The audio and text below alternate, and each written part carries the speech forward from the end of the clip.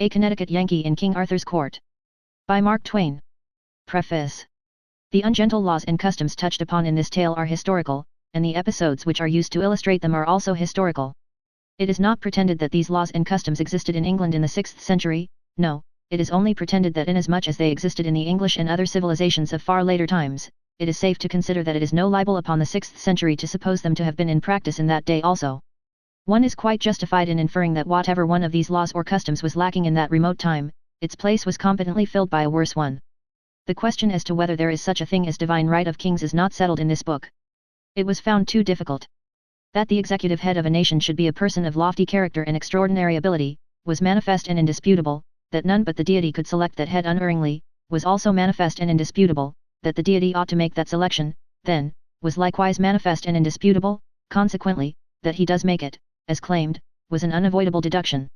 I mean, until the author of this book encountered the Pompadour, and Lady Castlemaine, and some other executive heads of that kind, these were found so difficult to work into the scheme, that it was judged better to take the other tack in this book, which must be issued this fall, and then go into training and settle the question in another book. It is, of course, a thing which ought to be settled, and I am not going to have anything particular to do next winter anyway. Mark Twain.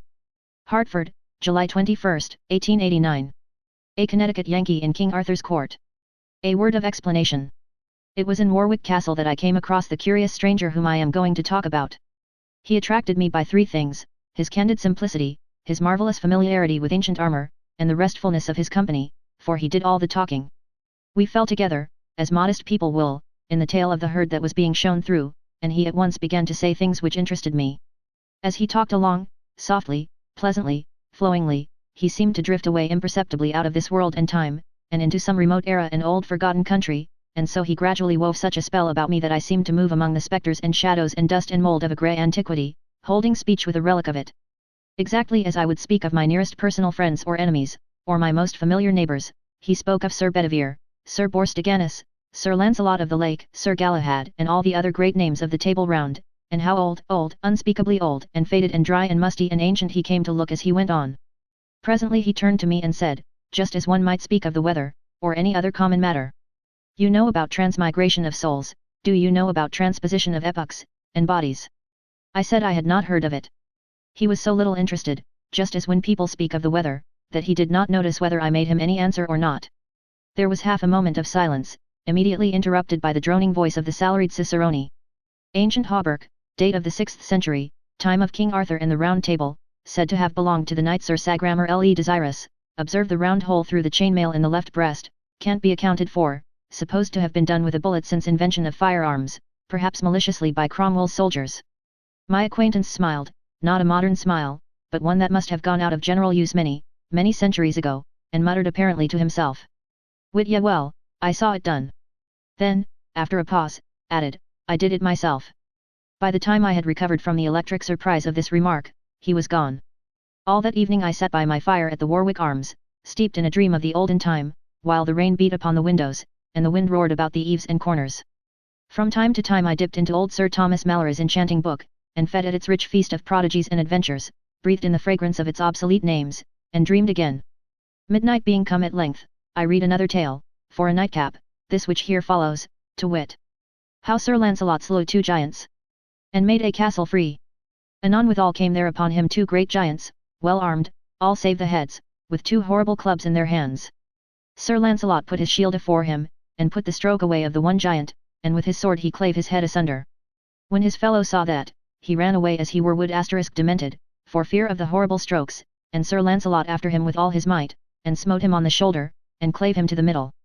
Then Sir Lancelot went into the hall, and there came afore him 60 ladies and damsels, and all kneeled unto him, and thanked God and him of their deliverance.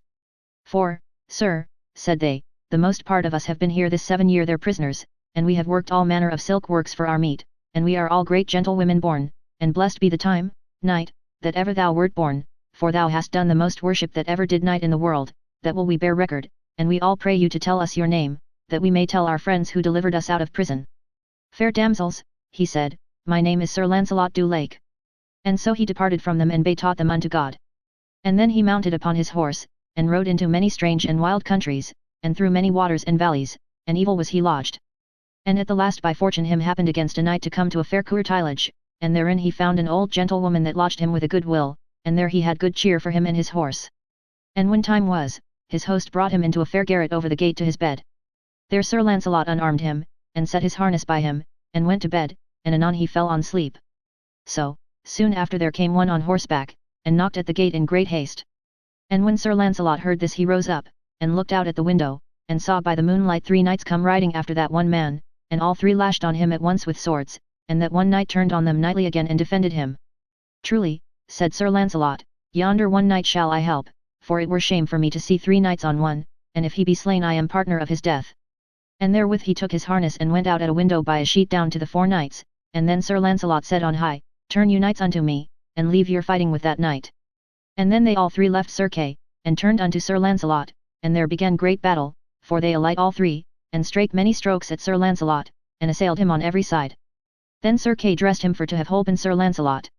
Nay, sir, said he, I will none of your help, therefore as ye will have my help let me alone with them. Sir Kay for the pleasure of the knight suffered him for to do his will, and so stood aside.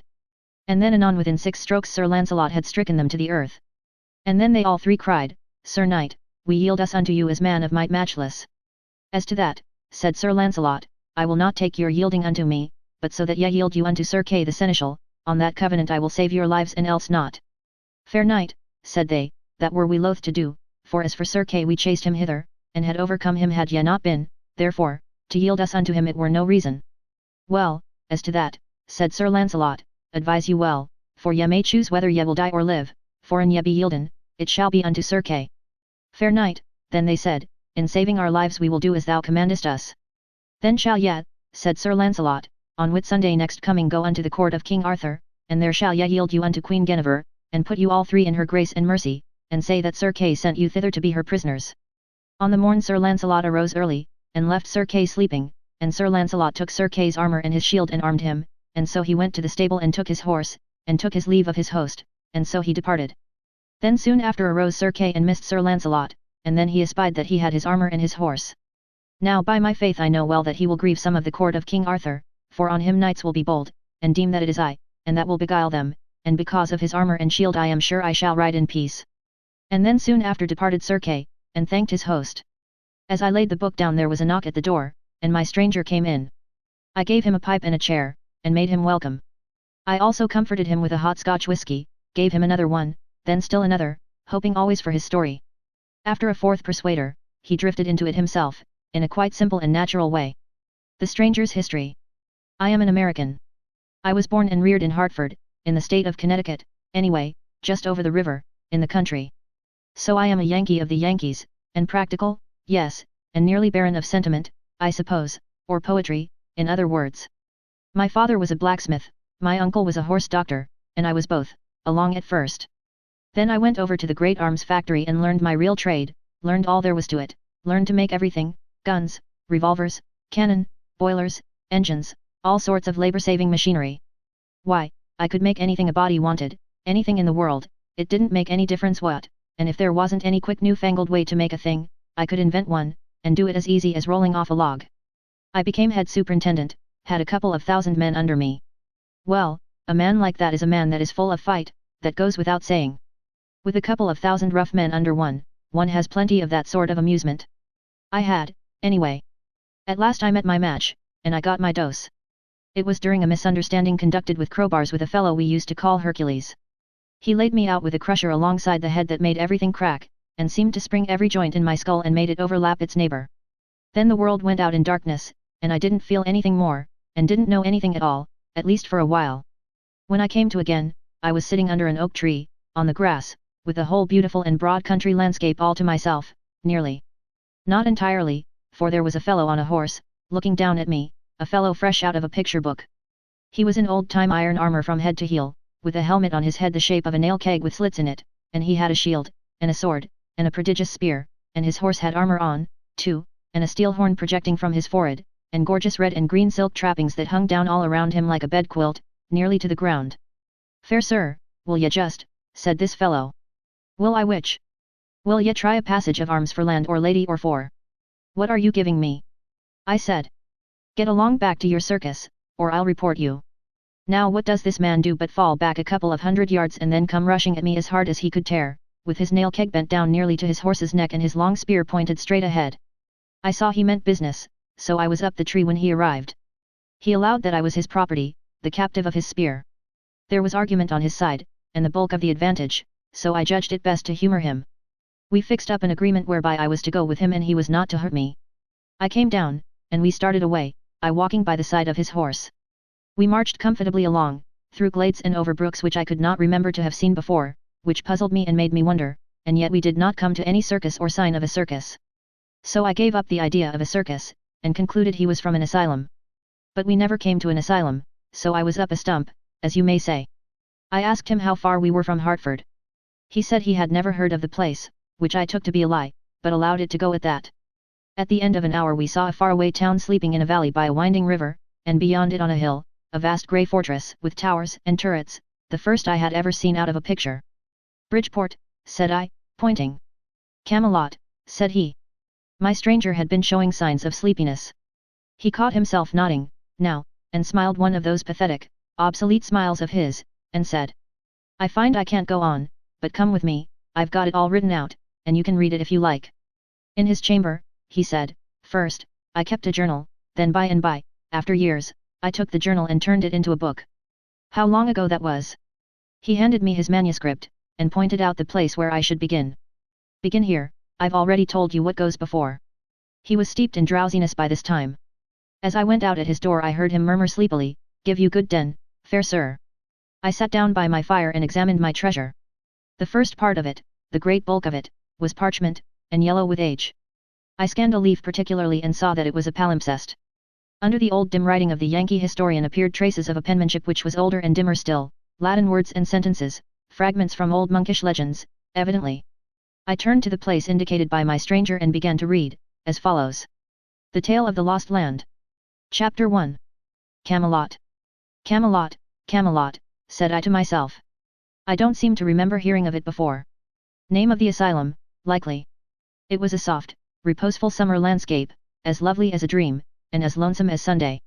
The air was full of the smell of flowers, and the buzzing of insects, and the twittering of birds, and there were no people, no wagons, there was no stir of life, nothing going on.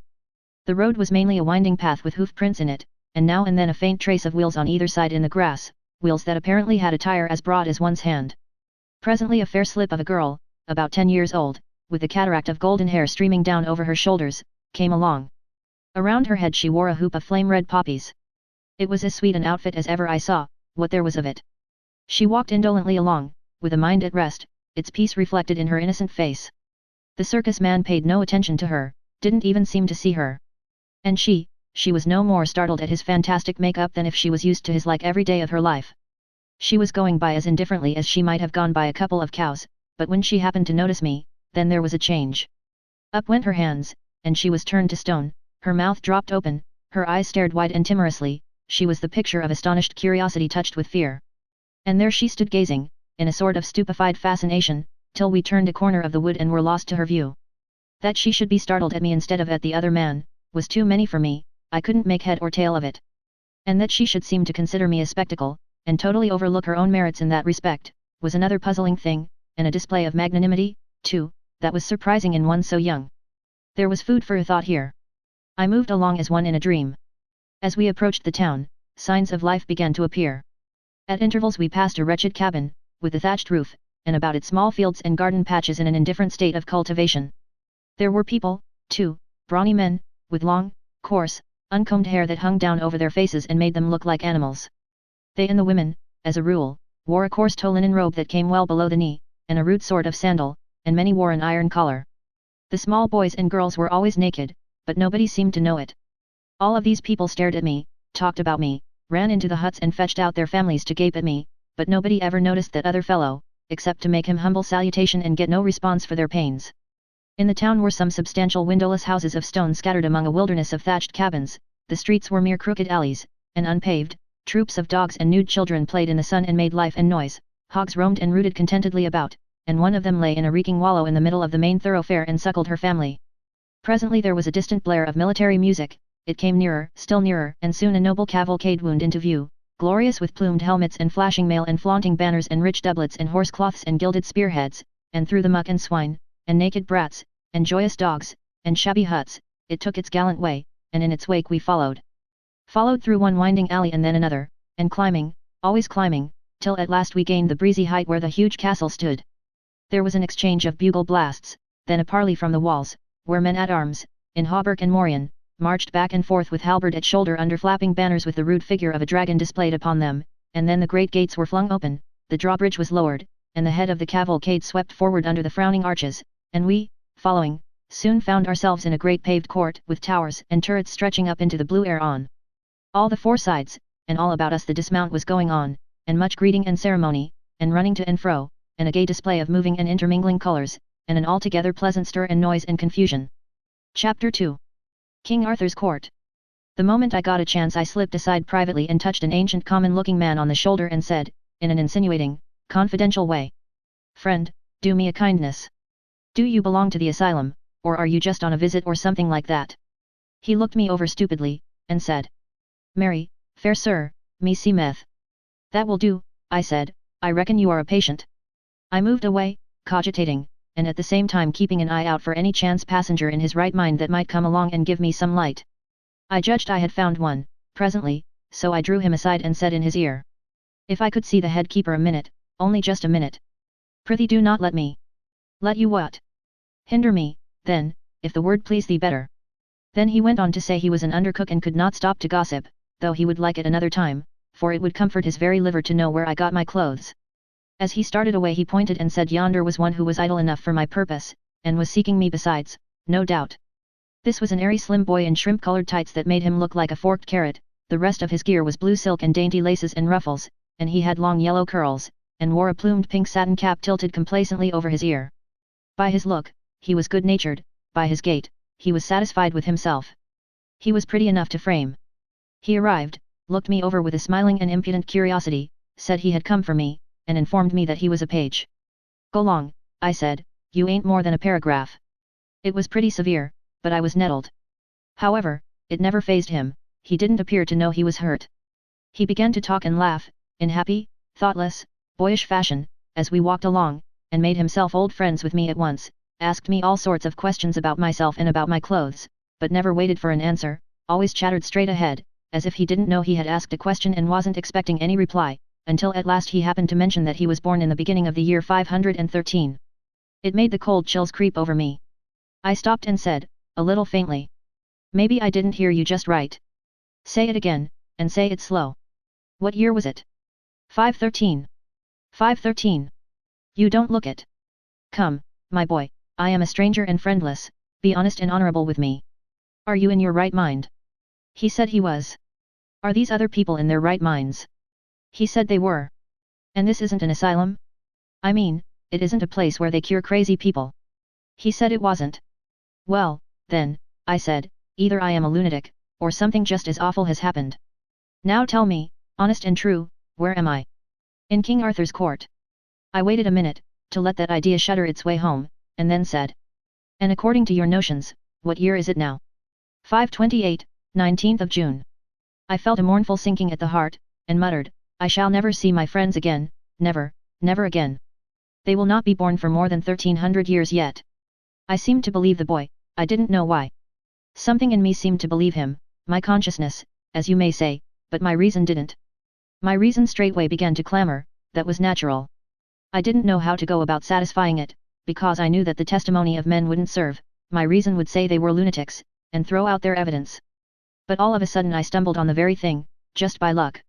I knew that the only total eclipse of the sun in the first half of the 6th century occurred on the 21st of June, AD 528, OS, and began at 3 minutes after 12 noon. I also knew that no total eclipse of the sun was due in what to me was the present year, i.e., 1879. So, if I could keep my anxiety and curiosity from eating the heart out of me for 48 hours, I should then find out for certain whether this boy was telling me the truth or not.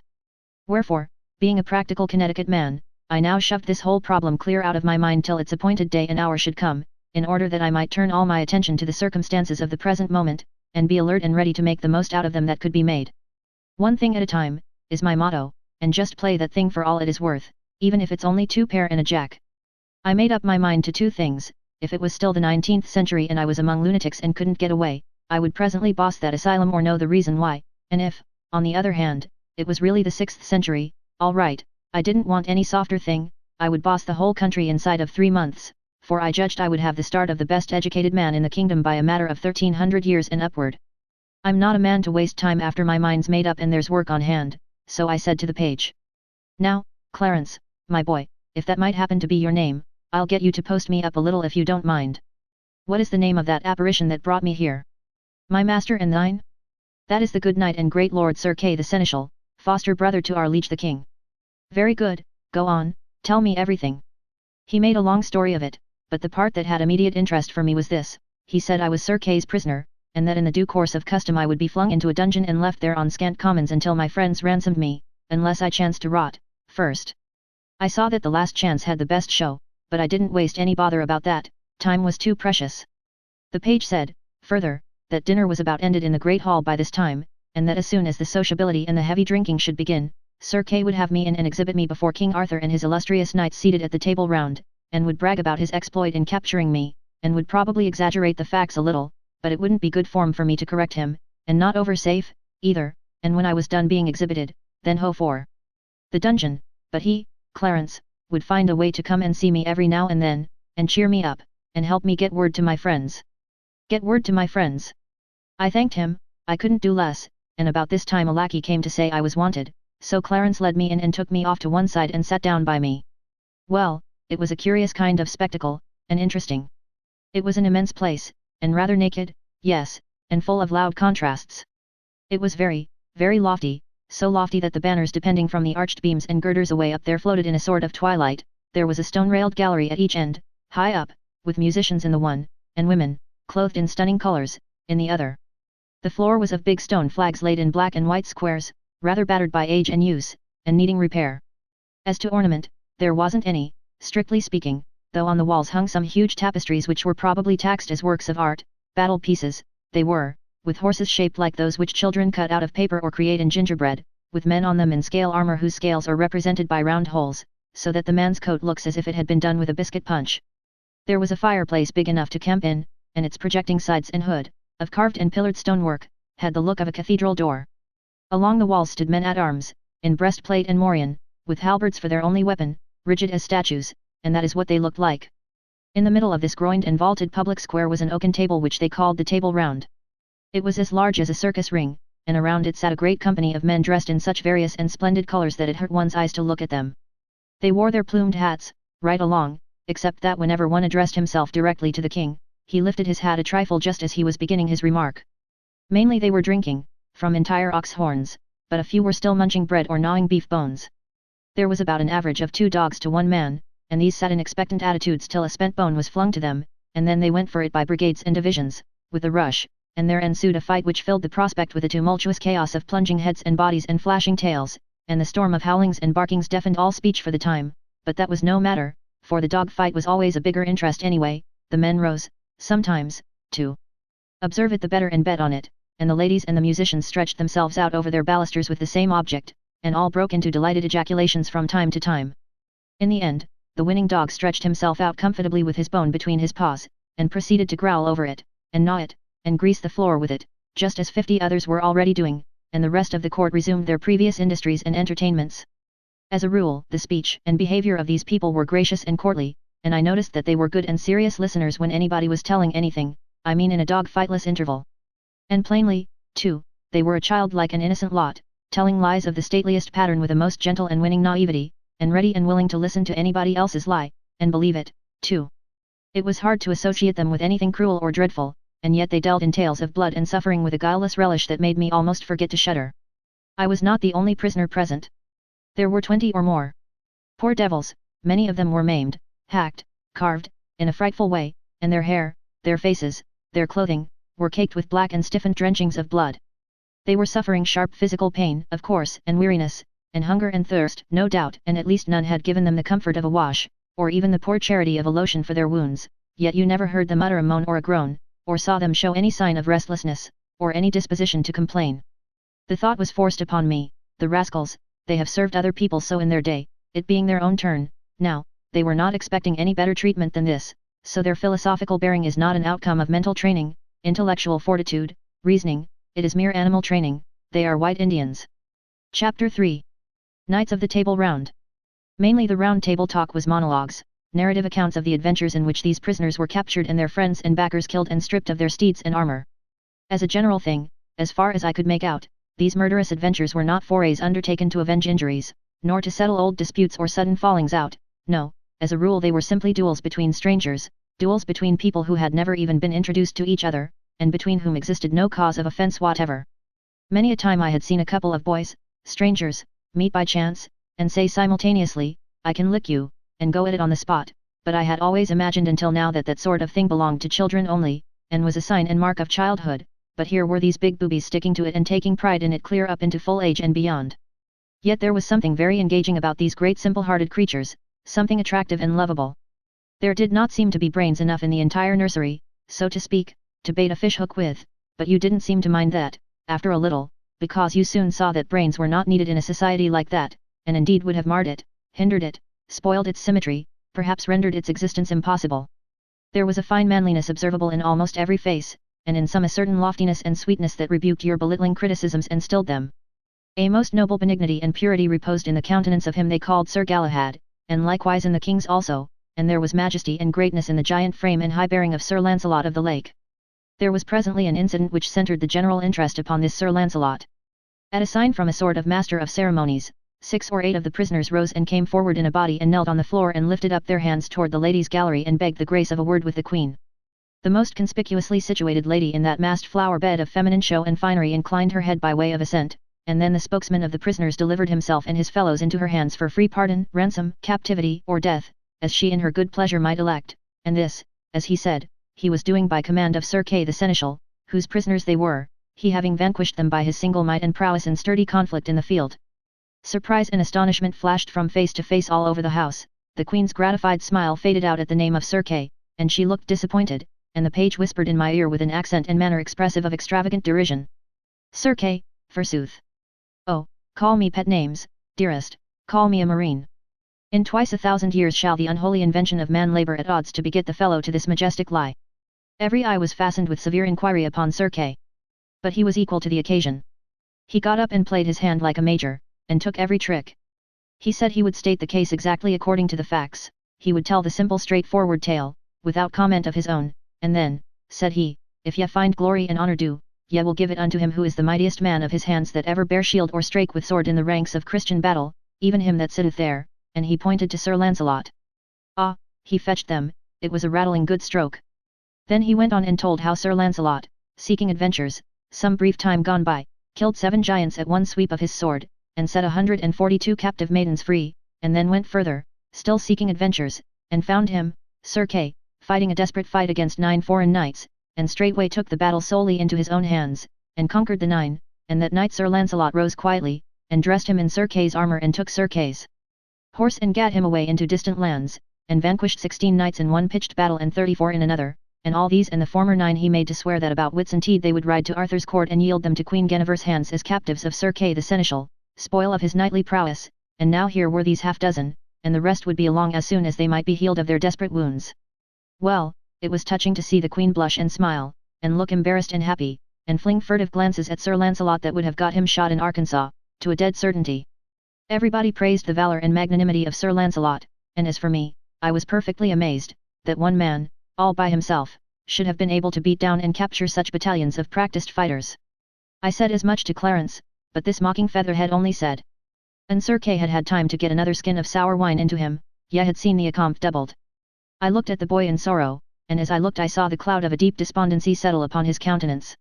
I followed the direction of his eye, and saw that a very old and white-bearded man, clothed in a flowing black gown, had risen and was standing at the table upon unsteady legs, and feebly swaying his ancient head and surveying the company with his watery and wandering eye. The same suffering look that was in the page's face was observable in all the faces around, the look of dumb creatures who know that they must endure and make no moan.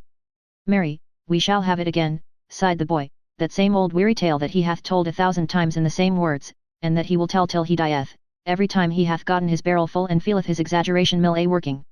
Would God I had died or I saw this day. Who is it? Merlin, the mighty liar and magician, Perdition singe him for the weariness he worketh with his one tail. But that men fear him for that he hath the storms and the lightnings and all the devils that be in hell at his beck and call, they would have dug his entrails out these many years ago to get at that tail and squelch it. He telleth it always in the third person, making believe he is too modest to glorify himself, maledictions light upon him, misfortune be his dole. Good friend, prithee call me for evensong. The boy nestled himself upon my shoulder and pretended to go to sleep. The old man began his tale, and presently the lad was asleep in reality, so also were the dogs, and the court, the lackeys, and the files of men-at-arms. The droning voice droned on, a soft snoring arose on all sides and supported it like a deep and subdued accompaniment of wind instruments. Some heads were bowed upon folded arms, some lay back with open mouths that issued unconscious music, the flies buzzed and bit, unmolested, the rats swarmed softly out from 100 holes, and pattered about, and made themselves at home everywhere, and one of them sat up like a squirrel on the king's head and held a bit of cheese in its hands and nibbled it, and dribbled the crumbs in the king's face with naive and impudent irreverence. It was a tranquil scene, and restful to the weary eye and the jaded spirit. This was the old man's tale. He said. Right so the king and Merlin departed, and went until an hermit that was a good man and a great leech. So the hermit searched all his wounds and gave him good salves, so the king was there 3 days, and then were his wounds well amended that he might ride and go, and so departed. And as they rode, Arthur said, I have no sword. No force *** footnote from MT, no matter said Merlin, hereby is a sword that shall be yours and I may. So they rode till they came to a lake, the which was a fair water and broad, and in the midst of the lake Arthur was ware of an arm clothed in white samite, that held a fair sword in that hand. Lo, said Merlin, yonder is that sword that I spake of. With that they saw a damsel going upon the lake. What damsel is that? Said Arthur.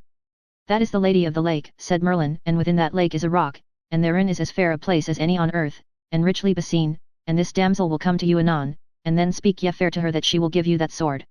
Anon withal came the damsel unto Arthur and saluted him, and he her again. Damsel, said Arthur, what sword is that, that yonder the arm holdeth above the water? I would it were mine, for I have no sword. Sir Arthur King, said the damsel, that sword is mine, and if ye will give me a gift when I ask it you, ye shall have it. By my faith, said Arthur, I will give you what gift ye will ask. Well, said the damsel, go ye into yonder barge and row yourself to the sword, and take it and the scabbard with you, and I will ask my gift when I see my time. So Sir Arthur and Merlin alight, and tied their horses to 2 trees, and so they went into the ship, and when they came to the sword that the hand held, Sir Arthur took it up by the handles, and took it with him. And the arm and the hand went under the water, and so they came unto the land and rode forth. And then Sir Arthur saw a rich pavilion. What signifieth yonder pavilion? It is the knight's pavilion, said Merlin, that ye fought with last, Sir Pellinore, but he is out, he is not there, he hath ado with a knight of yours, that hight Eglaime, and they have fought together, but at the last Eglaime fled, and else he had been dead, and he hath chased him even to Carlion, and we shall meet with him anon in the highway. That is well said, said Arthur, now have I a sword, now will I wage battle with him, and be avenged on him. Sir, ye shall not so, said Merlin, for the knight is weary of fighting and chasing, so that ye shall have no worship to have ado with him, also, he will not lightly be matched of one knight living, and therefore it is my counsel, let him pass, for he shall do you good service in short time, and his sons, after his days. Also ye shall see that day in short space ye shall be right glad to give him your sister to wed. When I see him, I will do as ye advise me, said Arthur. Then Sir Arthur looked on the sword, and liked it passing well. Whether liketh you better, said Merlin, the sword or the scabbard? Me liketh better the sword, said Arthur. Ye are more unwise, said Merlin, for the scabbard is worth 10 of the sword, for while ye have the scabbard upon you ye shall never lose no blood, be ye never so sore wounded, therefore, keep well the scabbard always with you. So they rode into Carlion, and by the way they met with Sir Pellinore, but Merlin had done such a craft that Pellinore saw not Arthur, and he passed by without any words. I marvel, said Arthur, that the knight would not speak. Sir, said Merlin, he saw you not, for an he had seen you ye had not lightly departed. So they came unto Carlion, whereof his knights were passing glad. And when they heard of his adventures they marvelled that he would jeopard his person so alone. But all men of worship said it was merry to be under such a chieftain that would put his person in adventure as other poor knights did. Chapter 4. Sir Dinadan the Humorist. It seemed to me that this quaint lie was most simply and beautifully told, but then I had heard it only once, and that makes a difference. It was pleasant to the others when it was fresh, no doubt.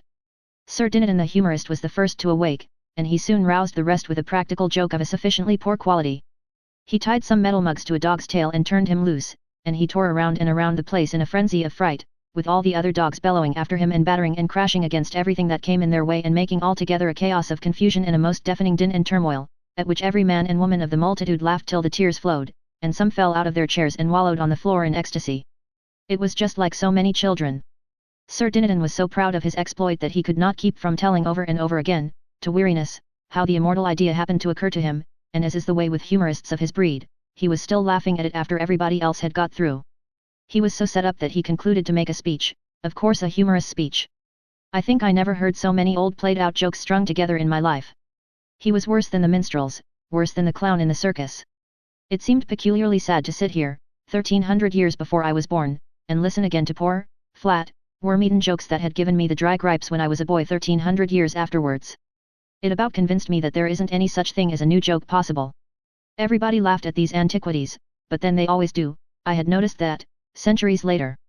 However, of course the scoffer didn't laugh, I mean the boy. No, he scoffed, there wasn't anything he wouldn't scoff at. He said the most of Sir Dinadan's jokes were rotten and the rest were petrified. I said petrified was good, as I believed, myself, that the only right way to classify the majestic ages of some of those jokes was by geologic periods.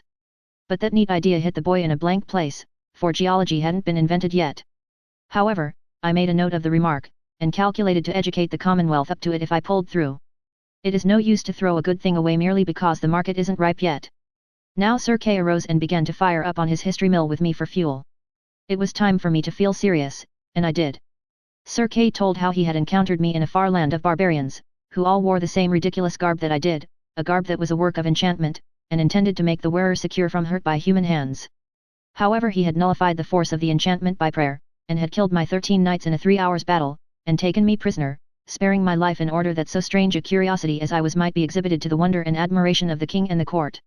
He spoke of me all the time, in the blandest way, as this prodigious giant, and this horrible sky-towering monster, and this tusked and taloned man-devouring ogre, and everybody took in all this bosh in the naivest way, and never smiled or seemed to notice that there was any discrepancy between these watered statistics and me. He said that in trying to escape from him I sprang into the top of a tree 200 cubits high at a single bound, but he dislodged me with a stone the size of a cow, which all to brast the most of my bones, and then swore me to appear at Arthur's court for sentence. He ended by condemning me to die at noon on the 21st, and was so little concerned about it that he stopped to yawn before he named the date. I was in a dismal state by this time, indeed, I was hardly enough in my right mind to keep the run of a dispute that sprung up as to how I had better be killed, the possibility of the killing being doubted by some, because of the enchantment in my clothes. And yet it was nothing but an ordinary suit of $15 slop shops. Still, I was sane enough to notice this detail, to wit, many of the terms used in the most matter-of-fact way by this great assemblage of the first ladies and gentlemen in the land would have made a Comanche blush. Indelicacy is too mild a term to convey the idea. However, I had read Tom Jones, and Roderick Random, and other books of that kind, and knew that the highest and first ladies and gentlemen in England had remained little or no cleaner in their talk, and in the morals and conduct which such talk implies, clear up to 100 years ago, in fact clear into our own 19th century, in which century, broadly speaking, the earliest samples of the real lady and real gentleman discoverable in English history, or in European history, for that matter, may be said to have made their appearance. Suppose Sir Walter, instead of putting the conversations into the mouths of his characters, had allowed the characters to speak for themselves? We should have had talk from Rebecca and Ivanhoe and the soft Lady Rowena which would embarrass a tramp in our day. However, to the unconsciously indelicate all things are delicate. King Arthur's people were not aware that they were indecent and I had presence of mind enough not to mention it. They were so troubled about my enchanted clothes that they were mightily relieved, at last, when old Merlin swept the difficulty away for them with a common-sense hint. He asked them why they were so dull, why didn't it occur to them to strip me? In half a minute I was as naked as a pair of tongs. And dear, to think of it, I was the only embarrassed person there. Everybody discussed me, and did it as unconcernedly as if I had been a cabbage. Queen Guinevere was as naively interested as the rest, and said she had never seen anybody with legs just like mine before. It was the only compliment I got, if it was a compliment. Finally I was carried off in one direction, and my perilous clothes in another. I was shoved into a dark and narrow cell in a dungeon, with some scant remnants for dinner, some mouldy straw for a bed, and no end of rats for company. Chapter 5. An inspiration. I was so tired that even my fears were not able to keep me awake long. When I next came to myself, I seemed to have been asleep a very long time. My first thought was, well, what an astonishing dream I've had. I reckon I've waked only just in time to keep from being hanged or drowned or burned or something. I'll nap again till the whistle blows, and then I'll go down to the arms factory and have it out with Hercules. But just then I heard the harsh music of rusty chains and bolts, a light flashed in my eyes, and that butterfly, Clarence, stood before me. I gasped with surprise, my breath almost got away from me. What? I said, you here yet? Go along with the rest of the dream. Scatter. But he only laughed, in his light-hearted way, and fell to making fun of my sorry plight.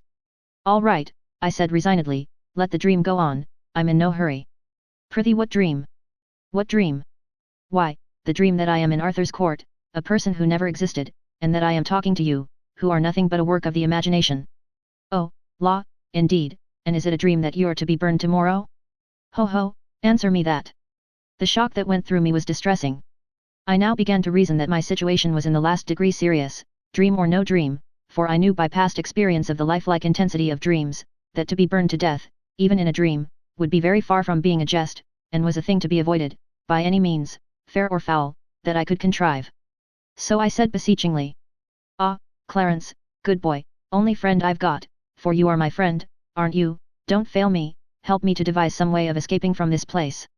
Now do but hear thyself. Escape? Why, man, the corridors are in guard and keep of men at arms. No doubt, no doubt. But how many, Clarence? Not many, I hope. Full a score. One may not hope to escape. After a pause, hesitatingly, and there be other reasons, and weightier. Other ones? What are they? Well, they say, oh, but I daren't, indeed daren't. Why, poor lad, what is the matter? Why do you blench? Why do you tremble so? Oh, in sooth, there is need. I do want to tell you, but... Come, come, be brave, be a man, speak out, there's a good lad. He hesitated, pulled one way by desire, the other way by fear, then he stole to the door and peeped out, listening, and finally crept close to me and put his mouth to my ear and told me his fearful news in a whisper, and with all the cowering apprehension of one who was venturing upon awful ground and speaking of things whose very mention might be freighted with death. Merlin, in his malice, has woven a spell about this dungeon, and there bides not the man in these kingdoms that would be desperate enough to essay to cross its lines with you. Now God pity me, I have told it. Ah, be kind to me, be merciful to a poor boy who means thee well, for an thou betray me I am lost. I laughed the only really refreshing laugh I had had for some time, and shouted. Merlin has wrought a spell. Merlin, forsooth.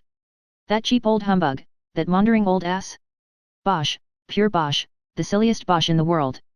Why, it does seem to me that of all the childish, idiotic, chuckle-headed, chicken-livered superstitions that oh, damn Merlin. But Clarence had slumped to his knees before I had half finished, and he was like to go out of his mind with fright. Oh, beware. These are awful words. Any moment these walls may crumble upon us if you say such things. Oh, call them back before it is too late. Now this strange exhibition gave me a good idea and set me to thinking.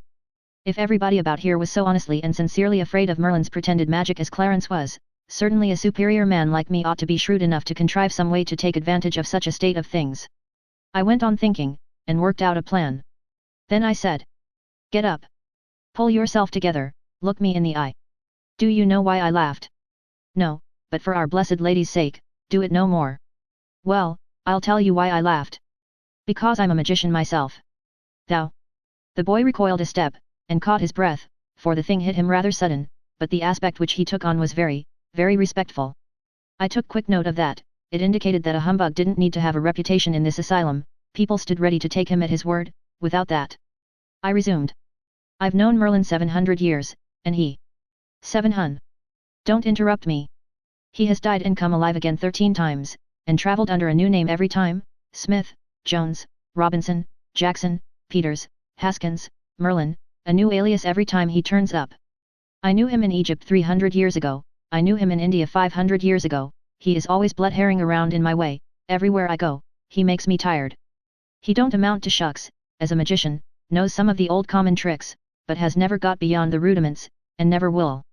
He is well enough for the provinces, one-night stands and that sort of thing, you know, but dear me, he oughtn't to set up for an expert, anyway not where there's a real artist. Now look here, Clarence, I am going to stand your friend, right along, and in return you must be mine. I want you to do me a favor. I want you to get word to the king that I am a magician myself, and the Supreme Grand High Umukamuk and head of the tribe, at that, and I want him to be made to understand that I am just quietly arranging a little calamity here that will make the fur fly in these realms if Sir Kay's project is carried out and any harm comes to me. Will you get that to the king for me? The poor boy was in such a state that he could hardly answer me. It was pitiful to see a creature so terrified, so unnerved, so demoralized. But he promised everything, and on my side he made me promise over and over again that I would remain his friend, and never turn against him or cast any enchantments upon him. Then he worked his way out, staying himself with his hand along the wall, like a sick person. Presently this thought occurred to me, how heedless I have been. When the boy gets calm, he will wonder why a great magician like me should have begged a boy like him to help me get out of this place. He will put this and that together, and will see that I am a humbug. I worried over that heedless blunder for an hour, and called myself a great many hard names, meantime. But finally it occurred to me all of a sudden that these animals didn't reason, that they never put this and that together, that all their talk showed that they didn't know a discrepancy when they saw it. I was at rest, then. But as soon as one is at rest, in this world, off he goes on something else to worry about. It occurred to me that I had made another blunder. I had sent the boy off to alarm his betters with a threat, I intending to invent a calamity at my leisure. Now the people who are the readiest and eagerest and willingest to swallow miracles are the very ones who are hungriest to see you perform them. Suppose I should be called on for a sample? Suppose I should be asked to name my calamity? Yes, I had made a blunder. I ought to have invented my calamity first. What shall I do, what can I say, to gain a little time? I was in trouble again, in the deepest kind of trouble. There's a footstep, they're coming. If I had only just a moment to think. Good, I've got it. I'm all right. You see, it was the eclipse. It came into my mind in the nick of time how Columbus or Cortez, or one of those people, played an eclipse as a saving trump once, on some savages, and I saw my chance. I could play it myself, now, and it wouldn't be any plagiarism, either, because I should get it in nearly 1,000 years ahead of those parties. Clarence came in, subdued, distressed, and said. I hasted the message to our liege the king, and straightway he had me to his presence. He was frightened even to the marrow, and was minded to give order for your instant enlargement, and that you be clothed in fine raiment and lodged as befitted one so great, but then came Merlin and spoiled all, for he persuaded the king that you are mad, and know not whereof you speak, and said your threat is but foolishness and idle vapouring. They disputed long, but in the end, Merlin, scoffing, said, wherefore hath he not named his brave calamity? Verily it is because he cannot. This thrust did in a most sudden sort close the king's mouth, and he could offer not to turn the argument, and so, reluctant, and full loath to do you the discourtesy, he yet prith you to consider his perplexed case, as noting how the matter stands, and name the calamity, if so be you have determined the nature of it and the time of its coming. Oh, prithee delay not, to delay at such a time were to double and treble the perils that already compass thee about. Oh, be thou wise, name the calamity. I allowed silence to accumulate while I got my impressiveness together, and then said. How long have I been shut up in this hole? Ye were shut up when yesterday was well spent. It is 9 of the morning now. No. Then I have slept well, sure enough. 9 in the morning now. And yet it is the very complexion of midnight, to a shade. This is the 20th, then. The 20th, yes. And I am to be burned alive tomorrow. The boy shuddered. At what hour? At high noon. Now then, I will tell you what to say. I paused, and stood over that cowering lad a whole minute in awful silence, then, in a voice deep, measured, charged with doom, I began, and rose by dramatically graded stages to my colossal climax, which I delivered in as sublime and noble a way as ever I did such a thing in my life. Go back and tell the king that at that hour I will smother the whole world in the dead blackness of midnight, I will blot out the sun, and he shall never shine again, the fruits of the earth shall rot for lack of light and warmth, and the peoples of the earth shall famish and die, to the last man. I had to carry the boy out myself, he sunk into such a collapse. I handed him over to the soldiers, and went back. Chapter 6. The Eclipse. In the stillness and the darkness, realization soon began to supplement knowledge. The mere knowledge of a fact is pale, but when you come to realize your fact, it takes on color. It is all the difference between hearing of a man being stabbed to the heart, and seeing it done. In the stillness and the darkness, the knowledge that I was in deadly danger took to itself deeper and deeper meaning all the time, a something which was realization crept inch by inch through my veins and turned me cold. But it is a blessed provision of nature that at times like these, as soon as a man's mercury has got down to a certain point there comes a revulsion, and he rallies. Hope springs up, and cheerfulness along with it, and then he is in good shape to do something for himself, if anything can be done. When my rally came, it came with a bound. I said to myself that my eclipse would be sure to save me, and make me the greatest man in the kingdom besides, and straightway my mercury went up to the top of the tube, and my solicitudes all vanished. I was as happy a man as there was in the world. I was even impatient for tomorrow to come, I so wanted to gather in that great triumph and be the center of all the nation's wonder and reverence. Besides, in a business way it would be the making of me, I knew that. Meantime there was one thing which had got pushed into the background of my mind. That was the half-conviction that when the nature of my proposed calamity should be reported to those superstitious people, it would have such an effect that they would want to compromise. So, by and by when I heard footsteps coming, that thought was recalled to me, and I said to myself, as sure as anything, it's the compromise. Well, if it is good, all right, I will accept, but if it isn't, I mean to stand my ground and play my hand for all it is worth. The door opened, and some men at arms appeared. The leader said, "The stake is ready. Come." The stake. The strength went out of me, and I almost fell down. It is hard to get one's breath at such a time, such lumps come into one's throat, and such gaspings, but as soon as I could speak, I said, "But this is a mistake, the execution is tomorrow. Order changed, been set forward a day. Haste thee." I was lost. There was no help for me. I was dazed, stupefied, I had no command over myself, I only wandered purposely about, like one out of his mind, so the soldiers took hold of me, and pulled me along with them, out of the cell and along the maze of underground corridors, and finally into the fierce glare of daylight and the upper world. As we stepped into the vast enclosed court of the castle I got a shock, for the first thing I saw was the stake, standing in the center, and near it the piled faggots and a monk. On all four sides of the court the seated multitudes rose rank above rank, forming sloping terraces that were rich with color. The king and the queen sat in their thrones, the most conspicuous figures there, of course. To note all this, occupied but a second. The next second Clarence had slipped from some place of concealment and was pouring news into my ear, his eyes beaming with triumph and gladness. He said, "'Tis through me the change was wrought. And main hard have I worked to do it, too." But when I revealed to them the calamity in store, and saw how mighty was the terror it did engender, then saw I also that this was the time to strike. Wherefore I diligently pretended, unto this and that and the other one, that your power against the sun could not reach its full until the morrow, and so if any would save the sun and the world, you must be slain today, while your enchantments are but in the weaving and lack potency. Odds bodikins, it was but a dull lie, a most indifferent invention, but you should have seen them seize it and swallow it, in the frenzy of their fright, as it were salvation sent from heaven, and all the while was I laughing in my sleeve the one moment, to see them so cheaply deceived, and glorifying God the next, that he was content to let the meanest of his creatures be his instrument to the saving of thy life. Ah, how happy has the matter sped! You will not need to do the sun a real hurt, ah, forget not that, on your soul forget it not. Only make a little darkness, only the littlest little darkness, mind, and cease with that. It will be sufficient. They will see that I spoke falsely, being ignorant, as they will fancy, and with the falling of the first shadow of that darkness you shall see them go mad with fear, and they will set you free and make you great. Go to thy triumph, now. But remember, ah, good friend, I implore thee remember my supplication, and do the blessed sun no hurt. For my sake, thy true friend. I choked out some words through my grief and misery, as much as to say I would spare the sun, for which the lad's eyes paid me back with such deep and loving gratitude that I had not the heart to tell him his good-hearted foolishness had ruined me and sent me to my death. As the soldiers assisted me across the court the stillness was so profound that if I had been blindfold I should have supposed I was in a solitude instead of walled in by 4,000 people. There was not a movement perceptible in those masses of humanity, they were as rigid as stone images, and as pale, and dread sat upon every countenance. This hush continued while I was being chained to the stake, it still continued while the faggots were carefully and tediously piled about my ankles, my knees, my thighs, my body. Then there was a pause, and a deeper hush, if possible, and a man knelt down at my feet with a blazing torch, the multitude strained forward, gazing, and parting slightly from their seats without knowing it, the monk raised his hands above my head, and his eyes toward the blue sky, and began some words in Latin. In this attitude he droned on, a little while, and then stopped. I waited 2 or 3 moments, then looked up, he was standing there petrified. With a common impulse the multitude rose slowly up and stared into the sky. I followed their eyes, as sure as guns, there was my eclipse beginning. The life went boiling through my veins, I was a new man.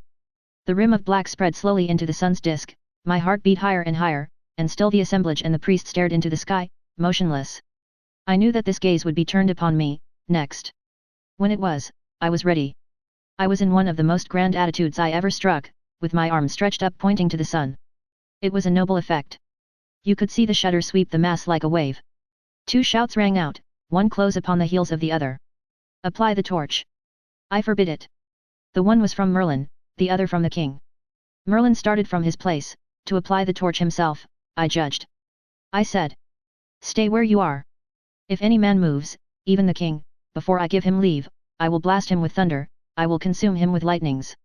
The multitude sank meekly into their seats, and I was just expecting they would. Merlin hesitated a moment or two, and I was on pins and needles during that little while. Then he sat down, and I took a good breath, for I knew I was master of the situation now. The king said, "Be merciful, fair sir, and essay no further in this perilous matter, lest disaster follow." It was reported to us that your powers could not attain unto their full strength until the morrow, but your Majesty thinks the report may have been a lie? It was a lie. That made an immense effect, up went appealing hands everywhere, and the king was assailed with a storm of supplications that I might be bought off at any price, and the calamity stayed. The king was eager to comply. He said, "Name any terms, reverend sir, even to the having of my kingdom, but banish this calamity, spare the sun." My fortune was made. I would have taken him up in a minute, but I couldn't stop an eclipse, the thing was out of the question. So I asked time to consider. The king said, "How long, how long, good sir? Be merciful, look, it groweth darker, moment by moment. Prithee how long?" "Not long. Half an hour, maybe an hour." There were 1,000 pathetic protests, but I couldn't shorten up any, for I couldn't remember how long a total eclipse lasts. I was in a puzzled condition, anyway, and wanted to think. Something was wrong about that eclipse, and the fact was very unsettling. If this wasn't the one I was after, how was I to tell whether this was the 6th century, or nothing but a dream? Dear me, if I could only prove it was the latter. Here was a glad new hope. If the boy was right about the date, and this was surely the 20th, it wasn't the 6th century. I reached for the monk's sleeve, in considerable excitement, and asked him what day of the month it was. Hang him, he said it was the 21st. It made me turn cold to hear him. I begged him not to make any mistake about it, but he was sure, he knew it was the 21st. So, that feather-headed boy had botched things again. The time of the day was right for the eclipse, I had seen that for myself, in the beginning, by the dial that was nearby. Yes, I was in King Arthur's court, and I might as well make the most out of it I could. The darkness was steadily growing, the people becoming more and more distressed. I now said, "I have reflected, Sir King. For a lesson, I will let this darkness proceed, and spread night in the world, but whether I blot out the sun for good, or restore it, shall rest with you. These are the terms, to wit, you shall remain king over all your dominions, and receive all the glories and honours that belong to the kingship, but you shall appoint me your perpetual minister and executive, and give me for my services 1% of such actual increase of revenue over and above its present amount as I may succeed in creating for the state. If I can't live on that, I shan't ask anybody to give me a lift. Is it satisfactory?" There was a prodigious roar of applause, and out of the midst of it the king's voice rose, saying, "Away with his bonds, and set him free, and do him homage, high and low, rich and poor, for he is become the king's right hand, is clothed with power and authority, and his seat is upon the highest step of the throne. Now sweep away this creeping night, and bring the light and cheer again, that all the world may bless thee." But I said, "That a common man should be shamed before the world, is nothing, but it were dishonour to the king if any that saw his minister naked should not also see him delivered from his shame. If I might ask that my clothes be brought again." "They are not meet," the king broke in. "Fetch raiment of another sort, clothe him like a prince." My idea worked. I wanted to keep things as they were till the eclipse was total, otherwise they would be trying again to get me to dismiss the darkness, and of course I couldn't do it. Sending for the clothes gained some delay, but not enough. So I had to make another excuse. I said it would be but natural if the king should change his mind and repent to some extent of what he had done under excitement, therefore I would let the darkness grow a while, and if at the end of a reasonable time the king had kept his mind the same, the darkness should be dismissed. Neither the king nor anybody else was satisfied with that arrangement, but I had to stick to my point. It grew darker and darker and blacker, while I struggled with those awkward 6th century clothes. It got to be pitch dark at last, and the multitude groaned with horror to feel the cold uncanny night breezes fan through the place and see the stars come out and twinkle in the sky. At last the eclipse was total, and I was very glad of it, but everybody else was in misery, which was quite natural. I said, "The king, by his silence, still stands to the terms." Then I lifted up my hands, stood just so a moment, then I said, with the most awful solemnity, "Let the enchantment dissolve and pass harmless away." There was no response, for a moment, in that deep darkness and that graveyard hush. But when the silver rim of the sun pushed itself out, a moment or two later, the assemblage broke loose with a vast shout and came pouring down like a deluge to smother me with blessings and gratitude, and Clarence was not the last of the wash, to be sure.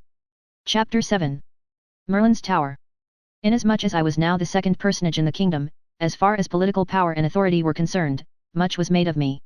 My raiment was of silks and velvets and cloth of gold, and by consequence was very showy, also uncomfortable. But habit would soon reconcile me to my clothes, I was aware of that. I was given the choicest suite of apartments in the castle, after the king's. They were aglow with loud-coloured silken hangings, but the stone floors had nothing but rushes on them for a carpet, and they were misfit rushes at that, being not all of one breed. As for conveniences, properly speaking, there weren't any. I mean little conveniences, it is the little conveniences that make the real comfort of life. The big oaken chairs, graced with rude carvings, were well enough, but that was the stopping place. There was no soap, no matches, no looking glass, except a metal one, about as powerful as a pail of water. And not a chromo. I had been used to chromos for years, and I saw now that without my suspecting it a passion for art had got worked into the fabric of my being, and was become a part of me. It made me homesick to look around over this proud and gaudy but heartless barrenness and remember that in our house in East Hartford, all unpretending as it was, you couldn't go into a room but you would find an insurance chromo, or at least a 3-color God bless our home over the door, and in the parlor we had 9. But here, even in my grand room of state, there wasn't anything in the nature of a picture except a thing the size of a bedquilt, which was either woven or knitted. It had darned places in it, and nothing in it was the right color or the right shape, and as for proportions, even Raphael himself couldn't have botched them more formidably, after all his practice on those nightmares they call his celebrated Hampton Court cartoons. Raphael was a bird. We had several of his chromos. One was his miraculous draft of fishes, where he puts in a miracle of his own, puts 3 men into a canoe which wouldn't have held a dog without upsetting. I always admired to study R.S. art, it was so fresh and unconventional. There wasn't even a bell or a speaking tube in the castle. I had a great many servants, and those that were on duty lolled in the anteroom, and when I wanted one of them I had to go and call for him. There was no gas, there were no candles, a bronze dish half full of boarding house butter with a blazing rag floating in it was the thing that produced what was regarded as light. A lot of these hung along the walls and modified the dark, just toned it down enough to make it dismal. If you went out at night, your servants carried torches. There were no books, pens, paper, or ink, and no glass in the openings they believed to be windows. It is a little thing, glass is, until it is absent, then it becomes a big thing. But perhaps the worst of all was, that there wasn't any sugar, coffee, tea, or tobacco. I saw that I was just another Robinson Crusoe cast away on an uninhabited island, with no society but some more or less tame animals, and if I wanted to make life bearable I must do as he did, invent, contrive, create, reorganize things, set brain and hand to work, and keep them busy. Well, that was in my line.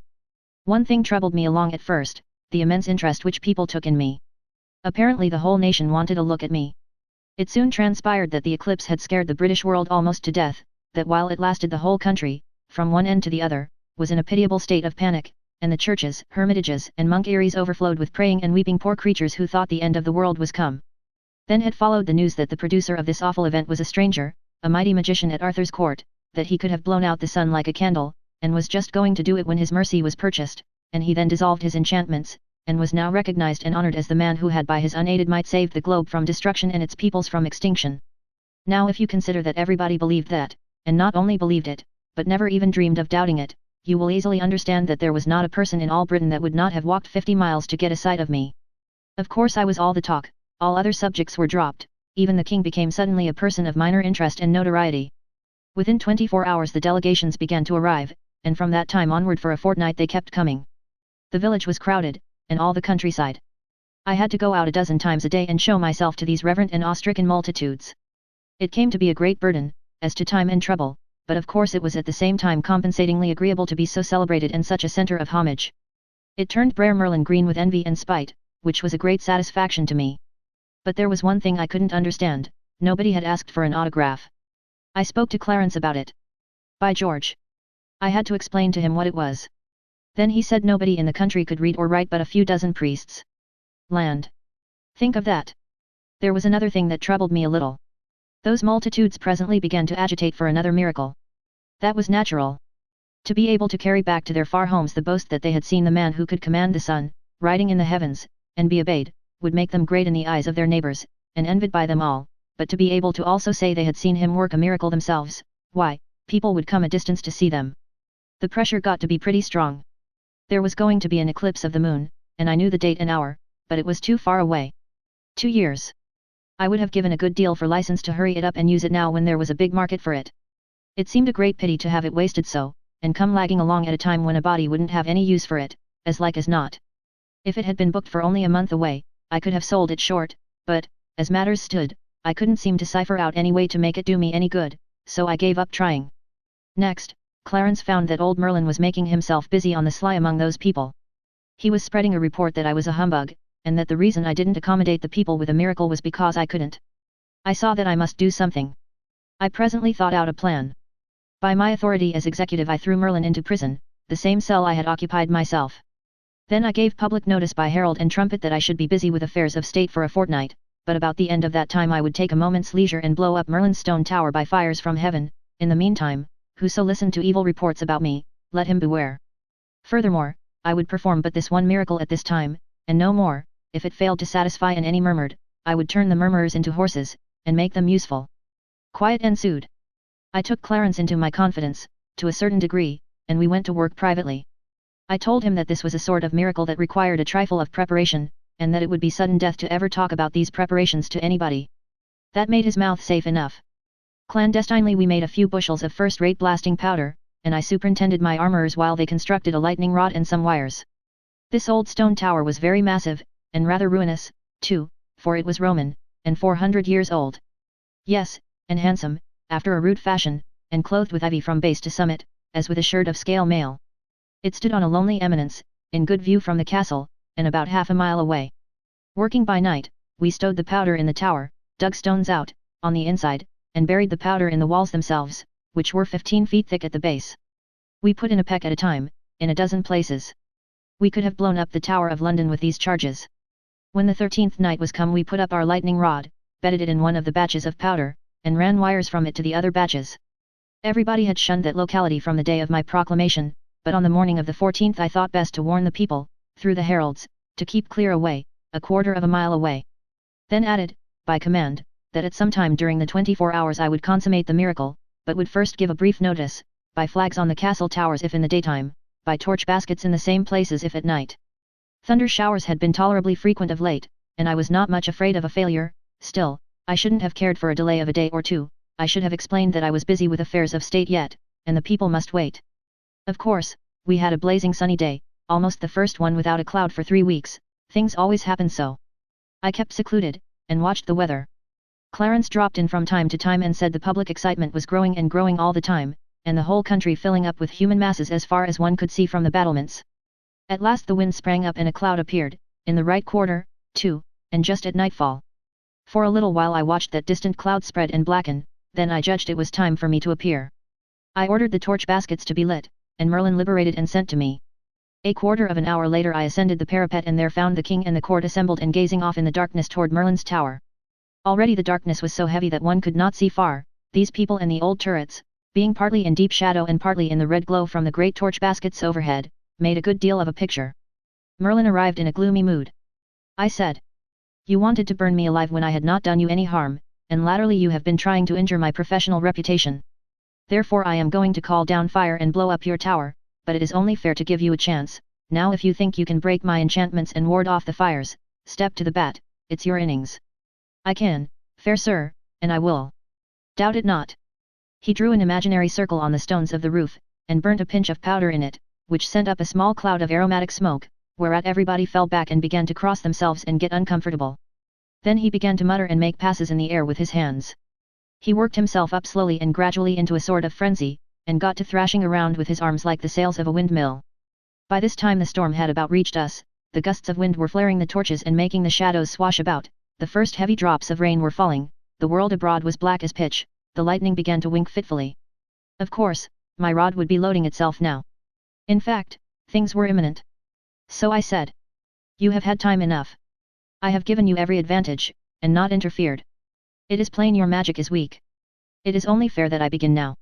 I made about 3 passes in the air, and then there was an awful crash and that old tower leaped into the sky in chunks, along with a vast volcanic fountain of fire that turned night to noonday, and showed 1,000 acres of human beings groveling on the ground in a general collapse of consternation. Well, it rained mortar and masonry the rest of the week. This was the report, but probably the facts would have modified it. It was an effective miracle. The great bothersome temporary population vanished. There were a good many thousand tracks in the mud the next morning, but they were all outward bound. If I had advertised another miracle I couldn't have raised an audience with a sheriff. Merlin's stock was flat. The king wanted to stop his wages, he even wanted to banish him, but I interfered. I said he would be useful to work the weather, and attend to small matters like that, and I would give him a lift now and then when his poor little parlour magic soured on him. There wasn't a rag of his tower left, but I had the government rebuild it for him, and advised him to take boarders, but he was too high-toned for that. And as for being grateful, he never even said thank you. He was a rather hard lot, take him how you might, but then you couldn't fairly expect a man to be sweet that had been set back so. Chapter 8 The boss. To be vested with enormous authority is a fine thing, but to have the onlooking world consent to it is a finer. The tower episode solidified my power, and made it impregnable. If any were perchance disposed to be jealous and critical before that, they experienced a change of heart, now. There was not anyone in the kingdom who would have considered it good judgment to meddle with my matters. I was fast getting adjusted to my situation and circumstances. For a time, I used to wake up, mornings, and smile at my dream, and listen for the Colt's factory whistle, but that sort of thing played itself out, gradually, and at last I was fully able to realize that I was actually living in the 6th century, and in Arthur's court, not a lunatic asylum. After that, I was just as much at home in that century as I could have been in any other, and as for preference, I wouldn't have traded it for the 20th. Look at the opportunities here for a man of knowledge, brains, pluck, and enterprise to sail in and grow up with the country. The grandest field that ever was, and all my own, not a competitor, not a man who wasn't a baby to me in acquirements and capacities, whereas, what would I amount to in the 20th century?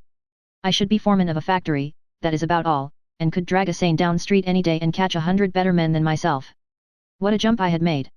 I couldn't keep from thinking about it, and contemplating it, just as one does who has struck oil. There was nothing back of me that could approach it, unless it might be Joseph's case, and Joseph's only approached it, it didn't equal it, quite. For it stands to reason that as Joseph's splendid financial ingenuities advantaged nobody but the king, the general public must have regarded him with a good deal of disfavor, whereas I had done my entire public a kindness in sparing the son, and was popular by reason of it. I was no shadow of a king, I was the substance, the king himself was the shadow. My power was colossal, and it was not a mere name, as such things have generally been, it was the genuine article. I stood here, at the very spring and source of the second great period of the world's history, and could see the trickling stream of that history gather and deepen and broaden, and roll its mighty tides down the far centuries, and I could note the upspringing of adventurers like myself in the shelter of its long array of thrones, de Montforts, Gavestons, Mortimers, Villerses, the war-making, campaign-directing wantons of France, and Charles II's sceptre-wielding drabs, but nowhere in the procession was my full-sized fellow visible. I was a unique, and glad to know that that fact could not be dislodged or challenged for 13 centuries and a half, for sure. Yes, in power I was equal to the king. At the same time there was another power that was a trifle stronger than both of us put together. That was the church. I do not wish to disguise that fact. I couldn't, if I wanted to. But never mind about that, now, it will show up, in its proper place, later on. It didn't cause me any trouble in the beginning, at least any of consequence.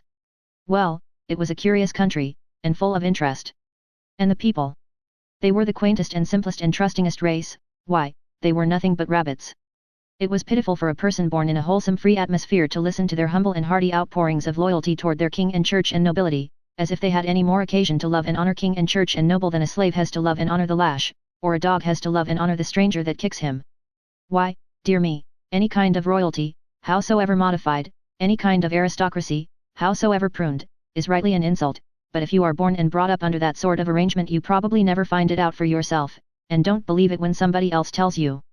It is enough to make a body ashamed of his race to think of the sort of froth that has always occupied its thrones without shadow of right or reason, and the seventh-rate people that have always figured as its aristocracies, a company of monarchs and nobles who, as a rule, would have achieved only poverty and obscurity if left, like their betters, to their own exertions. The most of King Arthur's British nation were slaves, pure and simple, and bore that name, and wore the iron collar on their necks, and the rest were slaves in fact, but without the name, they imagined themselves men and freemen, and called themselves so.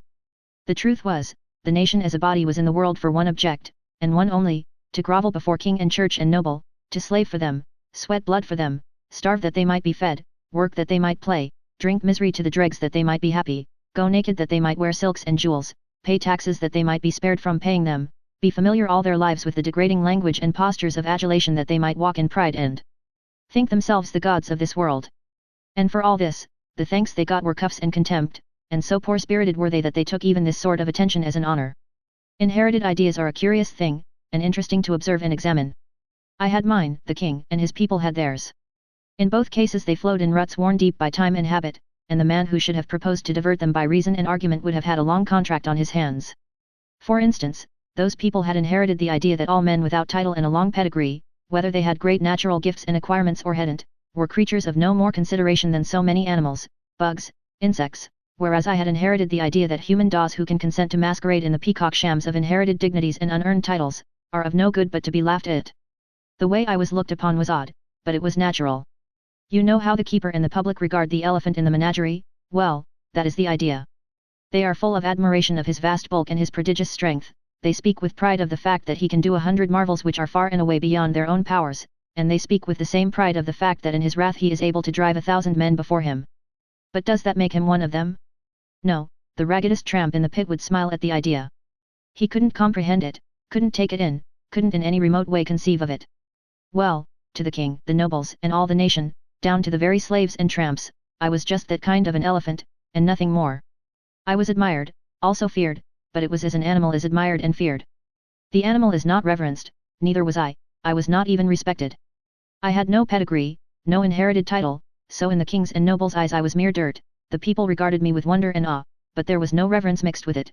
Through the force of inherited ideas they were not able to conceive of anything being entitled to that except pedigree and lordship. There you see the hand of that awful power, the Roman Catholic Church. In 2 or 3 little centuries it had converted a nation of men to a nation of worms. Before the day of the Church's supremacy in the world, men were men, and held their heads up, and had a man's pride and spirit and independence, and what of greatness and position a person got, he got mainly by achievement, not by birth. But then the Church came to the front, with an axe to grind, and she was wise, subtle, and knew more than one way to skin a cat, or a nation. She invented divine right of kings, and propped it all around, brick by brick, with the Beatitudes, wrenching them from their good purpose to make them fortify an evil one. She preached, to the commoner, humility, obedience to superiors, the beauty of self-sacrifice. She preached, to the commoner, meekness under insult, preached, still to the commoner. Always to the commoner, patience, meanness of spirit, non-resistance under oppression, and she introduced heritable ranks and aristocracies, and taught all the Christian populations of the earth to bow down to them and worship them. Even down to my birth century that poison was still in the blood of Christendom, and the best of English commoners was still content to see his inferiors impudently continuing to hold a number of positions, such as lordships and the throne, to which the grotesque laws of his country did not allow him to aspire. In fact, he was not merely contented with this strange condition of things, he was even able to persuade himself that he was proud of it. It seems to show that there isn't anything you can't stand, if you are only born and bred to it. Of course that taint, that reverence for rank and title, had been in our American blood, too, I know that, but when I left America it had disappeared, at least to all intents and purposes. The remnant of it was restricted to the dudes and dudses. When a disease has worked its way down to that level, it may fairly be said to be out of the system. But to return to my anomalous position in King Arthur's kingdom. Here I was, a giant among pygmies, a man among children, a master intelligence among intellectual moles, by all rational measurement the one and only actually great man in that whole British world, and yet there and then, just as in the remote England of my birth time, the sheep-witted earl who could claim long descent from a king's leman, acquired at second hand from the slums of London, was a better man than I was. Such a personage was fawned upon in Arthur's realm and reverently looked up to by everybody, even though his dispositions were as mean as his intelligence, and his morals as base as his lineage. There were times when he could sit down in the king's presence, but I couldn't. I could have got a title easily enough, and that would have raised me a large step in everybody's eyes, even in the king's, the giver of it. But I didn't ask for it, and I declined it when it was offered. I couldn't have enjoyed such a thing with my notions, and it wouldn't have been fair, anyway, because as far back as I could go, our tribe had always been short of the bar sinister. I couldn't have felt really and satisfactorily fine and proud and set up over any title except one that should come from the nation itself, the only legitimate source, and such an one I hoped to win, and in the course of years of honest and honorable endeavor, I did win it and did wear it with a high and clean pride.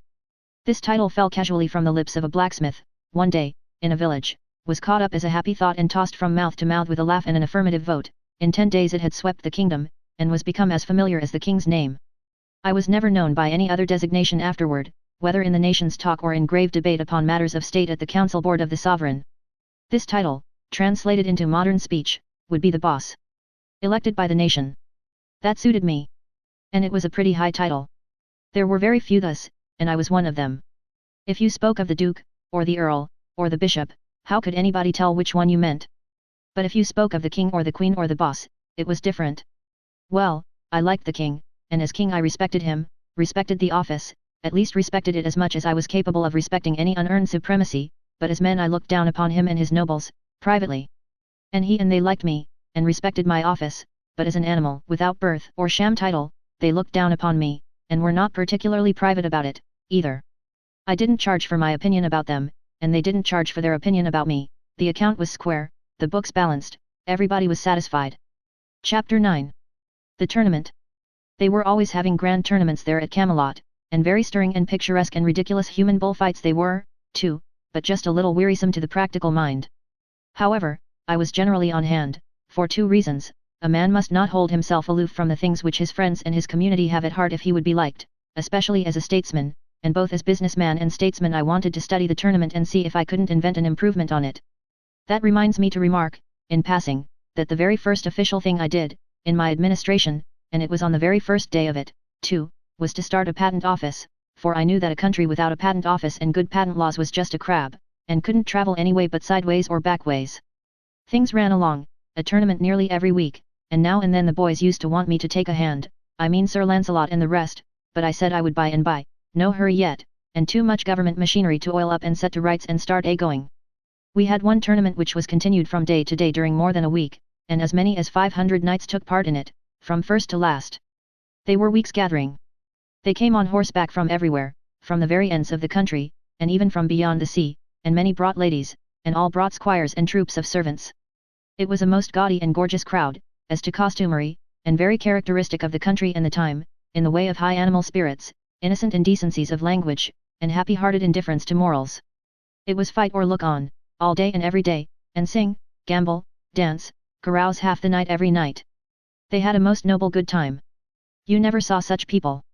Those banks of beautiful ladies, shining in their barbaric splendors, would see a knight sprawl from his horse in the lists with a lance shaft the thickness of your ankle clean through him and the blood spouting, and instead of fainting they would clap their hands and crowd each other for a better view, only sometimes one would dive into her handkerchief, and look ostentatiously broken-hearted, and then you could lay 2 to 1 that there was a scandal there somewhere and she was afraid the public hadn't found it out.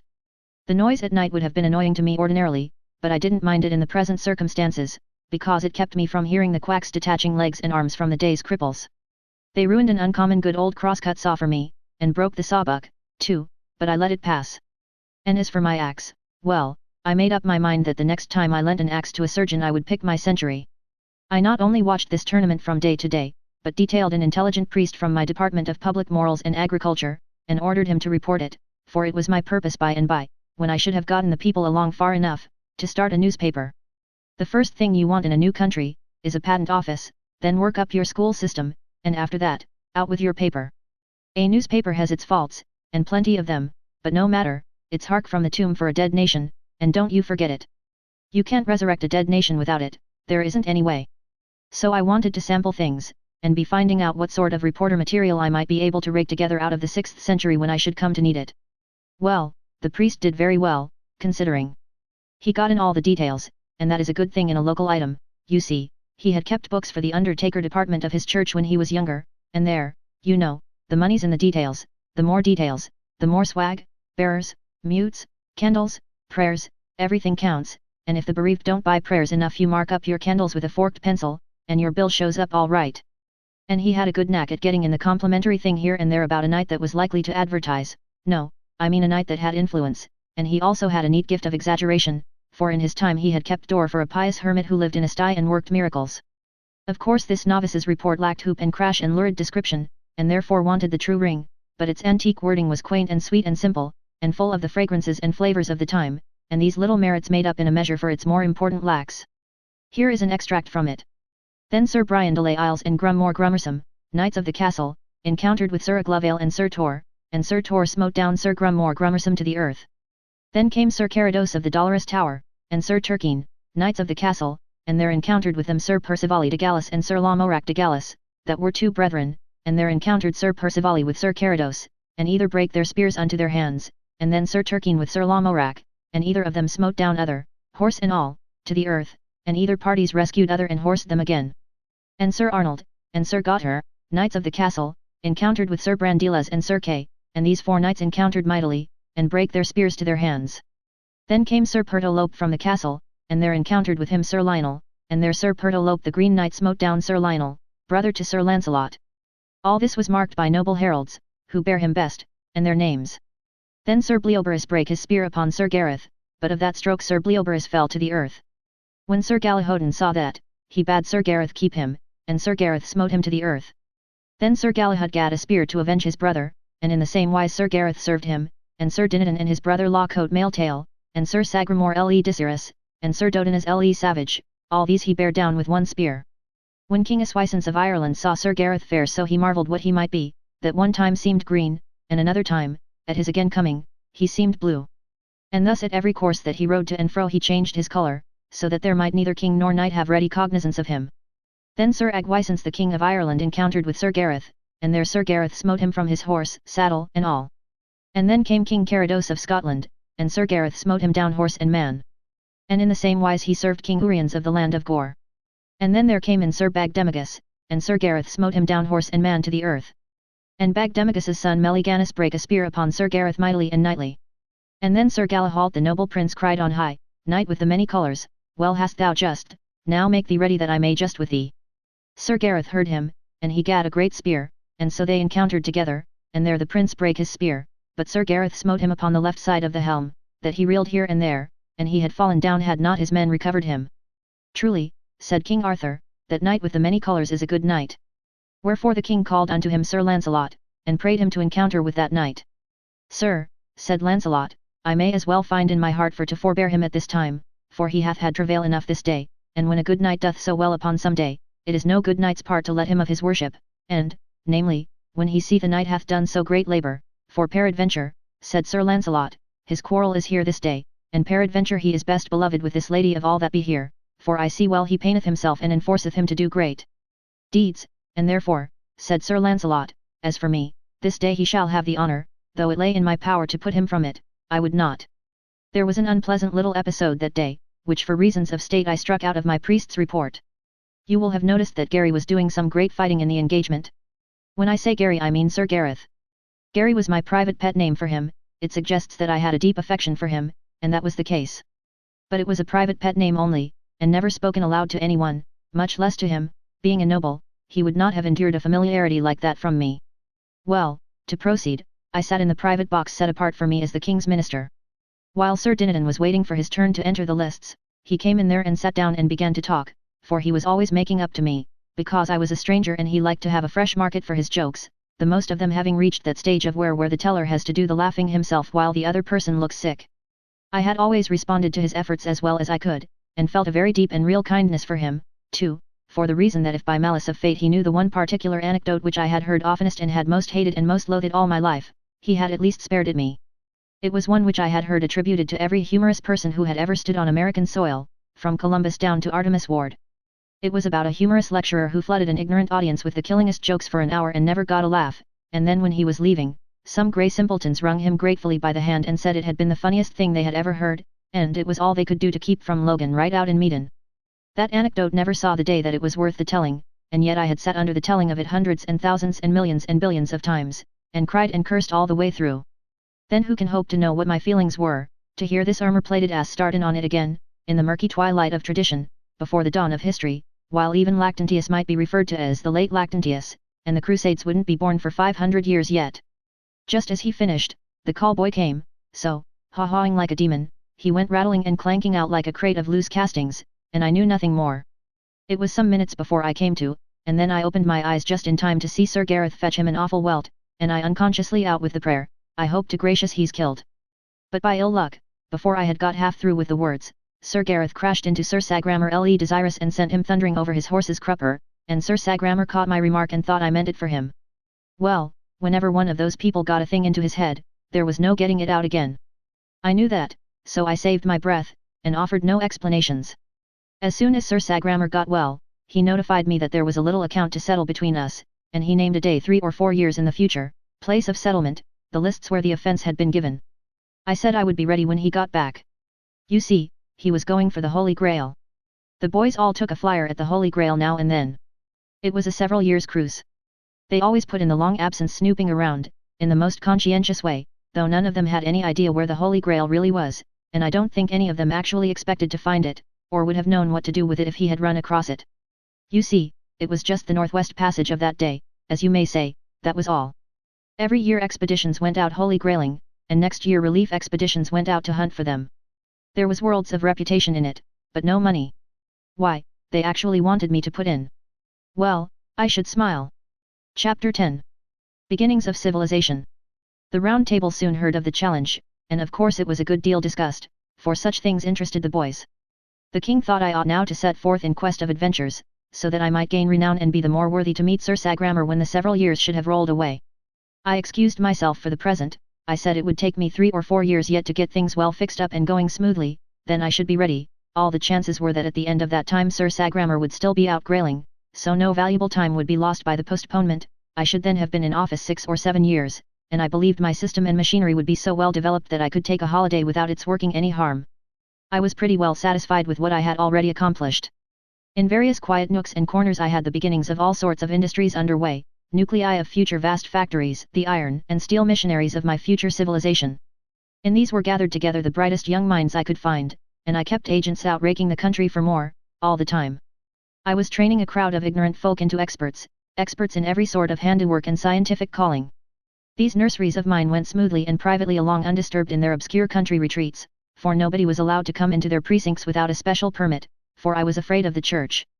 I had started a teacher factory and a lot of Sunday schools the first thing. As a result, I now had an admirable system of graded schools in full blast in those places, and also a complete variety of Protestant congregations all in a prosperous and growing condition. Everybody could be any kind of a Christian he wanted to, there was perfect freedom in that matter. But I confined public religious teaching to the churches and the Sunday schools, permitting nothing of it in my other educational buildings. I could have given my own sect the preference and made everybody a Presbyterian without any trouble, but that would have been to affront a law of human nature. Spiritual wants and instincts are as various in the human family as are physical appetites, complexions, and features, and a man is only at his best, morally, when he is equipped with the religious garment whose color and shape and size most nicely accommodate themselves to the spiritual complexion, angularities, and stature of the individual who wears it, and, besides, I was afraid of a united church. It makes a mighty power, the mightiest conceivable, and then when it by and by gets into selfish hands, as it is always bound to do, it means death to human liberty and paralysis to human thought. All mines were royal property, and there were a good many of them. They had formerly been worked as savages always work mines, holes grubbed in the earth and the mineral brought up in sacks of hide by hand, at the rate of a ton a day, but I had begun to put the mining on a scientific basis as early as I could. Yes, I had made pretty handsome progress when Sir Sagramor's challenge struck me. 4 years rolled by, and then... well, you would never imagine it in the world. Unlimited power is the ideal thing when it is in safe hands. The despotism of heaven is the one absolutely perfect government. An earthly despotism would be the absolutely perfect earthly government, if the conditions were the same, namely, the despot the perfectest individual of the human race, and his lease of life perpetual. But as a perishable perfect man must die, and leave his despotism in the hands of an imperfect successor, an earthly despotism is not merely a bad form of government, it is the worst form that is possible. My works showed what a despot could do with the resources of a kingdom at his command. Unsuspected by this dark land, I had the civilization of the 19th century booming under its very nose. It was fenced away from the public view, but there it was, a gigantic and unassailable fact, and to be heard from, yet, if I lived and had luck. There it was, as sure a fact and as substantial a fact as any serene volcano, standing innocent with its smokeless summit in the blue sky and giving no sign of the rising hell in its bowels. My schools and churches were children 4 years before, they were grown up now, my shops of that day were vast factories now, where I had a dozen trained men then, I had 1,000 now, where I had one brilliant expert then, I had 50 now. I stood with my hand on the cock, so to speak, ready to turn it on and flood the midnight world with light at any moment. But I was not going to do the thing in that sudden way. It was not my policy.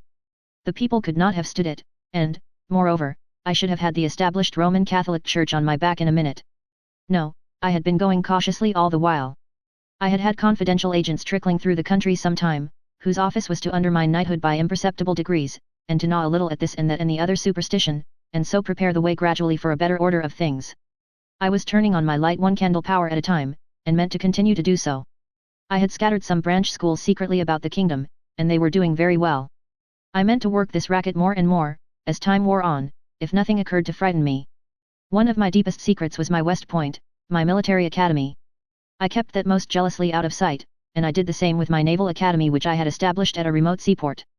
Both were prospering to my satisfaction. Clarence was 22 now, and was my head executive, my right hand. He was a darling, he was equal to anything, there wasn't anything he couldn't turn his hand to.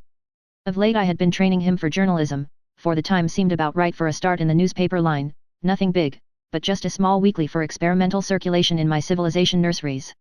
He took to it like a duck, there was an editor concealed in him, sure. Already he had doubled himself in one way, he talked 6th century and wrote 19th. His journalistic style was climbing, steadily, it was already up to the back settlement Alabama mark, and couldn't be told from the editorial output of that region either by matter or flavor. We had another large departure on hand, too. This was a telegraph and a telephone, our first venture in this line. These wires were for private service only, as yet, and must be kept private until a riper day should come. We had a gang of men on the road, working mainly by night. They were stringing ground wires. We were afraid to put up poles, for they would attract too much inquiry. Ground wires were good enough, in both instances, for my wires were protected by an insulation of my own invention which was perfect. My men had orders to strike across country, avoiding roads and establishing connection with any considerable towns whose lights betrayed their presence, and leaving experts in charge. Nobody could tell you how to find any place in the kingdom, for nobody ever went intentionally to any place, but only struck it by accident in his wanderings, and then generally left it without thinking to inquire what its name was. At one time and another we had sent out topographical expeditions to survey and map the kingdom, but the priests had always interfered and raised trouble. So we had given the thing up. For the present, it would be poor wisdom to antagonize the church. As for the general condition of the country, it was as it had been when I arrived in it, to all intents and purposes. I had made changes, but they were necessarily slight, and they were not noticeable. Thus far, I had not even meddled with taxation, outside of the taxes which provided the royal revenues. I had systematized those, and put the service on an effective and righteous basis. As a result, these revenues were already quadrupled, and yet the burden was so much more equably distributed than before, that all the kingdom felt a sense of relief, and the praises of my administration were hearty and general. Personally, I struck an interruption, now, but I did not mind it. It could not have happened at a better time. Earlier it could have annoyed me, but now everything was in good hands and swimming right along. The king had reminded me several times, of late, that the postponement I had asked for, 4 years before, had about run out now.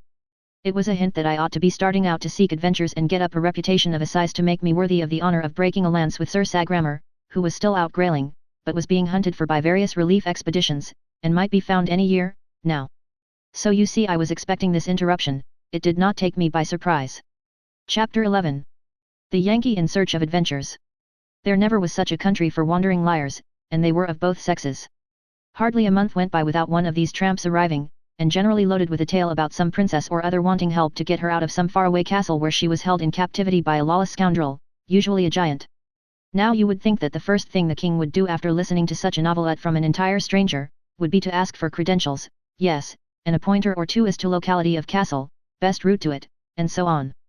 But nobody ever thought of so simple and common sense a thing at that. No, everybody swallowed these people's lies whole, and never asked a question of any sort or about anything. Well, one day when I was not around, one of these people came along. It was a she one, this time, and told a tale of the usual pattern.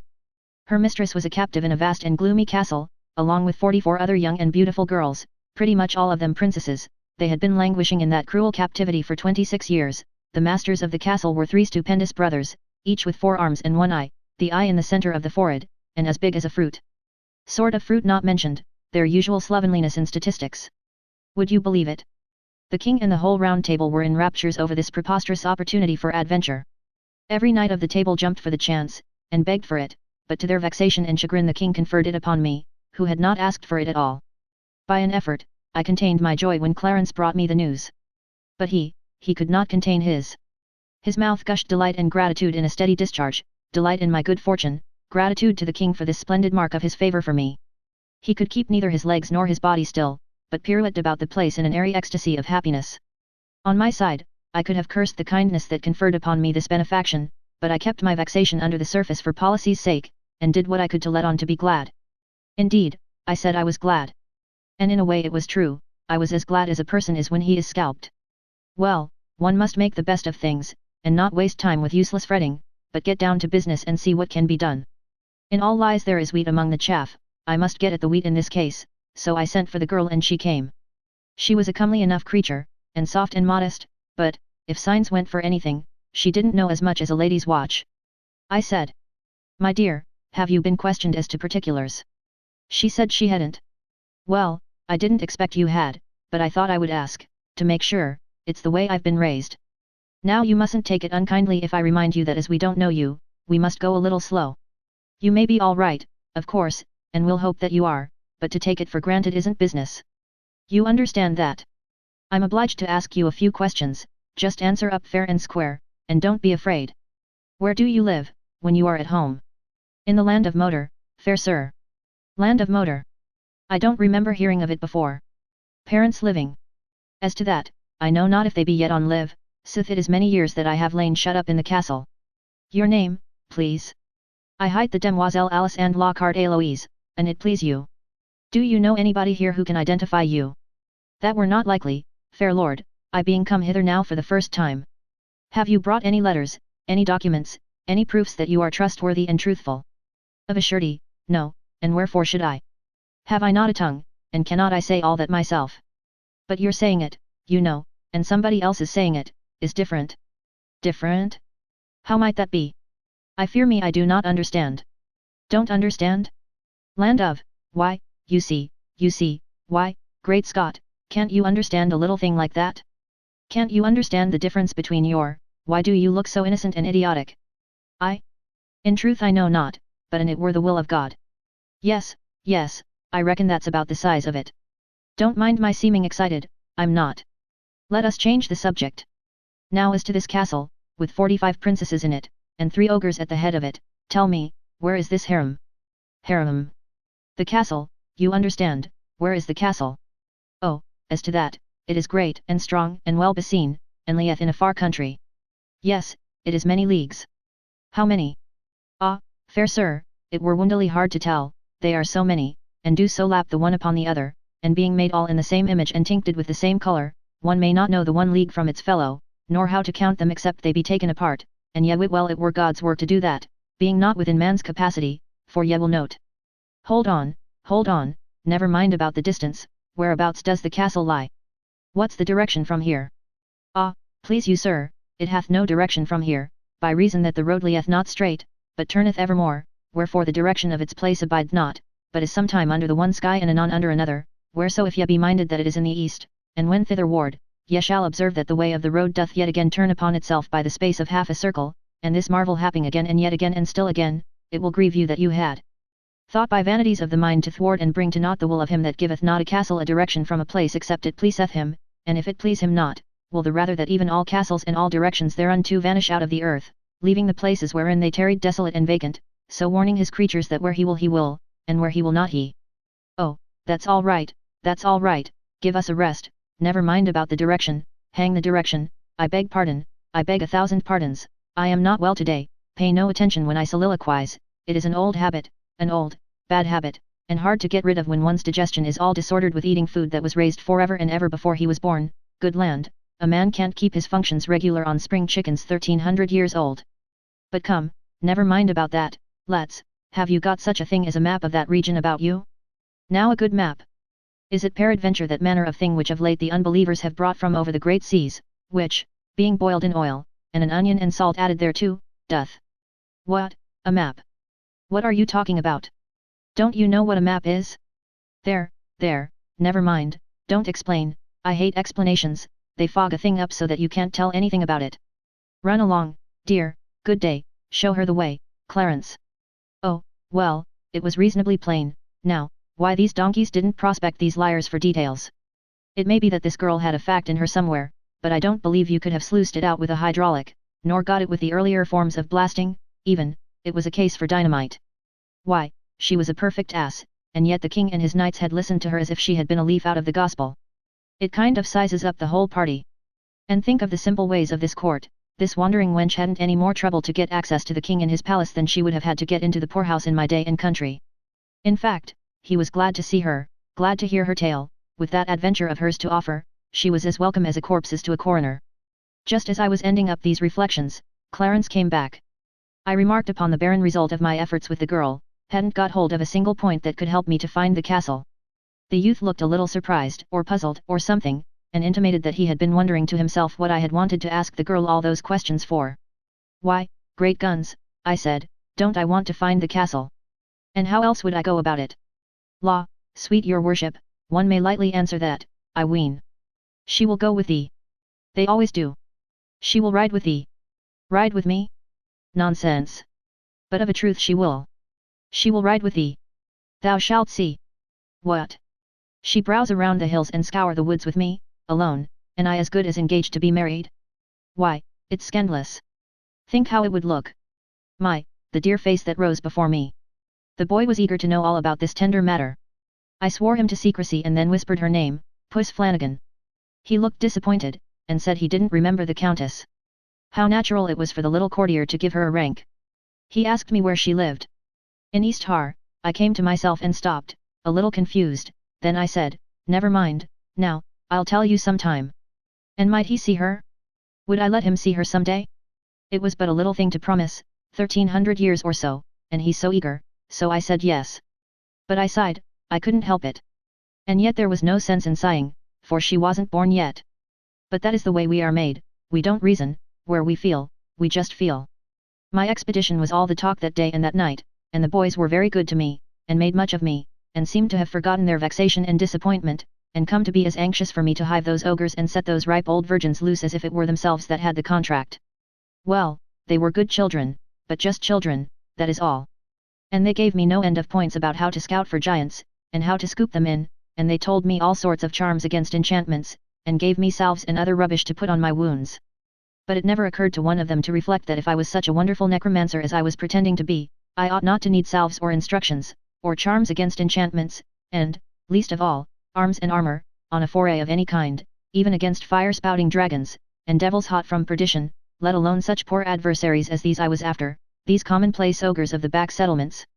I was to have an early breakfast, and start at dawn, for that was the usual way, but I had the demon's own time with my armor, and this delayed me a little. It is troublesome to get into, and there is so much detail. First you wrap a layer or two of blanket around your body, for a sort of cushion and to keep off the cold iron, then you put on your sleeves and shirt of chain mail, these are made of small steel links woven together, and they form a fabric so flexible that if you toss your shirt onto the floor, it slumps into a pile like a peck of wet fish net. It is very heavy and is nearly the uncomfortablest material in the world for a night shirt, yet plenty used it for that, tax collectors, and reformers. And one-horse kings with a defective title, and those sorts of people, then you put on your shoes, flatboats roofed over with interleaving bands of steel, and screw your clumsy spurs into the heels. Next you buckle your greaves on your legs, and your cuisses on your thighs, then come your back plate and your breastplate, and you begin to feel crowded, then you hitch onto the breastplate the half petticoat of broad overlapping bands of steel which hangs down in front but is scalloped out behind so you can sit down, and isn't any real improvement on an inverted coal scuttle, either for looks or for wear, or to wipe your hands on. Next you belt on your sword, then you put your stovepipe joints onto your arms, your iron gauntlets onto your hands, your iron rat trap onto your head, with a rag of steel web hitched onto it to hang over the back of your neck, and there you are, snug as a candle in a candle mold. This is no time to dance. Well, a man that is packed away like that is a nut that isn't worth the cracking, there is so little of the meat, when you get down to it, by comparison with the shell. The boys helped me, or I never could have got in. Just as we finished, Sir Bedivere happened in, and I saw that as like as not I hadn't chosen the most convenient outfit for a long trip. How stately he looked, and tall and broad and grand. He had on his head a conical steel casque that only came down to his ears, and for visor had only a narrow steel bar that extended down to his upper lip and protected his nose, and all the rest of him, from neck to heel, was flexible chainmail, trousers, and all. But pretty much all of him was hidden under his outside garment, which of course was of chainmail, as I said, and hung straight from his shoulders to his ankles, and from his middle to the bottom, both before and behind, was divided, so that he could ride and let the skirts hang down on each side. He was going grailing, and it was just the outfit for it, too. I would have given a good deal for that ulster, but it was too late now to be fooling around. The sun was just up, the king and the court were all on hand to see me off and wish me luck, so it wouldn't be etiquette for me to tarry. You don't get on your horse yourself, no, if you tried it you would get disappointed. They carry you out, just as they carry a sunstruck man to the drugstore, and put you on, and help get you to rights, and fix your feet in the stirrups, and all the while you do feel so strange and stuffy and like somebody else, like somebody that has been married on a sudden, or struck by lightning, or something like that, and hasn't quite fetched around yet, and is sort of numb, and can't just get his bearings. Then they stood up the mast they called a spear, in its socket by my left foot, and I gripped it with my hand. Lastly they hung my shield around my neck, and I was all complete and ready to up anchor and get to sea. Everybody was as good to me as they could be, and a maid of honor gave me the stirrup cup her own self. There was nothing more to do now, but for that damsel to get up behind me on a pillion, which she did, and put an arm or so around me to hold on.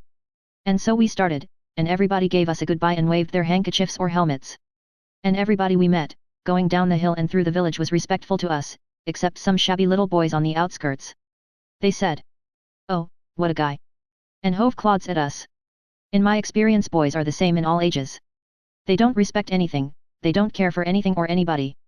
They say go up, bald head to the prophet going his unoffending way in the grey of antiquity, they sass me in the holy gloom of the Middle Ages, and I had seen them act the same way in Buchanan's administration, I remember, because I was there and helped. The prophet had his bears and settled with his boys, and I wanted to get down and settle with mine, but it wouldn't answer, because I couldn't have got up again. I hate a country without a derrick. Chapter 12. Slow torture. Straight off, we were in the country. It was most lovely and pleasant in those sylvan solitudes in the early cool morning in the first freshness of autumn. From hilltops we saw fair green valleys lying spread out below, with streams winding through them, and island groves of trees here and there, and huge lonely oaks scattered about and casting black blots of shade, and beyond the valleys we saw the ranges of hills, blue with haze, stretching away in billowy perspective to the horizon, with at wide intervals a dim fleck of white or grey on a wave summit, which we knew was a castle.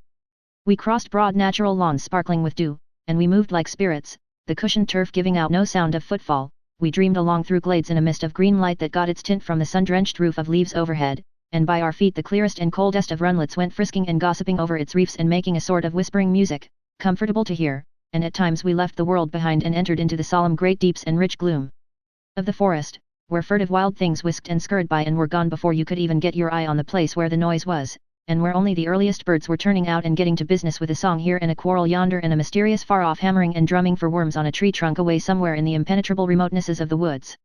And by out we would swing again into the glare. About the third or fourth or fifth time that we swung out into the glare, it was along there somewhere, a couple of hours or so after sun-up. It wasn't as pleasant as it had been. It was beginning to get hot. This was quite noticeable. We had a very long pull, after that, without any shade. Now it is curious how progressively little frets grow and multiply after they once get a start. Things which I didn't mind at all, at first, I began to mind now, and more, too, all the time. The first 10 or 15 times I wanted my handkerchief I didn't seem to care, I got along, and said never mind, it isn't any matter, and dropped it out of my mind. But now it was different, I wanted it all the time, it was nag, right along, and no rest. I couldn't get it out of my mind, and so at last I lost my temper and said hang a man that would make a suit of armor without any pockets in it. You see I had my handkerchief in my helmet, and some other things, but it was that kind of a helmet that you can't take off by yourself. That hadn't occurred to me when I put it there, and in fact I didn't know it. I supposed it would be particularly convenient there. And so now, the thought of its being there, so handy and close by, and yet not get at able, made it all the worse and the harder to bear. Yes, the thing that you can't get is the thing that you want, mainly. Everyone has noticed that. Well, it took my mind off from everything else, took it clear off, and centered it in my helmet, and mile after mile, there it stayed, imagining the handkerchief, picturing the handkerchief, and it was bitter and aggravating to have the salt sweat keep trickling down into my eyes, and I couldn't get at it. It seems like a little thing, on paper, but it was not a little thing at all, it was the most real kind of misery. I would not say it if it was not so. I made up my mind that I would carry along a reticule next time, let it look how it might, and people say what they would. Of course these iron dudes of the round table would think it was scandalous, and maybe raise Sheol about it, but as for me, give me comfort first, and style afterwards. So we jogged along, and now and then we struck a stretch of dust, and it would tumble up in clouds and get into my nose and make me sneeze and cry, and of course I said things I oughtn't to have said, I don't deny that. I am not better than others. We couldn't seem to meet anybody in this lonesome Britain, not even an ogre, and, in the mood I was in then, it was well for the ogre, that is, an ogre with a handkerchief. Most knights would have thought of nothing but getting his armor, but so I got his bandana, he could keep his hardware, for all of me.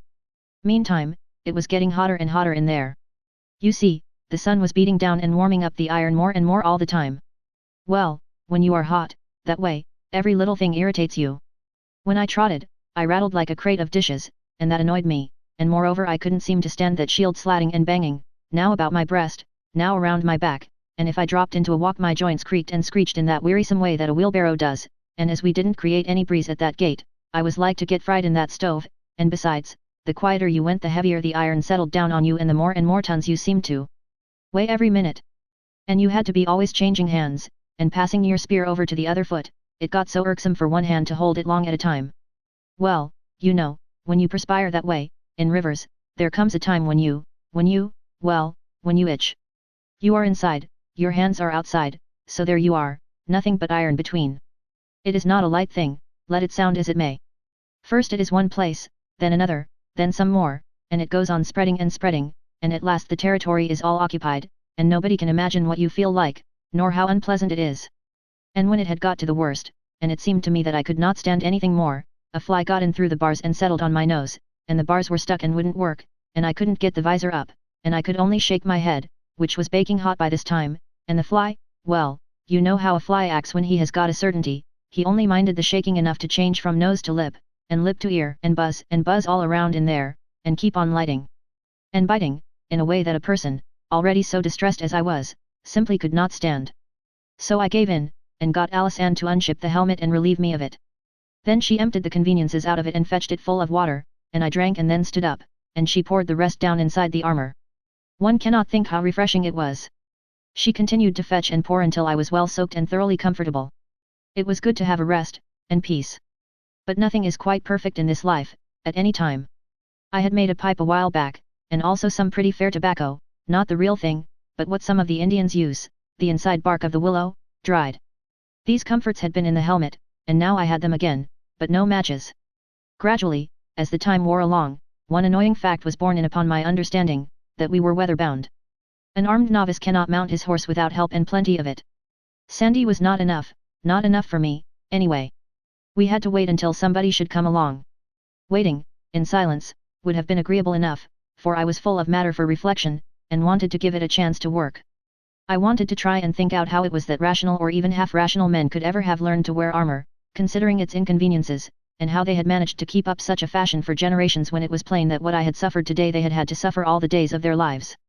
I wanted to think that out, and moreover I wanted to think out some way to reform this evil and persuade the people to let the foolish fashion die out, but thinking was out of the question in the circumstances. You couldn't think where Sandy was. She was a quite biddable creature and good-hearted, but she had a flow of talk that was as steady as a mill, and made your head sore like the drays and wagons in a city. If she had had a cork she would have been a comfort. But you can't cork that kind, they would die.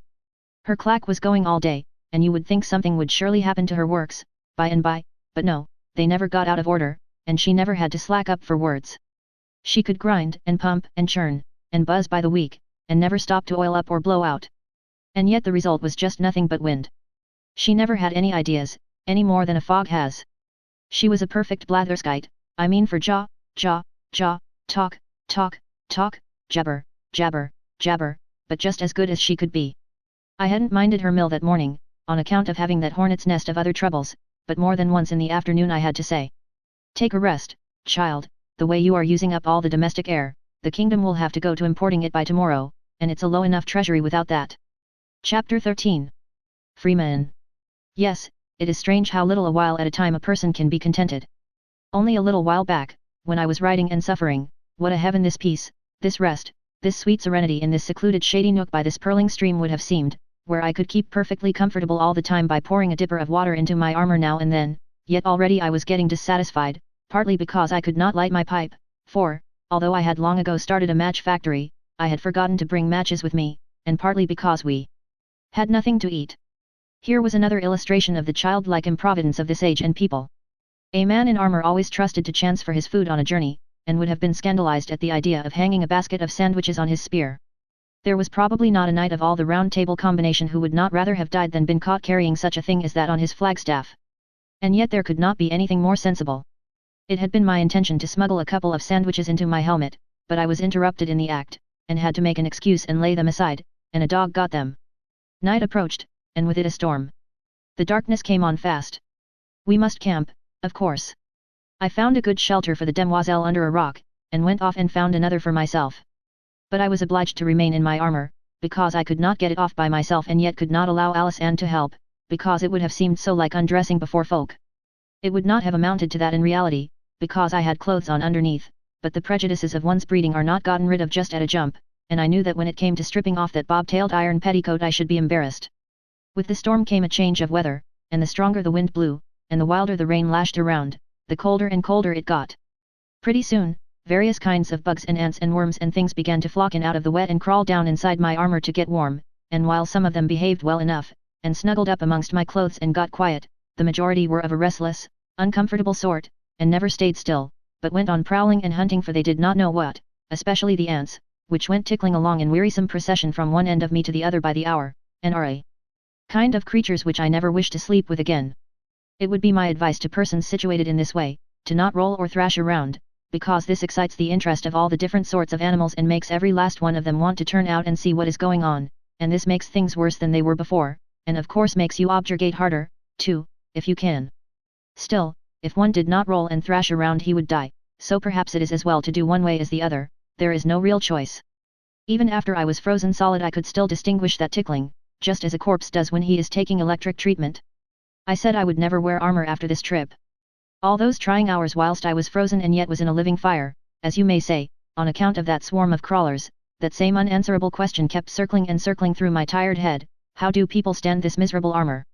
How have they managed to stand it all these generations?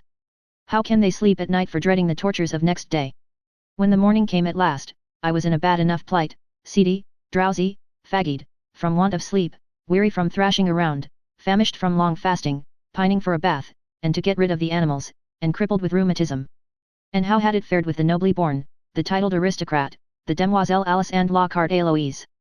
Why, she was as fresh as a squirrel, she had slept like the dead, and as for a bath, probably neither she nor any other noble in the land had ever had one, and so she was not missing it. Measured by modern standards, they were merely modified savages, those people. This noble lady showed no impatience to get to breakfast, and that smacks of the savage, too. On their journeys those Britons were used to long fasts, and knew how to bear them, and also how to freight up against probable fasts before starting, after the style of the Indian and the anaconda. As like as not, Sandy was loaded for a 3-day stretch. We were off before sunrise, Sandy riding and I limping along behind. In half an hour we came upon a group of ragged poor creatures who had assembled to mend the thing which was regarded as a road. They were as humble as animals to me, and when I proposed to breakfast with them, they were so flattered, so overwhelmed by this extraordinary condescension of mine that at first they were not able to believe that I was in earnest. My lady put up her scornful lip and withdrew to one side. She said in their hearing that she would as soon think of eating with the other cattle, a remark which embarrassed these poor devils merely because it referred to them, and not because it insulted or offended them, for it didn't. And yet they were not slaves, not chattels. By a sarcasm of law and phrase they were freemen. 7/10 of the free population of the country were of just their class and degree, small independent farmers, artisans, etc., which is to say, they were the nation, the actual nation, they were about all of it that was useful, or worth saving, or really respect-worthy, and to subtract them would have been to subtract the nation and leave behind some dregs, some refuse, in the shape of a king, nobility and gentry, idle, unproductive, acquainted mainly with the arts of wasting and destroying, and of no sort of use or value in any rationally constructed world. And yet, by ingenious contrivance, this gilded minority, instead of being in the tail of the procession where it belonged, was marching head up and banners flying, at the other end of it, had elected itself to be the nation, and these innumerable clams had permitted it so long that they had come at last to accept it as a truth, and not only that, but to believe it right and as it should be. The priests had told their fathers and themselves that this ironical state of things was ordained of God, and so, not reflecting upon how unlike God it would be to amuse himself with sarcasms, and especially such poor transparent ones as this, they had dropped the matter there and become respectfully quiet. The talk of these meek people had a strange enough sound in a formerly American ear. They were freemen, but they could not leave the estates of their lord or their bishop without his permission, they could not prepare their own bread, but must have their corn ground and their bread baked at his mill and his bakery, and pay roundly for the same. They could not sell a piece of their own property without paying him a handsome percentage of the proceeds, nor buy a piece of somebody else's without remembering him in cash for the privilege. They had to harvest his grain for him gratis, and be ready to come at a moment's notice, leaving their own crop to destruction by the threatened storm. They had to let him plant fruit trees in their fields, and then keep their indignation to themselves when his heedless fruit gatherers trampled the grain around the trees. They had to smother their anger when his hunting parties galloped through their fields laying waste the result of their patient toil. They were not allowed to keep doves themselves. And when the swarms from my lord's dovecot settled on their crops they must not lose their temper and kill a bird, for awful would the penalty be. When the harvest was at last gathered, then came the procession of robbers to levy their blackmail upon it. First the church carted off its fat 10th, then the king's commissioner took his 20th, then my lord's people made a mighty inroad upon the remainder, after which, the skinned freeman had liberty to bestow the remnant in his barn, in case it was worth the trouble. There were taxes, and taxes, and taxes, and more taxes, and taxes again, and yet other taxes, upon this free and independent pauper, but none upon his lord the baron or the bishop, none upon the wasteful nobility or the all-devouring church. If the baron would sleep unvexed, the freeman must sit up all night after his day's work and whip the ponds to keep the frogs quiet. If the freeman's daughter, but no, that last infamy of monarchical government is unprintable, and finally, if the freeman, grown desperate with his tortures, found his life unendurable under such conditions, and sacrificed it and fled to death for mercy and refuge, the gentle church condemned him to eternal fire, the gentle law buried him at midnight at the crossroads with a stake through his back, and his master the baron or the bishop confiscated all his property and turned his widow and his orphans out of doors. And here were these freemen assembled in the early morning to work on their lord. The bishops rode 3 days each, gratis, every head of a family, and every son of a family, 3 days each, gratis, and a day or so added for their servants. Why, it was like reading about France and the French, before the ever-memorable and blessed Revolution, which swept 1,000 years of such villainy away in one swift tidal wave of blood. 1. A settlement of that hoary debt in the proportion of half a drop of blood for each hogshead of it that had been pressed by slow tortures out of that people in the weary stretch of 10 centuries of wrong and shame and misery, the like of which was not to be mated but in hell.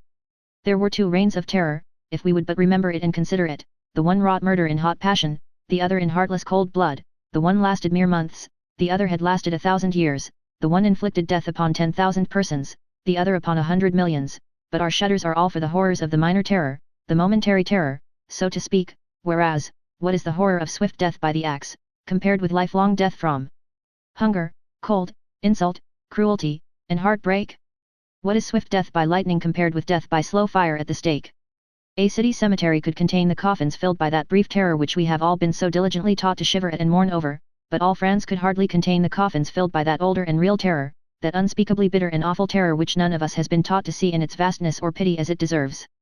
These poor ostensible freemen who were sharing their breakfast and their talk with me, were as full of humble reverence for their king and church and nobility as their worst enemy could desire. There was something pitifully ludicrous about it. I asked them if they supposed a nation of people ever existed, who, with a free vote in every man's hand, would elect that a single family and its descendants should reign over it forever, whether gifted or boobies, to the exclusion of all other families, including the voters, and would also elect that a certain 100 families should be raised to dizzy summits of rank, and clothed on with offensive transmissible glories and privileges to the exclusion of the rest of the nation's families, including his own. They all looked unhit, and said they didn't know, that they had never thought about it before, and it hadn't ever occurred to them that a nation could be so situated that every man could have a say in the government. I said I had seen one, and that it would last until it had an established church. Again they were all unhit, at first. But presently one man looked up and asked me to state that proposition again, and state it slowly, so it could soak into his understanding. I did it, and after a little he had the idea, and he brought his fist down and said he didn't believe a nation where every man had a vote would voluntarily get down in the mud and dirt in any such way, and that to steal from a nation its will and preference must be a crime and the first of all crimes. I said to myself, this one's a man. If I were backed by enough of his sort, I would make a strike for the welfare of this country, and try to prove myself its loyalist citizen by making a wholesome change in its system of government. You see, my kind of loyalty was loyalty to one's country, not to its institutions or its office holders. The country is the real thing, the substantial thing, the eternal thing, it is the thing to watch over, and care for, and be loyal to. Institutions are extraneous, they are its mere clothing, and clothing can wear out, become ragged, cease to be comfortable, cease to protect the body from winter, disease, and death. To be loyal to rags, to shout for rags, to worship rags, to die for rags, that is a loyalty of unreason, it is pure animal, it belongs to monarchy, was invented by monarchy, let monarchy keep it. I was from Connecticut, whose constitution declares that all political power is inherent in the people, and all free governments are founded on their authority and instituted for their benefit, and that they have at all times an undeniable and indefeasible right to alter their form of government in such a manner as they may think expedient. Under that gospel, the citizen who thinks he sees that the Commonwealth's political clothes are worn out, and yet holds his peace and does not agitate for a new suit, is disloyal, he is a traitor. That he may be the only one who thinks he sees this decay, does not excuse him, it is his duty to agitate anyway, and it is the duty of the others to vote him down if they do not see the matter as he does. And now here I was, in a country where a right to say how the country should be governed was restricted to 6 persons in each 1,000 of its population. For the 994 to express dissatisfaction with the regnant system and propose to change it, would have made the whole 6 shudder as one man, it would have been so disloyal, so dishonorable, such putrid black treason. So to speak, I was become a stockholder in a corporation where 994 of the members furnished all the money and did all the work, and the other 6 elected themselves a permanent board of direction and took all the dividends. It seemed to me that what the 994 dupes needed was a new deal. The thing that would have best suited the circus side of my nature would have been to resign the boss-ship and get up an insurrection and turn it into a revolution, but I knew that the Jack Cade or the Wat Tyler who tries such a thing without first educating his materials up to revolution grade is almost absolutely certain to get left. I had never been accustomed to getting left, even if I do say it myself. Wherefore, the deal which had been for some time working into shape in my mind was of a quite different pattern from the Cade-Tyler sort. So I did not talk blood and insurrection to that man there who sat munching black bread with that abused and mistaught herd of human sheep, but took him aside and talked matter of another sort to him. After I had finished, I got him to lend me a little ink from his veins, and with this and a sliver I wrote on a piece of bark. Put him in the manufactory.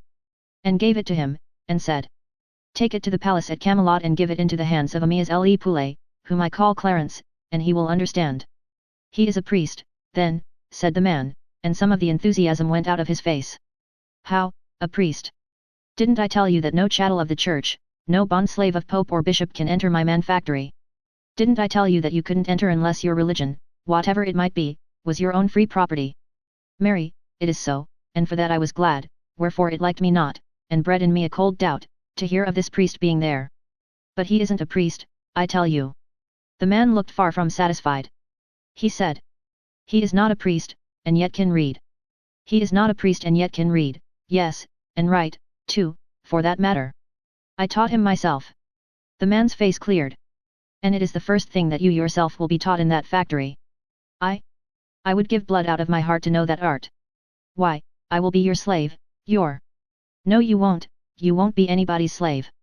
Take your family and go along. Your lord the bishop will confiscate your small property, but no matter. Clarence will fix you all right. Chapter 14. Defend thee, Lord.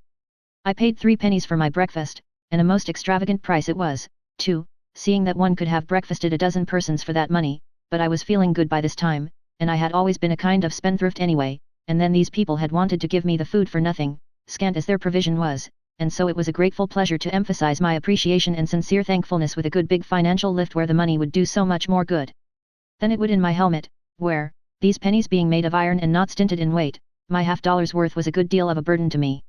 I spent money rather too freely in those days, it is true, but one reason for it was that I hadn't got the proportions of things entirely adjusted, even yet, after so long a sojourn in Britain, hadn't got along to where I was able to absolutely realize that a penny in Arthur's land and a couple of dollars in Connecticut were about one and the same thing, just twins, as you may say, in purchasing power.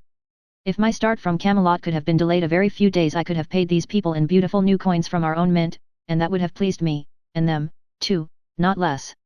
I had adopted the American values exclusively. In a week or two now, cents, nickels, dimes, quarters, and $half, and also a trifle of gold, would be trickling in thin but steady streams all through the commercial veins of the kingdom, and I looked to see this new blood freshen up its life. The farmers were bound to throw in something, to sort of offset my liberality, whether I would or no, so I let them give me a flint and steel, and as soon as they had comfortably bestowed Sandy and me on our horse, I lit my pipe. When the first blast of smoke shot out through the bars of my helmet, all those people broke for the woods, and Sandy went over backwards and struck the ground with a dull thud. They thought I was one of those fire-belching dragons they had heard so much about from knights and other professional liars. I had infinite trouble to persuade those people to venture back within explaining distance.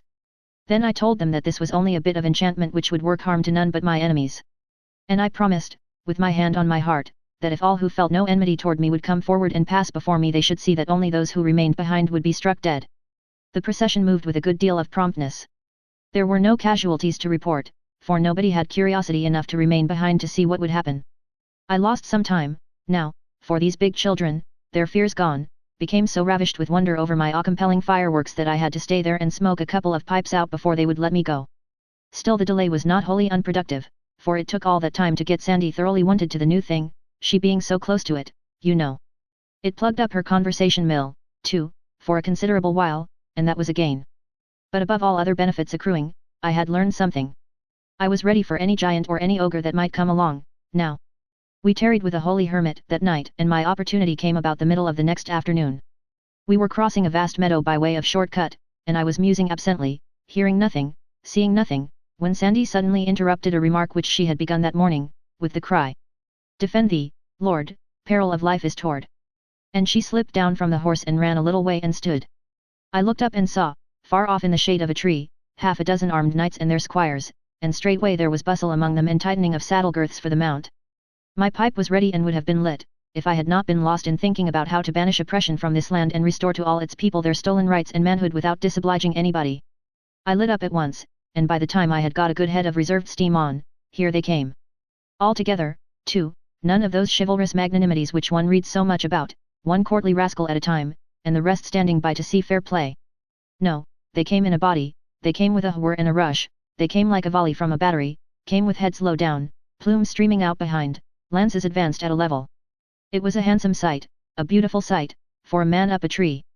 I laid my lance in rest and waited, with my heart beating, till the iron wave was just ready to break over me, then spouted a column of white smoke through the bars of my helmet. You should have seen the wave go to pieces and scatter.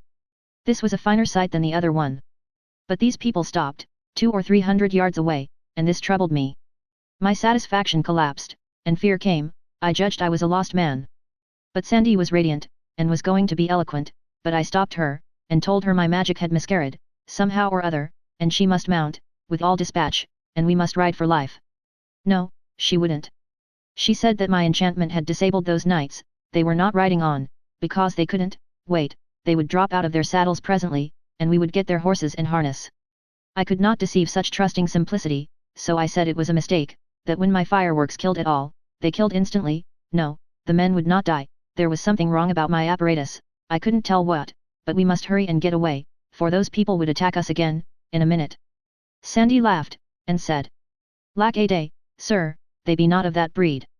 Sir Lancelot will give battle to dragons, and will abide by them, and will assail them again, and yet again, and still again, until he do conquer and destroy them, and so likewise will Sir Pellinore and Sir Aglovale and Sir Carados, and mayhap others, but there be none else that will venture it, let the idle say what the idle will.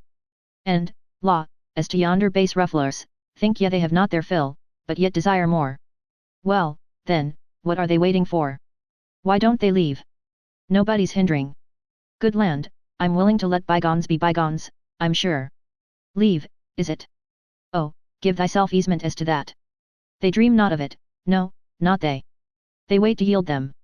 Come, really, is that sooth, as you people say? If they want to, why don't they? It would like them much, but an ye wot how dragons are esteemed, ye would not hold them blamable. They fear to come. Well, then, suppose I go to them instead, and... Ah, wit ye well they would not abide your coming. I will go. And she did. She was a handy person to have along on a raid. I would have considered this a doubtful errand, myself. I presently saw the knights riding away, and Sandy coming back. That was a relief. I judged she had somehow failed to get the first innings, I mean in the conversation, otherwise the interview wouldn't have been so short. But it turned out that she had managed the business well, in fact, admirably. She said that when she told those people I was the boss, it hit them where they lived, smote them sore with fear and dread was her word, and then they were ready to put up with anything she might require. So she swore them to appear at Arthur's court within 2 days and yield them, with horse and harness, and be my knights henceforth, and subject to my command. How much better she managed that thing than I should have done it myself. She was a daisy. Chapter 15. Sandy's Tale. And so I'm proprietor of some knights, said I, as we rode off. Who would ever have supposed that I should live to list up assets of that sort?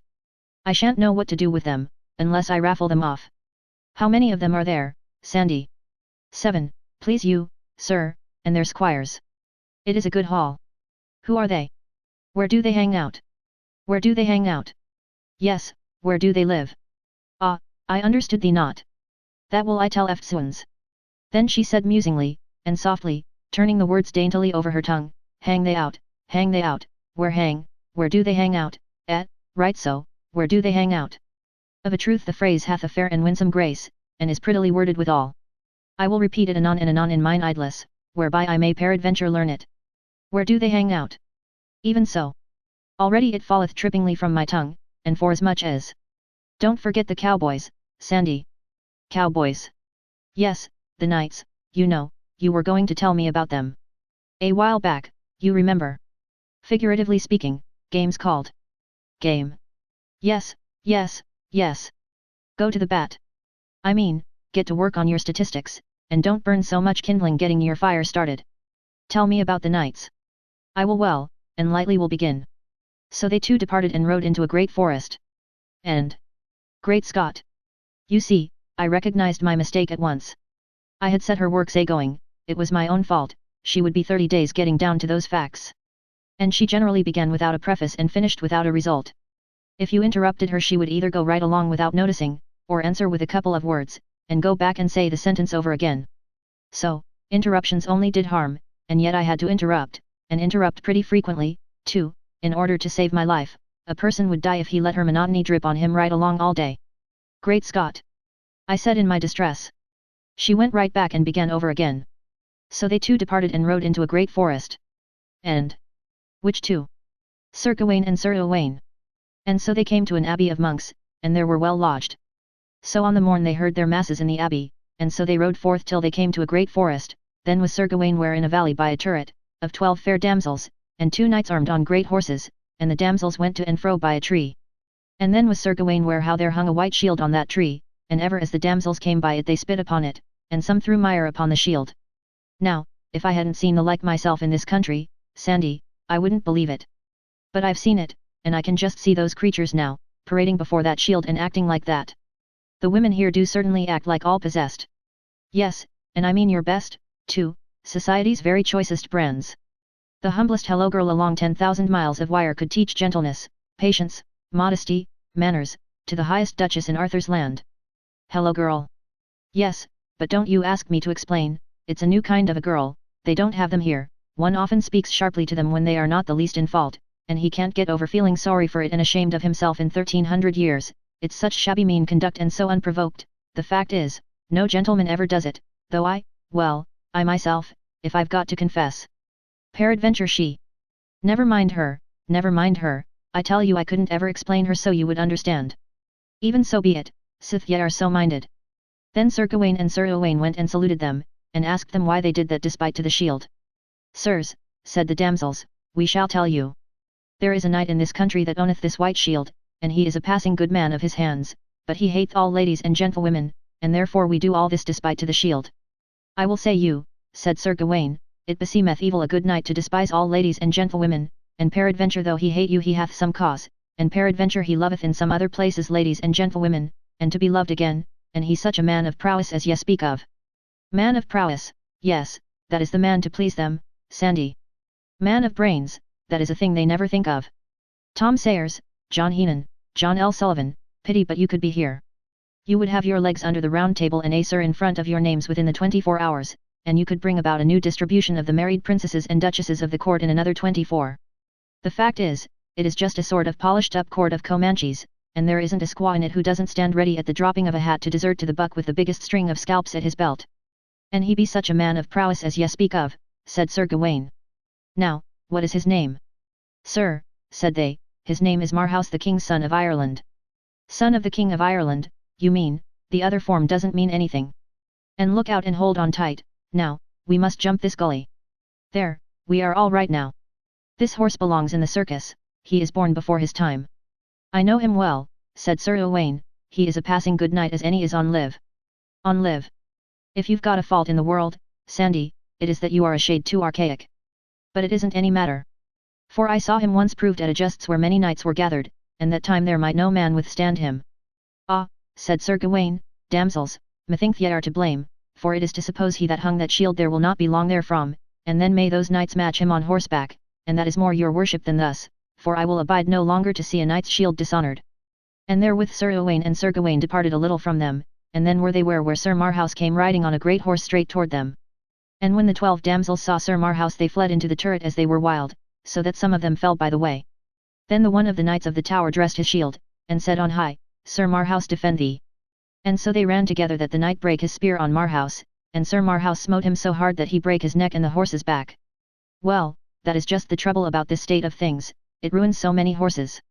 That saw the other knight of the turret, and dressed him toward Marhaus, and they went so eagerly together, that the knight of the turret was soon smitten down, horse and man, stark dead. Another horse gone, I tell you it is a custom that ought to be broken up. I don't see how people with any feeling can applaud and support it. So these 2 knights came together with great random. I saw that I had been asleep and missed a chapter, but I didn't say anything. I judged that the Irish knight was in trouble with the visitors by this time, and this turned out to be the case. That Sir Owain smote Sir Marhaus that his spear brast in pieces on the shield, and Sir Marhaus smote him so sore that horse and man he bare to the earth, and hurt Sir Owain on the left side. The truth is, Alice and, these archaics are a little too simple, the vocabulary is too limited, and so, by consequence, descriptions suffer in the matter of variety, they run too much to level Saharas of fact, and not enough to picturesque detail, this throws about them a certain air of the monotonous, in fact the fights are all alike, a couple of people come together with great random is a good word, and so is exegesis, for that matter, and so is holocaust, and defalcation, and usufruct and 100 others, but land. A body ought to discriminate, they come together with great random, and a spear is brast, and one party break his shield and the other one goes down, horse and man, over his horsetail and break his neck, and then the next candidate comes randoming in, and brast his spear, and the other man brast his shield, and down he goes, horse and man, over his horsetail, and break his neck, and then there's another elected, and another and still another. Till the material is all used up, and when you come to figure up results, you can't tell one fight from another, nor who whipped, and as a picture, of living, raging, roaring battle, show. Why, it's pale and noiseless, just ghosts scuffling in a fog. Dear me, what would this barren vocabulary get out of the mightiest spectacle, the burning of Rome in Nero's time, for instance? Why, it would merely say, town burned down, no insurance, boy brast a window, fireman break his neck. Why, that ain't a picture. It was a good deal of a lecture, I thought, but it didn't disturb Sandy, didn't turn a feather, her steam soared steadily up again, the minute I took off the lid. Then Sir Marhaus turned his horse and rode toward Gawain with his spear. And when Sir Gawain saw that, he dressed his shield, and they even tread their spears, and they came together with all the might of their horses, that either knight smote other so hard in the midst of their shields, but Sir Gawain's spear brake. I knew it would. But Sir Marhaus's spear held, and therewith Sir Gawain and his horse rushed down to the earth. Just so, and brake his back. And lightly Sir Gawain rose upon his feet and pulled out his sword, and dressed him toward Sir Marhaus on foot, and therewith either came unto other eagerly, and smote together with their swords, that their shields flew in cantels, and they bruised their helms and their hauberks, and wounded either other. But Sir Gawain, fro it past 9 of the clock, waxed by the space of 3 hours ever stronger, and thrice his might was increased. All this espied Sir Marhaus, and had great wonder how his might increased, and so they wounded other passing sore, and then when it was come noon, the pelting sing-song of it carried me forward to scenes and sounds of my boyhood days. Neu Haven, 10 minutes for refreshments, Duckdrall strike the gong bell 2 minutes before train leaves, passengers for the shoreline please take seats in the rear car, this car don't go no further, FPLS, ARNJZ, Bananas, SANDCHES, P, OP corn. And waxed past noon and drew toward evensong. Sir Gawain's strength feebled and waxed passing faint, that unnethes he might dure any longer, and Sir Marhaus was then bigger and bigger. Which strained his armour, of course, and yet little would one of these people mind a small thing like that. And so, Sir Knight, said Sir Marhaus, I have well felt that ye are a passing good knight, and a marvellous man of might as ever I felt any, while it lasteth, and our quarrels are not great, and therefore it were a pity to do you hurt, for I feel you are passing feeble. Ah, said Sir Gawain, gentle knight, ye say the word that I should say. And therewith they took off their helms and either kissed other, and there they swore together either to love other as brethren. But I lost the thread there, and dozed off to slumber, thinking about what a pity it was that men with such superb strength enabling them to stand up cased in cruelly burdensome iron and drenched with perspiration, and hack and batter and bang each other for 6 hours on a stretch, should not have been born at a time when they could put it to some useful purpose. Take a jackass, for instance, a jackass has that kind of strength, and puts it to a useful purpose, and is valuable to this world because he is a jackass, but a nobleman is not valuable because he is a jackass. It is a mixture that is always ineffectual, and should never have been attempted in the first place. And yet, once you start a mistake, the trouble is done and you never know what is going to come of it. When I came to myself again and began to listen, I perceived that I had lost another chapter, and that Alice Ann had wandered a long way off with her people. And so they rode and came into a deep valley full of stones, and thereby they saw a fair stream of water, above thereby was the head of the stream, a fair fountain, and 3 damsels sitting thereby. In this country, said Sir Marhaus, came never knight since it was christened, but he found strange adventures. This is not good form, Alice and Sir Marhaus the king's son of Ireland talks like all the rest, you ought to give him a brogue, or at least a characteristic expletive, by this means one would recognize him as soon as he spoke, without his ever being named. It is a common literary device with the great authors. You should make him say, in this country, be jabers, came never knight since it was christened, but he found strange adventures, be jabers. You see how much better that sounds. Came never knight but he found strange adventures, be jabers. Of a truth it doth indeed, fair lord, albeit 'tis passing hard to say, though peradventure that will not tarry but better speed with usage. And then they rode to the damsels, and either saluted other, and the eldest had a garland of gold about her head, and she was 60 winter of age or more. The damsel was even so, dear lord, and her hair was white under the garland. Celluloid teeth, $9 a set, as like as not, the loose fit kind, that go up and down like a portcullis when you eat, and fall out when you laugh. The second damsel was of 30 winter of age, with a circlet of gold about her head. The third damsel was but 15 year of age. Billows of thought came rolling over my soul, and the voice faded out of my hearing. 15. Break, my heart. Oh, my lost darling. Just her age who was so gentle and lovely and all the world to me, and whom I shall never see again. How the thought of her carries me back over wide seas of memory to a vague dim time, a happy time, so many, many centuries hence, when I used to wake in the soft summer mornings, out of sweet dreams of her, and say hello, Central, just to hear her dear voice come melting back to me with a hello, Hank, that was music of the spheres to my enchanted ear. She got $3 a week, but she was worth it. I could not follow Alisanda's further explanation of who our captured knights were, now, I mean in case she should ever get to explaining who they were. My interest was gone, my thoughts were far away, and sad. By fitful glimpses of the drifting tale, caught here and there and now and then, I merely noted in a vague way that each of these 3 knights took one of these 3 damsels up behind him on his horse, and one rode north, another east, the other south, to seek adventures, and meet again and lie, after year and day. Year and day, and without baggage. It was of a piece with the general simplicity of the country. The sun was now setting. It was about 3 in the afternoon when Alisande had begun to tell me who the cowboys were, so she had made pretty good progress with it, for her. She would arrive some time or other, no doubt, but she was not a person who could be hurried. We were approaching a castle which stood on high ground, a huge, strong, venerable structure, whose great towers and battlements were charmingly draped with ivy, and whose whole majestic mass was drenched with splendors flung from the sinking sun. It was the largest castle we had seen, and so I thought it might be the one we were after, but Sandy said no. She did not know who owned it, she said she had passed it without calling, when she went down to Camelot. Chapter 16. Morgan Le Fay. If knights-errant were to be believed, not all castles were desirable places to seek hospitality in. As a matter of fact, knights-errant were not persons to be believed, that is, measured by modern standards of veracity, yet, measured by the standards of their own time, and scaled accordingly, you got the truth. It was very simple, you discounted a statement 97%, the rest was fact. Now after making this allowance, the truth remained that if I could find out something about a castle before ringing the doorbell, I mean hailing the warders, it was the sensible thing to do. So I was pleased when I saw in the distance a horseman making the bottom turn of the road that wound down from this castle. As we approached each other, I saw that he wore a plumed helmet, and seemed to be otherwise clothed in steel, but bore a curious addition also, a stiff square garment like a herald's tabard. However, I had to smile at my own forgetfulness when I got nearer and read this sign on his tabard. Persimmon's soap, all the prime donna use it. That was a little idea of my own, and had several wholesome purposes in view toward the civilizing and uplifting of this nation. In the first place, it was a furtive, underhand blow at this nonsense of knight-errantry, though nobody suspected that but me.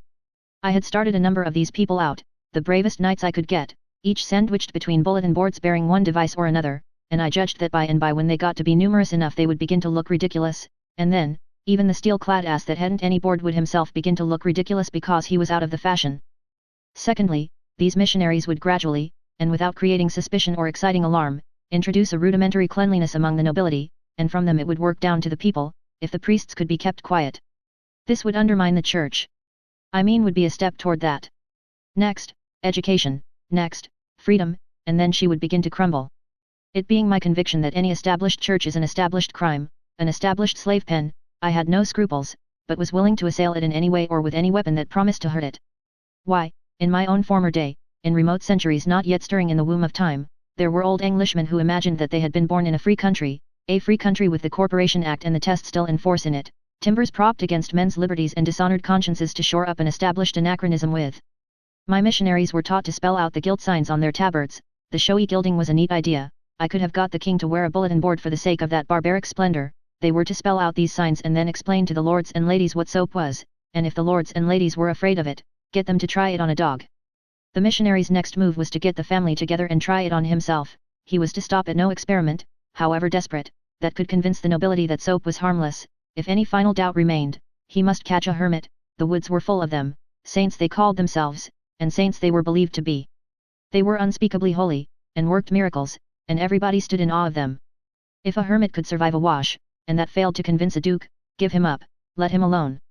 Whenever my missionaries overcame a knight-errant on the road they washed him, and when he got well they swore him to go and get a bulletin board and disseminate soap and civilization the rest of his days. As a consequence the workers in the field were increasing by degrees, and the reform was steadily spreading. My soap factory felt the strain early. At first I had only 2 hands, but before I had left home I was already employing 15, and running night and day, and the atmospheric result was getting so pronounced that the king went sort of fainting and gasping around and said he did not believe he could stand it much longer, and Sir Lancelot got so that he did hardly anything but walk up and down the roof and swear, although I told him it was worse up there than anywhere else, but he said he wanted plenty of air, and he was always complaining that a palace was no place for a soap factory anyway, and said if a man was to start one in his house he would be damned if he wouldn't strangle him. There were ladies present, too, but much these people ever cared for that, they would swear before children, if the wind was their way when the factory was going. This missionary knight's name was Lawcoat Mailtail, and he said that this castle was the abode of Morgan le Fay, sister of King Arthur, and wife of King Uriens, monarch of a realm about as big as the District of Columbia. You could stand in the middle of it and throw bricks into the next kingdom. Kings and kingdoms were as thick in Britain as they had been in Little Palestine in Joshua's time, when people had to sleep with their knees pulled up because they couldn't stretch out without a passport. Lawcoat was much depressed, for he had scored here the worst failure of his campaign.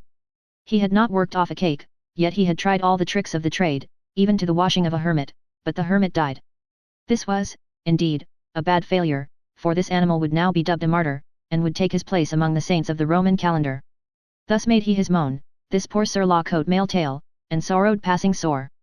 And so my heart bled for him, and I was moved to comfort and stay him. Wherefore I said, forbear to grieve, fair knight, for this is not a defeat. We have brains, you and I, and for such as have brains there are no defeats, but only victories. Observe how we will turn this seeming disaster into an advertisement for our soap, and the biggest one, to draw, that was ever thought of, an advertisement that will transform that Mount Washington defeat into a Matterhorn victory. We will put on your bulletin board, patronized by the elect. How does that strike you? Verily, it is wonderly bethought. Well, a body is bound to admit that for just a modest little one-line ad, it's a corker. So the poor colporteur's griefs vanished away. He was a brave fellow, and had done mighty feats of arms in his time. His chief celebrity rested upon the events of an excursion like this one of mine, which he had once made with a damsel named Maildizon, who was as handy with her tongue as was Sandy, though in a different way, for her tongue churned forth only railings and insult, whereas Sandy's music was of a kindlier sort.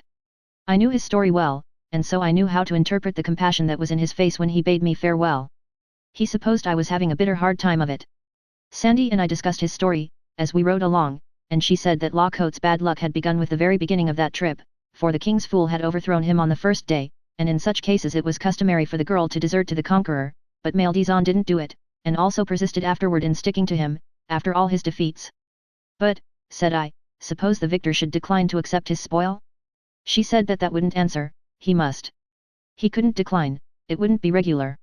I made a note of that. If Sandy's music got to be too burdensome, sometime, I would let a knight defeat me, on the chance that she would desert to him. In due time we were challenged by the warders, from the castle walls, and after a parley admitted.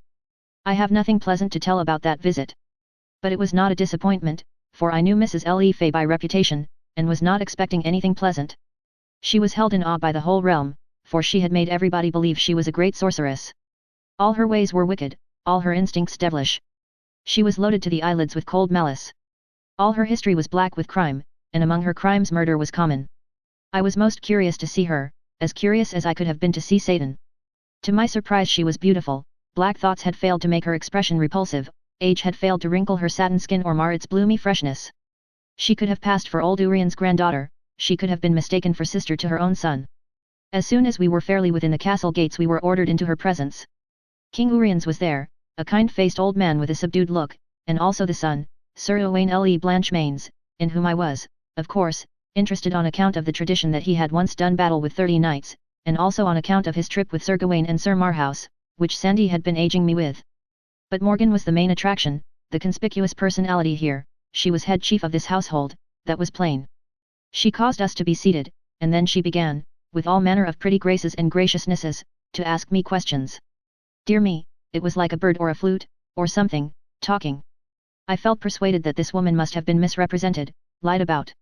She trilled along, and presently a handsome young page, clothed like the rainbow, and as easy and undulatory of movement as a wave, came with something on a golden salver, and, kneeling to present it to her, overdid his graces and lost his balance, and so fell lightly against her knee. She slipped a dirk into him in as matter-of-course a way as another person would have harpooned a rat. Poor child! He slumped to the floor, twisted his silken limbs in one great straining contortion of pain, and was dead. Out of the old king was wrung an involuntary of compassion. The look he got, made him cut it suddenly short and not put any more hyphens in it. Sir Owain, at a sign from his mother, went to the anteroom and called some servants, and meanwhile Madame went rippling sweetly along with her talk. I saw that she was a good housekeeper, for while she talked she kept a corner of her eye on the servants to see that they made no box in handling the body and getting it out. When they came with fresh clean towels, she sent back for the other kind, and when they had finished wiping the floor and were going, she indicated a crimson fleck the size of a tear which their duller eyes had overlooked. It was plain to me that Lawcoat Mailtail had failed to see the mistress of the house. Often, how louder and clearer than any tongue, does dumb circumstantial evidence speak. Morgan Le Fay rippled along as musically as ever. Marvelous woman! And what a glance she had, when it fell in reproof upon those servants, they shrunk and quailed as timid people do when the lightning flashes out of a cloud. I could have got the habit myself. It was the same with that poor old Brerurians, he was always on the ragged edge of apprehension, she could not even turn toward him but he winced. In the midst of the talk I let drop a complimentary word about King Arthur, forgetting for the moment how this woman hated her brother. That one little compliment was enough. She clouded up like storm, she called for her guards, and said, "Hail me these varlets to the dungeons." That struck cold on my ears, for her dungeons had a reputation. Nothing occurred to me to say, or do. But not so with Sandy. As the guard laid a hand upon me, she piped up with the tranquillest confidence, and said, "God's wounds, dost thou covet destruction, thou maniac? It is the boss." Now what a happy idea that was, and so simple, yet it would never have occurred to me. I was born modest, not all over, but in spots, and this was one of the spots. The effect upon Madame was electrical. It cleared her countenance and brought back her smiles and all her persuasive graces and blandishments, but nevertheless she was not able to entirely cover up with them the fact that she was in a ghastly fright. She said, "Law, but do list to thine handmaid, as if one gifted with powers like to mine might say the thing which I have said unto one who has vanquished Merlin, and not be jesting. By mine enchantments I foresaw your coming, and by them I knew you when you entered here. I did but play this little jest with hope to surprise you into some display of your art, as not doubting you would blast the guards with occult fires, consuming them to ashes on the spot, a marvel much beyond mine own ability, yet one which I have long been childishly curious to see." The guards were less curious, and got out as soon as they got permission. Chapter 17. A Royal Banquet. Madame, seeing me pacific and unresentful, no doubt judged that I was deceived by her excuse, for her fright dissolved away, and she was soon so importunate to have me give an exhibition and kill somebody, that the thing grew to be embarrassing. However, to my relief she was presently interrupted by the call to prayers. I will say this much for the nobility, that, tyrannical, murderous, rapacious, and morally rotten as they were deeply and enthusiastically religious. Nothing could divert them from the regular and faithful performance of the pieties enjoined by the Church. More than once I had seen a noble who had gotten his enemy at a disadvantage, stop to pray before cutting his throat. More than once I had seen a noble, after ambushing and dispatching his enemy, retire to the nearest wayside shrine and humbly give thanks, without even waiting to rob the body. There was to be nothing finer or sweeter in the life of even Benvenuto Cellini, that rough-hewn saint, 10 centuries later. All the nobles of Britain, with their families, attended divine service morning and night daily, in their private chapels, and even the worst of them had family worship 5 or 6 times a day besides. The credit of this belonged entirely to the Church. Although I was no friend to that Catholic Church, I was obliged to admit this. And often, in spite of me, I found myself saying, what would this country be without the Church? After prayers we had dinner in a great banqueting hall which was lighted by hundreds of grease jets, and everything was as fine and lavish and rudely splendid as might become the royal degree of the hosts. At the head of the hall, on a dais, was the table of the king, queen, and their son, Prince Twain. Stretching down the hall from this, was the general table, on the floor. At this, above the salt, sat the visiting nobles and the grown members of their families, of both sexes, the resident court, in effect, 61 persons. Below the salt sat minor officers of the household, with their principal subordinates, altogether 118 persons sitting, and about as many liveried servants standing behind their chairs, or serving in one capacity or another. It was a very fine show. In a gallery a band with cymbals, horns, harps, and other horrors, opened the proceedings with what seemed to be the crude first draft or original agony of the wail known to later centuries as In the Sweet By and By. It was new, and ought to have been rehearsed a little more. For some reason or other the Queen had the composer hanged, after dinner. After this music, the priest who stood behind the royal table said a noble long grace in ostensible Latin. Then the battalion of waiters broke away from their posts, and darted, rushed, flew, fetched and carried, and the mighty feeding began, no words anywhere, but absorbing attention to business. The rows of chops opened and shut in vast unison, and the sound of it was like to the muffled burr of subterranean machinery. The havoc continued an hour and a half, and unimaginable was the destruction of substantials. Of the chief feature of the feast, the huge wild boar that lay stretched out so portly and imposing at the start, nothing was left but the semblance of a hoop skirt, and he was but the type and symbol of what had happened to all the other dishes. With the pastries and so on, the heavy drinking began, and the talk. Gallon after gallon of wine and mead disappeared, and everybody got comfortable, then happy, then sparklingly joyous, both sexes, and by pretty noisy. Men told anecdotes that were terrific to hear, but nobody blushed, and when the nub was sprung, the assemblage let go with a hoarse laugh that shook the fortress. Ladies answered back with historiettes that would almost have made Queen Margaret of Navarre or even the great Elizabeth of England hide behind a handkerchief, but nobody hid here, but only laughed, howled, you may say. In pretty much all of these dreadful stories, ecclesiastics were the hardy heroes, but that didn't worry the chaplain any, he had his laugh with the rest. More than that, upon invitation he roared out a song which was of as daring a sort as any that was sung that night.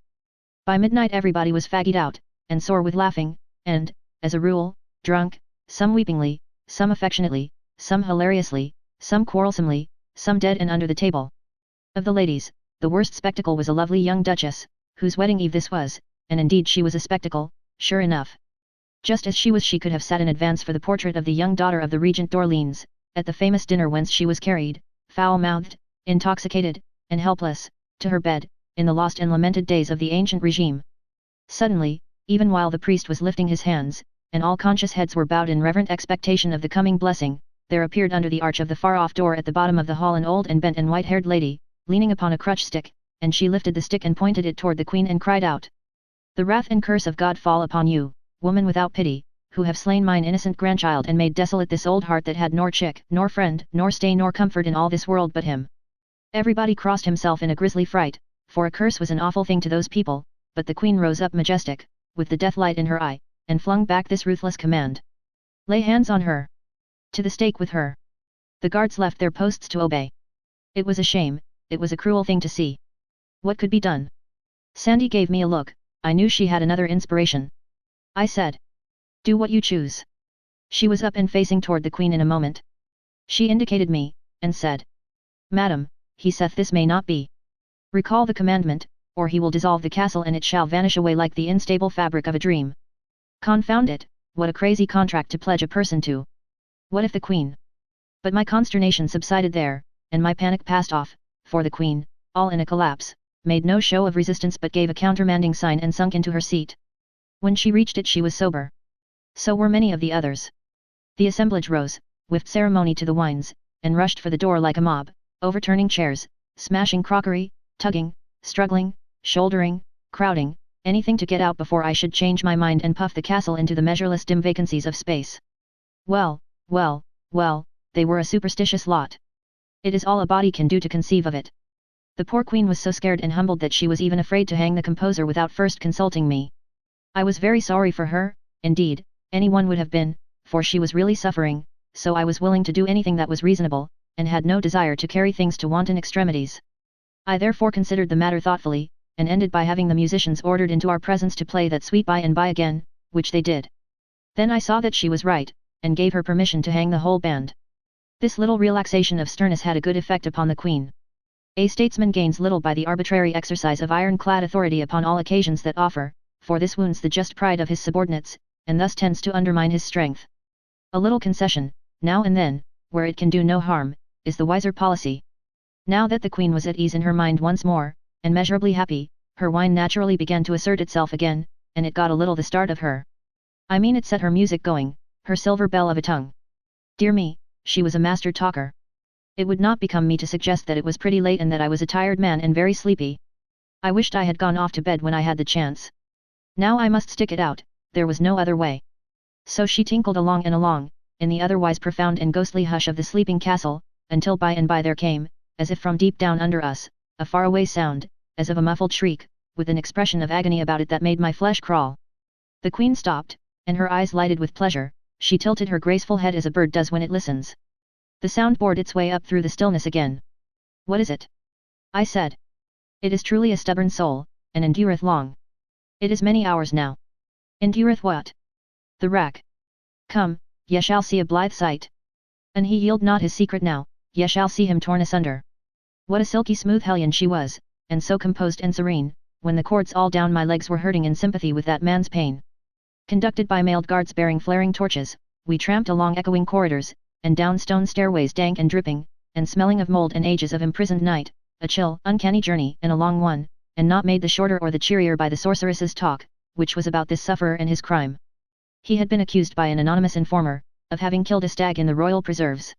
I said, "Anonymous testimony isn't just the right thing, your highness. It were fairer to confront the accused with the accuser." I had not thought of that, it being but of small consequence.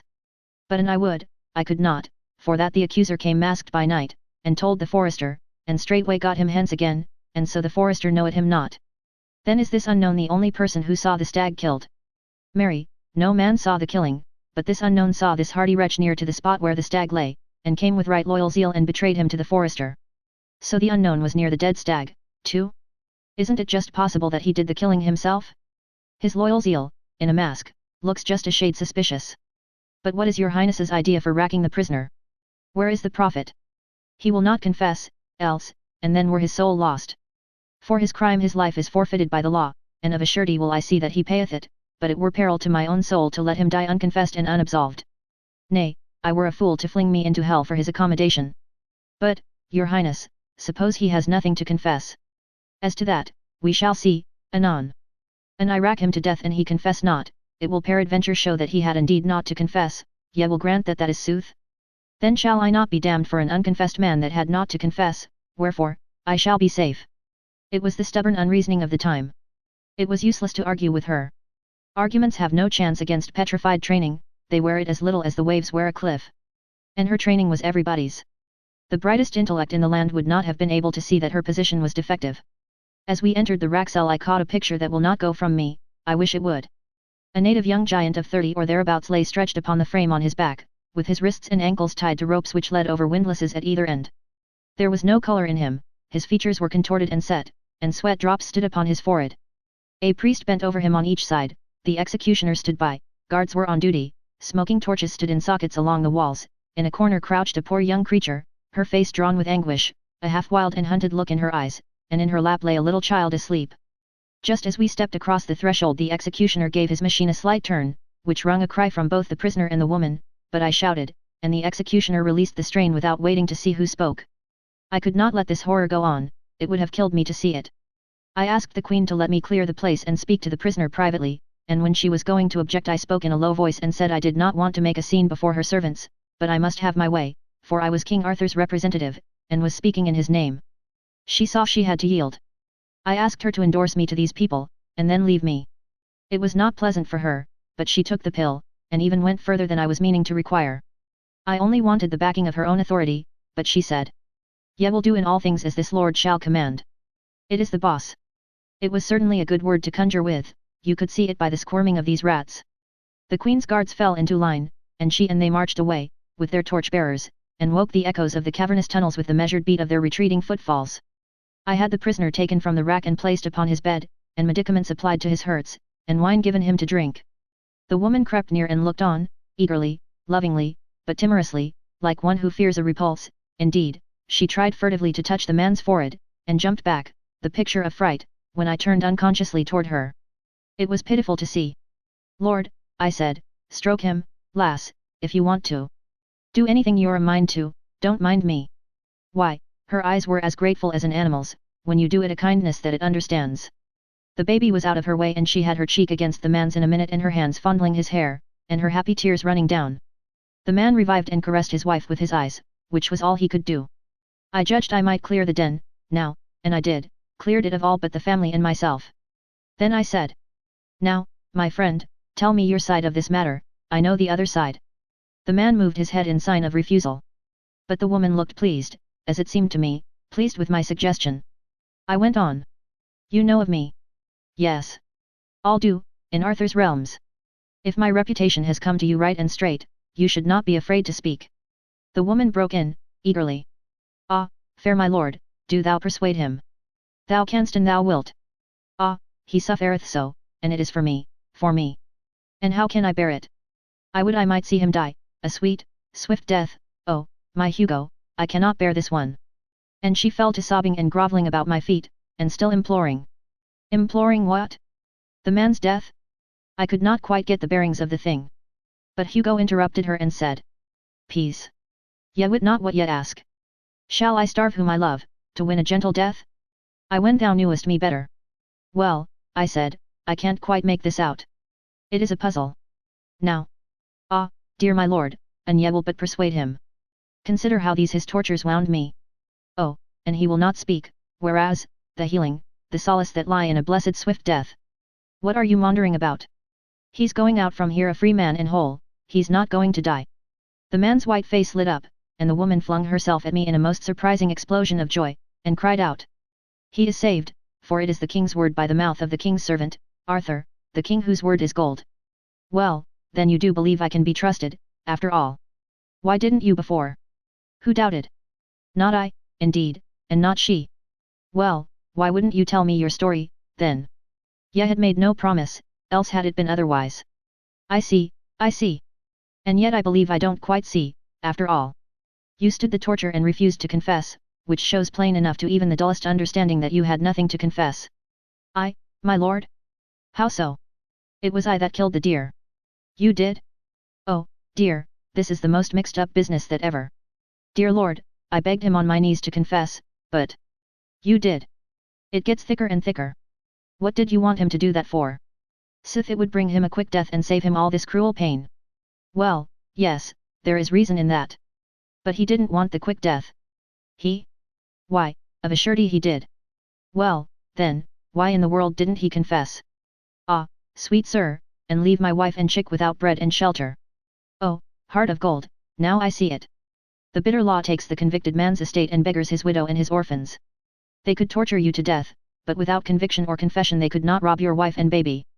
You stood by them like a man, and you, true wife and the woman that you are, you would have bought him release from torture at cost to yourself of slow starvation and death. Well, it humbles a body to think what your sex can do when it comes to self-sacrifice. I'll book you both for my colony, you'll like it there, it's a factory where I'm going to turn groping and grubbing automata into men." Chapter 18. In the Queen's Dungeons. Well, I arranged all that, and I had the man sent to his home. I had a great desire to rack the executioner, not because he was a good, painstaking, and pain-giving official, for surely it was not to his discredit that he performed his functions well, but to pay him back for wantonly cuffing and otherwise distressing that young woman. The priests told me about this, and were generously hot to have him punished. Something of this disagreeable sort was turning up every now and then. I mean, episodes that showed that not all priests were frauds and self-seekers, but that many, even the great majority, of these that were down on the ground among the common people, were sincere and right-hearted, and devoted to the alleviation of human troubles and sufferings. Well, it was a thing which could not be helped, so I seldom fretted about it, and never many minutes at a time. It has never been my way to bother much about things which you can't cure. But I did not like it, for it was just the sort of thing to keep people reconciled to an established church. We must have a religion, it goes without saying, but my idea is, to have it cut up into 40 free sects, so that they will police each other, as had been the case in the United States in my time. Concentration of power in a political machine is bad, and an established church is only a political machine. It was invented for that, it is nursed, cradled, preserved for that, it is an enemy to human liberty, and does no good which it could not better do in a split up and scattered condition. That wasn't law, it wasn't gospel, it was only an opinion, my opinion, and I was only a man, one man, so it wasn't worth any more than the Pope's, or any less, for that matter. Well, I couldn't rack the executioner, neither would I overlook the just complaint of the priests. The man must be punished somehow or other, so I degraded him from his office and made him leader of the band, the new one that was to be started. He begged hard, and said he couldn't play, a plausible excuse, but too thin, there wasn't a musician in the country that could. The Queen was a good deal outraged, next morning when she found she was going to have neither Hugo's life nor his property. But I told her she must bear this cross, that while by law and custom she certainly was entitled to both the man's life and his property, there were extenuating circumstances, and so in Arthur the King's name I had pardoned him. The deer was ravaging the man's fields, and he had killed it in sudden passion, and not for gain, and he had carried it into the royal forest in the hope that that might make detection of the mistour impossible. Confound her, I couldn't make her see that sudden passion is an extenuating circumstance in the killing of venison, or of a person, so I gave it up and let her sulk it out. I did think I was going to make her see it by remarking that her own sudden passion in the case of the page modified that crime. "Crime," she exclaimed. "How thou talkest! Crime, forsooth! Man, I am going to pay for him." Oh, it was no use to waste sense on her. Training is everything, training is all there is to a person. We speak of nature, it is folly, there is no such thing as nature, what we call by that misleading name is merely heredity and training. We have no thoughts of our own, no opinions of our own, they are transmitted to us, trained into us. All that is original in us, and therefore fairly creditable or discreditable to us, can be covered up and hidden by the point of a cambric needle, all the rest being atoms contributed by, and inherited from, a procession of ancestors that stretches back a billion years to the atom clam or grasshopper or monkey from whom our race has been so tediously and ostentatiously and unprofitably developed. And as for me, all that I think about in this plodding sad pilgrimage, this pathetic drift between the eternities, is to look out and humbly live a pure and high and blameless life, and save that one microscopic atom in me that is truly me, the rest may land in Sheol and welcome for all I care. No, confound her, her intellect was good, she had brains enough, but her training made her an ass, that is, from a many centuries later point of view. To kill the page was no crime, it was her right, and upon her right she stood, serenely and unconscious of offense. She was a result of generations of training in the unexamined and unassailed belief that the law which permitted her to kill a subject when she chose was a perfectly right and righteous one. Well, we must give even Satan his due. She deserved a compliment for one thing, and I tried to pay it, but the words stuck in my throat. She had a right to kill the boy, but she was in no wise obliged to pay for him. That was law for some other people, but not for her. She knew quite well that she was doing a large and generous thing to pay for that lad, and that I ought in common fairness to come out with something handsome about it, but I couldn't, my mouth refused. I couldn't help seeing, in my fancy, that poor old grandma with the broken heart, and that fair young creature lying butchered, his little silken pomps and vanities laced with his golden blood. How could she pay for him? Whom could she pay? And so, well knowing that this woman, trained as she had been, deserved praise, even adulation, I was yet not able to utter it, trained as I had been. The best I could do was to fish up a compliment from outside, so to speak, and the pity of it was, that it was true. Madam, your people will adore you for this. Quite true, but I meant to hang her for it some day if I lived. Some of those laws were too bad, altogether too bad.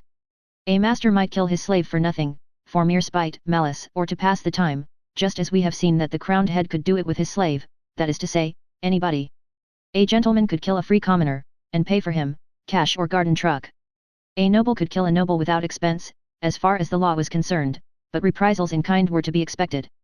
Anybody could kill somebody, except the commoner and the slave, these had no privileges. If they killed, it was murder, and the law wouldn't stand murder. It made short work of the experimenter, and of his family, too, if he murdered somebody who belonged up among the ornamental ranks. If a commoner gave a noble even so much as a Damien's scratch which didn't kill or even hurt, he got Damien's dose for it just the same, they pulled him to rags and tatters with horses, and all the world came to see the show, and crack jokes, and have a good time, and some of the performances of the best people present were as tough, and as properly unprintable, as any that have been printed by the pleasant Casanova in his chapter about the dismemberment of Louis XV's poor awkward enemy. I had had enough of this grisly place by this time, and wanted to leave, but I couldn't, because I had something on my mind that my conscience kept prodding me about, and wouldn't let me forget. If I had the remaking of man, he wouldn't have any conscience.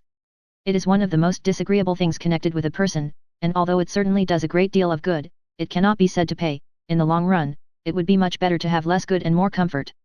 Still, this is only my opinion, and I am only one man, others, with less experience, may think differently. They have a right to their view. I only stand to this, I have noticed my conscience for many years, and I know it is more trouble and bother to me than anything else I started with. I suppose that in the beginning I prized it, because we prize anything that is ours, and yet how foolish it was to think so. If we look at it in another way, we see how absurd it is. If I had an anvil in me, would I prize it? Of course not. And yet when you come to think, there is no real difference between a conscience and an anvil, I mean for comfort. I have noticed it 1,000 times. And you could dissolve an anvil with acids, when you couldn't stand it any longer, but there isn't any way that you can work off a conscience, at least so it will stay worked off, not that I know of, anyway. There was something I wanted to do before leaving, but it was a disagreeable matter, and I hated to go at it. Well, it bothered me all the morning. I could have mentioned it to the old king, but what would be the use? He was but an extinct volcano, he had been active in his time, but his fire was out, this good while, he was only a stately ash pile now, gentle enough, and kindly enough for my purpose, without doubt, but not usable. He was nothing, this so-called king, the queen was the only power there. And she was a Vesuvius. As a favor, she might consent to warm a flock of sparrows for you, but then she might take that very opportunity to turn herself loose and bury a city. However, I reflected that as often as any other way, when you are expecting the worst, you get something that is not so bad, after all. So I braced up and placed my matter before Her Royal Highness. I said I had been having a general jail delivery at Camelot and among neighboring castles, and with her permission I would like to examine her collection, her bric-a-brac, that is to say, her prisoners. She resisted, but I was expecting that. But she finally consented. I was expecting that, too, but not so soon. That about ended my discomfort. She called her guards and torches, and we went down into the dungeons. These were down under the castle's foundations, and mainly were small cells hollowed out of the living rock. Some of these cells had no light at all. In one of them was a woman, in foul rags, who sat on the ground, and would not answer a question or speak a word, but only looked up at us once or twice, through a cobweb of tangled hair, as if to see what casual thing it might be that was disturbing with sound and light the meaningless dull dream that was become her life. After that, she sat bowed, with her dirt-caked fingers idly interlocked in her lap, and gave no further sign. This poor rack of bones was a woman of middle age, apparently, but only apparently. She had been there 9 years, and was 18 when she entered. She was a commoner, and had been sent here on her bridal night by Sir Breuse Sanchi Pite, a neighbouring lord whose vassal her father was, and to which said lord she had refused what has since been called le droit du seigneur, and, moreover, had opposed violence to violence and spilled half a gill of his almost sacred blood. The young husband had interfered at that point, believing the bride's life in danger, and had flung the noble out into the midst of the humble and trembling wedding guests, in the parlour, and left him there astonished at this strange treatment, and implacably embittered against both bride and groom.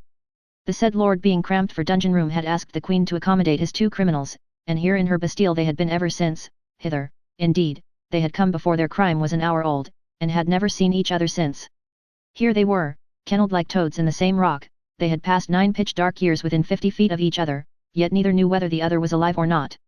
All the first years, their only question had been, asked with beseechings and tears that might have moved stones, in time, perhaps, but hearts are not stones. Is he alive?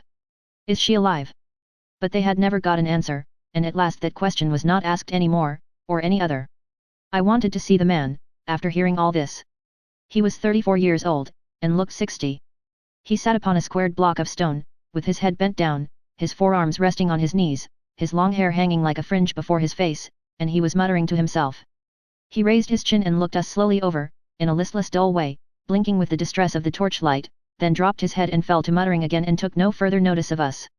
There were some pathetically suggestive dumb witnesses present. On his wrists and ankles were cicatrices, old smooth scars, and fastened to the stone on which he sat was a chain with manacles and fetters attached, but this apparatus lay idle on the ground, and was thick with rust. Chains cease to be needed after the spirit has gone out of a prisoner. I could not rouse the man, so I said we would take him to her, and see, to the bride who was the fairest thing in the earth to him, once, roses, pearls, and dew made flesh, for him, a wonder work, the master work of nature, with eyes like no other eyes, and voice like no other voice, and a freshness, and lithe young grace, and beauty, that belonged properly to the creatures of dreams, as he thought, and to no other. The sight of her would set his stagnant blood leaping, the sight of her. But it was a disappointment. They sat together on the ground and looked dimly wondering into each other's faces a while, with a sort of weak animal curiosity, then forgot each other's presence, and dropped their eyes, and you saw that they were away again and wandering in some far land of dreams and shadows that we know nothing about. I had them taken out and sent to their friends. The queen did not like it much. Not that she felt any personal interest in the matter, but she thought it disrespectful to Sir Breuse Sanchi Pite. However, I assured her that if he found he couldn't stand it I would fix him so that he could. I set 47 prisoners loose out of those awful rat holes, and left only one in captivity. He was a lord, and had killed another lord, a sort of kinsman of the queen. That other lord had ambushed him to assassinate him, but this fellow had got the best of him and cut his throat. However, it was not for that I left him jailed, but for maliciously destroying the only public well in one of his wretched villages. The queen was bound to hang him for killing her kinsman, but I would not allow it. It was no crime to kill an assassin. But I said I was willing to let her hang him for destroying the well, so she concluded to put up with that, as it was better than nothing. Dear me, for what trifling offences the most of those 47 men and women were shut up there. Indeed, some were there for no distinct offence at all, but only to gratify somebody's spite, and not always the queen's by any means, but a friend's. The newest prisoner's crime was a mere remark which he had made. He said he believed that men were about all alike, and one man as good as another, barring clothes. He said he believed that if you were to strip the nation naked and send a stranger through the crowd, he couldn't tell the king from a quack doctor, nor a duke from a hotel clerk. Apparently here was a man whose brains had not been reduced to an ineffectual mush by idiotic training. I set him loose and sent him to the factory. Some of the cells carved in the living rock were just behind the face of the precipice, and in each of these an arrow slit had been pierced outward to the daylight, and so the captive had a thin ray from the blessed sun for his comfort. The case of one of these poor fellows was particularly hard. From his dusky swallow's hole high up in that vast wall of native rock he could peer out through the arrow slit and see his own home off yonder in the valley, and for 22 years he had watched it, with heartache and longing, through that crack. He could see the lights shine there at night, and in the daytime he could see figures go in and come out, his wife and children, some of them, no doubt, though he could not make out at that distance. In the course of years he noted festivities there, and tried to rejoice, and wondered if they were weddings or what they might be. And he noted funerals, and they wrung his heart. He could make out the coffin, but he could not determine its size, and so could not tell whether it was wife or child. He could see the procession form, with priests and mourners, and move solemnly away, bearing the secret with them. He had left behind him 5 children and a wife, and in 19 years he had seen 5 funerals issue, and none of them humble enough in pomp to denote a servant. So he had lost 5 of his treasures, there must still be one remaining, one now infinitely, unspeakably precious, but which one? Wife, or child? That was the question that tortured him, by night and by day, asleep and awake. Well, to have an interest, of some sort, and half a ray of light, when you are in a dungeon, is a great support to the body and preserver of the intellect. This man was in pretty good condition yet. By the time he had finished telling me his distressful tale, I was in the same state of mind that you would have been in yourself, if you have got average human curiosity, that is to say, I was as burning up as he was to find out which member of the family it was that was left. So I took him over home myself, and an amazing kind of a surprise party it was, too, typhoons and cyclones of frantic joy, and whole Niagaras of happy tears, and by George! We found the aforetime young matron graying toward the imminent verge of her half-century, and the babies all men and women, and some of them married and experimenting family-wise themselves, for not a soul of the tribe was dead. Conceive of the ingenious devilishness of that queen, she had a special hatred for this prisoner, and she had invented all those funerals herself, to scorch his heart with, and the sublimest stroke of genius of the whole thing was leaving the family invoice a funeral short, so as to let him wear his poor old soul out guessing. But for me, he never would have got out. Morgan Le Fay hated him with her whole heart, and she never would have softened toward him. And yet his crime was committed more in thoughtlessness than deliberate depravity. He had said she had red hair. Well, she had, but that was no way to speak of it. When red-headed people are above a certain social grade their hair is auburn. Consider it, among these 47 captives there were 5 whose names, offences, and dates of incarceration were no longer known. 1 woman and 4 men, all bent, and wrinkled, and mind-extinguished patriarchs. They themselves had long ago forgotten these details, at any rate they had mere vague theories about them, nothing definite and nothing that they repeated twice in the same way. The succession of priests whose office it had been to pray daily with the captives and remind them that God had put them there, for some wise purpose or other, and teach them that patience, humbleness, and submission to oppression was what he loved to see in parties of a subordinate rank, had traditions about these poor old human ruins, but nothing more.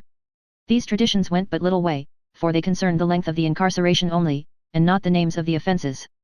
And even by the help of tradition the only thing that could be proven was that none of the 5 had seen daylight for 35 years, how much longer this privation has lasted was not guessable.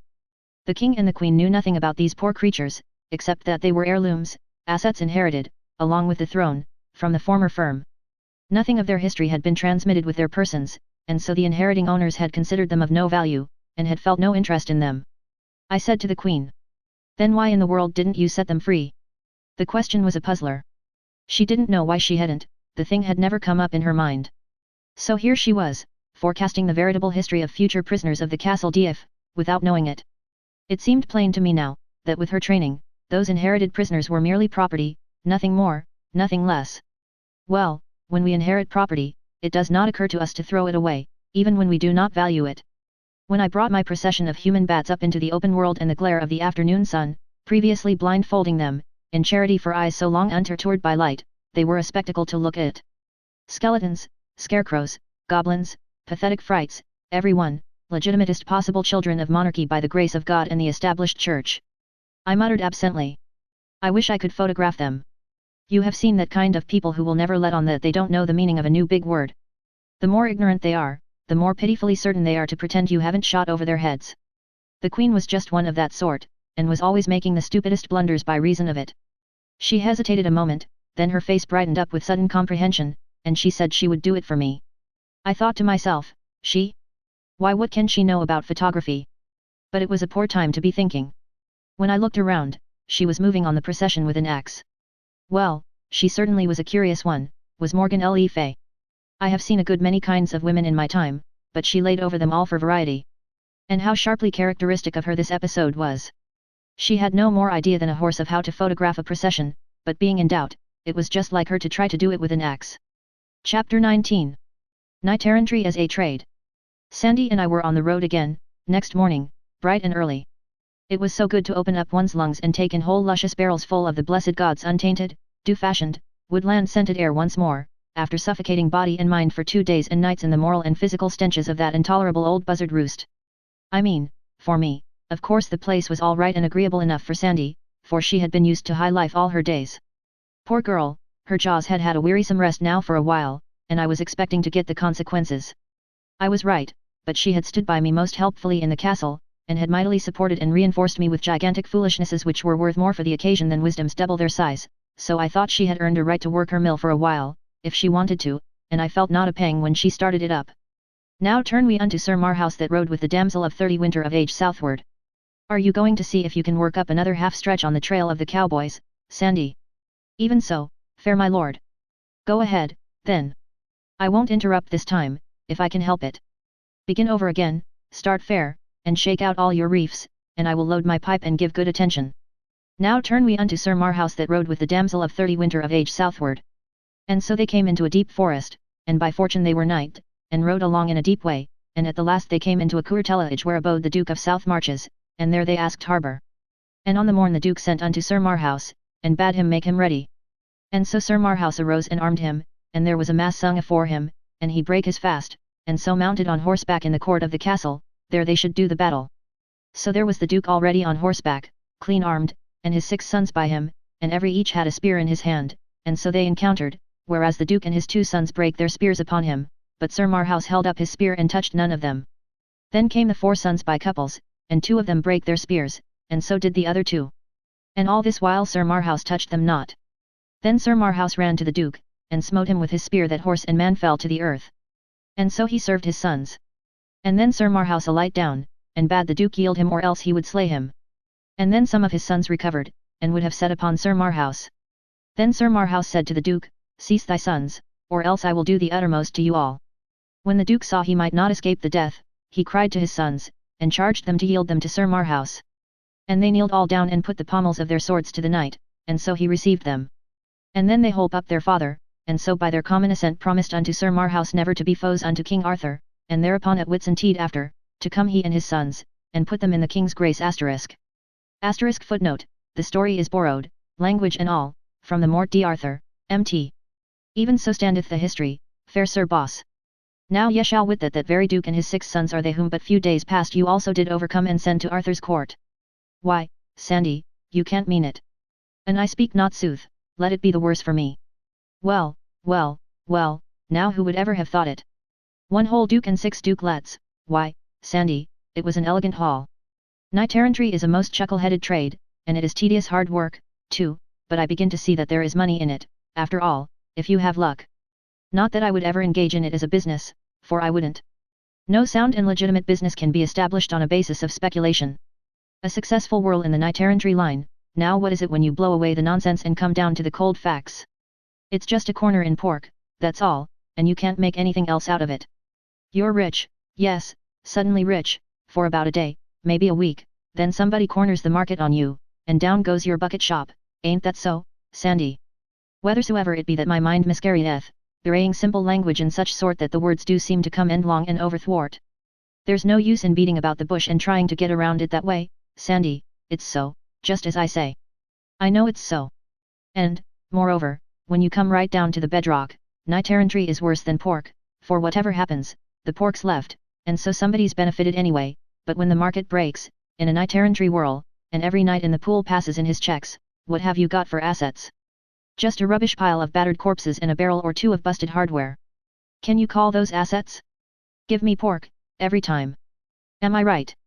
Ah, peradventure my head being distraught by the manifold matters whereunto the confusions of these but late adventured haps and fortuning swear by not I alone nor you alone, but every each of us, meseemeth. No, it's not your head, Sandy. Your head's all right, as far as it goes, but you don't know business, that's where the trouble is. It unfits you to argue about business, and you're wrong to be always trying. However, that aside, it was a good haul, anyway, and will breed a handsome crop of reputation in Arthur's court. And speaking of the cowboys, what a curious country this is for women and men that never get old.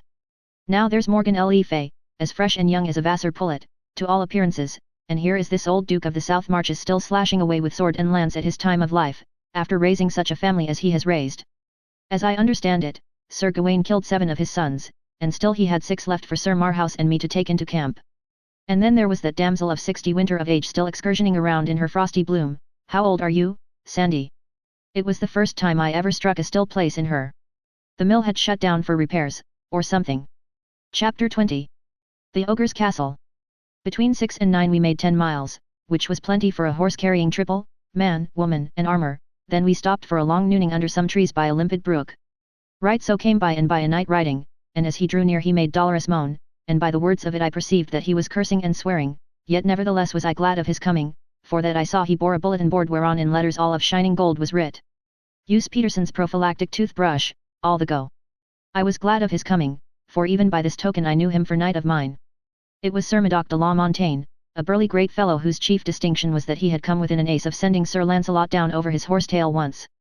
He was never long in a stranger's presence without finding some pretext or other to let out that great fact. But there was another fact of nearly the same size, which he never pushed upon anybody unasked, and yet never withheld when asked, that was, that the reason he didn't quite succeed was, that he was interrupted and sent down over horsetail himself. This innocent vast lubber did not see any particular difference between the two facts. I liked him, for he was earnest in his work, and very valuable. And he was so fine to look at, with his broad mailed shoulders, and the grand leonine set of his plumed head, and his big shield with its quaint device of a gauntlet hand clutching a prophylactic toothbrush, with motto, "Trine moi udant." This was a toothwash that I was introducing.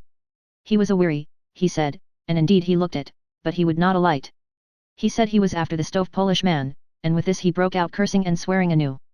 The bulletin border referred to was Sir Ossize of Surlis, a brave knight, and of considerable celebrity on account of his having tried conclusions in a tournament once, with no less a mogul than Sir Gaheris himself, although not successfully. He was of a light and laughing disposition, and to him nothing in this world was serious. It was for this reason that I had chosen him to work up a stove Polish sentiment. There were no stoves yet, and so there could be nothing serious about stove Polish. All that the agent needed to do was to deftly and by degrees prepare the public for the great change, and have them established in predilections toward neatness against the time when the stove should appear upon the stage. Sir Madocke was very bitter, and brake out anew with cursings. He said he had cursed his soul to rags, and yet he would not get down from his horse, neither would he take any rest, or listen to any comfort, until he should have found Sir Ossize and settled this account. It appeared, by what I could piece together of the unprofane fragments of his statement, that he had chanced upon Sir Ossize at dawn of the morning, and been told that if he would make a short cut across the fields and swamps and broken hills and glades, he could head off a company of travellers who would be rare customers for prophylactics and toothwash. With characteristic zeal Sir Madocke had plunged away at once upon this quest, and after 3 hours of awful cross-slot riding had overhauled his game. And behold, it was the 5 patriarchs that had been released from the dungeons the evening before. Poor old creatures, it was all of 20 years since any one of them had known what it was to be equipped with any remaining snag or remnant of a tooth. "Blank blank blank him," said Sir Madocke, "and I do not stove Polish him and I may find him, leave it to me, for never no knight that hight Ossize or aught else may do me this disservice and bide on live, and I may find him, the which I have thereunto sworn a great oath this day." And with these words and others, he lightly took his spear and gat him thence. In the middle of the afternoon we came upon one of those very patriarchs ourselves, in the edge of a poor village. He was basking in the love of relatives and friends whom he had not seen for 50 years, and about him and caressing him were also descendants of his own body whom he had never seen at all till now, but to him these were all strangers. His memory was gone, his mind was stagnant. It seemed incredible that a man could outlast half a century shut up in a dark hole like a rat, but here were his old wife and some old comrades to testify to it. They could remember him as he was in the freshness and strength of his young manhood, when he kissed his child and delivered it to its mother's hands and went away into that long oblivion. The people at the castle could not tell within half a generation the length of time the man had been shut up there for his unrecorded and forgotten offence, but this old wife knew, and so did her old child, who stood there among her married sons and daughters trying to realize a father who had been to her a name, a thought, a formless image, a tradition, all her life, and now was suddenly concreted into actual flesh and blood and set before her face. It was a curious situation, yet it is not on that account that I have made room for it here, but on account of a thing which seemed to me still more curious. To wit, that this dreadful matter brought from these downtrodden people no outburst of rage against these oppressors. They had been heritors and subjects of cruelty and outrage so long that nothing could have startled them but a kindness. Yes, here was a curious revelation, indeed, of the depth to which this people had been sunk in slavery.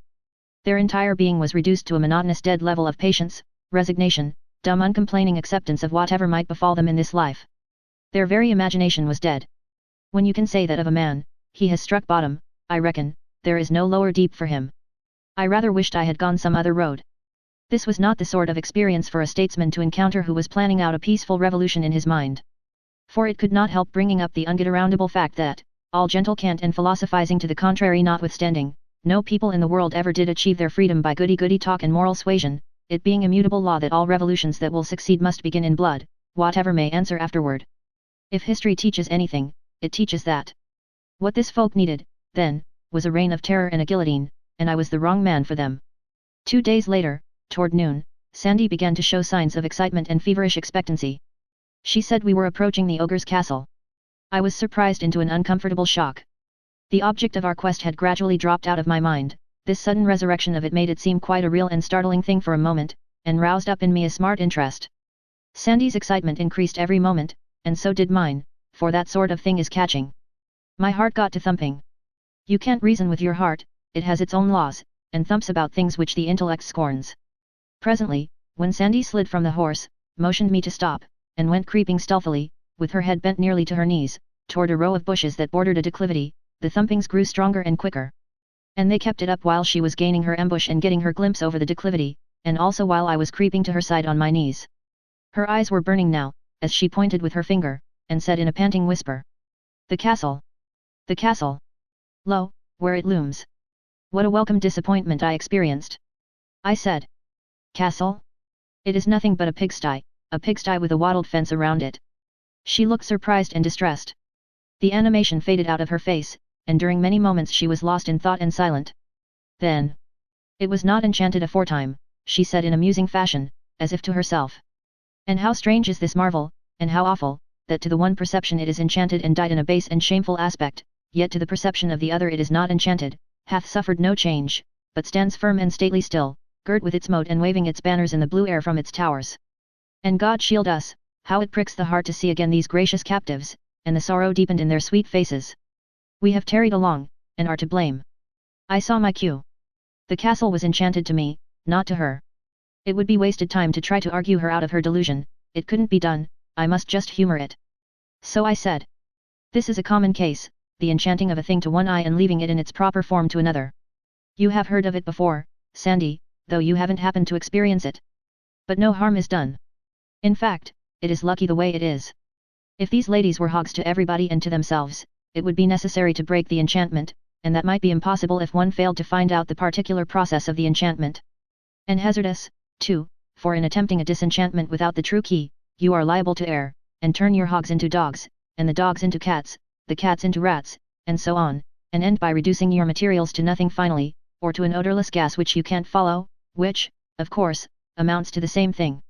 But here, by good luck, no one's eyes but mine are under the enchantment, and so it is of no consequence to dissolve it.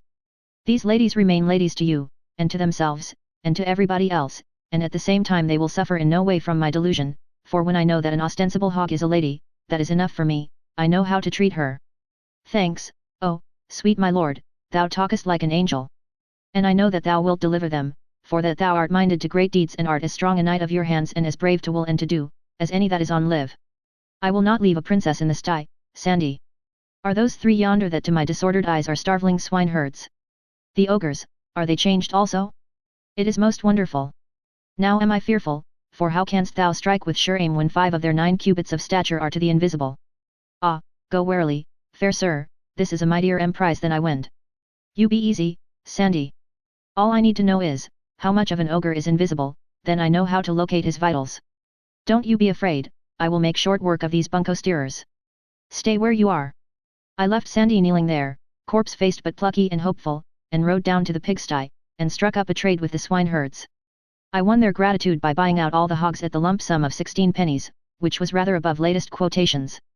I was just in time, for the church, the lord of the manor, and the rest of the tax-gatherers would have been along next day and swept off pretty much all the stock, leaving the swineherds very short of hogs and Sandy out of princesses.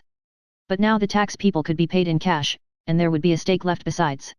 One of the men had 10 children, and he said that last year when a priest came in of his 10 pigs took the fattest one for tithes, the wife burst out upon him, and offered him a child and said, Thou beast without bowels of mercy, why leave me my child, yet rob me of the wherewithal to feed it?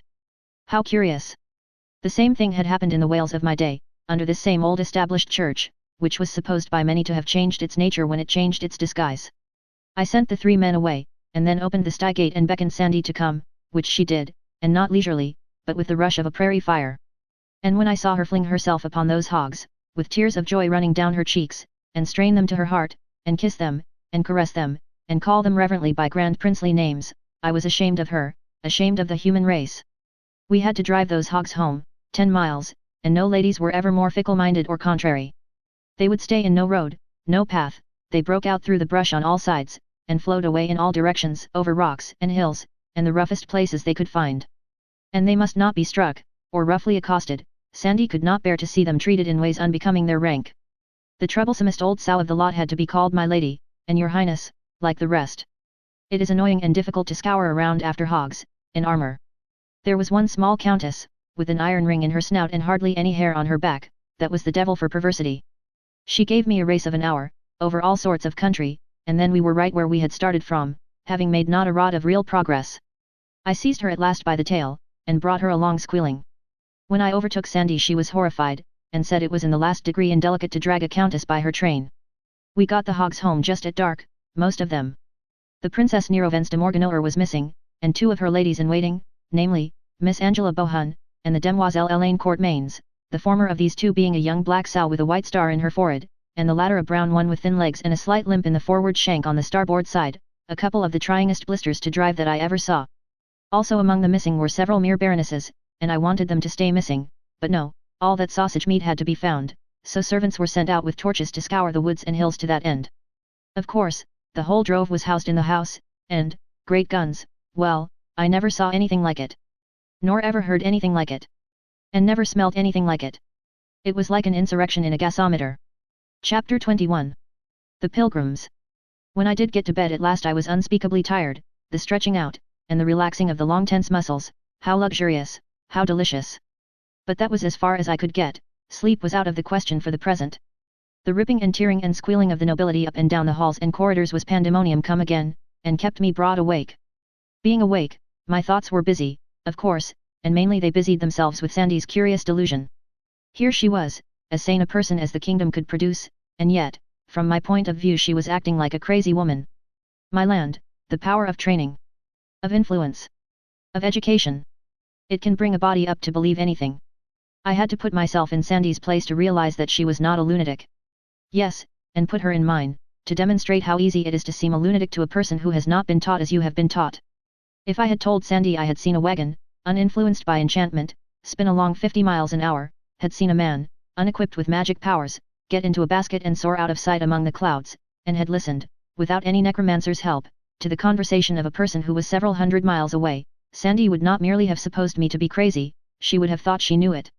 Everybody around her believed in enchantments, nobody had any doubts. To doubt that a castle could be turned into a sty, and its occupants into hogs, would have been the same as my doubting among Connecticut people the actuality of the telephone and its wonders, and in both cases would be absolute proof of a diseased mind, an unsettled reason.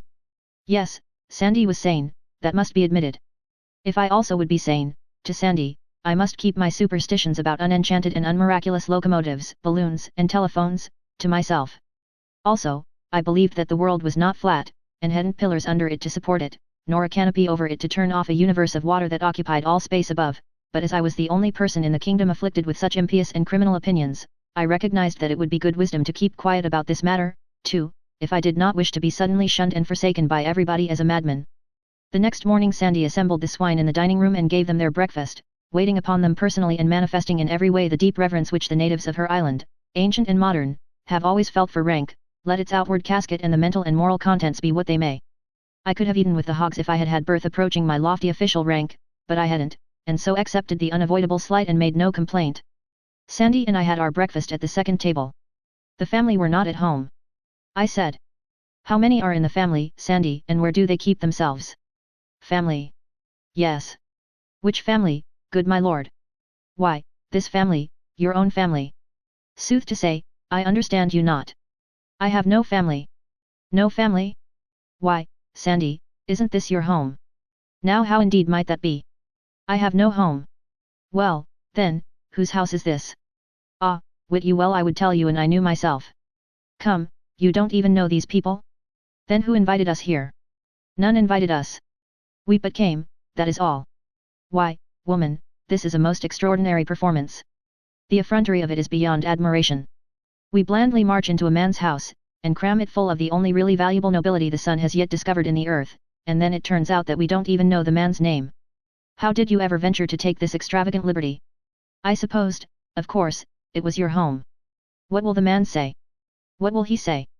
Forsooth what can he say but give thanks? Thanks for what? Her face was filled with a puzzled surprise.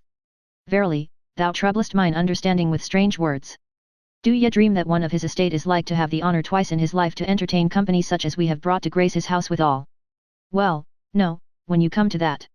No, it's an even bet that this is the first time he has had a treat like this. Then let him be thankful, and manifest the same by grateful speech and due humility, he were a dog, else, and the heir and ancestor of dogs. To my mind, the situation was uncomfortable. It might become more so. It might be a good idea to muster the hogs and move on. So I said. The day is wasting, Sandy. It is time to get the nobility together and be moving. Wherefore, fair sir and boss. We want to take them to their home, don't we? Law, but list to him. They be of all the regions of the earth.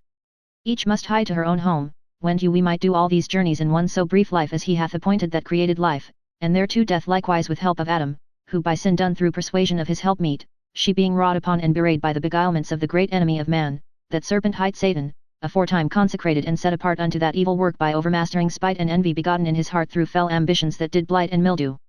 A nature erst so white and pure whenso it hove with the shining multitudes its brethren born in glade and shade of that fair heaven wherein all such as native be to that rich estate and. Great Scott! My lord! Well, you know we haven't got time for this sort of thing. Don't you see, we could distribute these people around the earth in less time than it is going to take you to explain that we can't. We mustn't talk now, we must act.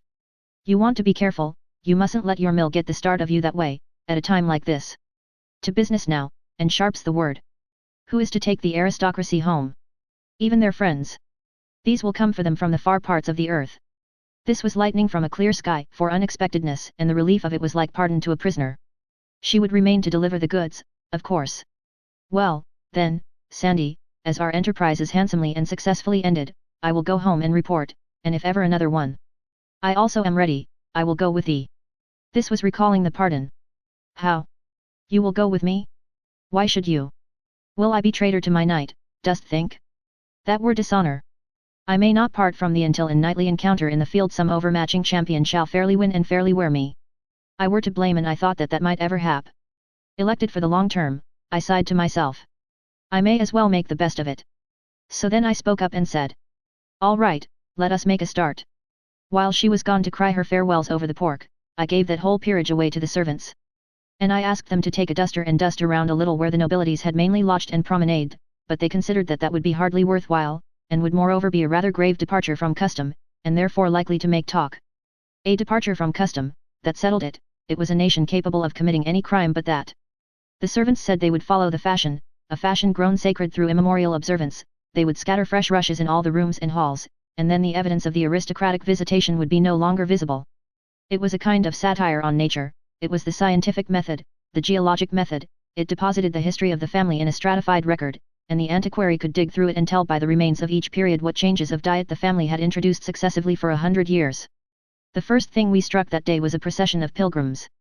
It was not going our way, but we joined it, nevertheless, for it was hourly being borne in upon me now, that if I would govern this country wisely, I must be posted in the details of its life, and not at second hand, but by personal observation and scrutiny.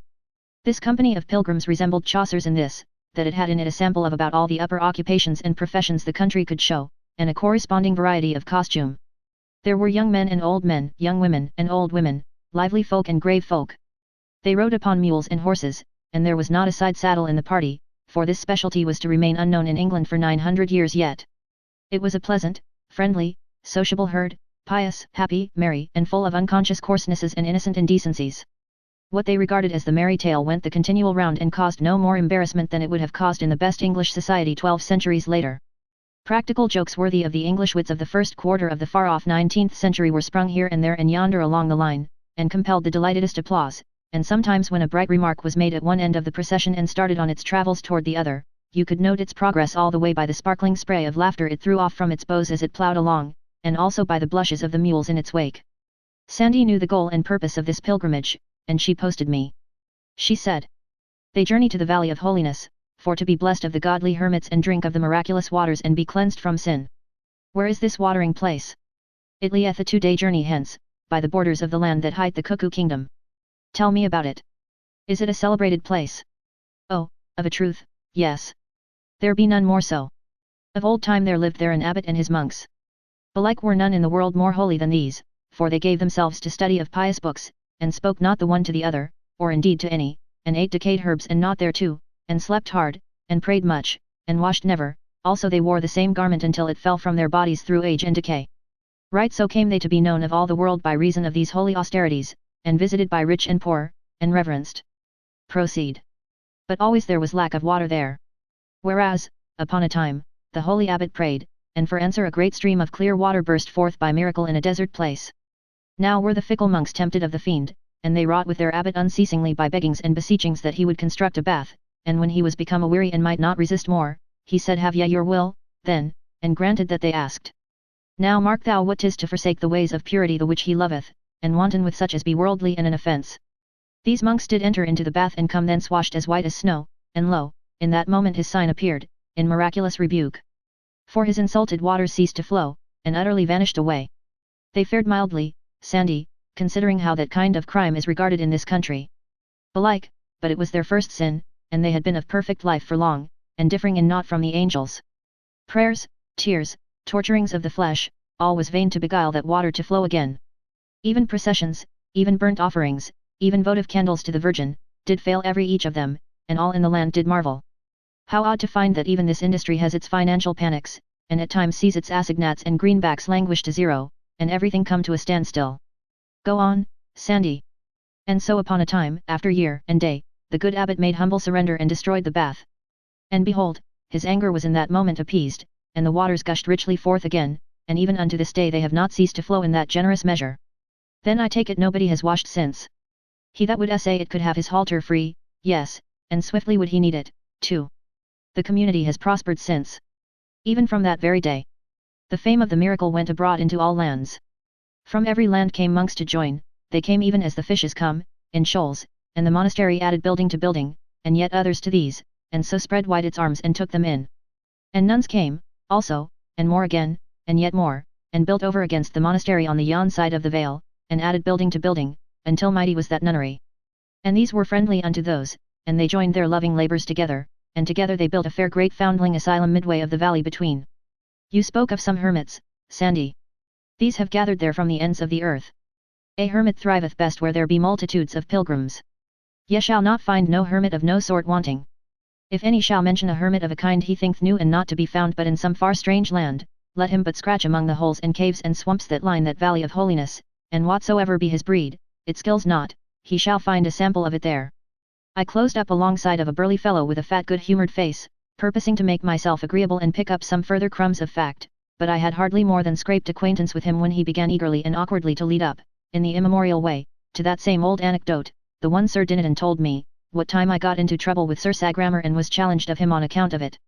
I excused myself and dropped to the rear of the procession, sad at heart, willing to go hence from this troubled life, this vale of tears, this brief day of broken rest, of cloud and storm, of weary struggle and monotonous defeat, and yet shrinking from the change, as remembering how long eternity is, and how many have wended thither who know that anecdote.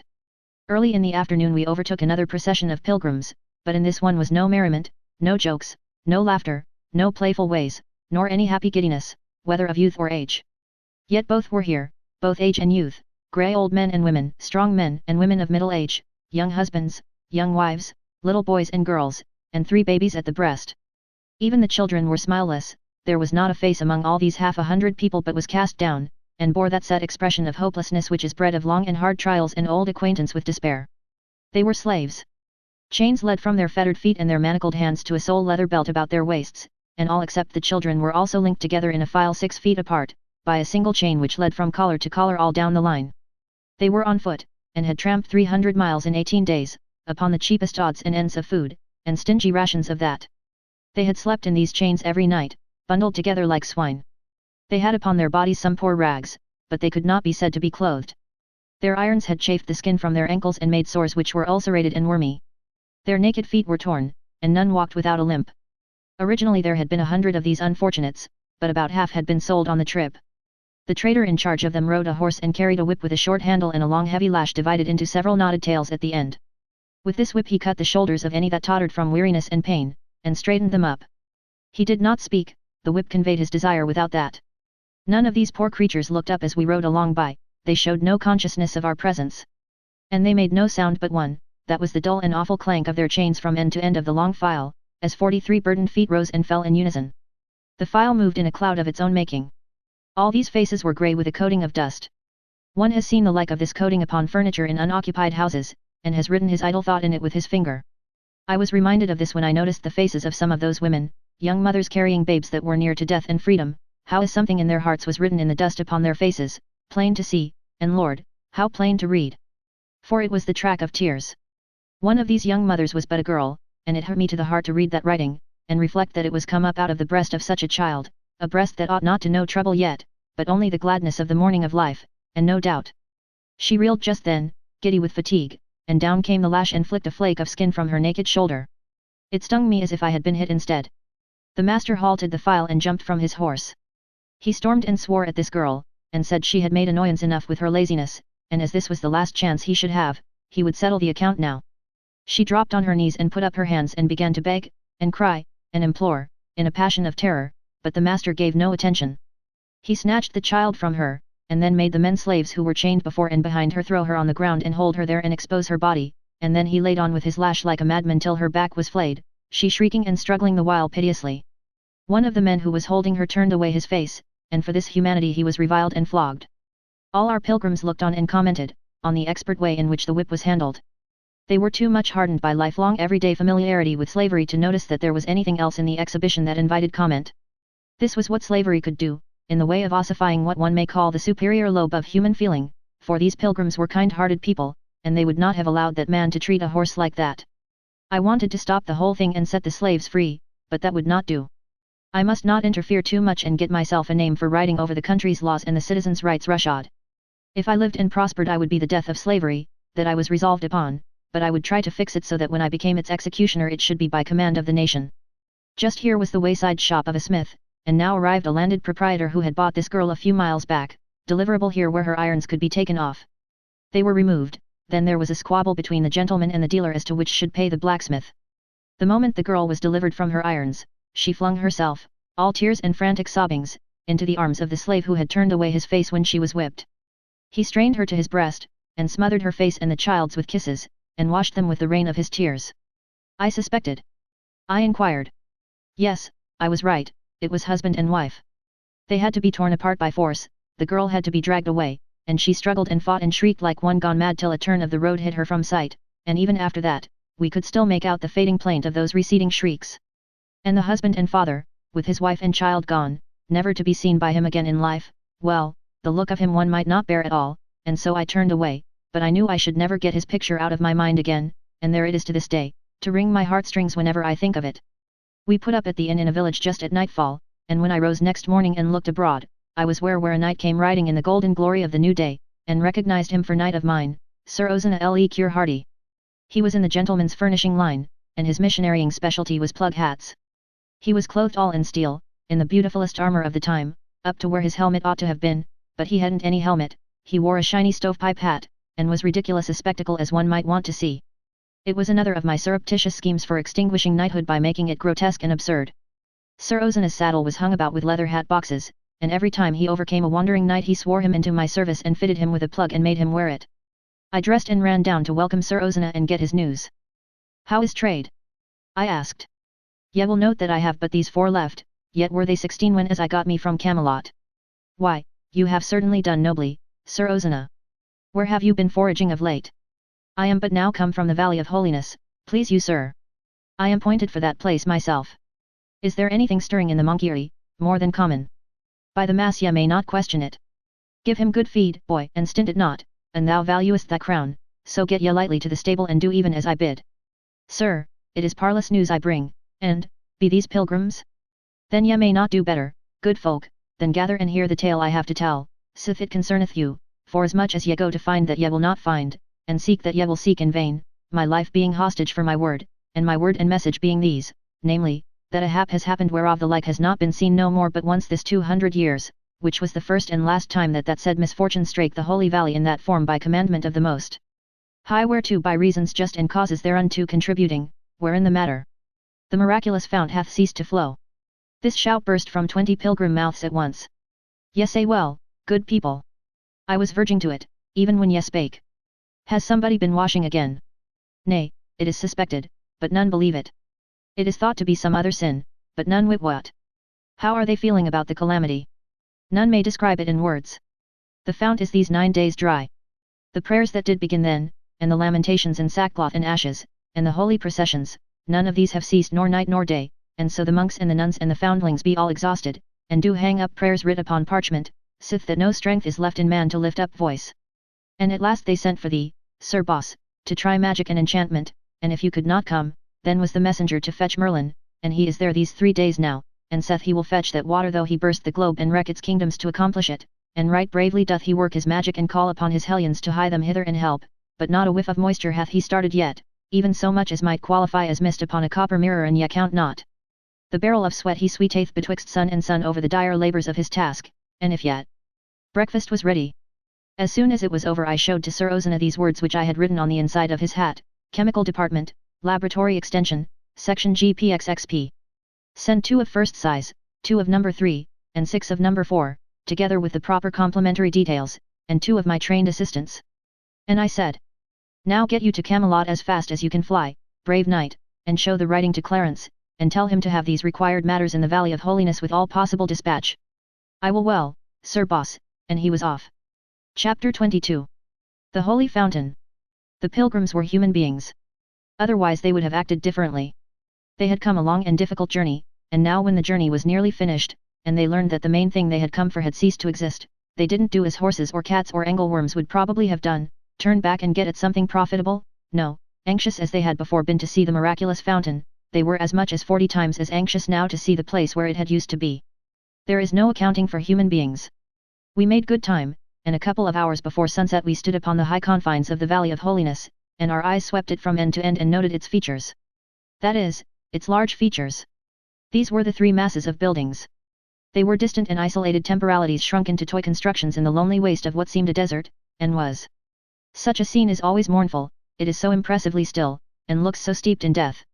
But there was a sound here which interrupted the stillness only to add to its mournfulness. This was the faint far sound of tolling bells which floated fitfully to us on the passing breeze, and so faintly, so softly, that we hardly knew whether we heard it with our ears or with our spirits. We reached the monastery before dark, and there the males were given lodging, but the women were sent over to the nunnery. The bells were close at hand now, and their solemn booming smote upon the ear like a message of doom. A superstitious despair possessed the heart of every monk and published itself in his ghastly face. Everywhere, these black-robed, soft-sandaled, tallow-visaged spectres appeared, flitted about and disappeared, noiseless as the creatures of a troubled dream, and as uncanny. The old abbot's joy to see me was pathetic. Even to tears, but he did the shedding himself. He said, delay not, son, but get to thy saving work. And we bring not the water back again, and soon, we are ruined, and the good work of 200 years must end. And see thou do it with enchantments that be holy, for the Church will not endure that work in her cause be done by devil's magic. When I work, father, be sure there will be no devil's work connected with it. I shall use no arts that come of the devil, and no elements not created by the hand of God. But is Merlin working strictly on pious lines? Ah, he said he would, my son, he said he would, and took oath to make his promise good. Well, in that case, let him proceed. But surely you will not sit idle by, but help. It will not answer to mix methods, father, neither would it be professional courtesy. 2 of a trade must not underbid each other. We might as well cut rates and be done with it, it would arrive at that in the end. Merlin has the contract, no other magician can touch it till he throws it up. But I will take it from him, it is a terrible emergency and the act is thereby justified. And if it were not so, who will give law to the Church? The Church giveth law to all, and what she wills to do, that she may do, hurt whom it may. I will take it from him, you shall begin upon the moment. It may not be, father. No doubt, as you say, where power is supreme, one can do as one likes and suffer no injury, but we poor magicians are not so situated. Merlin is a very good magician in a small way, and has quite a neat provincial reputation. He is struggling along, doing the best he can, and it would not be etiquette for me to take his job until he himself abandons it. The abbot's face lighted. Ah, that is simple. There are ways to persuade him to abandon it. No, father, it skills not, as these people say. If he were persuaded against his will, he would load that well with a malicious enchantment which would balk me until I found out its secret. It might take a month. I could set up a little enchantment of mine which I call the telephone, and he could not find out its secret in 100 years. Yes, you perceive, he might block me for a month. Would you like to risk a month in a dry time like this? A month. The mere thought of it maketh me to shudder. Have it thy way, my son. But my heart is heavy with this disappointment. Leave me, and let me wear my spirit with weariness and waiting, even as I have done these 10 long days, counterfeiting thus the thing that is called rest, the prone body making outward sign of repose where inwardly is none. Of course, it would have been best, all round, for Merlin to waive etiquette and quit and call it half a day, since he would never be able to start that water, for he was a true magician of the time, which is to say, the big miracles, the ones that gave him his reputation, always had the luck to be performed when nobody but Merlin was present. He couldn't start this well with all this crowd around to see. A crowd was as bad for a magician's miracle in that day as it was for a spiritualist's miracle in mine. There was sure to be some skeptic on hand to turn up the gas at the crucial moment and spoil everything. But I did not want Merlin to retire from the job until I was ready to take hold of it effectively myself, and I could not do that until I got my things from Camelot, and that would take 2 or 3 days. My presence gave the monks hope, and cheered them up a good deal, in so much that they ate a square meal that night for the first time in 10 days. As soon as their stomachs had been properly reinforced with food, their spirits began to rise fast. When the mead began to go round they rose faster. By the time everybody was half seas over, the holy community was in good shape to make a night of it, so we stayed by the board and put it through on that line. Matters got to be very jolly. Good old questionable stories were told that made the tears run down and cavernous mouths stand wide and the round bellies shake with laughter, and questionable songs were bellowed out in a mighty chorus that drowned the boom of the tolling bells. At last I ventured a story myself, and vast was the success of it. Not right off, of course, for the native of those islands does not, as a rule, dissolve upon the early applications of a humorous thing, but the 5th time I told it, they began to crack in places, the 8th time I told it, they began to crumble, at the 12th repetition they fell apart in chunks, and at the 15th they disintegrated, and I got a broom and swept them up. This language is figurative. Those Icelanders, well, they are slow pay at first, in the matter of return for your investment of effort, but in the end they make the pay of all other nations poor and small by contrast. I was at the well next day betimes. Merlin was there, enchanting away like a beaver, but not raising the moisture. He was not in a pleasant humor, and every time I hinted that perhaps this contract was a shade too hefty for a novice he unlimbered his tongue and cursed like a bishop, French bishop of the Regency days, I mean. Matters were about as I expected to find them. The fountain was an ordinary well, it had been dug in the ordinary way, and stoned up in the ordinary way. There was no miracle about it. Even the lie that had created its reputation was not miraculous. I could have told it myself, with one hand tied behind me. The well was in a dark chamber which stood in the center of a cut stone chapel, whose walls were hung with pious pictures of a workmanship that would have made a chromo feel good, pictures historically commemorative of curative miracles which had been achieved by the waters when nobody was looking. That is, nobody but angels. They are always on deck when there is a miracle to the fore, so as to get put in the picture, perhaps. Angels are as fond of that as a fire company. Look at the old masters.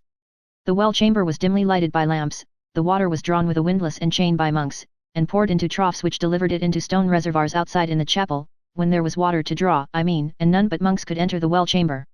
I entered it, for I had temporary authority to do so, by courtesy of my professional brother and subordinate. But he hadn't entered it himself. He did everything by incantations, he never worked his intellect. If he had stepped in there and used his eyes, instead of his disordered mind, he could have cured the well by natural means, and then turned it into a miracle in the customary way, but no, he was an old numbskull, a magician who believed in his own magic, and no magician can thrive who is handicapped with a superstition like that. I had an idea that the well had sprung a leak, that some of the wall stones near the bottom had fallen and exposed fissures that allowed the water to escape. I measured the chain, 98 feet. Then I called in a couple of monks, locked the door, took a candle, and made them lower me in the bucket.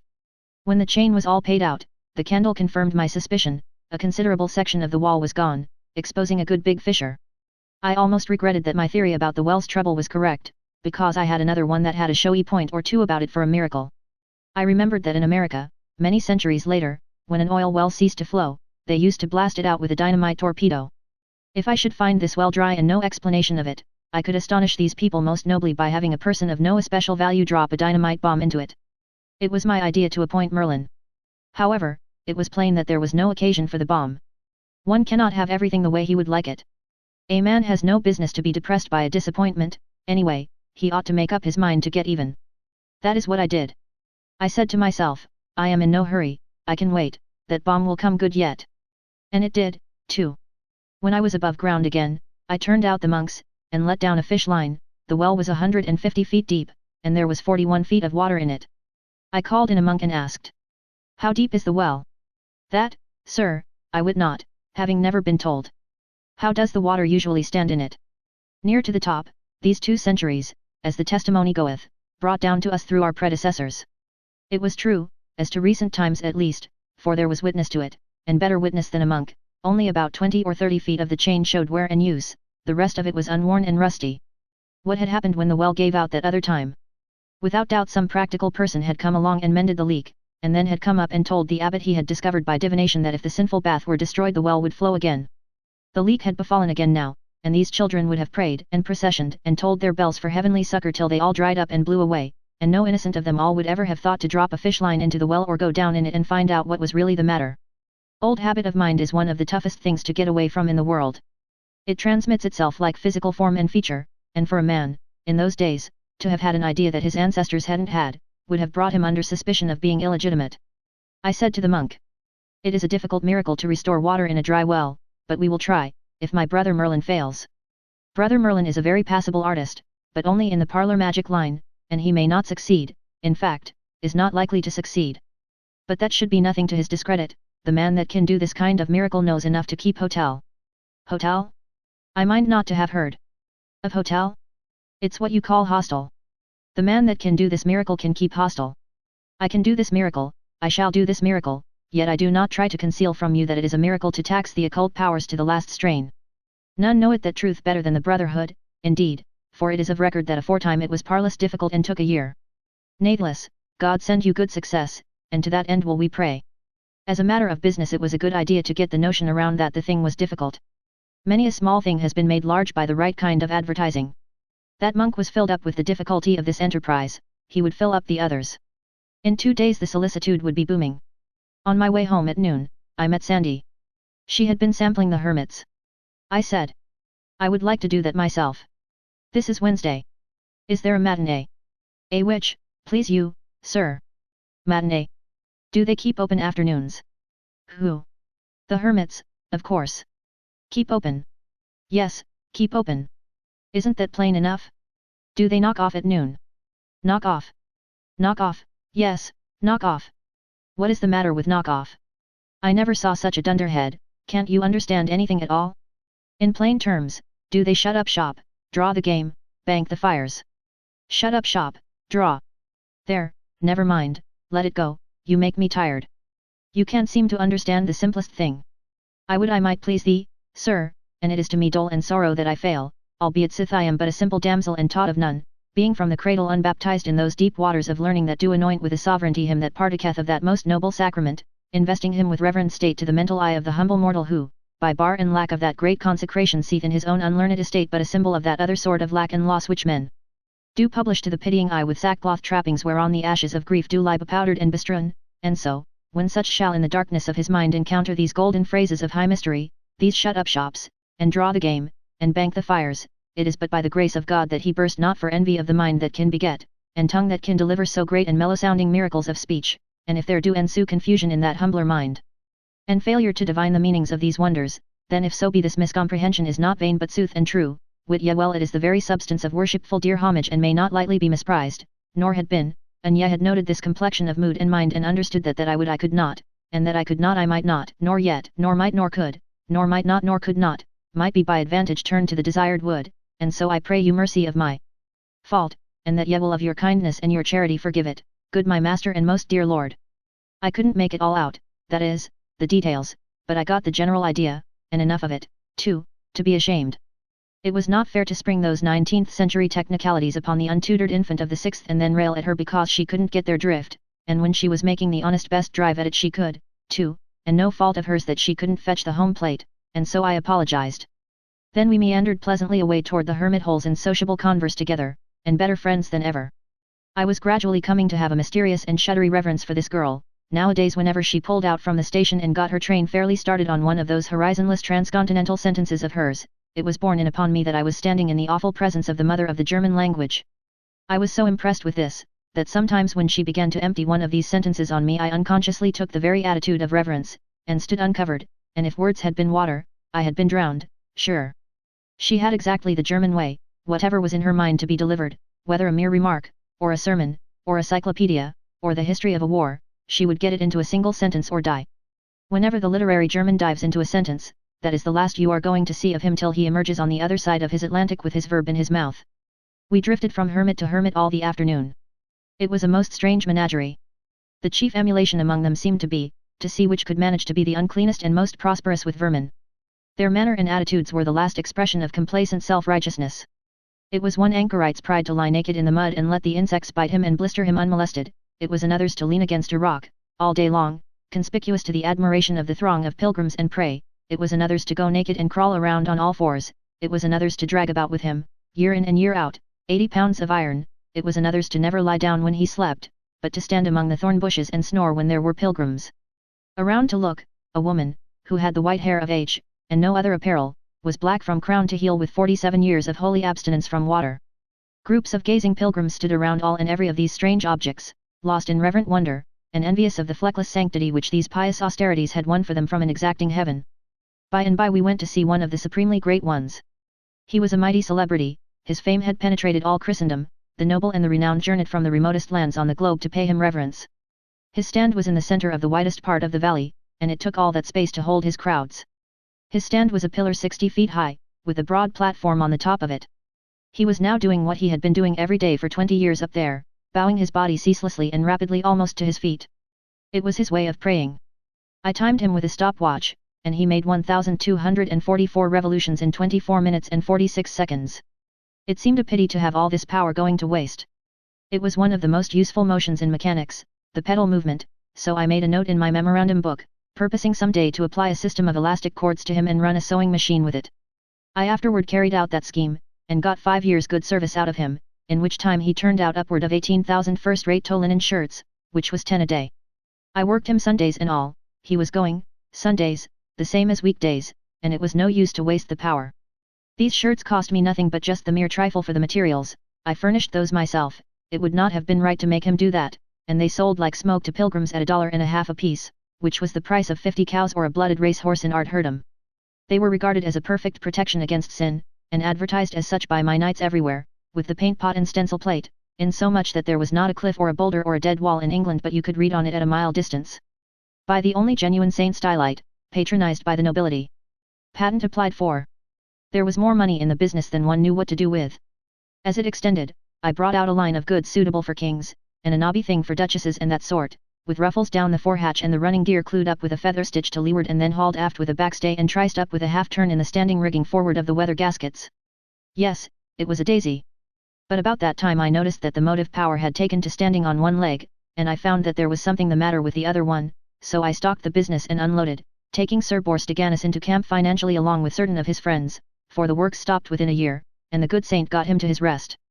But he had earned it. I can say that for him. When I saw him that first time, however, his personal condition will not quite bear description here. You can read it in the Lives of the Saints**. All the details concerning the hermits, in this chapter, are from Lecky, but greatly modified. This book not being a history but only a tale, the majority of the historian's frank details were too strong for reproduction in it. Editor. Chapter 23. Restoration of the Fountain. Saturday noon I went to the well and looked on a while. Merlin was still burning smoke powders, and pawing the air, and muttering gibberish as hard as ever, but looking pretty downhearted, for of course he had not started even a perspiration in that well yet. Finally I said, "How does the thing promise by this time, partner? Behold, I am even now busied with trial of the powerfulest enchantment known to the princes of the occult arts in the lands of the East, and it fail me, naught can avail. Peace, until I finish." He raised a smoke this time that darkened all the region, and must have made matters uncomfortable for the hermits, for the wind was their way, and it rolled down over their dens in a dense and billowy fog. He poured out volumes of speech to match, and contorted his body and sawed the air with his hands in a most extraordinary way. At the end of 20 minutes he dropped down panting, and about exhausted. Now arrived the abbot and several hundred monks and nuns, and behind them a multitude of pilgrims and a couple of acres of foundlings, all drawn by the prodigious smoke, and all in a grand state of excitement. The abbot inquired anxiously for results. Merlin said, "If any labor of mortal might break the spell that binds these waters, this which I have but just essayed had done it. It has failed, whereby I do now know that that which I had feared is a truth established. The sign of this failure is, that the most potent spirit known to the magicians of the East, and whose name none may utter and live, has laid his spell upon this well. The mortal does not breathe, nor ever will, who can penetrate the secret of that spell, and without that secret none can break it. The water will flow no more forever, good father. I have done what man could. Suffer me to go. Of course this threw the abbot into a good deal of a consternation. He turned to me with the signs of it in his face, and said. Ye have heard him. Is it true? Part of it is. Not all, then, not all. What part is true? That spirit with the Russian name has put his spell upon the well. God's wounds, then are we ruined? Possibly. But not certainly? Ye mean, not certainly. That is it. Wherefore, ye also mean that when he saith none can break the spell. Yes, when he says that, he says what isn't necessarily true. There are conditions under which an effort to break it may have some chance, that is, some small, some trifling chance, of success. The conditions? Oh, they are nothing difficult. Only these: I want the well and the surroundings for the space of half a mile, entirely to myself from sunset to day until I remove the ban, and nobody allowed to cross the ground but by my authority. Are these all? Yes. And you have no fear to try? Oh, none. One may fail, of course, and one may also succeed. One can try, and I am ready to chance it. I have my conditions. These and all others ye may name. I will issue commandment to that effect. Wait, said Merlin, with an evil smile. Ye wit that he that would break this spell must know that spirit's name. Yes, I know his name. And wit you also that to know it skills not of itself, but ye must likewise pronounce it. Ha ha. Knew ye that? Yes, I knew that, too. You had that knowledge. Art a fool? Are ye minded to utter that name and die? Utter it? Why certainly. I would utter it if it was Welsh. Ye are even a dead man, then, and I go to tell Arthur. That's all right. Take your gripsack and get along. The thing for you to do is to go home and work the weather, John W. Merlin. It was a home shot, and it made him wince, for he was the worst weather failure in the kingdom. Whenever he ordered up the danger signals along the coast there was a week's dead calm, sure, and every time he prophesied fair weather it rained brickbats. But I kept him in the Weather Bureau right along, to undermine his reputation. However, that shot raised his bile, and instead of starting home to report my death, he said he would remain and enjoy it. My two experts arrived in the evening, and pretty well faggied, for they had travelled double tides. They had packed mules along, and had brought everything I needed: tools, pump, lead pipe, Greek fire, sheaves of big rockets, Roman candles, coloured fire sprays, electric apparatus, and a lot of sundries, everything necessary for the stateliest kind of a miracle. They got their supper and a nap, and about midnight we sallied out through a solitude so wholly vacant and complete that it quite overpassed the required conditions. We took possession of the well and its surroundings. My boys were experts in all sorts of things, from the stoning up of a well to the constructing of a mathematical instrument. An hour before sunrise we had that leak mended in ship-shape fashion, and the water began to rise. Then we stowed our fireworks in the chapel, locked up the place, and went home to bed. Before the noon mass was over, we were at the well again, for there was a deal to do yet, and I was determined to spring the miracle before midnight, for business reasons, for whereas a miracle worked for the church on a weekday is worth a good deal, it is worth 6 times as much if you get it in on a Sunday. In 9 hours the water had risen to its customary level, that is to say, it was within 23 feet of the top. We put in a little iron pump, one of the first turned out by my works near the Capitol. We bored into a stone reservoir which stood against the outer wall of the well chamber and inserted a section of lead pipe that was long enough to reach to the door of the chapel and project beyond the threshold, where the gushing water would be visible to the 250 acres of people I was intending should be present on the flat plain in front of this little holy hillock at the proper time. We knocked the head out of an empty hogshead and hoisted this hogshead to the flat roof of the chapel, where we clamped it down fast, poured in gunpowder till it lay loosely an inch deep on the bottom, then we stood up rockets in the hogshead as thick as they could loosely stand, all the different breeds of rockets there are, and they made a portly and imposing sheaf, I can tell you. We grounded the wire of a pocket electrical battery in that powder, we placed a whole magazine of Greek fire on each corner of the roof, blue on one corner, green on another, red on another, and purple on the last, and grounded a wire in each. About 200 yards off, in the flat, we built a pen of scantlings, about 4 feet high, and laid planks on it, and so made a platform. We covered it with swell tapestries borrowed for the occasion, and topped it off with the abbot's own throne.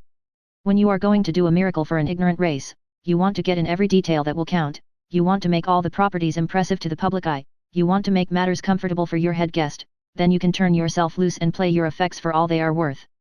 I know the value of these things, for I know human nature. You can't throw too much style into a miracle. It costs trouble and work and sometimes money, but it pays in the end.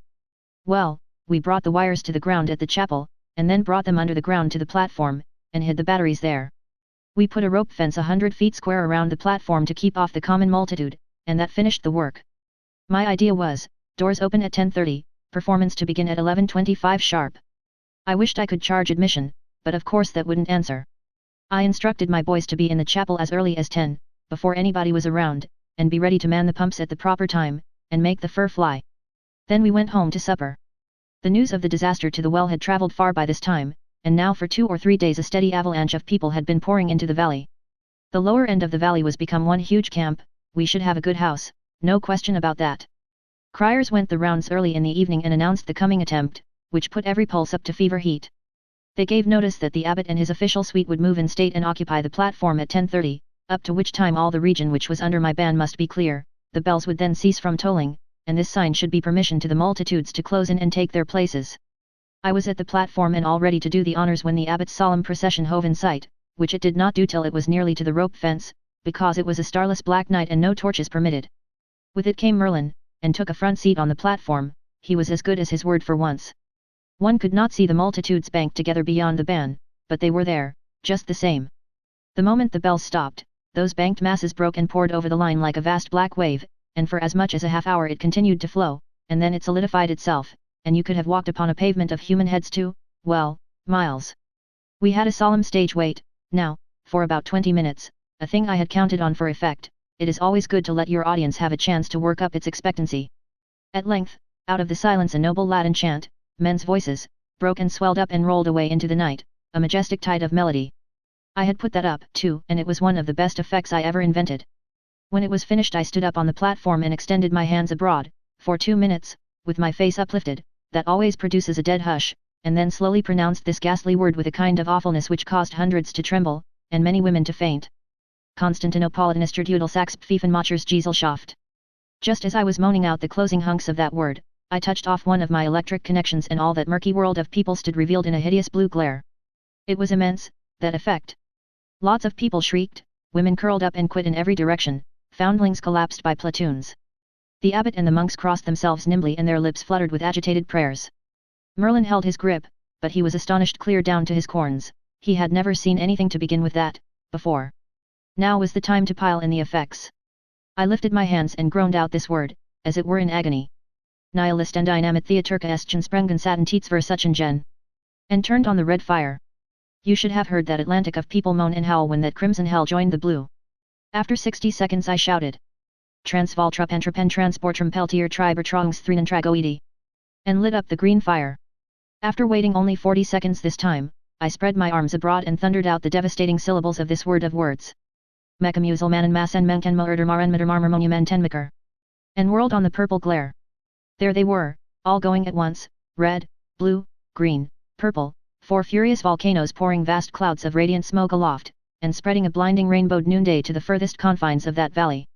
In the distance one could see that fellow on the pillar standing rigid against the background of sky, his seesaw stopped for the first time in 20 years. I knew the boys were at the pump now and ready. So I said to the abbot. The time is come, Father. I am about to pronounce the dread name and command the spell to dissolve. You want to brace up, and take hold of something. Then I shouted to the people, behold, in another minute the spell will be broken, or no mortal can break it. If it break, all will know it, for you will see the sacred water gush from the chapel door. I stood a few moments, to let the hearers have a chance to spread my announcement to those who couldn't hear, and so convey it to the furthest ranks. Then I made a grand exhibition of extra posturing and gesturing, and shouted. Lo, I command the fell spirit that possesses the holy fountain to now disgorge into the skies all the infernal fires that still remain in him, and straightway dissolve his spell and flee hence to the pit, there to lie bound 1,000 years. By his own dread name I command it, Gujajalitke. Then I touched off the hogshead of rockets, and a vast fountain of dazzling lances of fire vomited itself toward the zenith with a hissing rush, and burst in mid-sky into a storm of flashing jewels.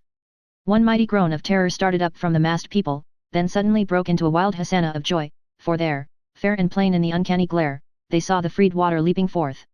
The old abbot could not speak a word, for tears and the chokings in his throat. Without utterance of any sort, he folded me in his arms and mashed me. It was more eloquent than speech. And harder to get over, too, in a country where there were really no doctors that were worth a damaged nickel. You should have seen those acres of people throw themselves down in that water and kiss it, and pet it, and fondle it, and talk to it as if it were alive, and welcome it back with the dear names they gave their darlings, just as if it had been a friend who was long gone away and lost, and was come home again. Yes, it was pretty to see, and made me think more of them than I had done before. I sent Merlin home on a shutter. He had caved in and gone down like a landslide when I pronounced that fearful name, and had never come to since. He never had heard that name before, neither had I, but to him it was the right one. Any jumble would have been the right one. He admitted, afterward, that spirit's own mother could not have pronounced that name better than I did. He never could understand how I survived it, and I didn't tell him. It is only young magicians that give away a secret like that. Merlin spent 3 months working enchantments to try to find out the deep trick of how to pronounce that name and outlive it. But he didn't arrive. When I started to the chapel, the populace uncovered and fell back reverently to make a wide way for me, as if I had been some kind of a superior being, and I was. I was aware of that. I took along a night shift of monks, and taught them the mystery of the pump, and set them to work, for it was plain that a good part of the people out there were going to sit up with the water all night, consequently it was but right that they should have all they wanted of it. To those monks that pump was a good deal of a miracle itself, and they were full of wonder over it, and of admiration, too, of the exceeding effectiveness of its performance. It was a great night, an immense night. There was reputation in it. I could hardly get to sleep for glorying over it. Chapter 24. A Rival Magician. My influence in the Valley of Holiness was something prodigious now. It seemed worthwhile to try to turn it to some valuable account.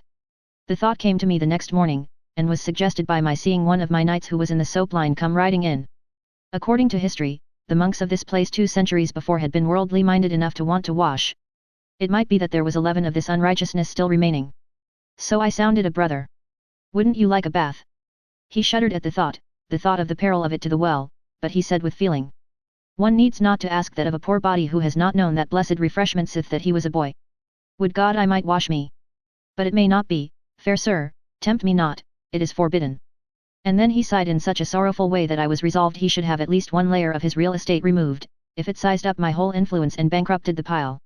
So I went to the abbot and asked for a permit for this brother.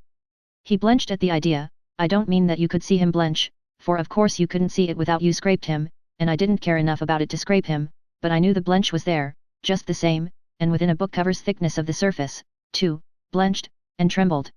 He said, Ah, son, ask aught else thou wilt, and it is thine, and freely granted out of a grateful heart, but this, oh, this. Would you drive away the blessed water again?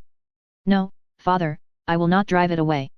I have mysterious knowledge which teaches me that there was an error that other time when it was thought the institution of the bath banished the fountain. A large interest began to show up in the old man's face.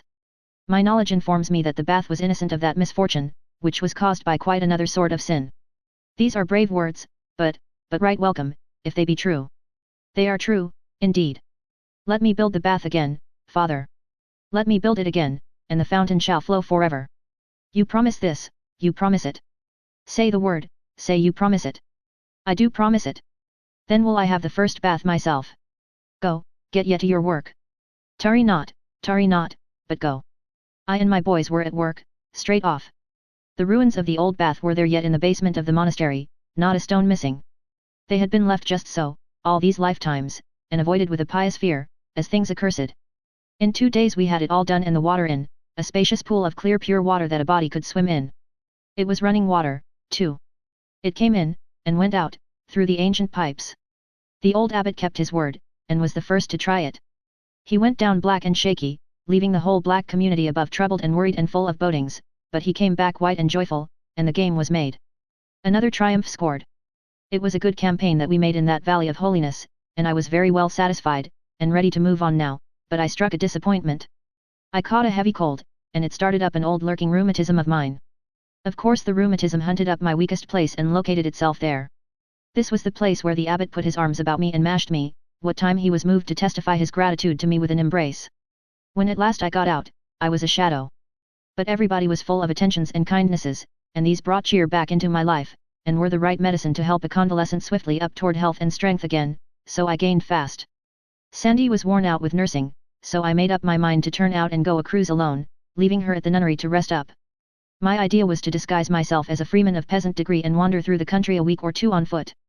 This would give me a chance to eat and lodge with the lowliest and poorest class of free citizens on equal terms. There was no other way to inform myself perfectly of their everyday life and the operation of the laws upon it.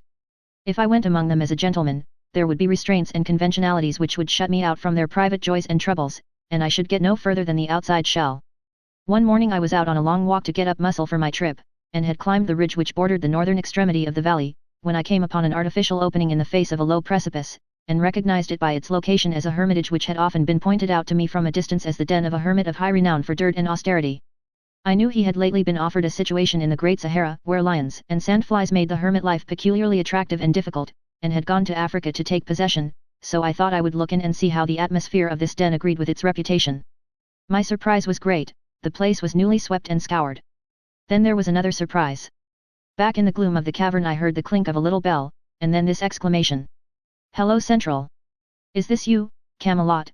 Behold, thou mayst glad thy heart and thou hast faith to believe the wonderful when that it cometh in unexpected guise and maketh itself manifest in impossible places, here standeth in the flesh his mightiness the boss, and with thine own ears shall ye hear him speak." Now what a radical reversal of things this was, what a jumbling together of extravagant incongruities, what a fantastic conjunction of opposites and irreconcilables, the home of the bogus miracle become the home of a real one, the den of a medieval hermit turned into a telephone office. The telephone clerk stepped into the light, and I recognized one of my young fellows. I said, "How long has this office been established here, Ulfius?" "But since midnight, fair sir boss, an it please you. We saw many lights in the valley, and so judged it well to make a station, for that where so many lights be needs must they indicate a town of goodly size." "Quite right. It isn't a town in the customary sense, but it's a good stand, anyway. Do you know where you are?" Of that I have had no time to make inquiry, for when as my comradeship moved hence upon their labours, leaving me in charge, I got me to needed rest, purposing to inquire when I waked, and report the place's name to Camelot for record. "Well, this is the Valley of Holiness." It didn't take, he didn't start at the name, as I had supposed he would. He merely said, "I will so report it. Why, the surrounding regions are filled with the noise of late wonders that have happened here. You didn't hear of them? Ah, ye will remember we move by night, and avoid speech with all. We learn naught but that we get by the telephone from Camelot. Why, they know all about this thing. Haven't they told you anything about the great miracle of the restoration of a holy fountain?" "Oh, that? Indeed yes. But the name of this valley doth woundily differ from the name of that one, indeed to differ wider were not pos. What was that name, then?" "The Valley of Hellishness." "That explains it. Confound a telephone, anyway. It is the very demon for conveying similarities of sound that are miracles of divergence from similarity of sense. But no matter, you know the name of the place now. Call up Camelot." He did it, and had Clarence sent for. It was good to hear my boy's voice again. It was like being home. After some affectionate interchanges, and some account of my late illness, I said, "What is new?" "The king and queen and many of the court do start even in this hour, to go to your valley to pay pious homage to the waters ye have restored, and cleanse themselves of sin, and see the place where the infernal spirit spouted true hell flames to the clouds, and ye listen sharply ye may hear me wink and hear me likewise smile a smile, sith 'twas I that made selection of those flames from out our stock and sent them by your order." "Does the king know the way to this place?" "The king? No, nor to any other in his realms, mayhap, but the lads that help you with your miracle will be his guide and lead the way, and appoint the places for rests at noons and sleeps at night. This will bring them here, when? Mid-afternoon, or later, the third day. Anything else in the way of news?" "The king hath begun the raising of the standing army ye suggested to him, one regiment is complete and officered." "The mischief! I wanted a main hand in that myself. There is only one body of men in the kingdom that are fitted to officer a regular army." "Yes, and now ye will marvel to know there's not so much as one West Pointer in that regiment." "What are you talking about? Are you in earnest?" "It is truly as I have said." "Why, this makes me uneasy. Who were chosen, and what was the method?" "Competitive examination." "Indeed, I know not of the method. I but know this, these officers be all of noble family, and are born, what is it you call it, chuckleheads. There's something wrong, Clarence. Comfort yourself, then, for 2 candidates for a lieutenancy do travel hence with the king, young nobles both, and if you but wait where you are you will hear them questioned. That is news to the purpose. I will get one West Pointer in, anyway. Mount a man and send him to that school with a message, let him kill horses, if necessary, but he must be there before sunset tonight and say, 'There is no need. I have laid a ground wire to the school. Prithee let me connect you with it.'" It sounded good. In this atmosphere of telephones and lightning communication with distant regions, I was breathing the breath of life again after long suffocation. I realized, then, what a creepy, dull, inanimate horror this land had been to me all these years, and how I had been in such a stifled condition of mind as to have grown used to it almost beyond the power to notice it. I gave my order to the superintendent of the academy personally. I also asked him to bring me some paper and a fountain pen and a box or so of safety matches. I was getting tired of doing without these conveniences. I could have them now, as I wasn't going to wear armor any more at present, and therefore could get at my pockets. When I got back to the monastery, I found a thing of interest going on. The abbot and his monks were assembled in the great hall, observing with childish wonder and faith the performances of a new magician, a fresh arrival. His dress was the extreme of the fantastic, as showy and foolish as the sort of thing an Indian medicine man wears. He was mowing and mumbling and gesticulating, and drawing mystical figures in the air and on the floor, the regular thing, you know. He was a celebrity from Asia, so he said, and that was enough. That sort of evidence was as good as gold, and passed current everywhere. How easy and cheap it was to be a great magician on this fellow's terms. His specialty was to tell you what any individual on the face of the globe was doing at the moment, and what he had done at any time in the past, and what he would do at any time in the future. He asked if any would like to know what the Emperor of the East was doing now. The sparkling eyes and the delighted rubbing of hands made eloquent answer, this reverend crowd would like to know what that monarch was at, just as this moment. The fraud went through some more mummery, and then made grave announcement. The high and mighty Emperor of the East doth at this moment put money in the palm of a holy begging friar, 1, 2, 3 pieces, and they be all of silver. A buzz of admiring exclamations broke out, all around. It is marvelous. Wonderful. What study, what labor, to have acquired a so amazing power as this. Would they like to know what the Supreme Lord of Ind was doing? Yes. He told them what the Supreme Lord of Ind was doing. Then he told them what the Sultan of Egypt was at, also what the King of the remote seas was about. And so on, and with each new marvel the astonishment at his accuracy rose higher and higher. They thought he must surely strike an uncertain place some time, but no, he never had to hesitate, he always knew, and always with unerring precision. I saw that if this thing went on I should lose my supremacy, this fellow would capture my following, I should be left out in the cold. I must put a cog in his wheel, and do it right away, too. I said. If I might ask, I should very greatly like to know what a certain person is doing. Speak, and freely. I will tell you. It will be difficult, perhaps impossible. My art know it not that word. The more difficult it is, the more certainly will I reveal it to you. You see, I was working up the interest. It was getting pretty high, too, you could see that by the craning necks all around, and the half-suspended breathing. So now I climaxed it. If you make no mistake, if you tell me truly what I want to know, I will give you 200 silver pennies. The fortune is mine. I will tell you what you would know. Then tell me what I am doing with my right hand. There was a general gasp of surprise. It had not occurred to anybody in the crowd, that simple trick of inquiring about somebody who wasn't 10,000 miles away. The magician was hit hard, it was an emergency that had never happened in his experience before, and it corked him, he didn't know how to meet it. He looked stunned, confused, he couldn't say a word. Come, I said, what are you waiting for? Is it possible you can answer up, right off, and tell what anybody on the other side of the earth is doing, and yet can't tell what a person is doing who isn't 3 yards from you? Persons behind me know what I am doing with my right hand, they will endorse you if you tell correctly. He was still dumb. Very well, I'll tell you why you don't speak up and tell, it is because you don't know. You a magician. Good friends, this tramp is a mere fraud and liar. This distressed the monks and terrified them. They were not used to hearing these awful beings called names, and they did not know what might be the consequence. There was a dead silence now, superstitious bodings were in every mind. The magician began to pull his wits together, and when he presently smiled an easy, nonchalant smile, it spread a mighty relief around, for it indicated that his mood was not destructive. He said, "It hath struck me speechless, the frivolity of this person's speech. Let all know, if perchance there be any who know it not, that enchanters of my degree deign not to concern themselves with the doings of any but kings, princes, emperors, them that be born in the purple and them only. Had yet asked me what Arthur the great king is doing, it were another matter, and I had told yet, but the doings of a subject interest me not." "Oh, I misunderstood you. I thought you said anybody, and so I supposed anybody included, well, anybody, that is, everybody. It doth, anybody that is of lofty birth, and the better if he be royal."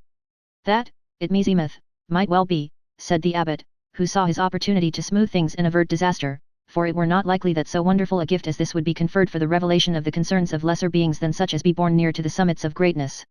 "Our Arthur the king. Would you know of him?" broke in the enchanter. "Most gladly, yet, and gratefully."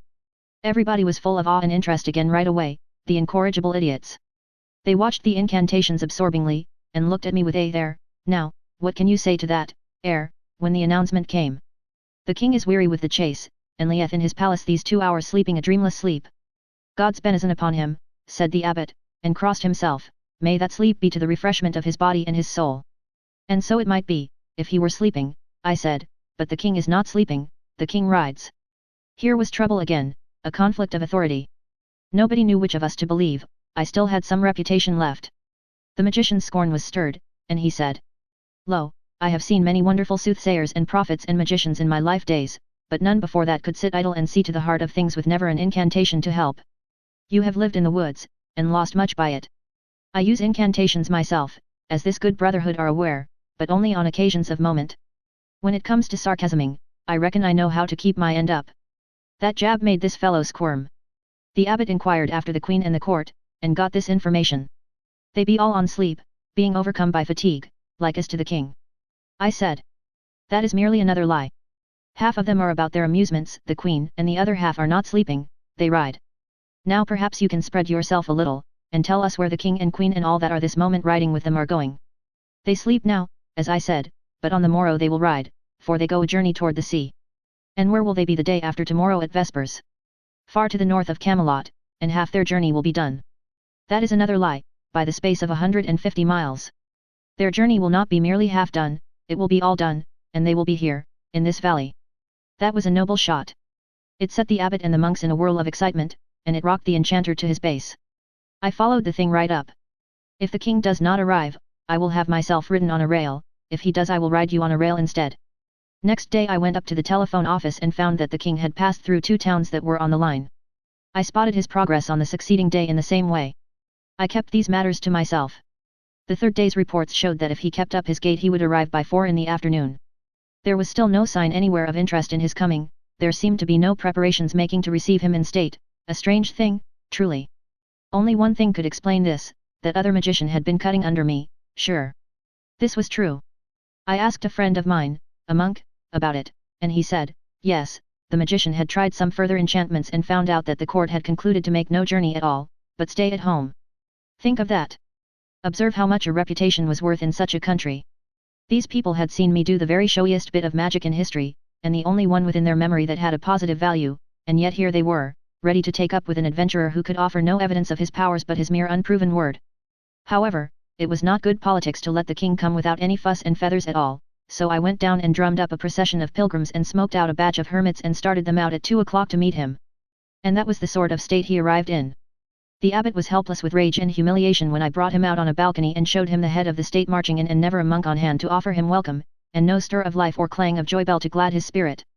He took one look and then flew to rouse out his forces. The next minute the bells were dinning furiously, and the various buildings were vomiting monks and nuns, who went swarming in a rush toward the coming procession, and with them went that magician, and he was on a rail, too, by the abbot's order, and his reputation was in the mud, and mine was in the sky again. Yes, a man can keep his trademark current in such a country, but he can't sit around and do it, he has got to be on deck and attending to business right along. Chapter 25. A Competitive Examination. When the king travelled for change of air, or made a progress, or visited a distant noble whom he wished to bankrupt with the cost of his keep, part of the administration moved with him. It was a fashion of the time. The commission charged with the examination of candidates for posts in the army came with the king to the valley, whereas they could have transacted their business just as well at home. And although this expedition was strictly a holiday excursion for the king, he kept some of his business functions going just the same. He touched for the evil, as usual, he held court in the gate at sunrise and tried cases, for he was himself Chief Justice of the King's Bench. He shone very well in this latter office. He was a wise and humane judge, and he clearly did his honest best and fairest, according to his lights. That is a large reservation. His lights, I mean his rearing, often colored his decisions. Whenever there was a dispute between a noble or gentleman and a person of lower degree, the king's leanings and sympathies were for the former class always, whether he suspected it or not. It was impossible that this should be otherwise.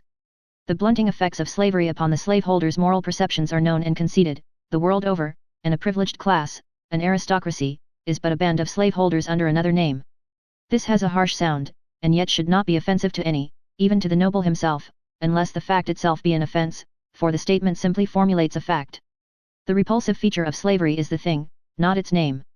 One needs but to hear an aristocrat speak of the classes that are below him to recognize, and in but indifferently modified measure, the very air and tone of the actual slaveholder, and behind these are the slaveholder's spirit, the slaveholder's blunted feeling. They are the result of the same cause in both cases, the possessor's old and inbred custom of regarding himself as a superior being. The king's judgments wrought frequent injustices, but it was merely the fault of his training, his natural and unalterable sympathies. He was as unfitted for a judgeship as would be the average mother for the position of milk distributor to starving children in famine time. Her own children would fare a shade better than the rest. One very curious case came before the king. A young girl, an orphan, who had a considerable estate, married a fine young fellow who had nothing. The girl's property was within a seigniory held by the church. The bishop of the diocese, an arrogant scion of the great nobility, claimed the girl's estate on the ground that she had married privately, and thus had cheated the church out of one of its rights as lord of the seigniory, the one heretofore referred to as le droit du seigneur.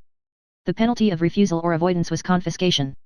The girl's defense was, that the lordship of the seigniory was vested in the bishop, and the particular right here involved was not transferable, but must be exercised by the lord himself or stand vacated, and that an older law, of the church itself, strictly barred the bishop from exercising it. It was a very odd case, indeed. It reminded me of something I had read in my youth about the ingenious way in which the aldermen of London raised the money that built the Mansion House. A person who had not taken the sacrament according to the Anglican rite could not stand as a candidate for Sheriff of London. Thus dissenters were ineligible, they could not run if asked, they could not serve if elected.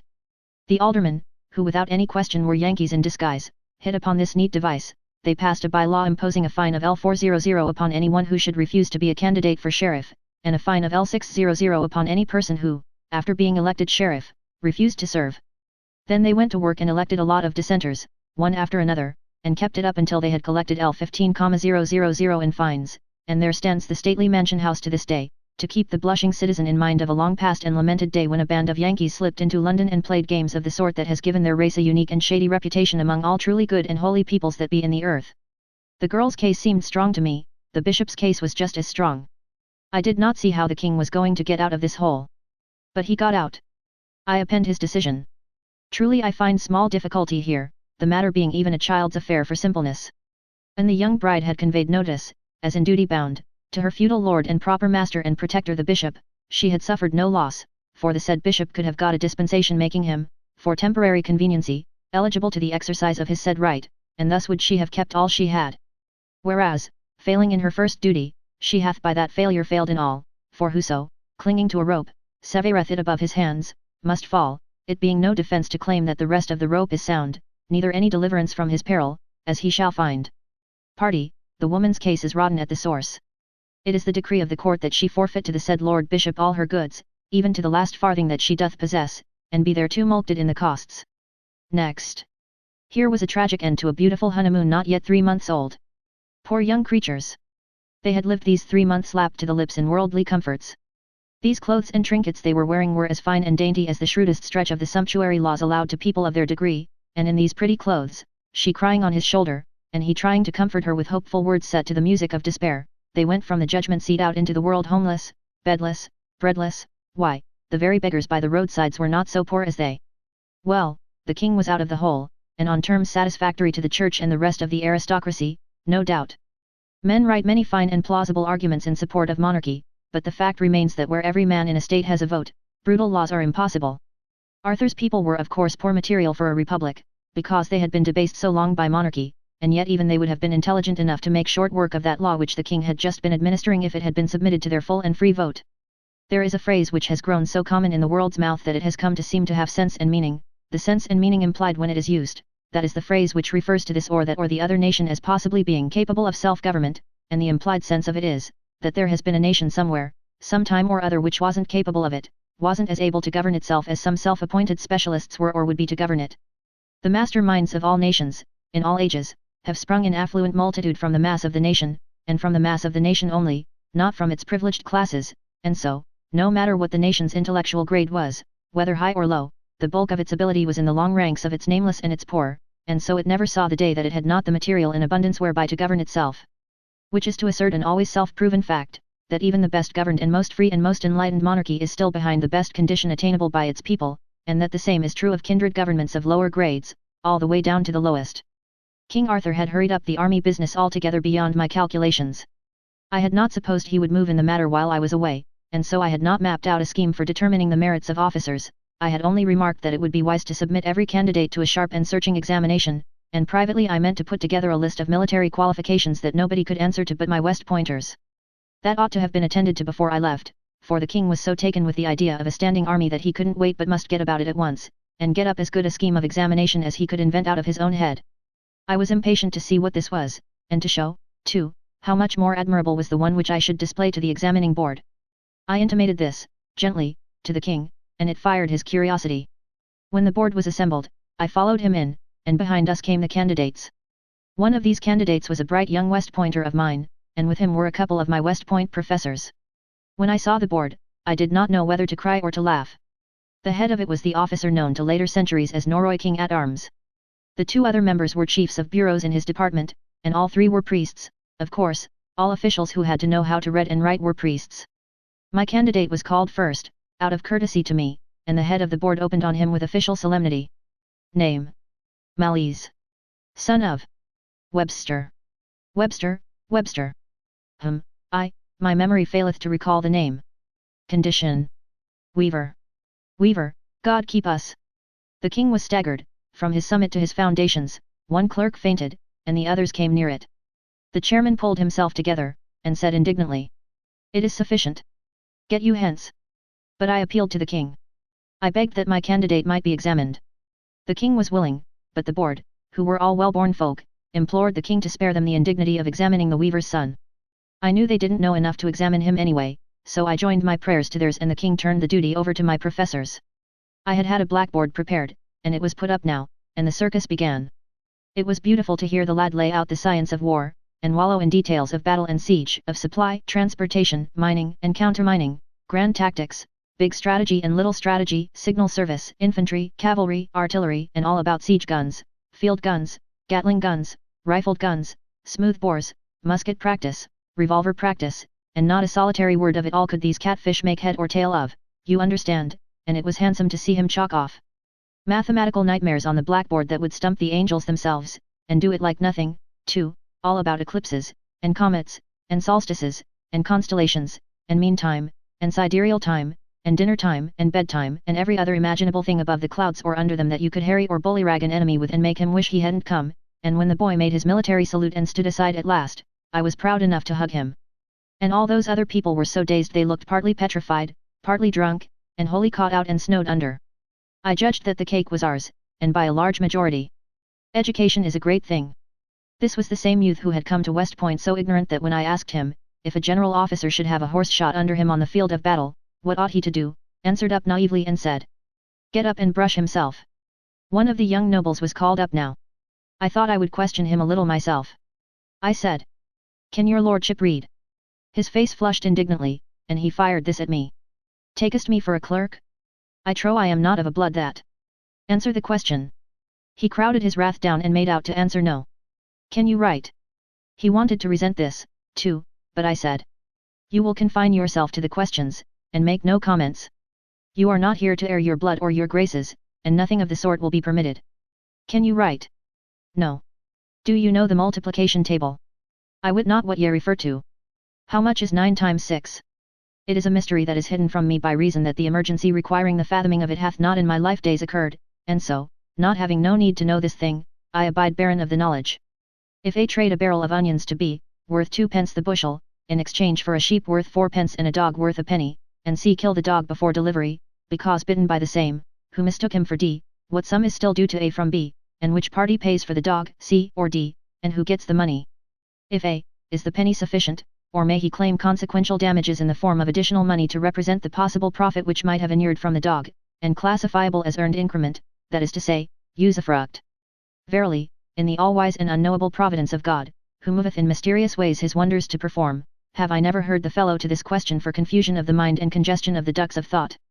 Wherefore I beseech you let the dog and the onions and these people of the strange and godless names work out their several salvations from their piteous and wonderful difficulties without help of mine, for indeed their trouble is sufficient as it is, whereas an I tried to help I should but damage their cause the more and yet mayhap not live myself to see the desolation wrought. What do you know of the laws of attraction and gravitation? If there be such, mayhap his grace the king did promulgate them whilst that I lay sick about the beginning of the year and thereby failed to hear his proclamation. What do you know of the science of optics? I know of governors of places, and seneschals of castles, and sheriffs of counties, and many like small offices and titles of honor, but him you call the science of optics I have not heard of before, peradventure it is a new dignity. Yes, in this country. Try to conceive of this mollusk gravely applying for an official position, of any kind under the sun. Why, he had all the earmarks of a typewriter copyist, if you leave out the disposition to contribute uninvited emendations of your grammar and punctuation. It was unaccountable that he didn't attempt a little help of that sort out of his majestic supply of incapacity for the job. But that didn't prove that he hadn't material in him for the disposition, it only proved that he wasn't a typewriter copyist yet. After nagging him a little more, I let the professors loose on him and they turned him inside out, on the line of scientific war, and found him empty, of course. He knew somewhat about the warfare of the time, bushwhacking around for ogres, and bullfights in the tournament ring, and such things, but otherwise he was empty and useless. Then we took the other young noble in hand, and he was the first one's twin, for ignorance and incapacity. I delivered them into the hands of the chairman of the board with the comfortable consciousness that their cake was dough. They were examined in the previous order of precedence. Name, so please you. Pertipole, son of Sir Pertipole, Baron of Barley Mash. Grandfather. Also Sir Pertipole, Baron of Barley Mash. Great-grandfather. The same name and title. Great-great-grandfather. We had none, worshipful sir, the line failing before it had reached so far back. It mattereth not. It is a good 4 generations, and fulfilleth the requirements of the rule. Fulfills what rule? I asked. The rule requiring 4 generations of nobility or else the candidate is not eligible. A man not eligible for a lieutenancy in the army unless he can prove 4 generations of noble descent. Even so, neither lieutenant nor any other officer may be commissioned without that qualification. Oh, come, this is an astonishing thing. What good is such a qualification as that? What good? It is a hardy question, fair sir and boss, since it doth go far to impugn the wisdom of even our holy Mother Church herself. As how? For that she hath established the self-same rule regarding saints. By her law none may be canonized until he hath lain dead 4 generations. I see, it is the same thing. It is wonderful. In the one case a man lies dead alive 4 generations, mummified in ignorance and sloth, and that qualifies him to command live people, and take their will and woe into his impotent hands, and in the other case, a man lies bedded with death and worms 4 generations, and that qualifies him for office in the celestial camp. Does the king's grace approve of this strange law? The king said. Why, truly I see naught about it that is strange. All places of honor and of profit do belong, by natural right, to them that be of noble blood, and so these dignities in the army are their property and would be so without this or any rule. The rule is but to mark a limit. Its purpose is to keep out too recent blood, which would bring into contempt these offices, and men of lofty lineage would turn their backs and scorn to take them. I were to blame and I permitted this calamity. You can permit it and you are minded so to do, for you have the delegated authority, but that the king should do it were a most strange madness and not comprehensible to any. I yield. Proceed, Sir Chief of the Herald's College. The chairman resumed as follows. By what illustrious achievement for the honor of the throne and state did the founder of your great line lift himself to the sacred dignity of the British nobility? He built a brewery. Sire, the board finds this candidate perfect in all the requirements and qualifications for military command, and doth hold his case open for decision after due examination of his competitor. The competitor came forward and proved exactly 4 generations of nobility himself. So there was a tie in military qualifications that far. He stood aside a moment, and Sir Pertipole was questioned further. Of what condition was the wife of the founder of your line? She came of the highest landed gentry, yet she was not noble, she was gracious and pure and charitable, of a blameless life and character, insomuch that in these regards was she peer of the best lady in the land. That will do. Stand down. He called up the competing lordling again, and asked, what was the rank and condition of the great-grandmother who conferred British nobility upon your great house? She was a king's leman and did climb to that splendid eminence by her own unholpen merit from the sewer where she was born. Ah, this, indeed, is true nobility, this is the right and perfect intermixture. The lieutenancy is yours, fair lord. Hold it not in contempt, it is the humble step which will lead to grandeurs more worthy of the splendor of an origin like to thine. I was down in the bottomless pit of humiliation. I had promised myself an easy and zenith-scouring triumph, and this was the outcome. I was almost ashamed to look my poor disappointed cadet in the face.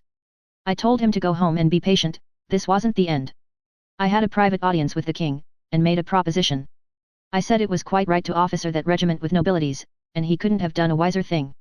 It would also be a good idea to add 500 officers to it, in fact, add as many officers as there were nobles and relatives of nobles in the country, even if there should finally be 5 times as many officers as privates in it, and thus make it the crack regiment, the envied regiment, the king's own regiment, and entitled to fight on its own hook and in its own way, and go whither it would and come when it pleased, in time of war, and be utterly swell and independent.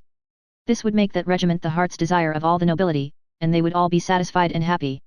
Then we would make up the rest of the standing army out of commonplace materials, and officer it with nobodies, as was proper, nobodies selected on a basis of mere efficiency, and we would make this regiment toe the line, allow it no aristocratic freedom from restraint, and force it to do all the work and persistent hammering, to the end that whenever the king's own was tired and wanted to go off for a change and rummage around amongst ogres and have a good time, it could go without uneasiness.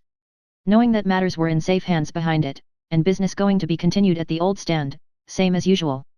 The king was charmed with the idea. When I noticed that, it gave me a valuable notion. I thought I saw my way out of an old and stubborn difficulty at last. You see, the royalties of the Pendragon stock were a long-lived race and very fruitful. Whenever a child was born to any of these, and it was pretty often, there was wild joy in the nation's mouth, and piteous sorrow in the nation's heart. The joy was questionable, but the grief was honest. Because the event meant another call for a royal grant. Long was the list of these royalties, and they were a heavy and steadily increasing burden upon the treasury and a menace to the crown. Yet Arthur could not believe this latter fact, and he would not listen to any of my various projects for substituting something in the place of the royal grants. If I could have persuaded him to now and then provide a support for one of these outlying scions from his own pocket, I could have made a grant to do over it, and it would have had a good effect with the nation, but no, he wouldn't hear of such a thing. He had something like a religious passion for royal grant, he seemed to look upon it as a sort of sacred swag, and one could not irritate him in any way so quickly and so surely as by an attack upon that venerable institution. If I ventured to cautiously hint that there was not another respectable family in England that would humble itself to hold out the hat, however, that is as far as I ever got, he always cut me short there, and peremptorily, too. But I believed I saw my chance at last. I would form this crack regiment out of officers alone, not a single private. Half of it should consist of nobles, who should fill all the places up to Major General, and serve gratis and pay their own expenses, and they would be glad to do this when they should learn that the rest of the regiment would consist exclusively of princes of the blood. These princes of the blood should range in rank from lieutenant general up to field marshal, and be gorgeously salaried and equipped and fed by the state.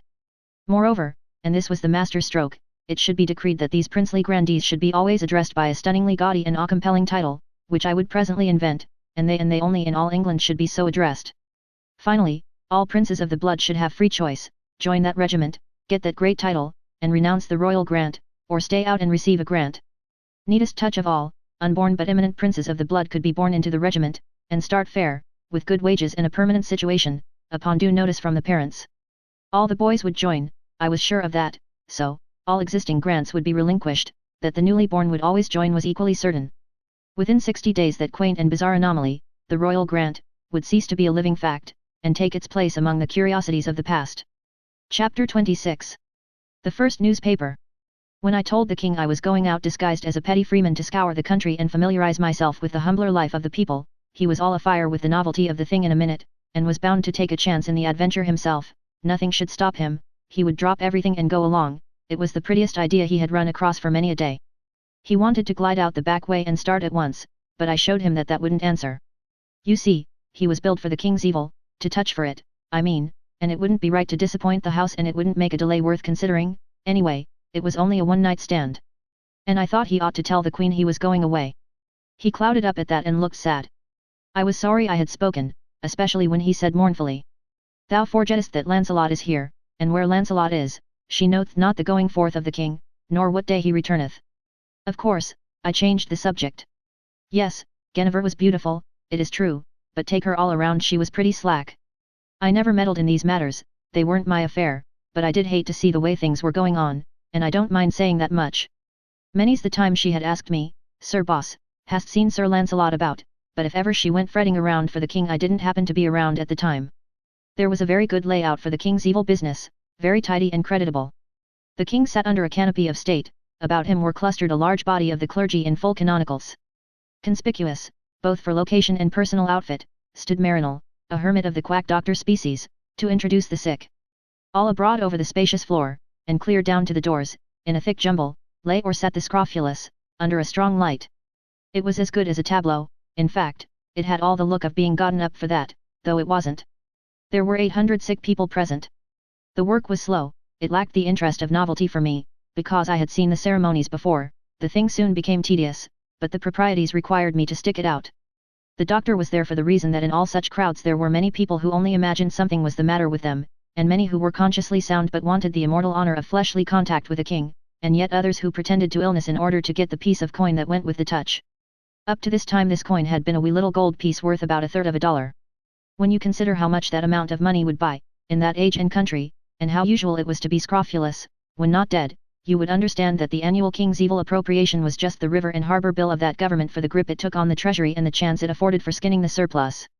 So I had privately concluded to touch the treasury itself for the King's Evil. I covered 6/7 of the appropriation into the treasury a week before starting from Camelot on my adventures, and ordered that the other 7th be inflated into 5-cent nickels and delivered into the hands of the head clerk of the King's Evil department, a nickel to take the place of each gold coin, you see, and do its work for it. It might strain the nickel some, but I judged it could stand it. As a rule, I do not approve of watering stock, but I considered it square enough in this case, for it was just a gift, anyway. Of course, you can water a gift as much as you want to, and I generally do. The old gold and silver coins of the country were of ancient and unknown origin, as a rule, but some of them were Roman, they were ill-shapen, and seldom rounder than a moon that is a week past the full, they were hammered, not minted, and they were so worn with use that the devices upon them were as illegible as blisters, and looked like them. I judged that a sharp, bright new nickel, with the first-rate likeness of the king on one side of it and Guinevere on the other, and a blooming pious motto, would take the tuck out of scrofula as handy as a nobler coin and please the scrofulous fancy more, and I was right. This batch was the first it was tried on, and it worked to a charm. The saving in expense was a notable economy.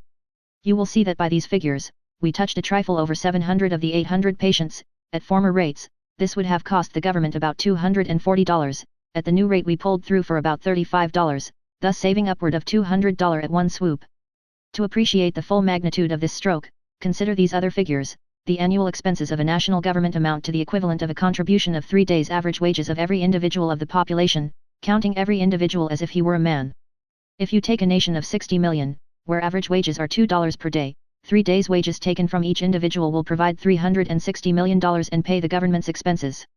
In my day, in my own country, this money was collected from imposts, and the citizen imagined that the foreign importer paid it, and it made him comfortable to think so, whereas, in fact, it was paid by the American people, and was so equally and exactly distributed among them that the annual cost to the 100 millionaire and the annual cost to the sucking child of the day laborer was precisely the same, each paid $6. Nothing could be equaler than that, I reckon. Well, Scotland and Ireland were tributary to Arthur, and the united populations of the British Islands amounted to something less than 1 million. A mechanic's average wage was 3 cents a day, when he paid his own keep. By this rule the national government's expenses were $90,000 a year, or about $250 a day. Thus, by the substitution of nickels for gold on a King's Evil day, I not only injured no one, dissatisfied no one, but pleased all concerned and saved 4/5 of that day's national expense into the bargain, a saving which would have been the equivalent of $800,000 in my day in America. In making this substitution I had drawn upon the wisdom of a very remote source, the wisdom of my boyhood, for the true statesman does not despise any wisdom, howsoever lowly may be its origin. In my boyhood I had always saved my pennies and contributed buttons to the foreign missionary cause. The buttons would answer the ignorant savage as well as the coin would answer me better than the buttons, all hands were happy and nobody hurt. Marinell took the patients as they came. He examined the candidate, if he couldn't qualify he was warned off, if he could he was passed along to the king. A priest pronounced the words, "They shall lay their hands on the sick, and they shall recover." Then the king stroked the ulcers, while the reading continued. Finally, the patient graduated and got his nickel, the king hanging it around his neck himself, and was dismissed. Would you think that that would cure? It certainly did. Any mummery will cure if the patient's faith is strong in it. Up by Astalot there was a chapel where the Virgin had once appeared to a girl who used to herd geese around there. The girl said so herself, and they built the chapel upon that spot and hung a picture in it representing the occurrence, a picture which you would think it dangerous for a sick person to approach, whereas, on the contrary, thousands of the lame and the sick came and prayed before it every year and went away whole and sound, and even the well could look upon it and live. Of course, when I was told these things I did not believe them, but when I went there and saw them I had to succumb. I saw the cures effected myself, and they were real cures and not questionable. I saw cripples whom I had seen around Camelot for years on crutches, arrive and pray before that picture, and put down their crutches and walk off without a limp. There were piles of crutches there which had been left by such people as a testimony. In other places people operated on a patient's mind, without saying a word to him, and cured him. In others, experts assembled patients in a room and prayed over them, and appealed to their faith, and those patients went away cured. Wherever you find a king who can't cure the king's evil you can be sure that the most valuable superstition that supports his throne, the subject's belief in the divine appointment of his sovereign, has passed away. In my youth the monarchs of England had ceased to touch for the evil, but there was no occasion for this diffidence, they could have cured it 49 times in 50.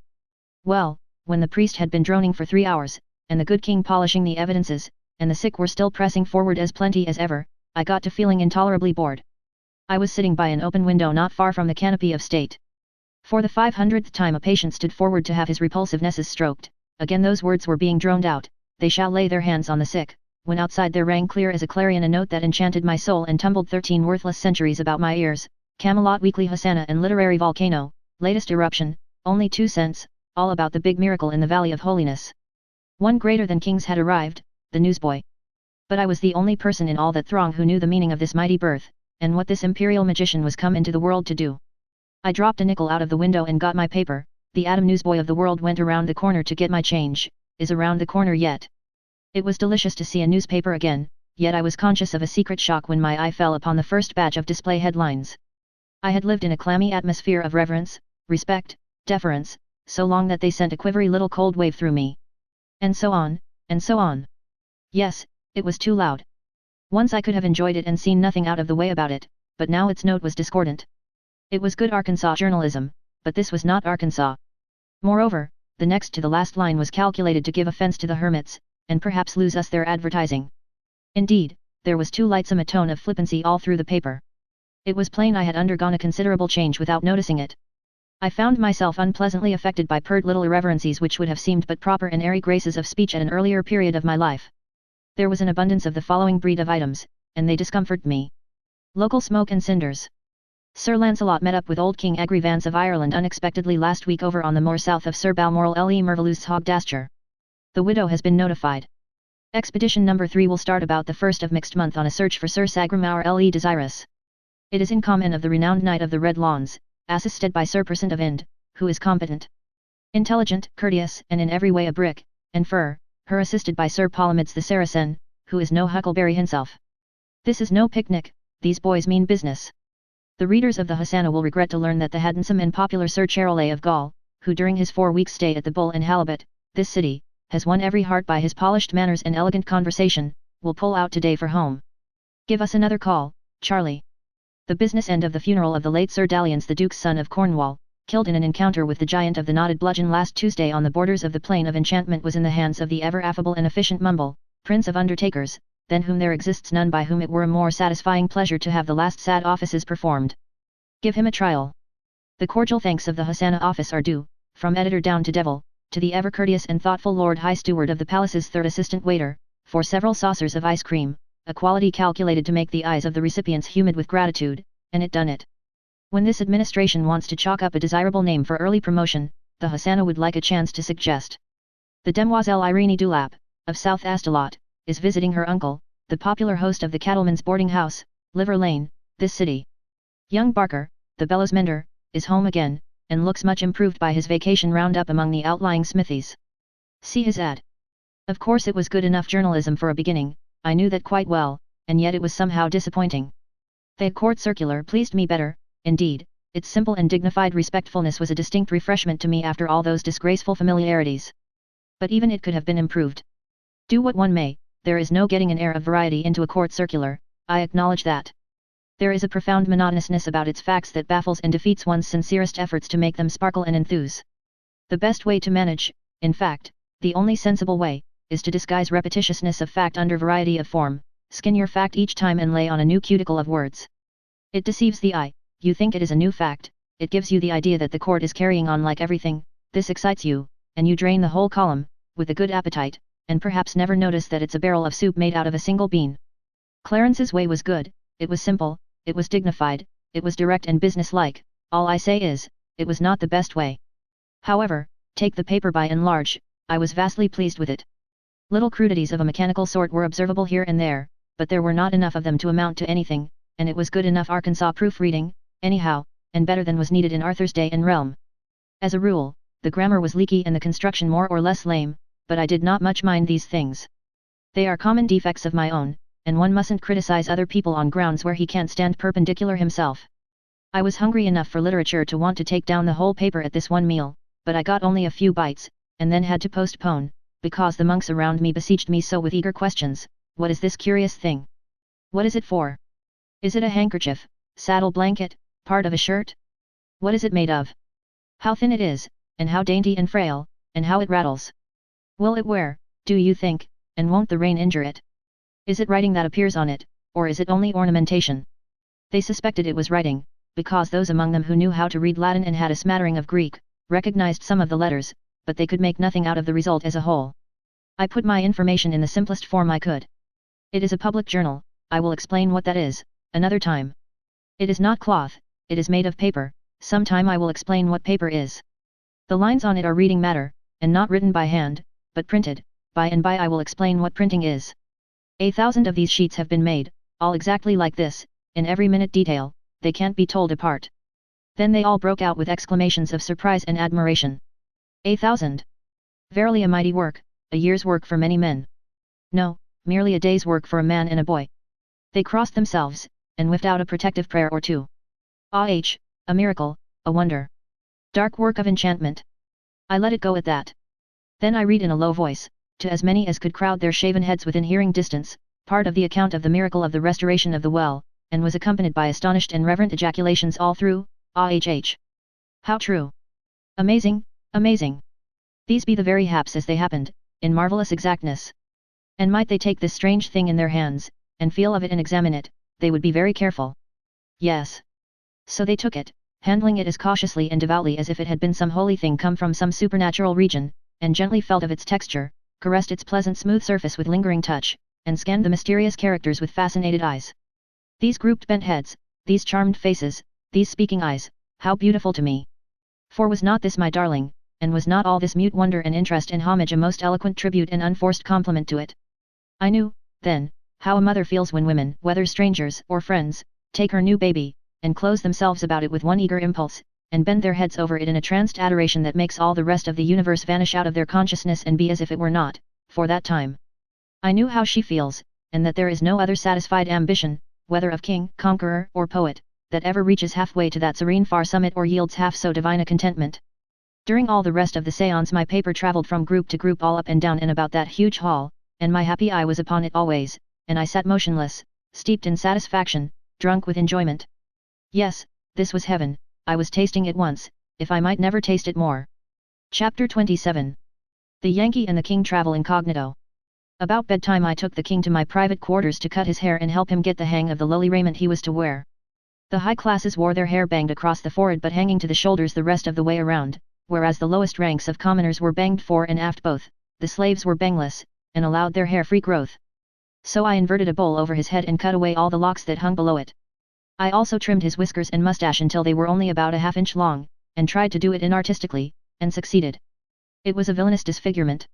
When he got his lubberly sandals on, and his long robe of coarse brown linen cloth, which hung straight from his neck to his ankle bones, he was no longer the comeliest man in his kingdom, but one of the unhandsomest and most commonplace and unattractive. We were dressed and barbered alike, and could pass for small farmers, or farm bailiffs, or shepherds, or carters, yes, or for village artisans, if we chose, our costume being in effect universal among the poor, because of its strength and cheapness. I don't mean that it was really cheap to a very poor person, but I do mean that it was the cheapest material there was for male attire, manufactured material, you understand. We slipped away an hour before dawn, and by broad sun-up had made 8 or 10 miles, and were in the midst of a sparsely settled country. I had a pretty heavy knapsack, it was laden with provisions for the King to taper down on, till he could take to the coarse fare of the country without damage. I found a comfortable seat for the King by the roadside, and then gave him a morsel or two to stay his stomach with. Then I said I would find some water for him, and strolled away. Part of my project was to get out of sight and sit down and rest a little myself. It had always been my custom to stand when in his presence, even at the council board, except upon those rare occasions when the sitting was a very long one, extending over hours. Then I had a trifling little backless thing which was like a reversed culvert and was as comfortable as the toothache. I didn't want to break him in suddenly, but do it by degrees. We should have to sit together now when in company, or people would notice, but it would not be good politics for me to be playing equality with him when there was no necessity for it. I found the water some 300 yards away, and had been resting about 20 minutes, when I heard voices. That is all right, I thought, peasants going to work, nobody else likely to be stirring this early. But the next moment these comers jingled into sight around a turn of the road, smartly clad people of quality with luggage mules and servants in their train. I was off like a shot, through the bushes, by the shortest cut. For a while it did seem that these people would pass the King before I could get to him, but desperation gives you wings, you know, and I canted my body forward, inflated my breast, and held my breath and flew. I arrived. And in plenty good enough time, too. Pardon, my King, but it's no time for ceremony, jump. Jump to your feet, some quality are coming. Is that a marvel? Let them come. But my liege, you must not be seen sitting. Rise, and stand in humble posture while they pass. You are a peasant, you know. True, I had forgot it, so lost was I in planning of a huge war with Gaul. He was up by this time, but a farm could have got up quicker, if there was any kind of a boom in real estate, and right so a thought came randoming over thwart this majestic dream the which. A humbler attitude, my lord the king, and quick. Duck your head, more, still more, droop it. He did his honest best, but lord, it was no great things. He looked as humble as the Leaning Tower at Pisa. It is the most you could say of it. Indeed, it was such a thundering poor success that it raised wondering scowls all along the line, and a gorgeous flunky at the tail end of it raised his whip, but I jumped in time and was under it when it fell, and under cover of the volley of coarse laughter which followed, I spoke up sharply and warned the king to take no notice. He mastered himself for the moment, but it was a sore tax, he wanted to eat up the procession. I said. It would end our adventures at the very start, and we, being without weapons, could do nothing with that armed gang. If we are going to succeed in our emprise, we must not only look the peasant but act the peasant. It is wisdom, none can gainsay it. Let us go on, Sir Boss. I will take note and learn, and do the best I may. He kept his word. He did the best he could, but I've seen better. If you have ever seen an active, heedless, enterprising child going diligently out of one mischief and into another all day long, and an anxious mother at its heels all the while, and just saving it by a hair from drowning itself or breaking its neck with each new experiment, you've seen the king and me. If I could have foreseen what the thing was going to be like, I should have said, no, if anybody wants to make his living exhibiting a king as a peasant, let him take the layout, I can do better with a menagerie, and last longer. And yet, during the first 3 days I never allowed him to enter a hut or other dwelling. If he could pass muster anywhere during his early novitiate it would be in small inns and on the road, so to these places we confined ourselves. Yes, he certainly did the best he could, but what of that? He didn't improve a bit that I could see. He was always frightening me, always breaking out with fresh astonishers, in new and unexpected places. Toward evening on the second day, what does he do but blandly fetch out a dirk from inside his robe? Great guns, my liege, where did you get that? From a smuggler at the inn, yestereve. What in the world possessed you to buy it? We have escaped divers dangers by thy wit, but I have bethought me that it were but prudence if I bore a weapon, too. Thine might fail thee in some pinch. But people of our condition are not allowed to carry arms. What would a lord say, yes, or any other person of whatever condition, if he caught an upstart peasant with a dagger on his person? It was a lucky thing for us that nobody came along just then. I persuaded him to throw the dirk away, and it was as easy as persuading a child to give up some bright fresh new way of killing itself.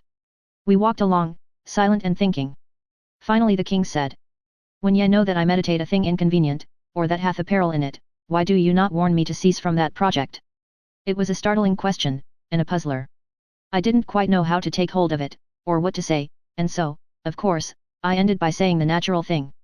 But, sire, how can I know what your thoughts are? The king stopped dead in his tracks, and stared at me. I believed thou wert greater than Merlin, and truly in magic thou art. But prophecy is greater than magic. Merlin is a prophet. I saw I had made a blunder. I must get back my lost ground.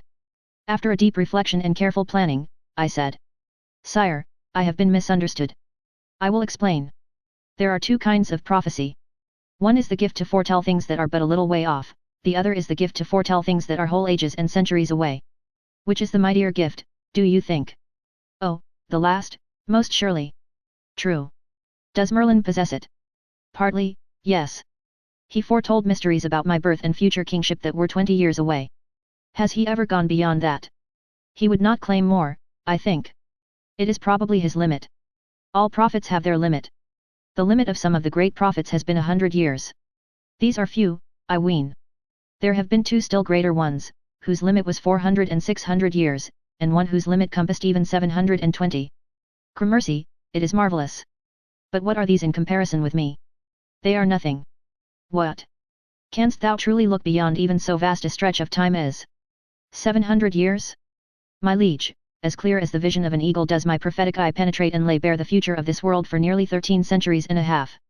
My land, you should have seen the king's eyes spread slowly open, and lift the earth's entire atmosphere as much as an inch. That settled Brer Merlin. One never had any occasion to prove his facts, with these people, all he had to do was to state them. It never occurred to anybody to doubt the statement. Now, then, I continued, I could work both kinds of prophecy, the long and the short, if I chose to take the trouble to keep in practice, but I seldom exercise any but the long kind, because the other is beneath my dignity. It is proper to Merlin's sort, stump-tail prophets, as we call them in the profession. Of course, I wet up now and then and flirt out a minor prophecy, but not often, hardly ever, in fact. You will remember that there was great talk, when you reached the Valley of Holiness, about my having prophesied your coming in the very hour of your arrival, 2 or 3 days beforehand. Indeed, yes, I mind it now. Well, I could have done it as much as 40 times easier, and piled on 1,000 times more detail into the bargain, if it had been 500 years away instead of 2 or 3 days. How amazing that it should be so. Yes, a genuine expert can always foretell a thing that is 500 years away easier than he can a thing that's only 500 seconds off. And yet in reason it should clearly be the other way, it should be 500 times as easy to foretell the last as the first, for, indeed, it is so close by that one uninspired might almost see it. In truth, the law of prophecy doth contradict the likelihoods, most strangely making the difficult easy, and the easy difficult. It was a wise head. A peasant's cap was no safe disguise for it, you could know it for a king's under a diving bell, if you could hear it work its intellect. I had a new trade now, and plenty of business in it. The king was as hungry to find out everything that was going to happen during the next 13 centuries as if he were expecting to live in them. From that time out, I prophesied myself bald-headed trying to supply the demand. I have done some indiscreet things in my day, but this thing of playing myself for a prophet was the worst. Still, it had its ameliorations. A prophet doesn't have to have any brains. They are good to have, of course, for the ordinary exigencies of life, but they are no use in professional work. It is the restfulest vocation there is. When the spirit of prophecy comes upon you, you merely take your intellect and lay it off in a cool place for a rest, and unship your jaw and leave it alone, it will work itself, the result is prophecy. Every day a knight-errant or so came along, and the sight of them fired the king's martial spirit every time. He would have forgotten himself, sure, and said something to them in a style a suspicious shade or so above his ostensible degree, and so I always got him well out of the road in time. Then he would stand and look with all his eyes, and a proud light would flash from them, and his nostrils would inflate like a war-horse, and I knew he was longing for a brush with them.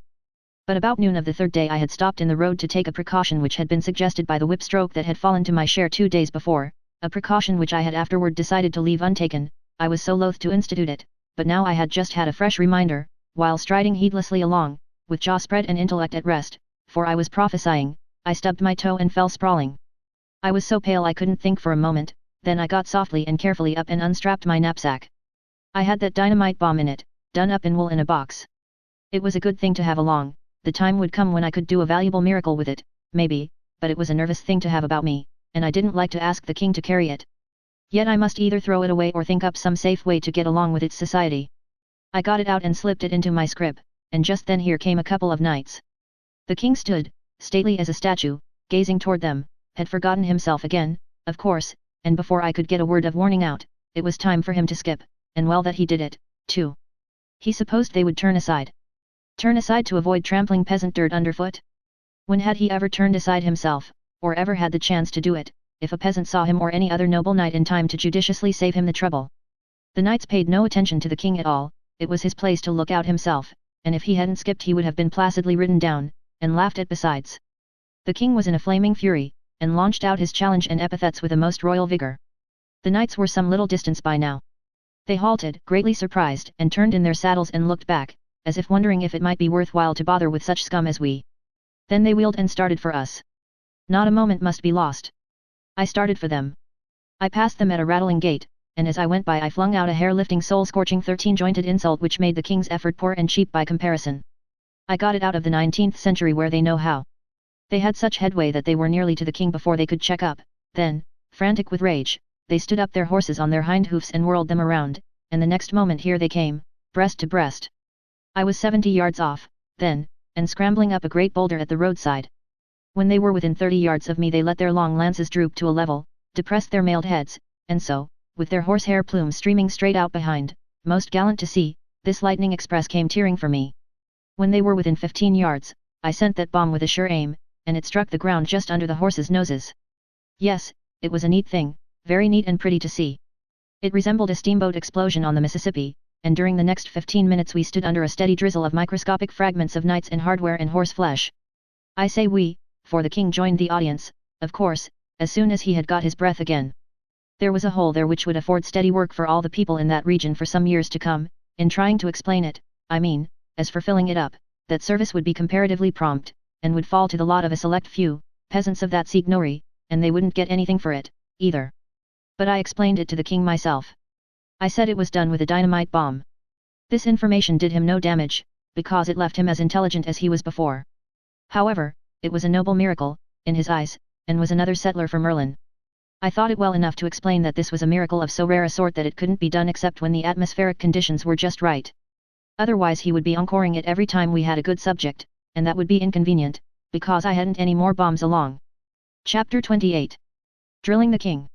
On the morning of the fourth day, when it was just sunrise, and we had been tramping an hour in the chill dawn, I came to a resolution: the king must be drilled, things could not go on so, he must be taken in hand and deliberately and conscientiously drilled, or we couldn't ever venture to enter a dwelling, the very cats would know this masquerader for a humbug and no peasant.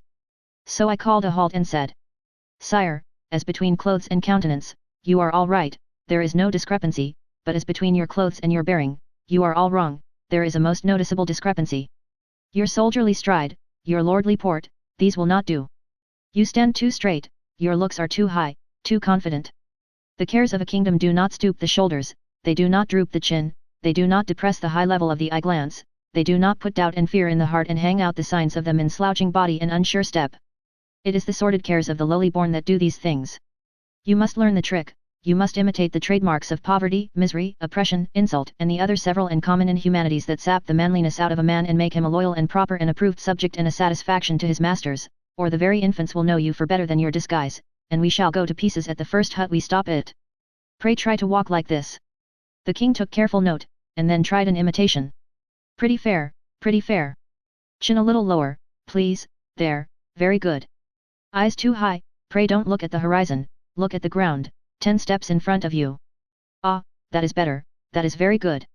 Wait, please, you betray too much vigor, too much decision, you want more of a shamble. Look at me, please, this is what I mean.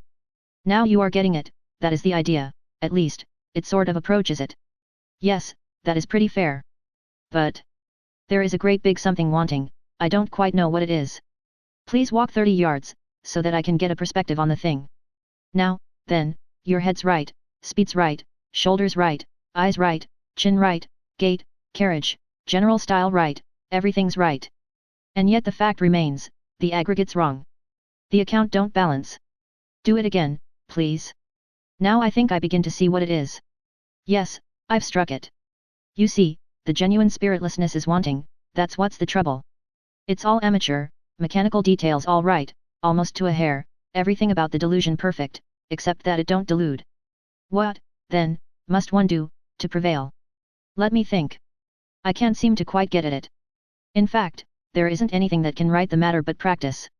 This is a good place for it, roots and stony ground to break up your stately gate, a region not liable to interruption, only one field and one hut in sight, and they so far away that nobody could see us from there. It will be well to move a little off the road and put in the whole day drilling you, sire. After the drill had gone on a little while, I said. Now, sire, imagine that we are at the door of the hut yonder, and the family are before us. Proceed, please, accost the head of the house. The king unconsciously straightened up like a monument, and said, with frozen austerity. Varlet, bring a seat, and serve to me what cheer ye have. Ah, your grace, that is not well done. In what lacketh it? These people do not call each other varlets. Nay, is that true? Yes, only those above them call them so. Then must I try again? I will call him villain. No, for he may be a freeman. Ah, so. Then peradventure I should call him goodman. That would answer, your grace, but it would be still better if you said friend, or brother. Brother, to dirt like that. Ah, but we are pretending to be dirt like that, too. It is even true. I will say it. Brother, bring a seat, and there too what cheer ye have, withal. Now 'tis right. Not quite, not wholly right. You have asked for one, not us, for one, not both, food for one, a seat for one.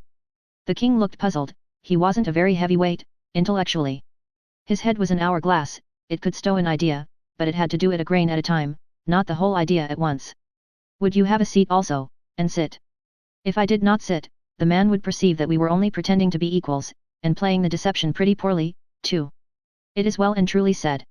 How wonderful is truth, come it in whatsoever unexpected form it may. Yes, he must bring out seats and food for both, and in serving us present not ewer and napkin with more show of respect to the one than to the other. And there is even yet a detail that needs correcting. He must bring nothing outside, we will go in among the dirt, and possibly other repulsive things, and take the food with the household, and after the fashion of the house, and all on equal terms, except the man be of the serf class, and finally, there will be no ewer and no napkin, whether he be serf or free. Please walk again, my liege. There, it is better, it is the best yet, but not perfect. The shoulders have known no ignobler burden than iron mail, and they will not stoop. Give me, then, the bag. I will learn the spirit that goeth with burdens that have not honour. It is the spirit that stoopeth the shoulders, I ween, and not the weight, for armour is heavy, yet it is a proud burden, and a man standeth straight in it. Nay, but me no buts, offer me no objections. I will have the thing. Strap it upon my back.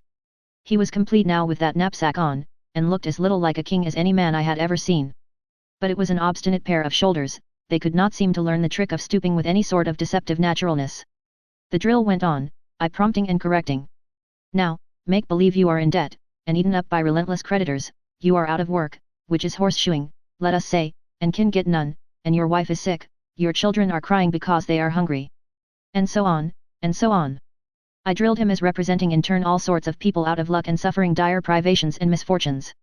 But Lord, it was only just words, words, they meant nothing in the world to him, I might just as well have whistled.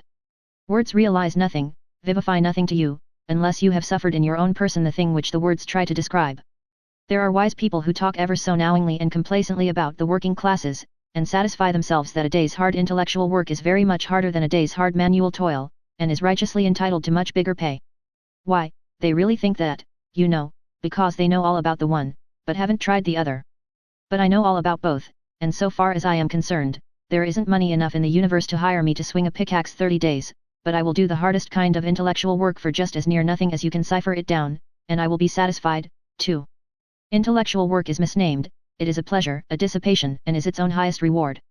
The poorest paid architect, engineer, general, author, sculptor, painter, lecturer, advocate, legislator, actor, preacher, singer is constructively in heaven when he is at work, and as for the musician with the fiddle bow in his hand who sits in the midst of a great orchestra with the ebbing and flowing tides of divine sound washing over him, why, certainly, he is at work, if you wish to call it that, but Lord, it's a sarcasm just the same. The law of work does seem utterly unfair, but there it is, and nothing can change it. The higher the pay and enjoyment the worker gets out of it, the higher shall be his pay in cash, also. And it's also the very law of those transparent swindles, transmissible nobility and kingship. Chapter 29. The Smallpox Hut. When we arrived at that hut at mid-afternoon, we saw no signs of life about it. The field nearby had been denuded of its crops some time before, and had a skinned look, so exhaustively had it been harvested and gleaned. Fences, sheds, everything had a ruined look, and were eloquent of poverty. No animal was around anywhere, no living thing in sight. The stillness was awful, it was like the stillness of death. The cabin was a one-story one, whose thatch was black with age, and ragged from lack of repair. The door stood a trifle ajar. We approached it stealthily, on tiptoe and at half-breath, for that is the way one's feeling makes him do, at such a time. The king knocked. We waited. No answer. Knocked again. No answer. I pushed the door softly open and looked in. I made out some dim forms, and a woman started up from the ground and stared at me, as one does who is wakened from sleep. Presently she found her voice. Have mercy, she pleaded. All is taken, nothing is left. I have not come to take anything, poor woman. You are not a priest. No. Nor come not from the lord of the manor. No, I am a stranger. Oh, then, for the fear of God, who visits with misery and death such as be harmless, tarry not here, but fly. This place is under his curse, and his churches. Let me come in and help you, you are sick and in trouble. I was better used to the dim light now. I could see her hollow eyes fixed upon me. I could see how emaciated she was. I tell you the place is under the church's ban. Save yourself, and go, before some straggler see thee here, and report it. Give yourself no trouble about me, I don't care anything for the church's curse. Let me help you. Now all good spirits, if there be any such, bless thee for that word. Would God I had a sup of water, but hold, forget I said it, and fly, for there is that here that even he that feareth not the church must fear, this disease whereof we die. Leave us, thou brave, good stranger, and take with thee such whole and sincere blessing as them that be accursed can give. But before this I had picked up a wooden bowl and was rushing past the king on my way to the brook. It was 10 yards away. When I got back and entered, the king was within, and was opening the shutter that closed the window hole, to let in air and light. The place was full of a foul stench. I put the bowl to the woman's lips, and as she gripped it with her eager talons the shutter came open and a strong light flooded her face. Smallpox. I sprang to the king, and said in his ear. Out of the door on the instant, sire, the woman is dying of that disease that wasted the skirts of Camelot 2 years ago. He did not budge. Of a truth I shall remain, and likewise help. I whispered again. King, it must not be. You must go. Ye mean well, and ye speak not unwisely. But it were shame that a king should know fear, and shame that belted knight should withhold his hand where be such as need succor. Peace, I will not go. It is you who must go. The church's ban is not upon me, but it forbiddeth you to be here, and she will deal with you with a heavy hand and word come to her of your trespass. It was a desperate place for him to be in, and might cost him his life, but it was no use to argue with him. If he considered his knightly honor at stake here, that was the end of argument, he would stay, and nothing could prevent it, I was aware of that. And so I dropped the subject. The woman spoke. Fair sir, of your kindness will ye climb the ladder there, and bring me news of what ye find? Be not afraid to report, for times can come when even a mother's heart is past breaking, being already broke. Abide, said the king, and give the woman to eat. I will go. And he put down the knapsack. I turned to start, but the king had already started. He halted, and looked down upon a man who lay in a dim light, and had not noticed us thus far, or spoken. Is it your husband? The king asked. Yes. Is he asleep? God be thanked for that one charity, yes, these 3 hours. Where shall I pay to the full, my gratitude? For my heart is bursting with it for that sleep he sleepeth now. I said. We will be careful. We will not wake him. Ah, no, that ye will not, for he is dead. Dead. Yes, what triumph it is to know it. None can harm him, none insult him more. He is in heaven now, and happy, or if not there, he bides in hell and is content, for in that place he will find neither abbot nor yet bishop.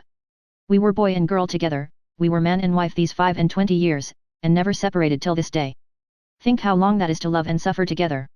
This morning was he out of his mind, and in his fancy we were boy and girl again and wandering in the happy fields, and so in that innocent glad converse wandered he far and farther, still lightly gossiping, and entered into those other fields we know not of, and was shut away from mortal sight. And so there was no parting, for in his fancy I went with him, he knew not but I went with him, my hand in his, my young soft hand, not this withered claw. Ah, yes, to go, and know it not, to separate and know it not, how could one go peacefuller than that? It was his reward for a cruel life patiently borne. There was a slight noise from the direction of the dim corner where the ladder was. It was the king descending. I could see that he was bearing something in one arm, and assisting himself with the other. He came forward into the light, upon his breast lay a slender girl of 15. She was but half conscious, she was dying of smallpox. Here was heroism at its last and loftiest possibility, its utmost summit, this was challenging death in the open field unarmed, with all the odds against the challenger, no reward set upon the contest, and no admiring world in silks and cloth of gold to gaze and applaud, and yet the king's bearing was as serenely brave as it had always been in those cheaper contests where knight meets knight in equal fight and clothed in protecting steel. He was great now, sublimely great. The rude statues of his ancestors in his palace should have an addition, I would see to that, and it would not be a mailed king killing a giant or a dragon, like the rest, it would be a king in commoner's garb bearing death in his arms that a peasant mother might look her last upon her child and be comforted. He laid the girl down by her mother, who poured out endearments and caresses from an overflowing heart, and one could detect a flickering faint light of response in the child's eyes, but that was all. The mother hung over her, kissing her, petting her, and imploring her to speak, but the lips only moved and no sound came. I snatched my liquor flask from my knapsack, but the woman forbade me, and said, "No, she does not suffer, it is better so. It might bring her back to life. None that be so good and kind as yet are would do her that cruel hurt. For look you, what is left to live for? Her brothers are gone, her father is gone, her mother goeth, the church's curse is upon her, and none may shelter or befriend her even though she lay perishing in the road. She is desolate. I have not asked you, good heart, if her sister be still on live, here overhead, I had no need, ye had gone back else and not left the poor thing forsaken." "She lieth at peace," interrupted the king, in a subdued voice. "I would not change it. How rich is this day in happiness! Ah, my Annis, thou shalt join thy sister soon, thou art on thy way, and these be merciful friends that will not hinder." And so she fell to murmuring and cooing over the girl again, and softly stroking her face and hair, and kissing her and calling her by endearing names, but there was scarcely sign of response now in the glazing eyes. I saw tears well from the king's eyes, and trickle down his face. The woman noticed them, too, and said, "Ah, I know that sign, thou hast a wife at home, poor soul, and you and she have gone hungry to bed, many's the time, that the little ones might have your crust, you know what poverty is, and the daily insults of your betters, and the heavy hand of the church and the king." The king winced under this accidental home shot, but kept still. He was learning his part, and he was playing it well, too, for a pretty dull beginner. I struck up a diversion. I offered the woman food and liquor, but she refused both. She would allow nothing to come between her and the release of death. Then I slipped away and brought the dead child from aloft, and laid it by her. This broke her down again, and there was another scene that was full of heartbreak. By and by I made another diversion, and beguiled her to sketch her story. Ye know it well yourselves, having suffered it, for truly none of our condition in Britain escape it. It is the old, weary tale. We fought and struggled and succeeded, meaning by success, that we lived and did not die, more than that is not to be claimed. No troubles came that we could not outlive, till this year brought them, then came they all at once, as one might say, and overwhelmed us. Years ago the lord of the manor planted certain fruit trees on our farm, in the best part of it, too, a grievous wrong and shame. But it was his right, interrupted the king. None denieth that, indeed, and the law mean anything, what is the lord's is his, and what is mine is his also.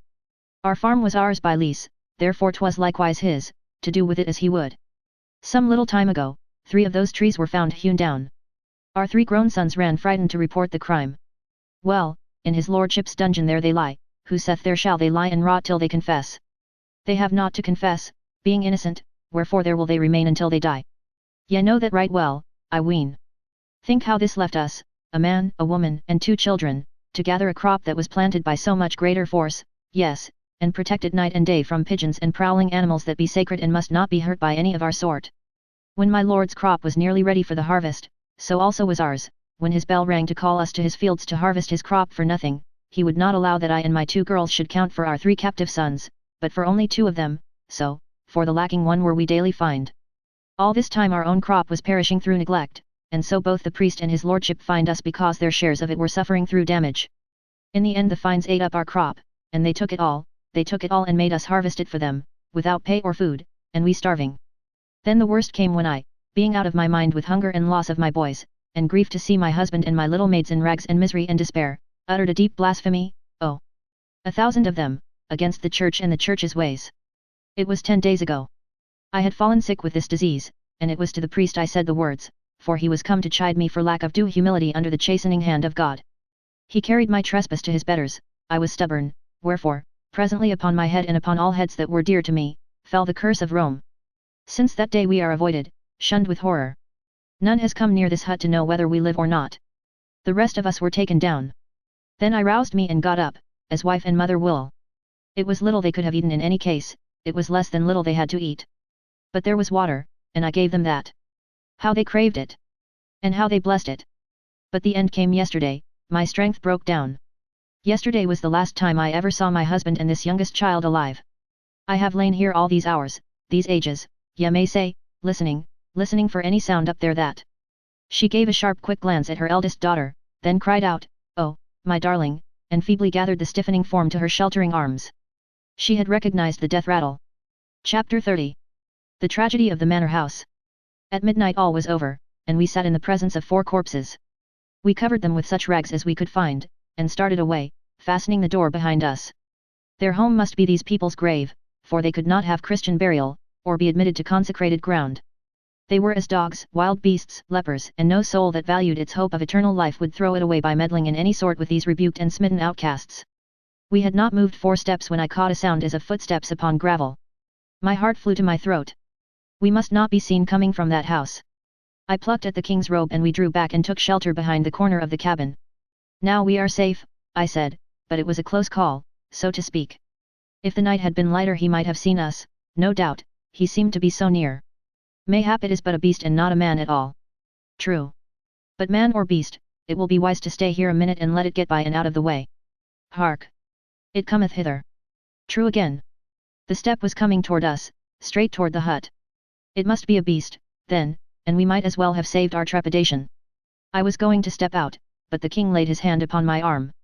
There was a moment of silence, then we heard a soft knock on the cabin door. It made me shiver. Presently the knock was repeated, and then we heard these words in a guarded voice. Mother! Father! Open, we have got free, and we bring news to pale your cheeks but glad your hearts, and we may not tarry, but must fly. But they answer not. Mother!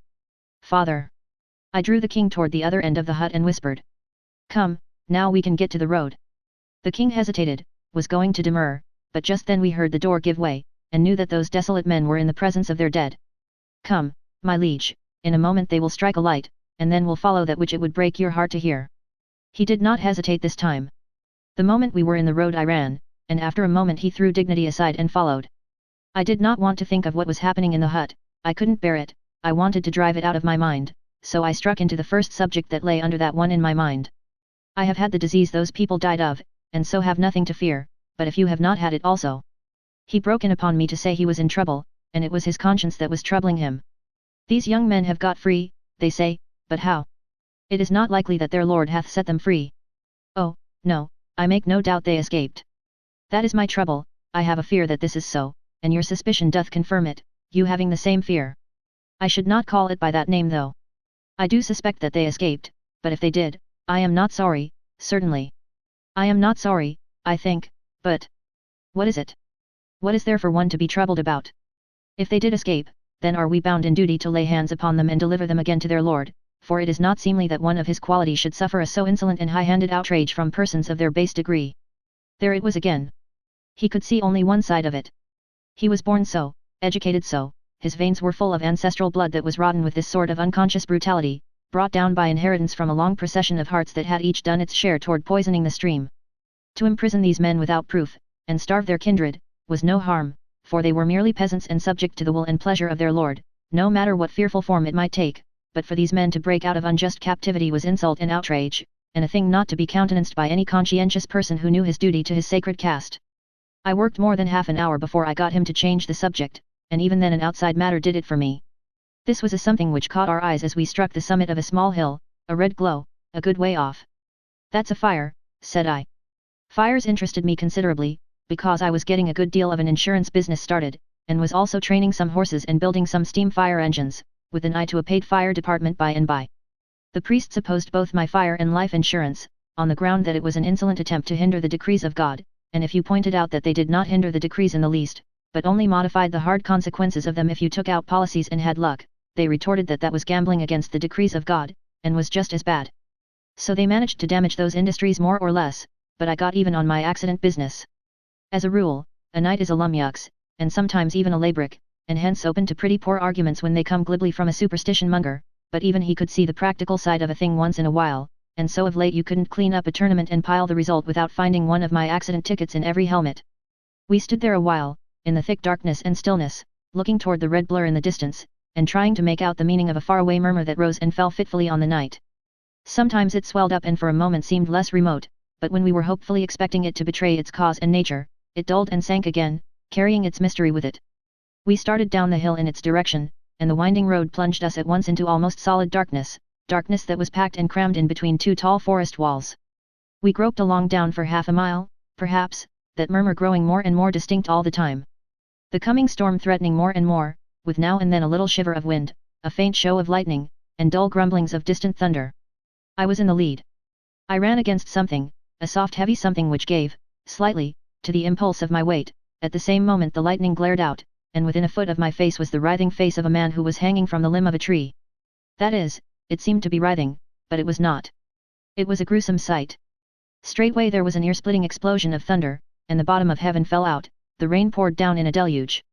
No matter, we must try to cut this man down, on the chance that there might be life in him yet, mustn't we? The lightning came quick and sharp now, and the place was alternately noonday and midnight. One moment the man would be hanging before me in an intense light, and the next he was blotted out again in the darkness. I told the king we must cut him down. The king at once objected. If he hanged himself, he was willing to lose his property to his lord, so let him be. If others hanged him, belike they had the right, let him hang. But me no buts, but even leave him as he is. And for yet another reason. When the lightning cometh again, there, look abroad. 2 others hanging, within 50 yards of us. It is not weather meet for doing useless courtesies unto dead folk. They are past thanking you. Come, it is unprofitable to tarry here. There was reason in what he said, so we moved on. Within the next mile we counted 6 more hanging forms by the blaze of the lightning, and altogether it was a grisly excursion. That murmur was a murmur no longer, it was a roar of men's voices. A man came flying by now, dimly through the darkness, and other men chasing him. They disappeared. Presently another case of the kind occurred, and then another and another. Then a sudden turn of the road brought us in sight of that fire. It was a large manor house, and little or nothing was left of it, and everywhere men were flying and other men raging after them in pursuit. I warned the king that this was not a safe place for strangers. We would better get away from the light, until matters should improve. We stepped back a little, and hid in the edge of the wood. From this hiding place we saw both men and women hunted by the mob. The fearful work went on until nearly dawn. Then, the fire being out and the storm spent, the voices and flying footsteps presently ceased, and darkness and stillness reigned again. We ventured out, and hurried cautiously away, and although we were worn out and sleepy, we kept on until we had put this place some miles behind us. Then we asked hospitality at the hut of a charcoal burner, and got what was to be had. A woman was up and about, but the man was still asleep, on a straw shakedown, on the clay floor. The woman seemed uneasy until I explained that we were travelers and had lost our way and been wandering in the woods all night. She became talkative, then, and asked if we had heard of the terrible goings-on at the manor house of a Blaze Hour. Yes, we had heard of them, but what we wanted now was rest and sleep. The king broke in. Sell us the house and take yourselves away, for we be perilous company, being late come from people that died of the spotted death. It was good of him, but unnecessary. One of the commonest decorations of the nation was the waffle iron face. I had early noticed that the woman and her husband were both so decorated. She made us entirely welcome, and had no fears, and plainly she was immensely impressed by the king's proposition, for, of course, it was a good deal of an event in her life to run across a person of the king's humble appearance who was ready to buy a man's house for the sake of a night's lodging. It gave her a large respect for us, and she strained the lean possibilities of her hovel to the utmost to make us comfortable. We slept till far into the afternoon, and then got up hungry enough to make codder fare quite palatable to the king, the more particularly as it was scant in quantity. And also in variety, it consisted solely of onions, salt, and the national black bread made out of horse feed. The woman told us about the affair of the evening before. At 10 or 11 at night, when everybody was in bed, the manor house burst into flames. The countryside swarmed to the rescue, and the family were saved, with one exception, the master. He did not appear. Everybody was frantic over this loss, and 2 brave yeomen sacrificed their lives in ransacking the burning house seeking that valuable personage. But after a while he was found, what was left of him, which was his corpse. It was in a copse 300 yards away, bound, gagged, stabbed in a dozen places. Who had done this? Suspicion fell upon a humble family in the neighborhood who had been lately treated with peculiar harshness by the baron, and from these people the suspicion easily extended itself to their relatives and familiars. A suspicion was enough. My lord's liveried retainers proclaimed an instant crusade against these people, and were promptly joined by the community in general. The woman's husband had been active with the mob, and had not returned home until nearly dawn. He was gone now to find out what the general result had been. While we were still talking he came back from his quest. His report was revolting enough. 18 persons hanged or butchered, and 2 yeomen and 13 prisoners lost in the fire. And how many prisoners were there altogether in the vaults? 13. Then every one of them was lost. Yes, all. But the people arrived in time to save the family. How is it they could save none of the prisoners? The man looked puzzled, and said, would one unlock the vaults at such a time? Marry, some would have escaped. Then you mean that nobody did unlock them? None went near them, either to lock or unlock. It standeth to reason that the bolts were fast, wherefore it was only needful to establish a watch, so that if any broke the bonds he might not escape, but be taken. None were taken. Nathless, 3 did escape, said the king, and ye will do well to publish it and set justice upon their track, for these murdered the baron and fired the house. I was just expecting he would come out with that. For a moment the man and his wife showed an eager interest in this news and an impatience to go out and spread it, then a sudden something else betrayed itself in their faces, and they began to ask questions. I answered the questions myself, and narrowly watched the effects produced. I was soon satisfied that the knowledge of who these 3 prisoners were had somehow changed the atmosphere, that our host's continued eagerness to go and spread the news was now only pretended and not real. The king did not notice the change, and I was glad of that. I worked the conversation around toward other details of the night's proceedings, and noted that these people were relieved to have it take that direction. The painful thing observable about all this business was the alacrity with which this oppressed community had turned their cruel hands against their own class in the interest of the common oppressor. This man and woman seemed to feel that in a quarrel between a person of their own class and his lord, it was the natural and proper and rightful thing for that poor devil's whole caste to side with the master and fight his battle for him, without ever stopping to inquire into the rights or wrongs of the matter. This man had been out helping to hang his neighbors, and had done his work with zeal, and yet was aware that there was nothing against them but a mere suspicion, with nothing back of it describable as evidence, still neither he nor his wife seemed to see anything horrible about it. This was depressing, to a man with the dream of a republic in his head. It reminded me of a time 13 centuries away, when the poor whites of our South, who were always despised and frequently insulted by the slave lords around them, and who owed their base condition simply to the presence of slavery in their midst, were yet pusillanimously ready to side with the slave lords in all political moves for the upholding and perpetuating of slavery, and did also finally shoulder their muskets and pour out their lives in an effort to prevent the destruction of that very institution which degraded them. And there was only one redeeming feature connected with that pitiful piece of history, and that was, that secretly the poor white did detest the slave lord, and did feel his own shame. That feeling was not brought to the surface, but the fact that it was there and could have been brought out, under favoring circumstances, was something. In fact, it was enough, for it showed that a man is at bottom a man, after all, even if it doesn't show on the outside. Well, as it turned out, this charcoal burner was just the twin of the southern poor white of the far future. The king presently showed impatience, and said, "An ye prattle here all the day, justice will miscarry. Think ye the criminals will abide in their father's house? They are fleeing, they are not waiting. You should look to it that a party of horse be set upon their track." The woman paled slightly, but quite perceptibly, and the man looked flustered and irresolute. I said, "Come, friend, I will walk a little way with you, and explain which direction I think they would try to take. If they were merely resistors of the gabelle or some kindred absurdity, I would try to protect them from capture, but when men murder a person of high degree and likewise burn his house, that is another matter." The last remark was for the king, to quiet him. On the road the man pulled his resolution together, and began the march with a steady gait, but there was no eagerness in it. By and by I said, "What relation were these men to you, cousins?" He turned as white as his layer of charcoal would let him, and stopped, trembling. "Ah, my God, how know ye that?" "I didn't know it, it was a chance guess." "Poor lads, they are lost." "And good lads they were, too. Were you actually going yonder to tell on them?" He didn't quite know how to take that, but he said, hesitatingly, "Yes." "Then I think you are a damned scoundrel." It made him as glad as if I had called him an angel. "Say the good words again, brother, for surely ye mean that ye would not betray me and I failed of my duty." "Duty? There is no duty in the matter, except the duty to keep still and let those men get away. They've done a righteous deed." He looked pleased, and touched with apprehension at the same time.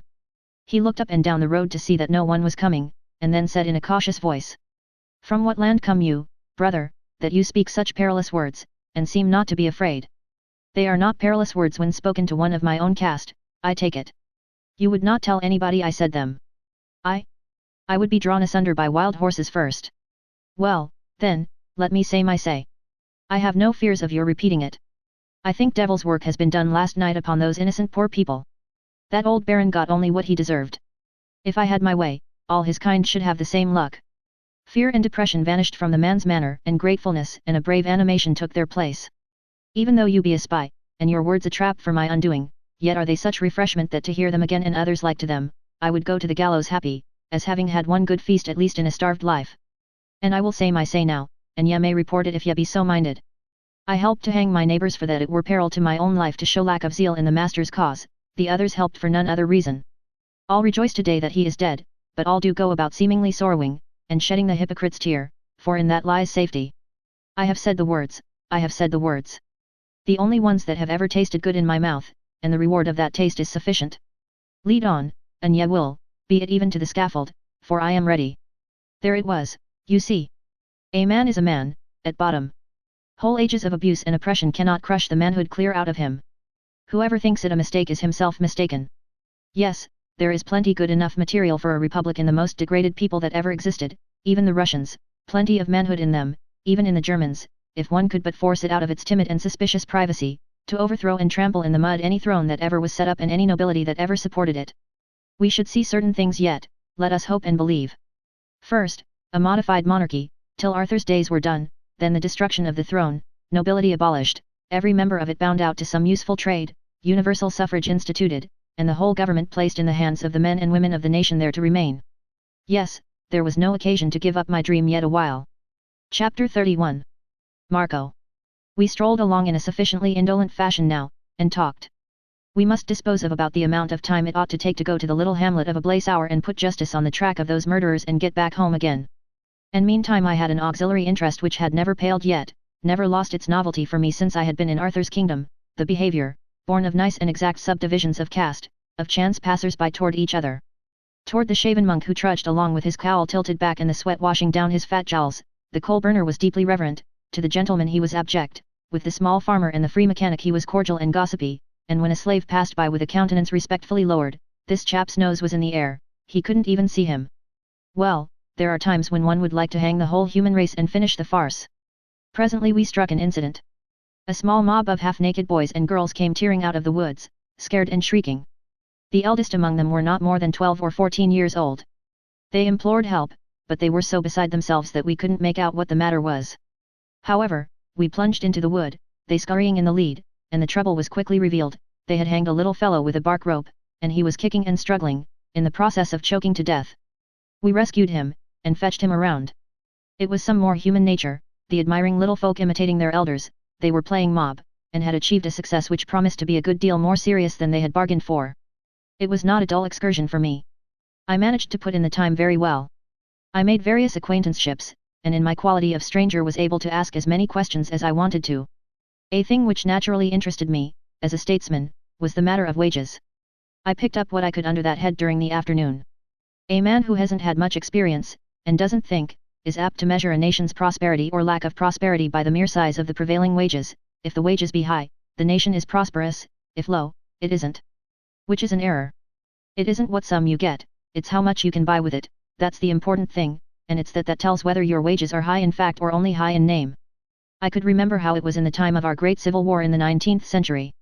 In the North a carpenter got $3 a day, gold valuation; in the South he got 50, payable in Confederate shin plasters worth $1 a bushel. In the North a suit of overalls cost $3 a day's wages, in the South it cost 75, which was 2 days' wages. Other things were in proportion. Consequently, wages were twice as high in the North as they were in the South, because the one wage had that much more purchasing power than the other had. Yes, I made various acquaintances in the hamlet, and a thing that gratified me a good deal was to find our new coins in circulation, lots of millrays, lots of mills, lots of cents, a good many nickels, and some silver, all this among the artisans and commonalty generally, yes, and even some gold, but that was at the bank, that is to say, the goldsmiths.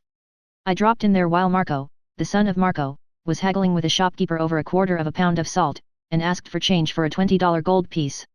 They furnished it, that is, after they had chewed the piece, and rung it on the counter, and tried acid on it, and asked me where I got it, and who I was, and where I was from, and where I was going to, and when I expected to get there, and perhaps a couple of hundred more questions, and when they got aground, I went right on and furnished them a lot of information voluntarily, told them I owned a dog, and his name was Watch, and my first wife was a Free Will Baptist, and her grandfather was a Prohibitionist, and I used to know a man who had 2 thumbs on each hand and a wart on the inside of his upper lip, and died in the hope of a glorious resurrection, and so on, and so on, and so on, till even that hungry village questioner began to look satisfied, and also a shade put out, but he had to respect a man of my financial strength, and so he didn't give me any lip, but I noticed he took it out of his underlings, which was a perfectly natural thing to do.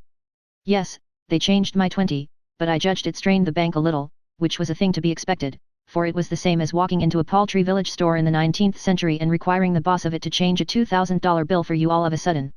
He could do it, maybe, but at the same time he would wonder how a small farmer happened to be carrying so much money around in his pocket, which was probably this goldsmith's thought, too, for he followed me to the door and stood there gazing after me with reverent admiration.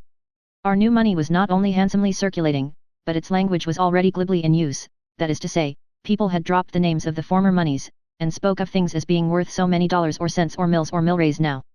It was very gratifying. We were progressing, that was sure. I got to know several master mechanics, but about the most interesting fellow among them was the blacksmith, Dowley. He was a live man and a brisk talker, and had 2 journeymen and 3 apprentices, and was doing a raging business. In fact, he was getting rich, hand over fist, and was vastly respected. Marco was very proud of having such a man for a friend. He had taken me there ostensibly to let me see the big establishment which bought so much of his charcoal, but really to let me see what easy and almost familiar terms he was on with this great man. Dowley and I fraternized at once. I had had just such picked men, splendid fellows, under me in the Colt Arms factory. I was bound to see more of him, so I invited him to come out to Marco's Sunday, and dine with us. Marco was appalled, and held his breath, and when the grandee accepted, he was so grateful that he almost forgot to be astonished at the condescension. Marco's joy was exuberant, but only for a moment, then he grew thoughtful, then sad, and when he heard me tell Dowley I should have Dickon, the boss mason, and Smug, the boss wheelwright, out there, too, the coal dust on his face turned to chalk, and he lost his grip. But I knew what was the matter with him, it was the expense. He saw ruin before him, he judged that his financial days were numbered. However, on our way to invite the others, I said, "You must allow me to have these friends come, and you must also allow me to pay the costs." His face cleared, and he said with spirit, "But not all of it, not all of it. Ye cannot well bear a burden like to this alone." I stopped him, and said, "Now let's understand each other on the spot, old friend. I am only a farm bailiff, it is true, but I am not poor, nevertheless. I have been very fortunate this year, you would be astonished to know how I have thriven. I tell you the honest truth when I say I could squander away as many as a dozen feasts like this and never care that for the expense," and I snapped my fingers. I could see myself rise a foot at a time in Marco's estimation, and when I fetched out those last words I was become a very tower for style and altitude. "So you see, you must let me have my way. You can't contribute a cent to this orgy, that's settled. It's grand and good of you." "No, it isn't. You've opened your house to Jones and me in the most generous way." Jones was remarking upon it today, just before you came back from the village, for although he wouldn't be likely to say such a thing to you, because Jones isn't a talker, and is diffident in society, he has a good heart and a grateful, and knows how to appreciate it when he is well treated. "Yes, you and your wife have been very hospitable toward us." "Ah, brother, 'tis nothing, such hospitality. But it is something, the best a man has, freely given, is always something, and is as good as a prince can do, and ranks right along beside it, for even a prince can but do his best. And so we'll shop around and get up this layout now, and don't you worry about the expense. I'm one of the worst spendthrifts that ever was born. Why, do you know, sometimes in a single week I spend, but never mind about that, you'd never believe it anyway." And so we went giddying along, dropping in here and there, pricing things, and gossiping with the shopkeepers about the riot, and now and then running across pathetic reminders of it, in the persons of shunned and tearful and houseless remnants of families whose homes had been taken from them and their parents butchered or hanged. The raiment of Marco and his wife was of coarse tow linen and linsey woolsey respectively, and resembled township maps, it being made up pretty exclusively of patches which had been added, township by township, in the course of 5 or 6 years, until hardly a hand's breadth of the original garments was surviving and present. Now I wanted to fit these people out with new suits, on account of that swell company, and I didn't know just how to get at it, with delicacy, until at last it struck me that as I had already been liberal in inventing wordy gratitude for the king, it would be just the thing to back it up with evidence of a substantial sort, so I said, "And Marco, there's another thing which you must permit, out of kindness for Jones, because you wouldn't want to offend him. He was very anxious to testify his appreciation in some way, but he is so diffident he couldn't venture it himself, and so he begged me to buy some little things and give them to you and Dame Phyllis and let him pay for them without your ever knowing they came from him. You know how a delicate person feels about that sort of thing, and so I said I would, and we would keep mum. Well, his idea was, a new outfit of clothes for you both. Oh, it is wastefulness. It may not be, brother, it may not be. Consider the vastness of the sum. Hang the vastness of the sum. Try to keep quiet for a moment, and see how it would seem. A body can't get in a word edgeways, you talk so much. You ought to cure that, Marco, it isn't good form, you know, and it will grow on you if you don't check it. Yes, we'll step in here now and price this man's stuff, and don't forget to remember to not let on to Jones that you know he had anything to do with it. You can't think how curiously sensitive and proud he is. He's a farmer, pretty fairly well-to-do farmer, and I'm his bailiff, but, the imagination of that man. Why, sometimes when he forgets himself and gets to blowing off, you'd think he was one of the swells of the earth, and you might listen to him 100 years and never take him for a farmer, especially if he talked agriculture. He thinks he's a sheol of a farmer, thinks he's old greyback from way back, but between you and me privately he don't know as much about farming as he does about running a kingdom. Still, whatever he talks about, you want to drop your underjaw and listen, the same as if you had never heard such incredible wisdom in all your life before, and were afraid you might die before you got enough of it. That will please Jones." It tickled Marco to the marrow to hear about such an odd character, but it also prepared him for accidents, and in my experience when you travel with a king who is letting on to be something else and can't remember it more than about half the time, you can't take too many precautions. This was the best store we had come across yet, it had everything in it, in small quantities, from anvils and dry goods all the way down to fish and pinchbeck jewelry. I concluded I would bunch my whole invoice right here, and not go pricing around anymore. So I got rid of Marco, by sending him off to invite the mason and the wheelwright, which left the field free to me. For I never care to do a thing in a quiet way, it's got to be theatrical or I don't take any interest in it. I showed up money enough, in a careless way, to corral the shopkeeper's respect, and then I wrote down a list of the things I wanted, and handed it to him to see if he could read it. He could, and was proud to show that he could. He said he had been educated by a priest, and could both read and write. He ran it through, and remarked with satisfaction that it was a pretty heavy bill. Well, and so it was, for a little concern like that. I was not only providing a swell dinner, but some odds and ends of extras. I ordered that the things be carted out and delivered at the dwelling of Marco, the son of Marco, by Saturday evening, and send me the bill at dinner time Sunday. He said I could depend upon his promptness and exactitude, it was the rule of the house. He also observed that he would throw in a couple of Miller guns for the Marcos gratis, that everybody was using them now. He had a mighty opinion of that clever device. I said. And please fill them up to the middle mark, too, and add that to the bill. He would, with pleasure. He filled them, and I took them with me. I couldn't venture to tell him that the Miller gun was a little invention of my own, and that I had officially ordered that every shopkeeper in the kingdom keep them on hand and sell them at government price, which was the merest trifle, and the shopkeeper got that, not the government. We furnished them for nothing. The king had hardly missed us when we got back at nightfall. He had early dropped again into his dream of a grand invasion of Gaul with the whole strength of his kingdom at his back, and the afternoon had slipped away without his ever coming to himself again. Chapter 32. Dowley's humiliation. Well, when that cargo arrived toward sunset, Saturday afternoon, I had my hands full to keep the Marcos from fainting. They were sure Jones and I were ruined past help, and they blamed themselves as accessories to this bankruptcy. You see, in addition to the dinner materials, which called for a sufficiently round sum, I had bought a lot of extras for the future comfort of the family, for instance, a big lot of wheat, a delicacy as rare to the tables of their class as was ice cream to a hermit's, also a sizable deal dinner table, also 2 entire pounds of salt, which was another piece of extravagance in those people's eyes, also crockery, stools, the clothes, a small cask of beer, and so on. I instructed the Marcos to keep quiet about this sumptuousness, so as to give me a chance to surprise the guests and show off a little. Concerning the new clothes, the simple couple were like children, they were up and down, all night, to see if it wasn't nearly daylight, so that they could put them on, and they were into them at last as much as an hour before dawn was due. Then their pleasure, not to say delirium, was so fresh and novel and inspiring that the sight of it paid me well for the interruptions which my sleep had suffered. The king had slept just as usual, like the dead. The Marcos could not thank him for their clothes, that being forbidden, but they tried every way they could think of to make him see how grateful they were. Which all went for nothing, he didn't notice any change. It turned out to be one of those rich and rare fall days which is just a June day toned down to a degree where it is heaven to be out of doors. Toward noon the guests arrived, and we assembled under a great tree and were soon as sociable as old acquaintances. Even the king's reserve melted a little, though it was some little trouble to him to adjust himself to the name of Jones along at first. I had asked him to try to not forget that he was a farmer, but I had also considered it prudent to ask him to let the thing stand at that, and not elaborate it any. Because he was just the kind of person you could depend on to spoil a little thing like that if you didn't warn him, his tongue was so handy, and his spirit so willing, and his information so uncertain. Dowley was in fine feather, and I early got him started, and then adroitly worked him around onto his own history for a text and himself for a hero, and then it was good to sit there and hear him hum. Self-made man, you know. They know how to talk. They do deserve more credit than any other breed of men, yes, that is true, and they are among the very first to find it out, too.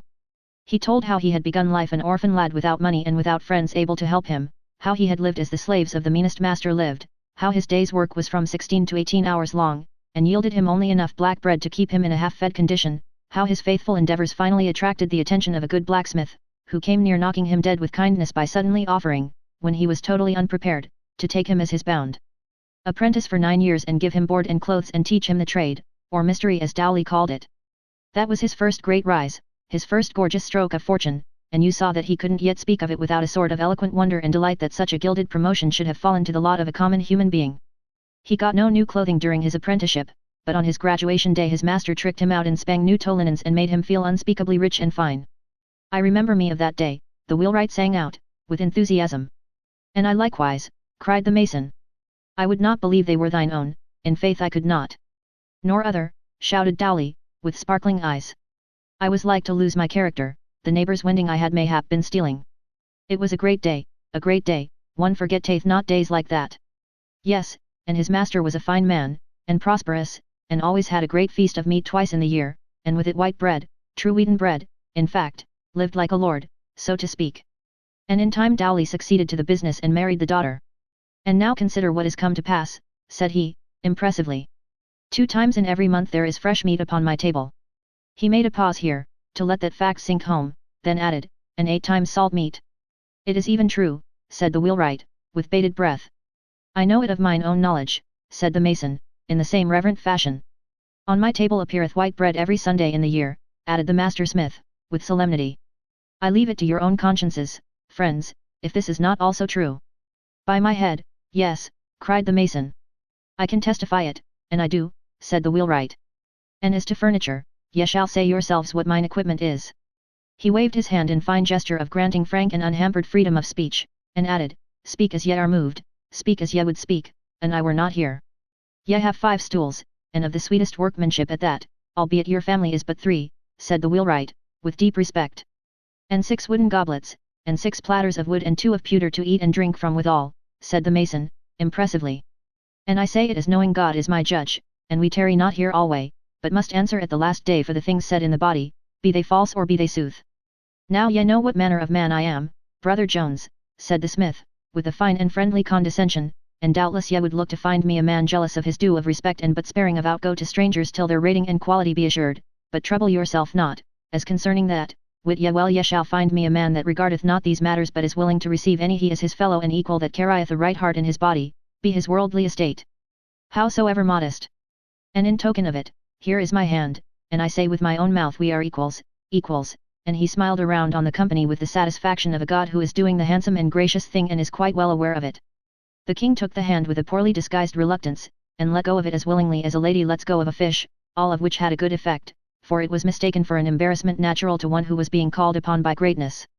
The dame brought out the table now, and set it under the tree. It caused a visible stir of surprise, it being brand new and a sumptuous article of deal. But the surprise rose higher still when the dame, with a body oozing easy indifference at every pore, but eyes that gave it all away by absolutely flaming with vanity, slowly unfolded an actual Simon Pure tablecloth and spread it.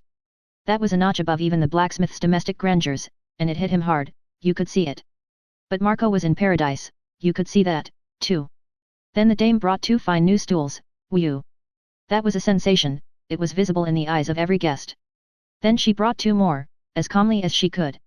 Sensation again, with odd murmurs. Again she brought 2, walking on air, she was so proud. The guests were petrified, and the mason muttered. There is that about earthly pomps which doth ever move to reverence. As the dame turned away, Marco couldn't help slapping on the climax while the thing was hot, so he said with what was meant for a languid composure but was a poor imitation of it. These suffice, leave the rest. So there were more yet. It was a fine effect. I couldn't have played the hand better myself. From this out, the madam piled up the surprises with a rush that fired the general astonishment up to 150 in the shade, and at the same time paralyzed expression of it down to gasped ohs and ahs, and mute upliftings of hands and eyes.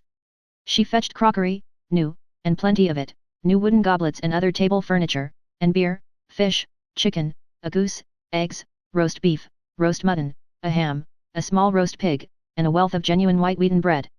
Take it by and large, that spread laid everything far and away in the shade that ever that crowd had seen before. And while they sat there just simply stupefied with wonder and awe, I sort of waved my hand as if by accident, and the storekeeper's son emerged from space and said he had come to collect. That's all right, I said, indifferently. What is the amount, give us the items. Then he read off this bill, while those 3 amazed men listened, and serene waves of satisfaction rolled over my soul and alternate waves of terror and admiration surged over Marco's. He ceased. There was a pale and awful silence. Not a limb stirred. Not a nostril betrayed the passage of breath. Is that all? I asked, in a voice of the most perfect calmness. All, fair sir, save that certain matters of light moment are placed together under a head height sundries. If it would like you, I will sepa. It is of no consequence, I said, accompanying the words with a gesture of the most utter indifference, give me the grand total, please. The clerk leaned against the tree to stay himself, and said. 39,150 milrays. The wheelwright fell off his stool, the others grabbed the table to save themselves, and there was a deep and general ejaculation of, God be with us in the day of disaster. The clerk hastened to say. My father chargeth me to say he cannot honourably require you to pay it all at this time, and therefore only prith you. I paid no more heed than if it were the idle breeze, but, with an air of indifference amounting almost to weariness, got out my money and tossed $4 onto the table. Ah, you should have seen them stare. The clerk was astonished and charmed.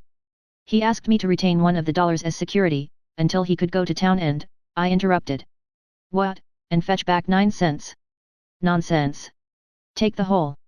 Keep the change. There was an amazed murmur to this effect. Verily this being is made of money. He throwed it away even as if it were dirt. The blacksmith was a crushed man. The clerk took his money and reeled away drunk with fortune. I said to Marco and his wife. Good folk, here is a little trifle for you, handing the miller guns as if it were a matter of no consequence, though each of them contained 15 cents in solid cash, and while the poor creatures went to pieces with astonishment and gratitude, I turned to the others and said as calmly as one would ask the time of day. Well, if we are all ready, I judge the dinner is. Come, fall to. Ah, well, it was immense, yes, it was a daisy. I don't know that I ever put a situation together better, or got happier spectacular effects out of the materials available. The blacksmith, well, he was simply mashed. Land.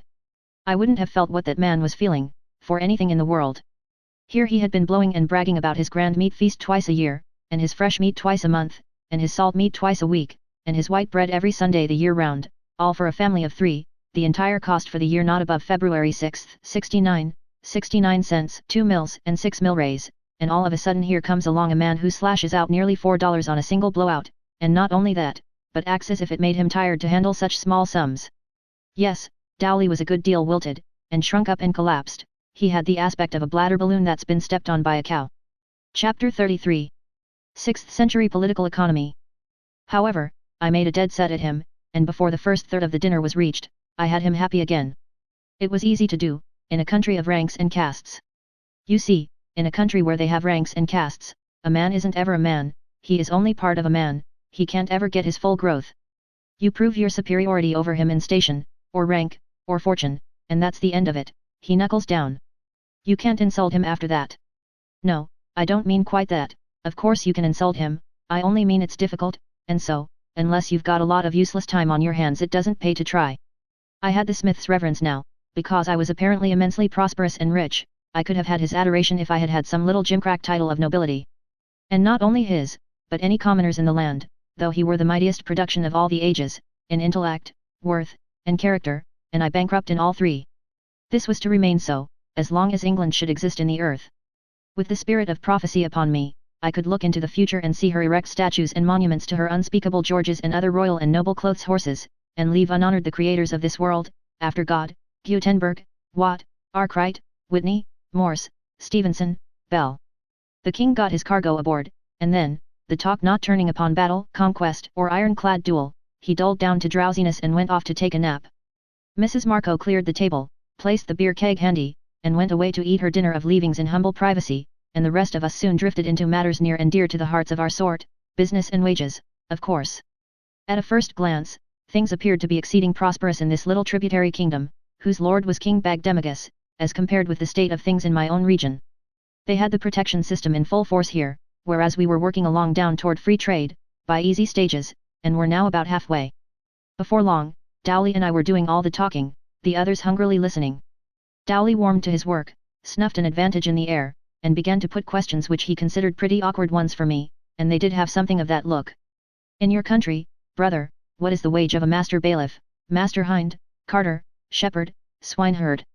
25 milrays a day, that is to say, a quarter of a cent.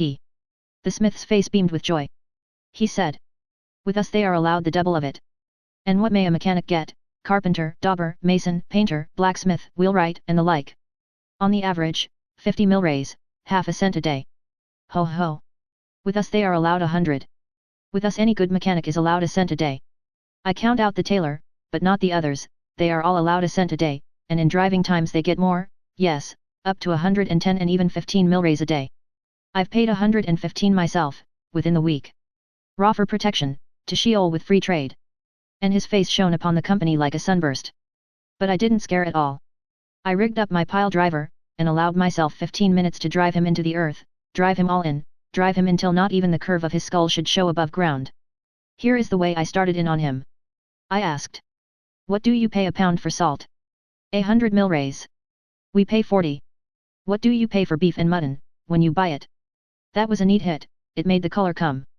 It varieth somewhat, but not much, one may say 75 milrays the pound. We pay 33. What do you pay for eggs? 50 milrays the dozen. We pay 20. What do you pay for beer? It costeth us 8½ milrays the pint. We get it for 4, 25 bottles for a cent. What do you pay for wheat? At the rate of 900 milrays the bushel. We pay 400. What do you pay for a man's tow linen suit? 13 cents. We pay 6. What do you pay for a stuff gown for the wife of the laborer or the mechanic? We pay 8 cents, 4 mills. Well, observe the difference, you pay 8 cents and 4 mills, we pay only 4 cents. I prepared now to sock it to him. I said, look here, dear friend, what's become of your high wages you were bragging so about a few minutes ago? And I looked around on the company with placid satisfaction, for I had slipped up on him gradually and tied him hand and foot, you see, without his ever noticing that he was being tied at all. What's become of those noble high wages of yours? I seem to have knocked the stuffing all out of them, it appears to me. But if you will believe me, he merely looked surprised, that is all. He didn't grasp the situation at all, didn't know he had walked into a trap, didn't discover that he was in a trap. I could have shot him, from sheer vexation. With cloudy eye and a struggling intellect he fetched this out. Mary, I seem not to understand. It is proved that our wages be double thine, how then may it be that thou hast knocked therefrom the stuffing, and miscall not the wonderly word, this being the first time under grace and providence of God it hath been granted me to hear it. Well, I was stunned, partly with this unlooked for stupidity on his part, and partly because his fellows so manifestly sided with him and were of his mind, if you might call it mind.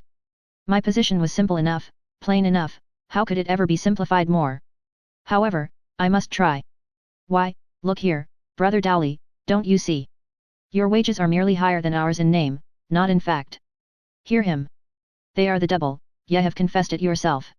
Yes, yes, I don't deny that at all. But that's got nothing to do with it, the amount of the wages in mere coins, with meaningless names attached to them to know them by, has got nothing to do with it. The thing is, how much can you buy with your wages, that's the idea. While it is true that with you a good mechanic is allowed about $3.50 a year, and with us only about $1.75. There, Yeri confessing it again, Yeri confessing it again. Confound it, I've never denied it, I tell you. What I say is this. With us half a dollar buys more than a dollar buys with you, and therefore it stands to reason and the commonest kind of common sense, that our wages are higher than yours. He looked dazed, and said, despairingly. Verily, I cannot make it out. Ye just said ours are the higher, and with the same breath ye take it back. Oh, great Scott, isn't it possible to get such a simple thing through your head? Now look here, let me illustrate. We pay 4 cents for a woman's stuff gown, you pay 8.4.0, which is 4 mills more than double. What do you allow a laboring woman who works on a farm? 2 mills a day. Very good, we allow but half as much, we pay her only 1/10 of a cent a day, and... Again Yeri conf. Wait. Now, you see, the thing is very simple, this time you'll understand it. For instance, it takes your woman 42 days to earn her gown, at 2 mills a day, 7 weeks work, but ours earns hers in 40 days, 2 days short of 7 weeks. Your woman has a gown, and her whole 7 weeks' wages are gone, ours has a gown, and 2 days' wages left, to buy something else with. There, now you understand it. He looked, well, he merely looked dubious, it's the most I can say, so did the others. I waited, to let the thing work. Dowley spoke at last, and betrayed the fact that he actually hadn't gotten away from his rooted and grounded superstitions yet. He said, with a trifle of hesitancy. But, ye cannot fail to grant that 2 mills a day is better than 1. Shucks. Well, of course, I hated to give it up. So I chanced another flyer. Let us suppose a case. Suppose one of your journeymen goes out and buys the following articles. 1 pound of salt. 1 dozen eggs. 1 dozen pints of beer. 1 bushel of wheat. 1 tow linen suit. 5 pounds of beef. 5 pounds of mutton. The lot will cost him 32 cents. It takes him 32 working days to earn the money, 5 weeks and 2 days. Let him come to us and work 32 days at half the wages, he can buy all those things for a shade under 14.5 cents, they will cost him a shade under 29 days' work, and he will have about half a week's wages over. Carry it through the year, he would save nearly a week's wages every 2 months, your man nothing, thus saving 5 or 6 weeks' wages in a year, your man not a cent. Now I reckon you understand that high wages and low wages are phrases that don't mean anything in the world until you find out which of them will buy the most. It was a crusher. But, alas! It didn't crush. No, I had to give it up. What those people valued was high wages, it didn't seem to be a matter of any consequence to them whether the high wages would buy anything or not. They stood for protection, and swore by it, which was reasonable enough, because interested parties had gulled them into the notion that it was protection which had created their high wages. I proved to them that in a quarter of a century their wages had advanced but 30% while the cost of living had gone up 100, and that with us, in a shorter time, wages had advanced 40% while the cost of living had gone steadily down. But it didn't do any good. Nothing could unseat their strange beliefs. Well, I was smarting under a sense of defeat. Undeserved defeat, but what of that? That didn't soften the smart any. And to think of the circumstances. The first statesman of the age, the capablest man, the best informed man in the entire world, the loftiest uncrowned head that had moved through the clouds of any political firmament for centuries, sitting here apparently defeated in argument by an ignorant country blacksmith. And I could see that those others were sorry for me, which made me blush till I could smell my whiskers scorching. Put yourself in my place, feel as mean as I did, as ashamed as I felt, wouldn't you have struck below the belt to get even? Yes, you would, it is simply human nature. Well, that is what I did. I am not trying to justify it, I'm only saying that I was mad, and anybody would have done it. Well, when I make up my mind to hit a man, I don't plan out a love tap, no, that isn't my way, as long as I'm going to hit him at all, I'm going to hit him a lifter. And I don't jump at him all of a sudden, and risk making a blundering halfway business of it, no, I get away off yonder to one side, and work up on him gradually, so that he never suspects that I'm going to hit him at all, and by, all in a flash, he's flat on his back, and he can't tell for the life of him how it all happened. That is the way I went for Brother Dowley. I started to talking lazy and comfortable, as if I was just talking to pass the time, and the oldest man in the world couldn't have taken the bearings of my starting place and guessed where I was going to fetch up. Boys, there's a good many curious things about law and custom and usage, and all that sort of thing, when you come to look at it, yes, and about the drift and progress of human opinion and movement, too. There are written laws, they perish, but there are also unwritten laws, they are eternal. Take the unwritten law of wages, it says they've got to advance, little by little, straight through the centuries. And notice how it works. We know what wages are now, here and there and yonder, we strike an average, and say that's the wages of today. We know what the wages were 100 years ago, and what they were 200 years ago, that's as far back as we can get, but it suffices to give us the law of progress, the measure and rate of the periodical augmentation, and so, without a document to help us, we can come pretty close to determining what the wages were 3 and 4 and 500 years ago. Good, so far. Do we stop there? No. We stop looking backward, we face around and apply the law to the future. My friends, I can tell you what people's wages are going to be at any date in the future you want to know, for hundreds and hundreds of years. What, Goodman, what? Yes. In 700 years wages will have risen to 6 times what they are now, here in your region, and farmhands will be allowed 3 cents a day, and mechanics 6. I would I might die now and live then, interrupted Smug, the wheelwright, with a fine avaricious glow in his eye. And that isn't all, they'll get their board besides, such as it is, it won't bloat them. 250 years later, pay attention now, a mechanic's wages will be, mind you, this is law, not guesswork, a mechanic's wages will then be 20 cents a day. There was a general gasp of awed astonishment, Dickon the mason murmured, with raised eyes and hands. More than 3 weeks' pay for 1 day's work. Riches, of a truth, yes, riches, muttered Marco, his breath coming quick and short, with excitement. Wages will keep on rising, little by little, as steadily as a tree grows, and at the end of 340 years more there'll be at least one country where the mechanic's average wage will be 200 cents a day. It knocked them absolutely dumb. Not a man of them could get his breath for upwards of 2 minutes. Then the coal burner said prayerfully. Might I but live to see it. It is the income of an earl, said Smug. An earl, say yet, said Dowley, ye could say more than that and speak no lie, there's no earl in the realm of Bagdemagus that hath an income like to that. Income of an earl, mf. It's the income of an angel. Now, then, that is what is going to happen as regards wages. In that remote day, that man will earn, with 1 week's work, that bill of goods which it takes you upwards of 50 weeks to earn now. Some other pretty surprising things are going to happen, too. Brother Dowley, who is it that determines, every spring, what the particular wage of each kind of mechanic, labourer and servant shall be for that year? Sometimes the courts, sometimes the town council, but most of all, the magistrate. Ye may say, in general terms, it is the magistrate that fixes the wages. Doesn't ask any of those poor devils to help him fix their wages for them, does he? That were an idea. The master that's to pay him the money is the one that's rightly concerned in that matter, ye will notice. Yes, but I thought the other man might have some little trifle at stake in it, too, and even his wife and children, poor creatures. The masters are these, nobles, rich men, the prosperous generally. These few, who do no work, determine what pay the vast hive shall have who do work. You see? They're a combine, a trade union, to coin a new phrase, who band themselves together to force their lowly brother to take what they choose to give. 1300 years hence, so says the unwritten law, the combine will be the other way, and then how these fine people's posterity will fume and fret and grit their teeth over the insolent tyranny of trade unions. Yes, indeed.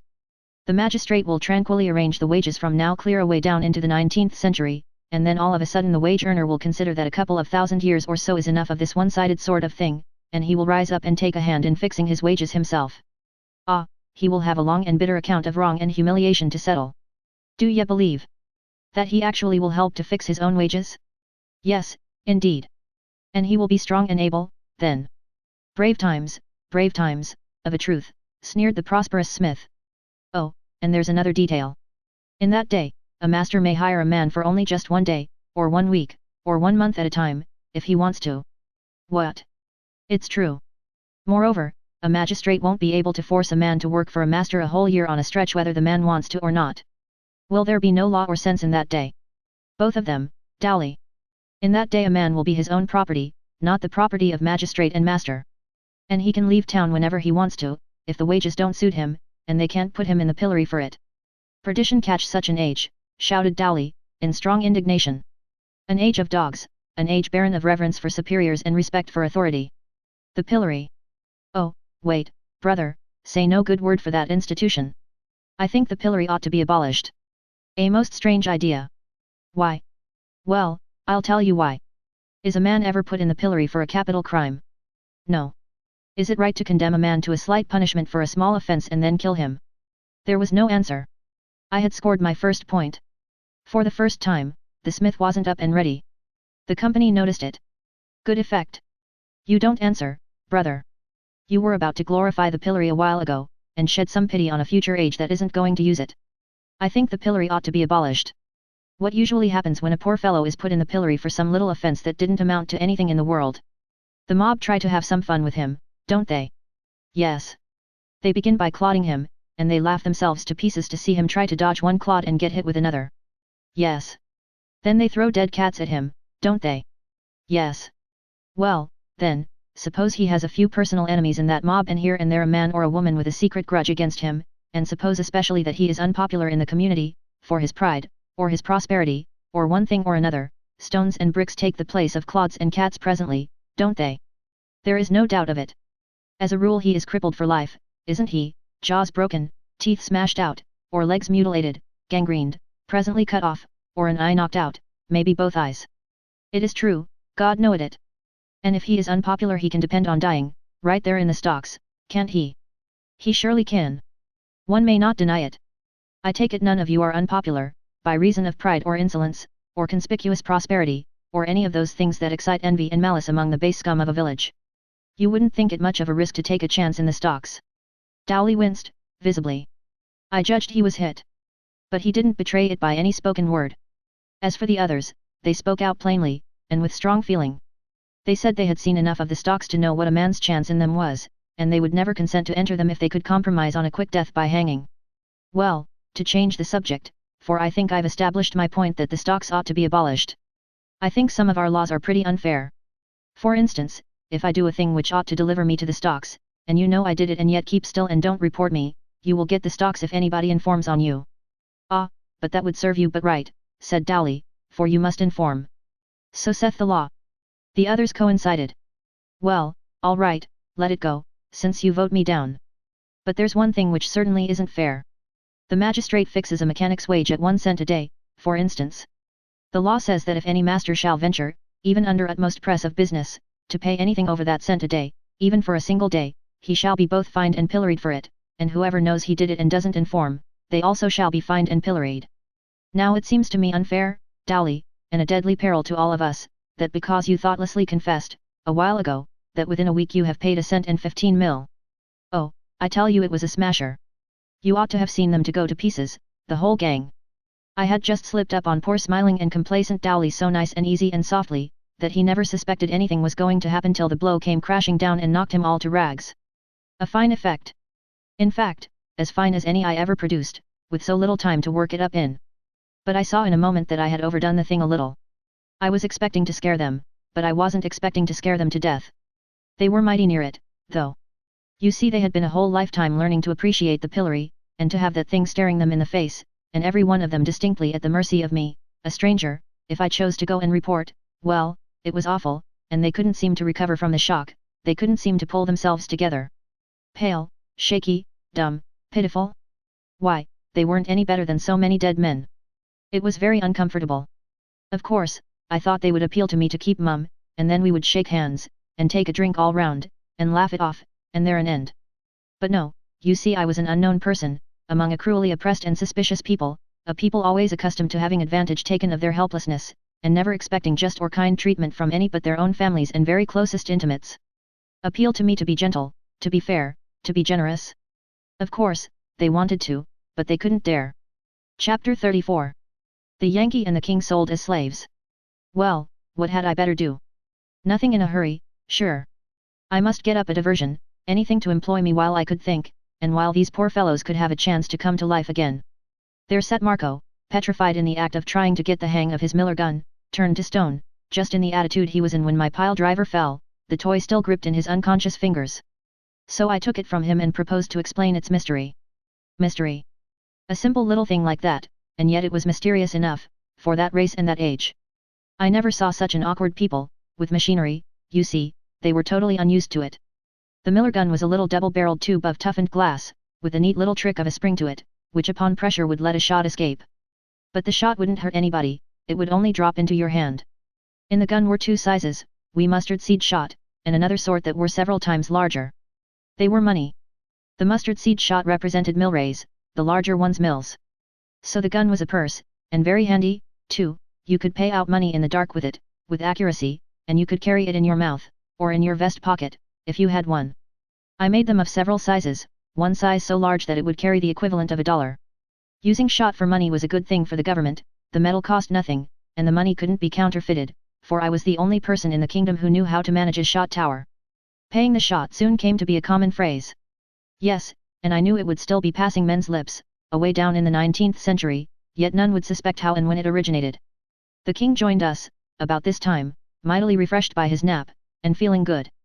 Anything could make me nervous now, I was so uneasy, for our lives were in danger, and so it worried me to detect a complacent something in the king's eye which seemed to indicate that he had been loading himself up for a performance of some kind or other. Confound it, why must he go and choose such a time as this? I was right. He began, straight off, in the most innocently artful and transparent and lubberly way, to lead up to the subject of agriculture. The cold sweat broke out all over me. I wanted to whisper in his ear, "Man, we are in awful danger, every moment is worth a principality till we get back these men's confidence, don't waste any of this golden time." But of course I couldn't do it. Whisper to him. It would look as if we were conspiring.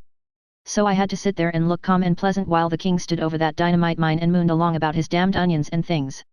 At first the tumult of my own thoughts, summoned by the danger signal and swarming to the rescue from every quarter of my skull, kept up such a hurrah and confusion and fifing and drumming that I couldn't take in a word, but presently when my mob of gathering plans began to crystallize and fall into position and form line of battle, a sort of order and quiet ensued and I caught the boom of the king's batteries, as if out of remote distance.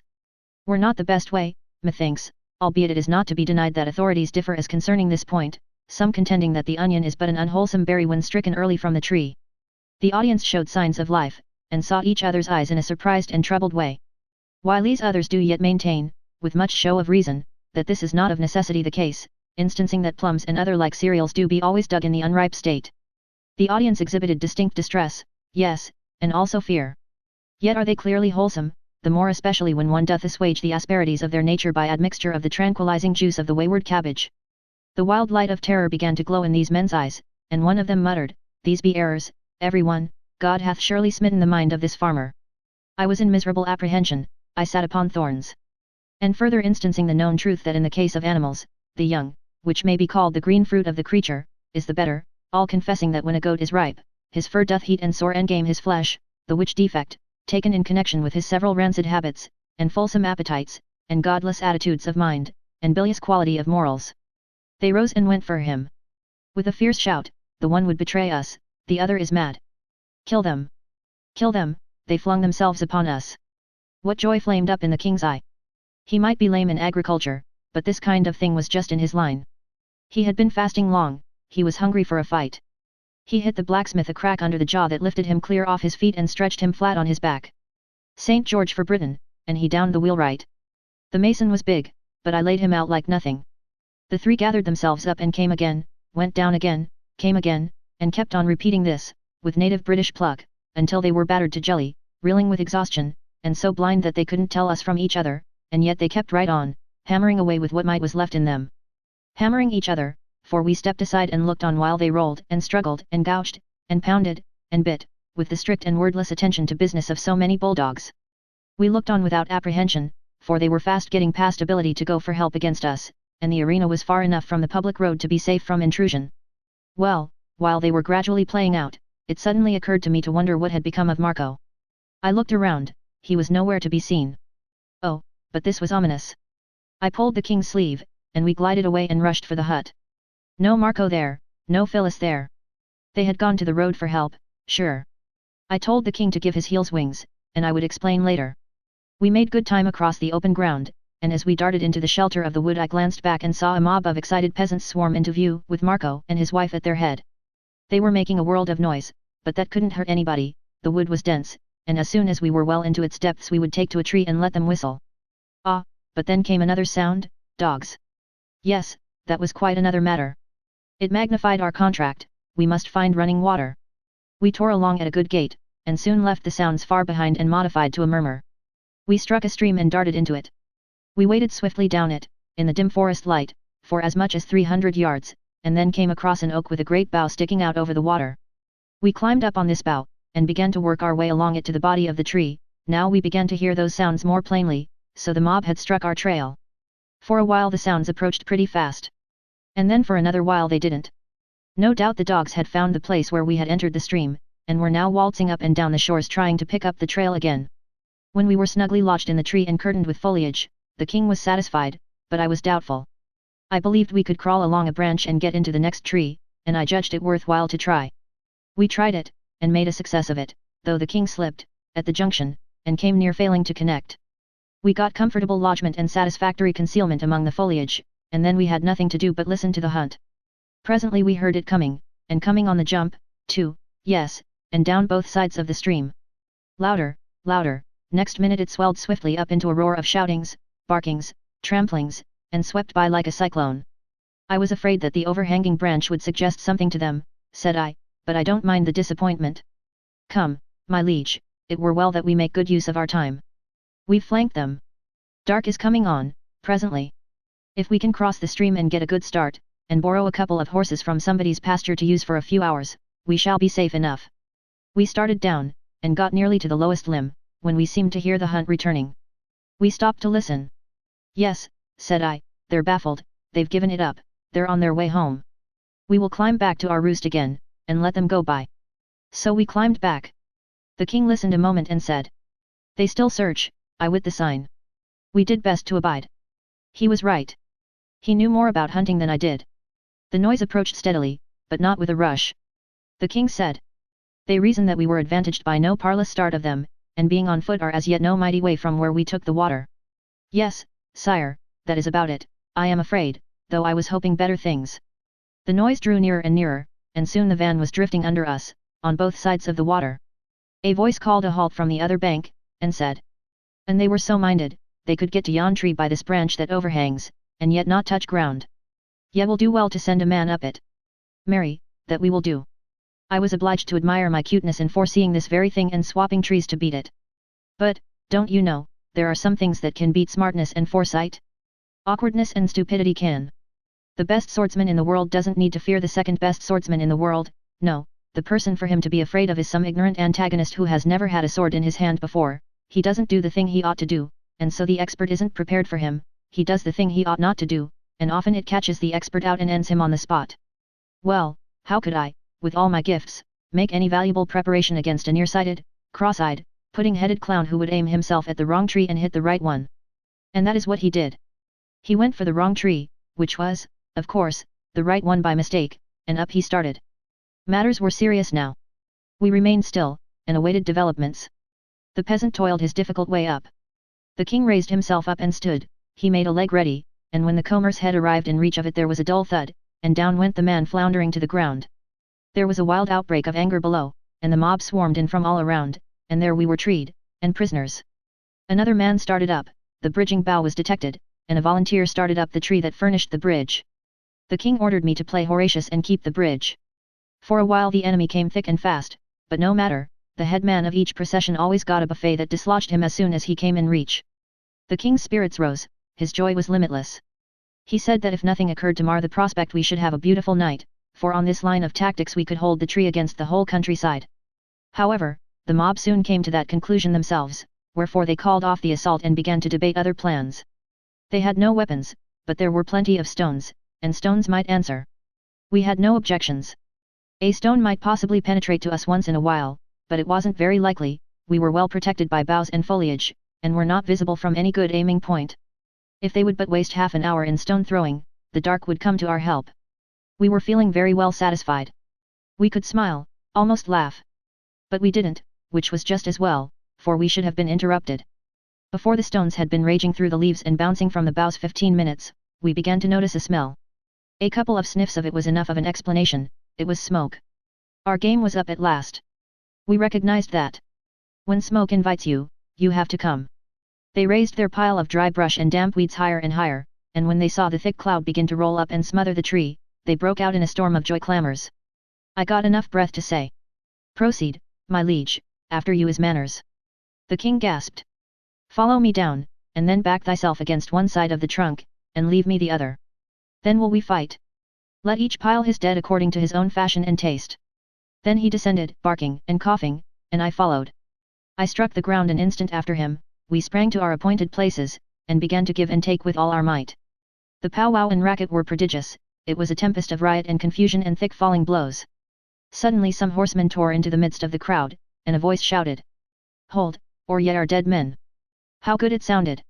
The owner of the voice bore all the marks of a gentleman, picturesque and costly raiment, the aspect of command, a hard countenance with complexion and features marred by dissipation.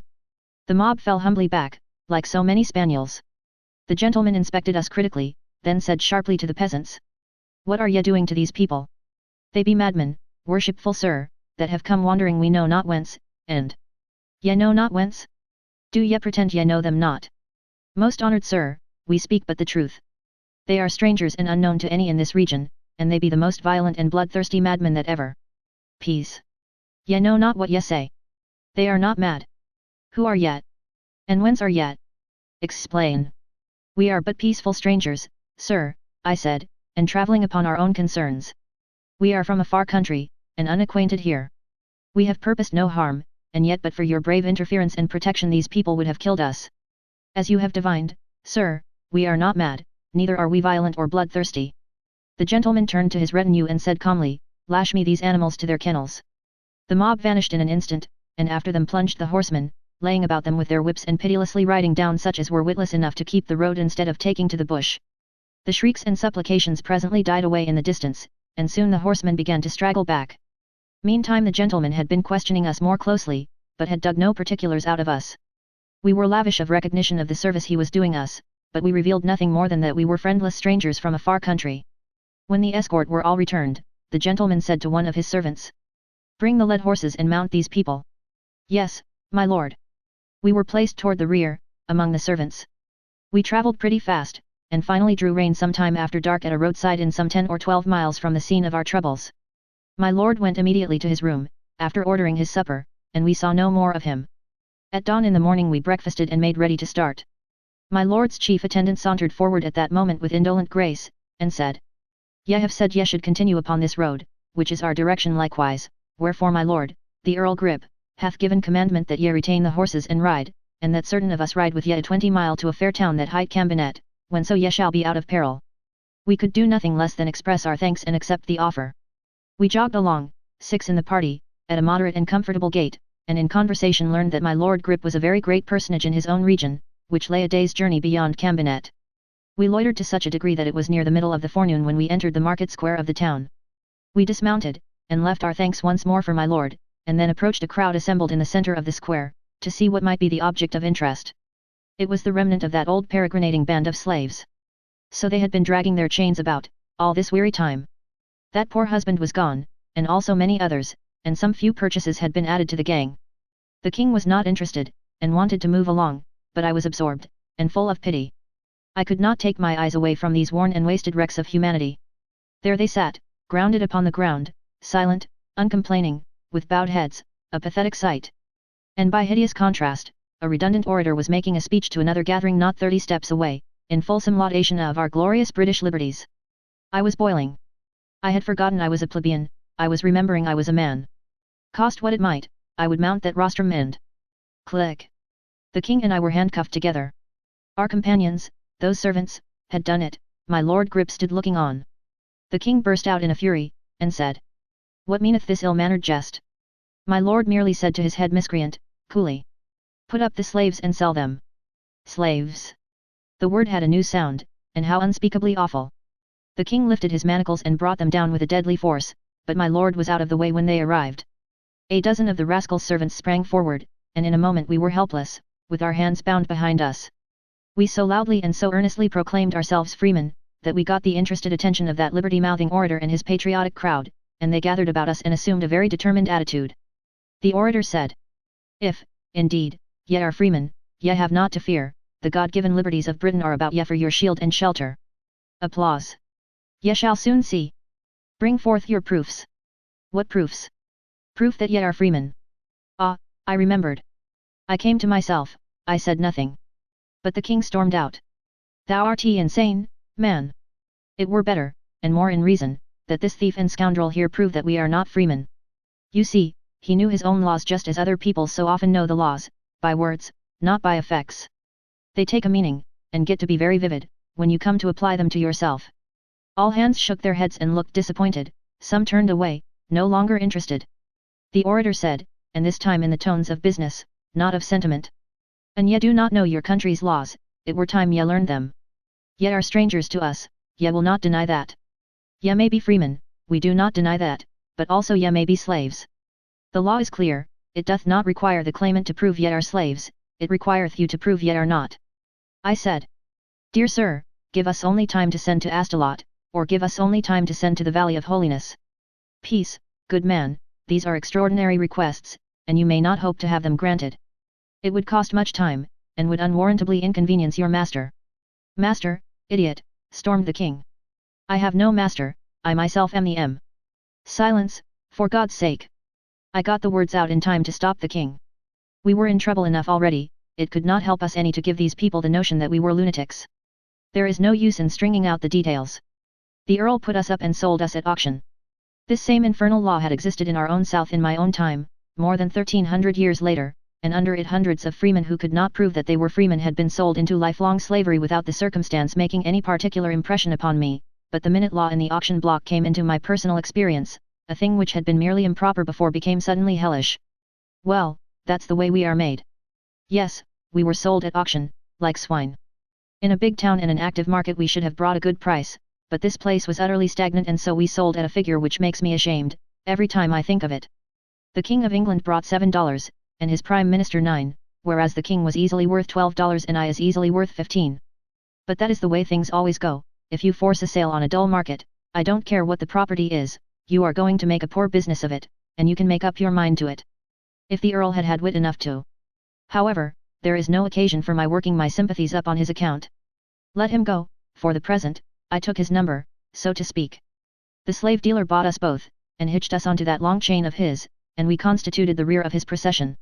We took up our line of march and passed out of Cambinet at noon, and it seemed to me unaccountably strange and odd that the King of England and his chief minister, marching manacled and fettered and yoked, in a slave convoy, could move by all manner of idle men and women, and under windows where sat the sweet and the lovely, and yet never attract a curious eye, never provoke a single remark. Dear, dear, it only shows that there is nothing diviner about a king than there is about a tramp, after all. He is just a cheap and hollow artificiality when you don't know he is a king. But reveal his quality, and dear me it takes your very breath away to look at him. I reckon we are all fools. Born so, no doubt. Chapter 35. A pitiful incident. It's a world of surprises. The king brooded, this was natural. What would he brood about, should you say? Why, about the prodigious nature of his fall, of course, from the loftiest place in the world to the lowest, from the most illustrious station in the world to the obscurest, from the grandest vocation among men to the basest. No, I take my oath that the thing that gravelled him most, to start with, was not this, but the price he had fetched. He couldn't seem to get over that $7. Well, it stunned me so, when I first found it out, that I couldn't believe it, it didn't seem natural. But as soon as my mental sight cleared and I got a right focus on it, I saw I was mistaken, it was natural. For this reason, a king is a mere artificiality, and so a king's feelings, like the impulses of an automatic doll, are mere artificialities, but as a man, he is a reality, and his feelings, as a man, are real, not phantoms. It shames the average man to be valued below his own estimate of his worth, and the king certainly wasn't anything more than an average man, if he was up that high. Confound him, he wearied me with arguments to show that in anything like a fair market he would have fetched $25, sure, a thing which was plainly nonsense, and full of the baldest conceit. I wasn't worth it myself. But it was tender ground for me to argue on. In fact, I had to simply shirk argument and do the diplomatic instead. I had to throw conscience aside, and brazenly concede that he ought to have brought $25, whereas I was quite well aware that in all the ages, the world had never seen a king that was worth half the money, and during the next 13 centuries wouldn't see one that was worth the fourth of it. Yes, he tired me.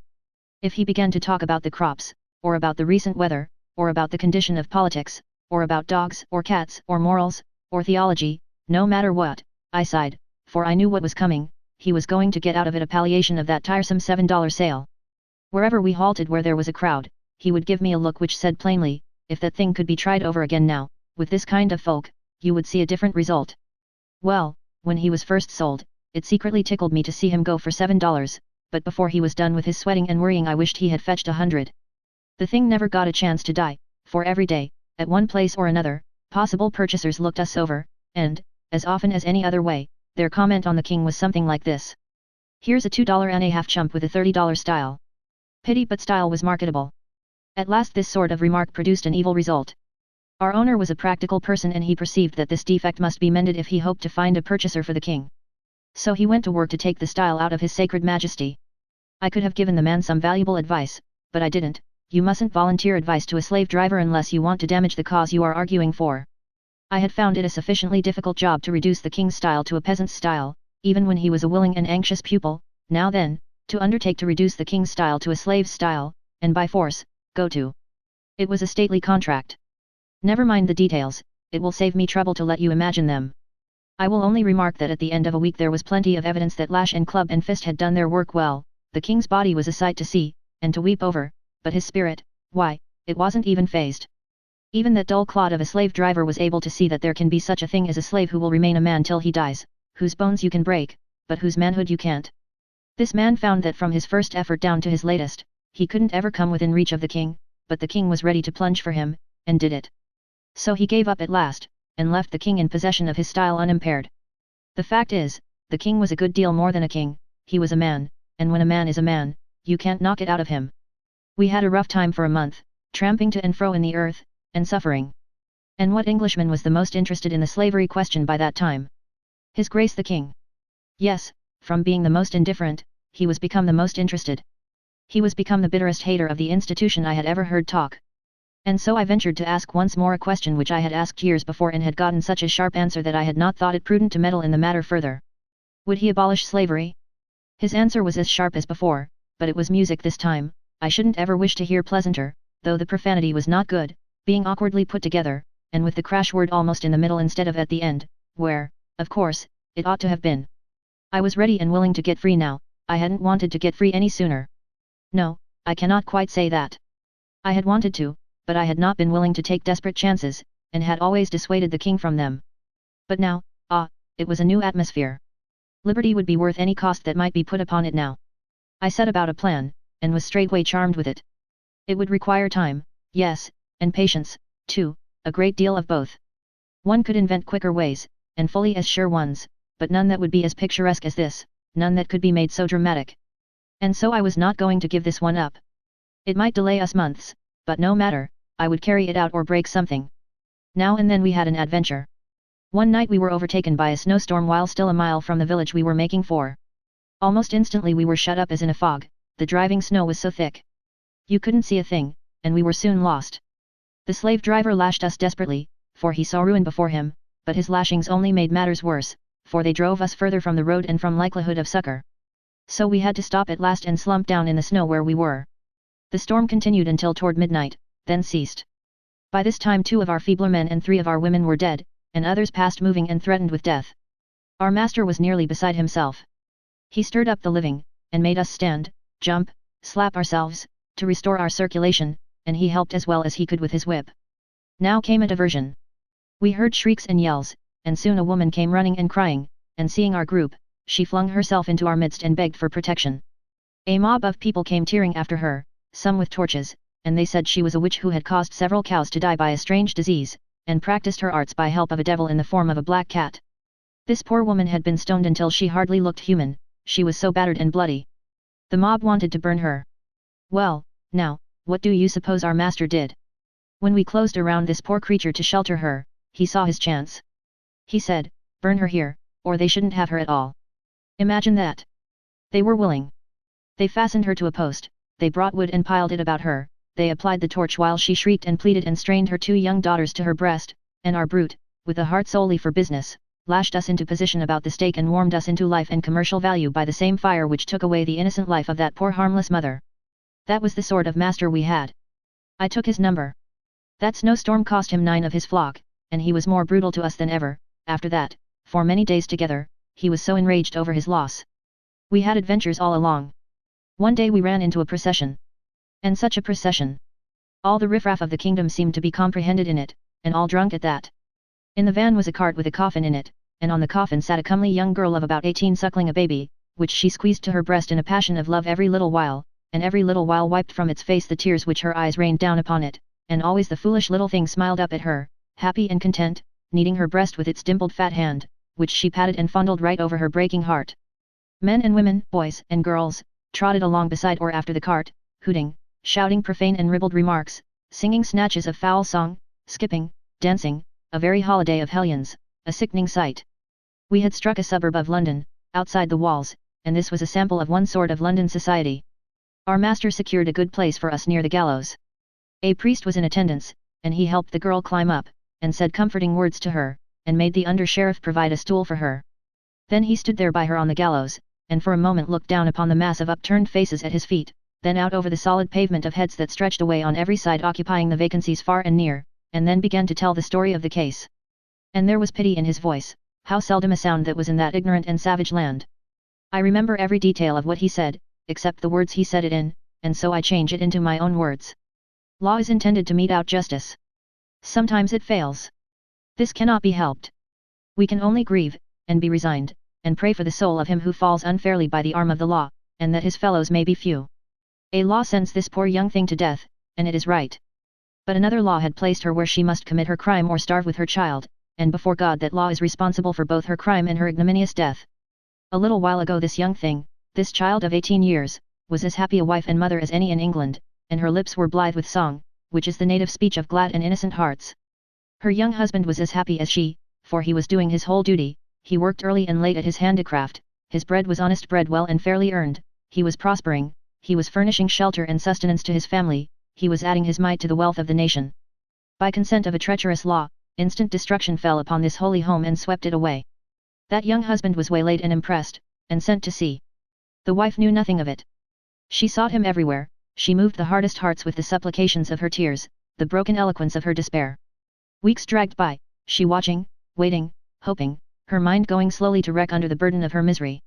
Little by little all her small possessions went for food. When she could no longer pay her rent, they turned her out of doors. She begged, while she had strength, when she was starving at last, and her milk failing, she stole a piece of linen cloth of the value of a 1/4 part of a cent, thinking to sell it and save her child. But she was seen by the owner of the cloth. She was put in jail and brought to trial. The man testified to the facts. A plea was made for her, and her sorrowful story was told in her behalf. She spoke, too, by permission, and said she did steal the cloth, but that her mind was so disordered of late by trouble that when she was overborne with hunger all acts, criminal or other, swam meaningless through her brain and she knew nothing rightly, except that she was so hungry. For a moment all were touched, and there was disposition to deal mercifully with her, seeing that she was so young and friendless, and her case so piteous, and the law that robbed her of her support to blame as being the first and only cause of her transgression, but the prosecuting officer replied that whereas these things were all true, and most pitiful as well, still there was much small theft in these days, and mistimed mercy here would be a danger to property. Oh, my God, is there no property in ruined homes, and orphaned babes, and broken hearts that British law holds precious, and so he must require sentence. When the judge put on his black cap, the owner of the stolen linen rose trembling up, his lip quivering, his face as grey as ashes, and when the awful words came, he cried out, "Oh, poor child, I did not know it was death," and fell as a tree falls. When they lifted him up his reason was gone, before the sun was set, he had taken his own life. A kindly man, a man whose heart was right, at bottom, add his murder to this that is to be now done here, and charge them both where they belong, to the rulers and the bitter laws of Britain. The time is come, my child, let me pray over thee, not for thee, dear abused poor heart and innocent, but for them that be guilty of thy ruin and death, who need it more. After his prayer they put the noose around the young girl's neck, and they had great trouble to adjust the knot under her ear, because she was devouring the baby all the time, wildly kissing it, and snatching it to her face and her breast, and drenching it with tears, and half moaning, half shrieking all the while, and the baby crowing and laughing and kicking its feet with delight over what it took for romp and play. Even the hangman couldn't stand it, but turned away. When all was ready the priest gently pulled and tugged and forced the child out of the mother's arms, and stepped quickly out of her reach, but she clasped her hands, and made a wild spring toward him, with a shriek, but the rope, and the under-sheriff, held her short. Then she went on her knees and stretched out her hands and cried. "One more kiss, oh, my God, one more, it is the dying that begs it." She got it, she almost smothered the little thing. And when they got it away again, she cried out. "Oh, my child, my darling, it will die. It has no home, it has no father, no friend, no mother. It has them all," said that good priest. "All these will I be to it till I die." You should have seen her face then. Gratitude? Lord, what do you want with words to express that? Words are only painted fire, a look is the fire itself. She gave that look, and carried it away to the treasury of heaven, where all things that are divine belong. Chapter 36. An encounter in the dark. London, to a slave, was a sufficiently interesting place. It was merely a great big village, and mainly mud and thatch. The streets were muddy, crooked, unpaved. The populace was an ever-flocking and drifting swarm of rags, and splendors, of nodding plumes and shining armor. The king had a palace there, he saw the outside of it. It made him sigh, yes, and swear a little, in a poor juvenile 6th century way. We saw knights and grandees whom we knew, but they didn't know us in our rags and dirt and raw welts and bruises, and wouldn't have recognized us if we had hailed them, nor stopped to answer, either, it being unlawful to speak with slaves on a chain. Sandy passed within 10 yards of me on a mule, hunting for me, I imagined. But the thing which clean broke my heart was something which happened in front of our old barrack in a square, while we were enduring the spectacle of a man being boiled to death in oil for counterfeiting pennies. It was the sight of a newsboy, and I couldn't get at him. Still, I had one comfort, here was proof that Clarence was still alive and banging away. I meant to be with him before long, the thought was full of cheer. I had one little glimpse of another thing, one day, which gave me a great uplift. It was a wire stretching from housetop to housetop. Telegraph or telephone, sure. I did very much wish I had a little piece of it. It was just what I needed, in order to carry out my project of escape. My idea was to get loose some night, along with the king, then gag and bind our master, change clothes with him, batter him into the aspect of a stranger, hitch him to the slave chain, assume possession of the property, march to Camelot, and... But you get my idea, you see what a stunning dramatic surprise I would wind up with at the palace. It was all feasible, if I could only get hold of a slender piece of iron which I could shape into a lockpick. I could then undo the lumbering padlocks with which our chains were fastened, whenever I might choose. But I never had any luck, no such thing ever happened to fall in my way.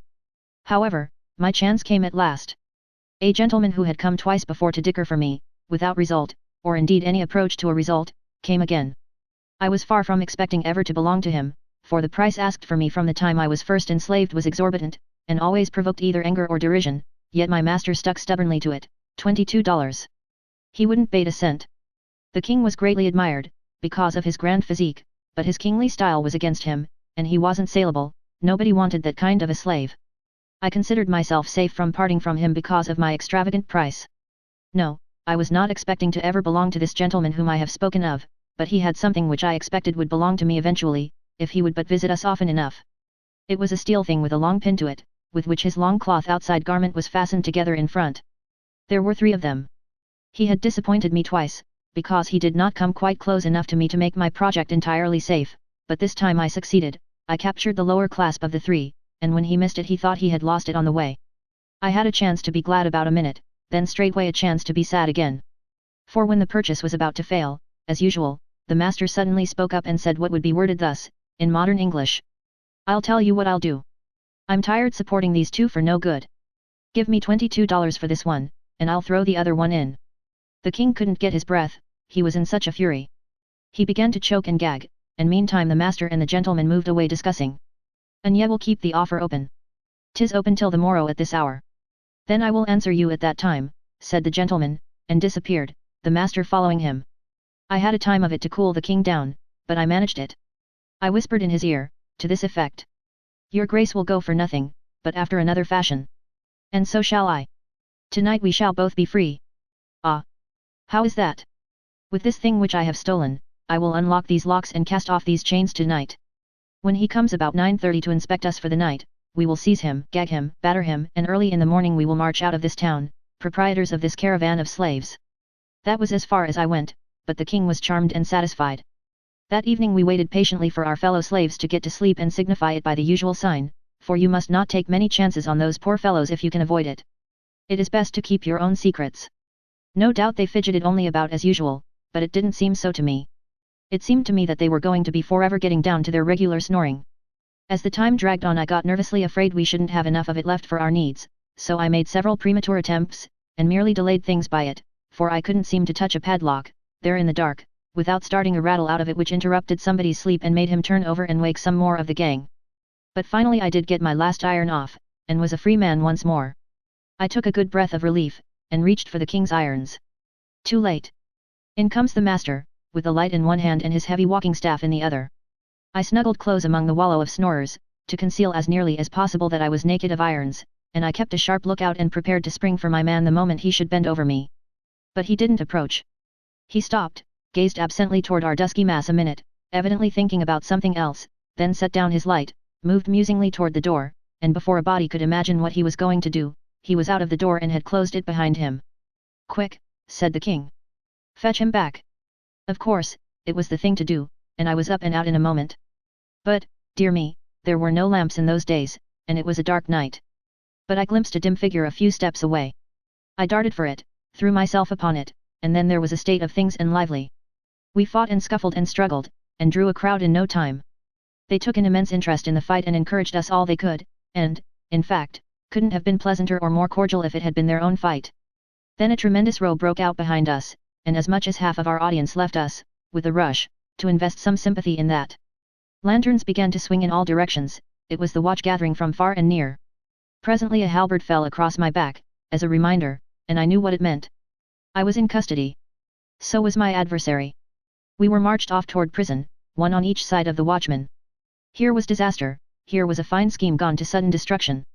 I tried to imagine what would happen when the master should discover that it was I who had been fighting him, and what would happen if they jailed us together in the general apartment for brawlers and petty lawbreakers, as was the custom, and what might. Just then my antagonist turned his face around in my direction, the freckled light from the watchman's tin lantern fell on it, and, by George, he was the wrong man. Chapter 37. An awful predicament. Sleep? It was impossible. It would naturally have been impossible in that noisome cavern of a jail, with its mangy crowd of drunken, quarrelsome, and song-singing rapscallions. But the thing that made sleep all the more a thing not to be dreamed of, was my racking impatience to get out of this place and find out the whole size of what might have happened yonder in the slave quarters in consequence of that intolerable miscarriage of mine. It was a long night, but the morning got around at last. I made a full and frank explanation to the court. I said I was a slave, the property of the great Earl Grip, who had arrived just after dark at the Tabard Inn in the village on the other side of the water, and had stopped there overnight, by compulsion, he being taken deadly sick with a strange and sudden disorder. I had been ordered to cross to the city in all haste and bring the best physician. I was doing my best, naturally I was running with all my might, the night was dark, I ran against this common person here, who seized me by the throat and began to pummel me, although I told him my errand, and implored him, for the sake of the great Earl my master's mortal peril. The common person interrupted and said it was a lie, and was going to explain how I rushed upon him and attacked him without a word. Silence, sirrah, from the court. Take him hence and give him a few stripes whereby to teach him how to treat the servant of a nobleman after a different fashion another time. Go. Then the court begged my pardon, and hoped I would not fail to tell his lordship it was in no wise the court's fault that this high-handed thing had happened. I said I would make it all right, and so took my leave. Took it just in time, too. He was starting to ask me why I didn't fetch out these facts the moment I was arrested. I said I would if I had thought of it, which was true, but that I was so battered by that man that all my wit was knocked out of me, and so forth and so on, and got myself away, still mumbling. I didn't wait for breakfast. No grass grew under my feet. I was soon at the slave quarters. Empty, everybody gone. That is, everybody except one body, the slave master's. It lay there all battered to pulp, and all about were the evidences of a terrific fight. There was a rude board coffin on a cart at the door, and workmen, assisted by the police, were thinning a road through the gaping crowd in order that they might bring it in. I picked out a man humble enough in life to condescend to talk with one so shabby as I, and got his account of the matter. There were 16 slaves here. They rose against their master in the night, and thou seest how it ended. Yes. How did it begin? There was no witness but the slaves. They said the slave that was most valuable got free of his bonds and escaped in some strange way, by magic arts 'twas thought, by reason that he had no key, and the locks were neither broke nor in any wise injured. When the master discovered his loss, he was mad with despair, and threw himself upon his people with his heavy stick, who resisted and brake his back and in other and divers ways did give him hurts that brought him swiftly to his end. This is dreadful. It will go hard with the slaves, no doubt, upon the trial. Mary, the trial is over. Over. Would they be a week, think you, and the matter so simple? They were not the half of a quarter of an hour at it. Why, I don't see how they could determine which were the guilty ones in so short a time. Which ones? Indeed, they considered not particulars like to that. They condemned them in a body. Wit ye not the law, which men say the Romans left behind them here when they went, that if one slave killeth his master all the slaves of that man must die for it. True. I had forgotten. And when will these die? Belike within a 24 hours, albeit some say they will wait a pair of days more, if peradventure they may find the missing one meantime. The missing one. It made me feel uncomfortable. Is it likely they will find him? Before the day is spent, yes. They seek him everywhere. They stand at the gates of the town, with certain of the slaves who will discover him to them if he cometh, and none can pass out but he will be first examined. Might one see the place where the rest are confined? The outside of it, yes. The inside of it, but ye will not want to see that. I took the address of that prison for future reference and then sauntered off. At the first second-hand clothing shop I came to, up a back street, I got a rough rig suitable for a common seaman who might be going on a cold voyage, and bound up my face with a liberal bandage, saying I had a toothache. This concealed my worst bruises. It was a transformation. I no longer resembled my former self. Then I struck out for that wire, found it and followed it to its den. It was a little room over a butcher's shop, which meant that business wasn't very brisk in the telegraphic line. The young chap in charge was drowsing at his table. I locked the door and put the vast key in my bosom. This alarmed the young fellow, and he was going to make a noise, but I said, "Save your wind, if you open your mouth you are dead, sure. Tackle your instrument. Lively, now. Call Camelot. This doth amaze me. How should such as you know aught of such matters as call Camelot? I am a desperate man. Call Camelot, or get away from the instrument and I will do it myself." "What, you?" "Yes, certainly. Stop gabbling. Call the palace." He made the call. "Now, then, call Clarence." "Clarence who?" "Never mind Clarence who. Say you want Clarence, you'll get an answer." He did so. We waited 5 nerve-straining minutes, 10 minutes, how long it did seem, and then came a click that was as familiar to me as a human voice, for Clarence had been my own pupil. "Now, my lad, vacate." They would have known my touch, maybe, and so your call was surest, but I'm all right now. He vacated the place and cocked his ear to listen, but it didn't win. I used a cipher. I didn't waste any time in sociabilities with Clarence, but squared away for business, straight off, thus. "The king is here and in danger. We were captured and brought here as slaves. We should not be able to prove our identity, and the fact is, I am not in a position to try. Send a telegram for the palace here which will carry conviction with it." His answer came straight back. "They don't know anything about the telegraph, they haven't had any experience yet, the line to London is so new. Better not venture that. They might hang you. Think up something else." "Might hang us."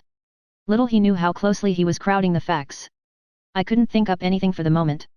Then an idea struck me, and I started it along.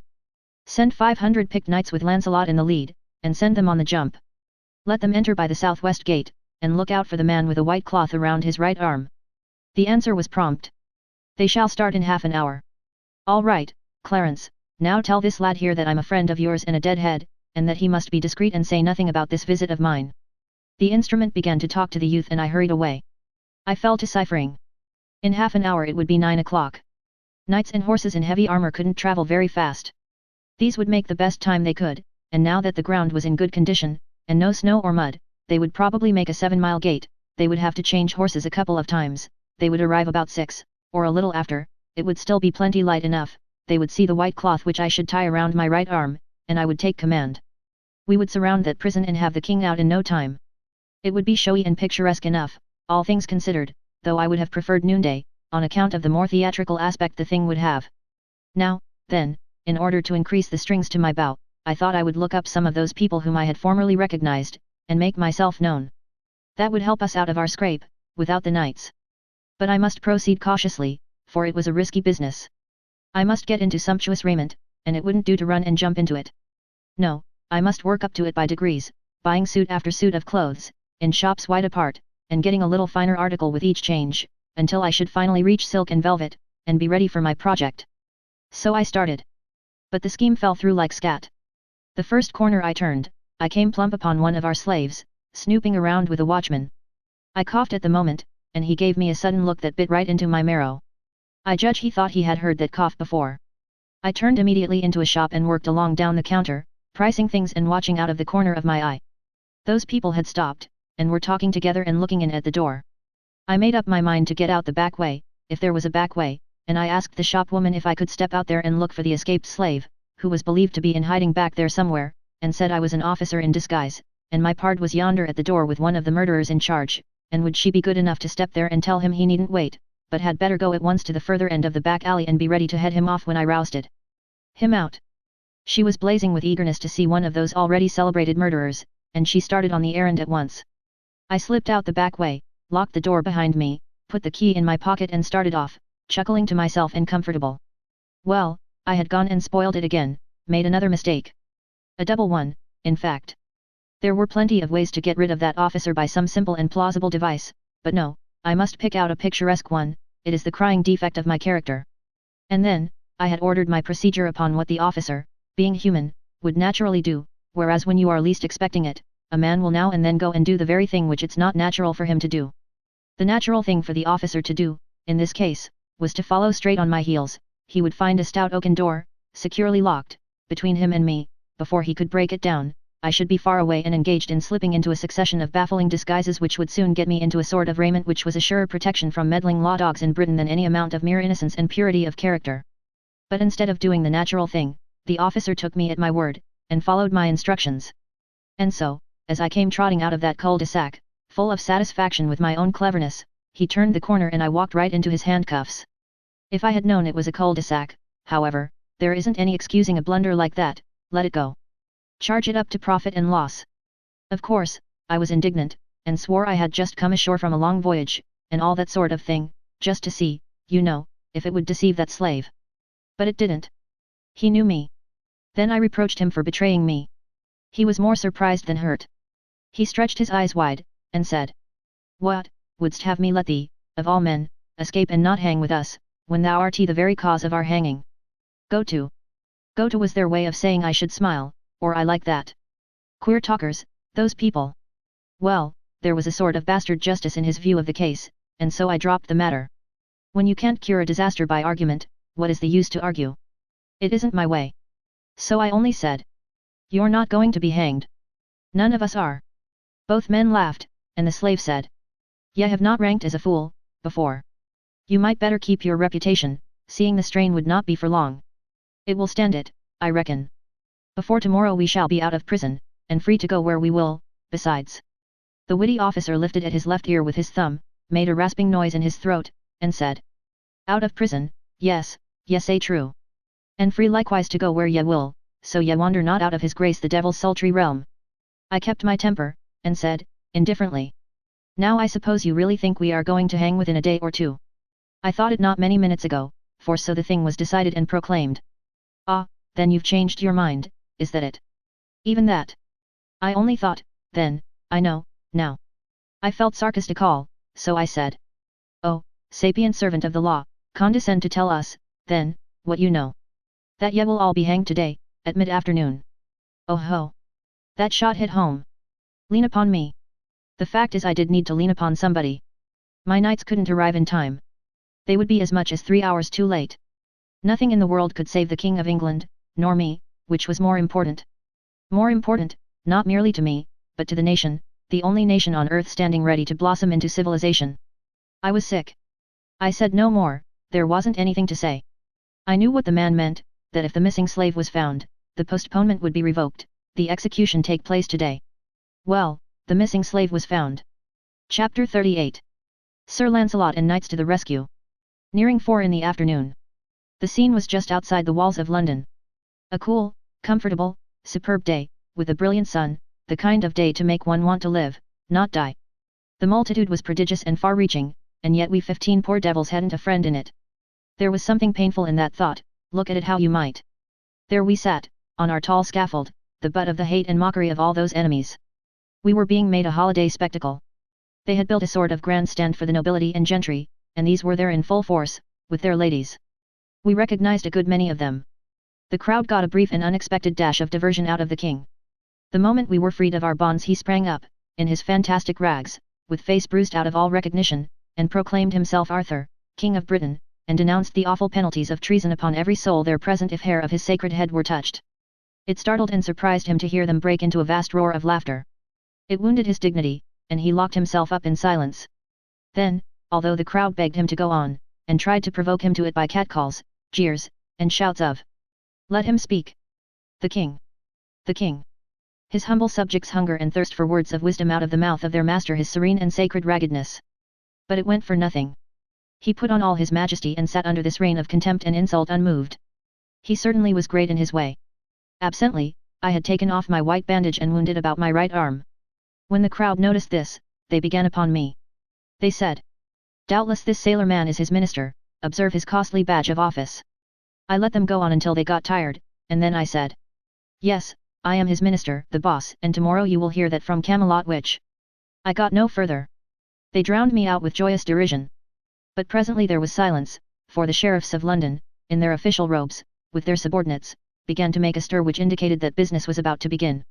In the hush which followed, our crime was recited, the death warrant read, then everybody uncovered while a priest uttered a prayer. Then a slave was blindfolded, the hangman unslung his rope.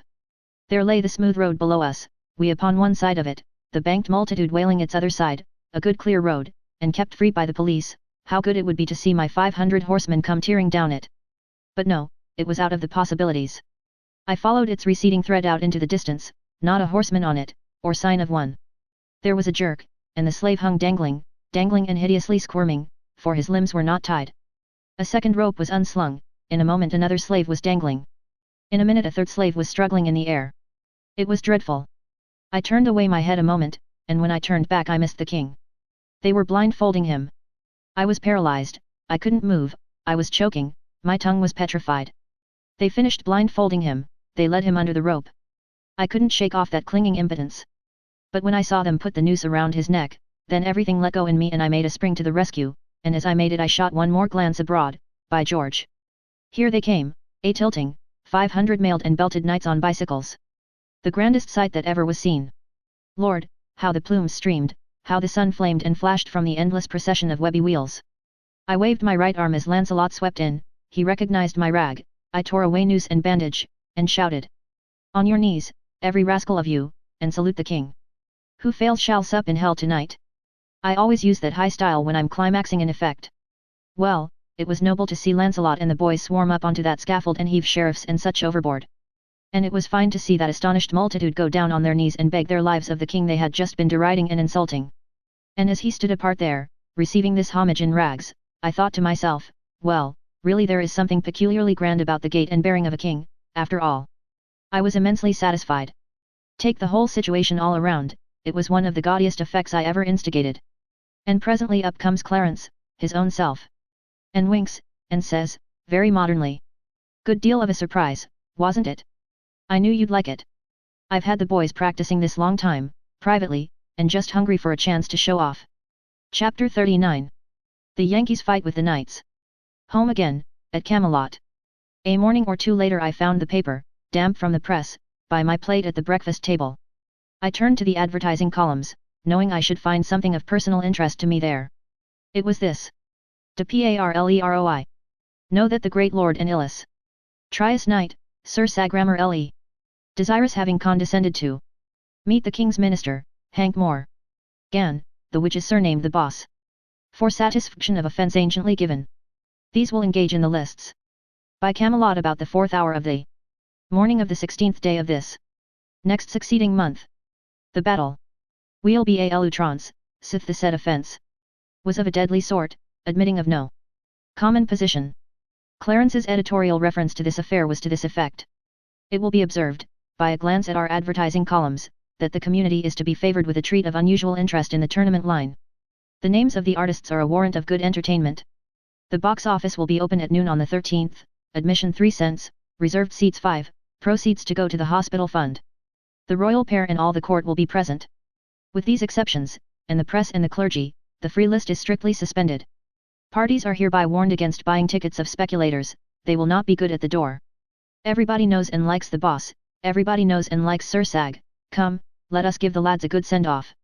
Remember, the proceeds go to a great and free charity, one whose broad benevolence stretches out its helping hand, warm with the blood of a loving heart, to all that suffer, regardless of race, creed, condition, or color, the only charity yet established on earth which has no politico-religious stopcock on its compassion, but says, here flows the stream, let all come and drink.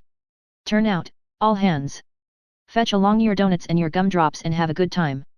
Pie for sale on the grounds, and rocks to crack it with, and circus lemonade 3 drops of lime juice to a barrel of water. N.B. This is the first tournament. Under the new law, would allow each combatant to use any weapon he may prefer. You may want to make a note of that. Up to the day set, there was no talk in all Britain of anything but this combat. All other topics sank into insignificance and passed out of men's thoughts and interest. It was not because a tournament was a great matter, it was not because Sir Sagramor had found the Holy Grail, for he had not, but had failed, it was not because the second, official, personage in the kingdom was one of the duelists, no, all these features were commonplace. Yet there was abundant reason for the extraordinary interest which this coming fight was creating.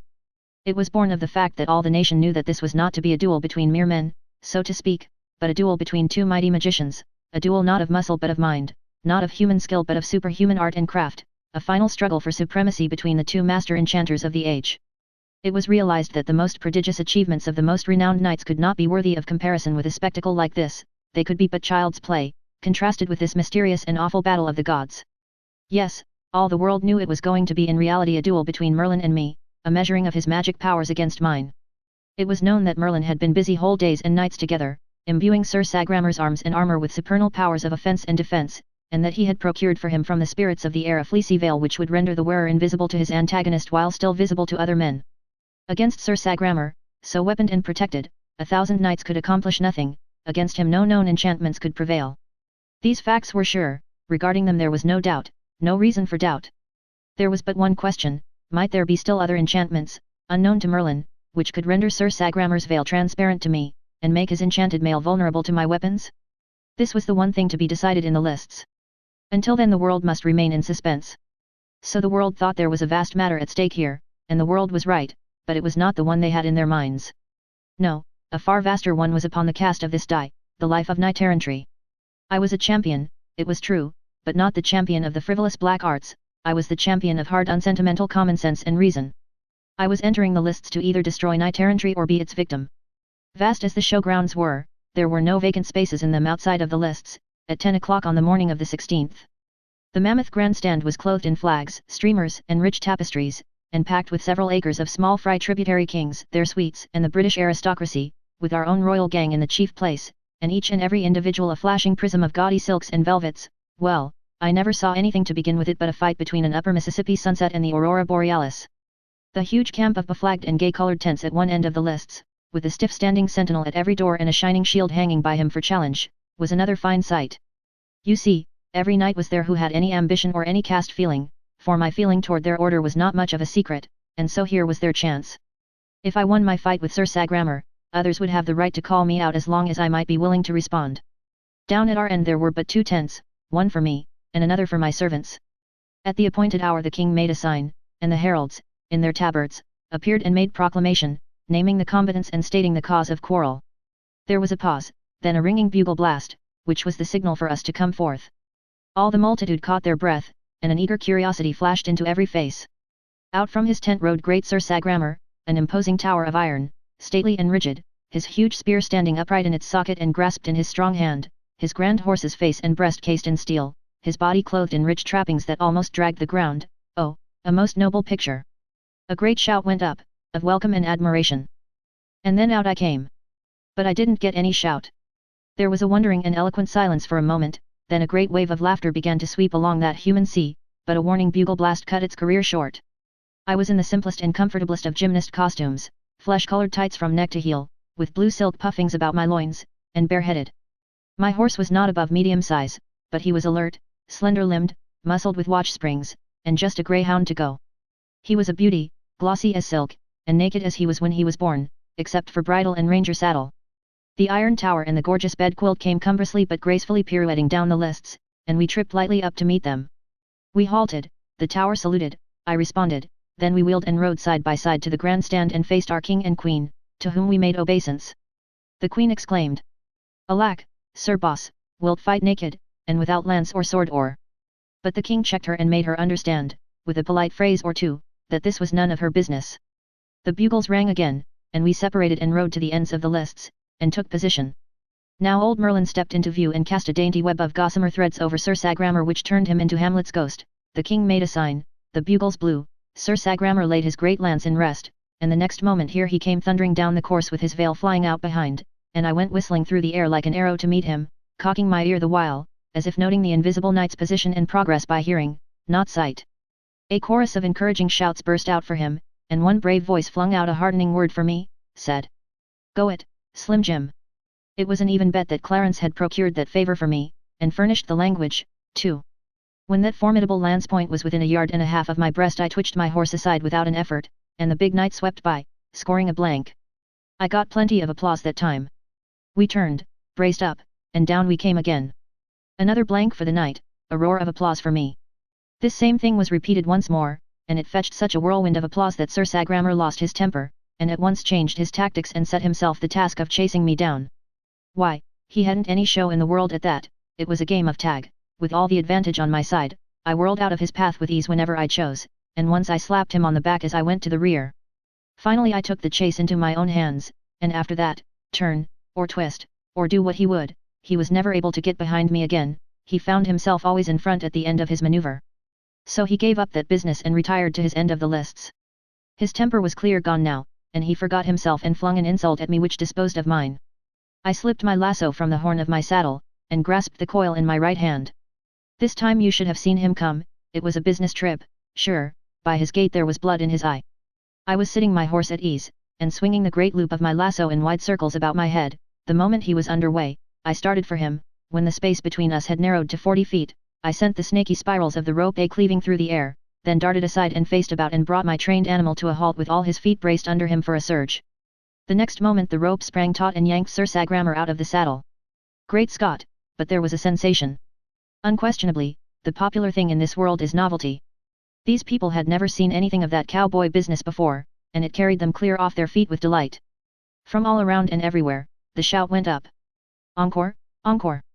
I wondered where they got the word, but there was no time to cipher on philological matters, because the whole knight-errantry hive was just humming now, and my prospect for trade couldn't have been better. The moment my lasso was released and Sir Sagramor had been assisted to his tent, I hauled in the slack, took my station and began to swing my loop around my head again. I was sure to have use for it as soon as they could elect a successor for Sir Sagramor, and that couldn't take long where there were so many hungry candidates. Indeed, they elected one straight off, Sir Hervis de Revel. Bzz.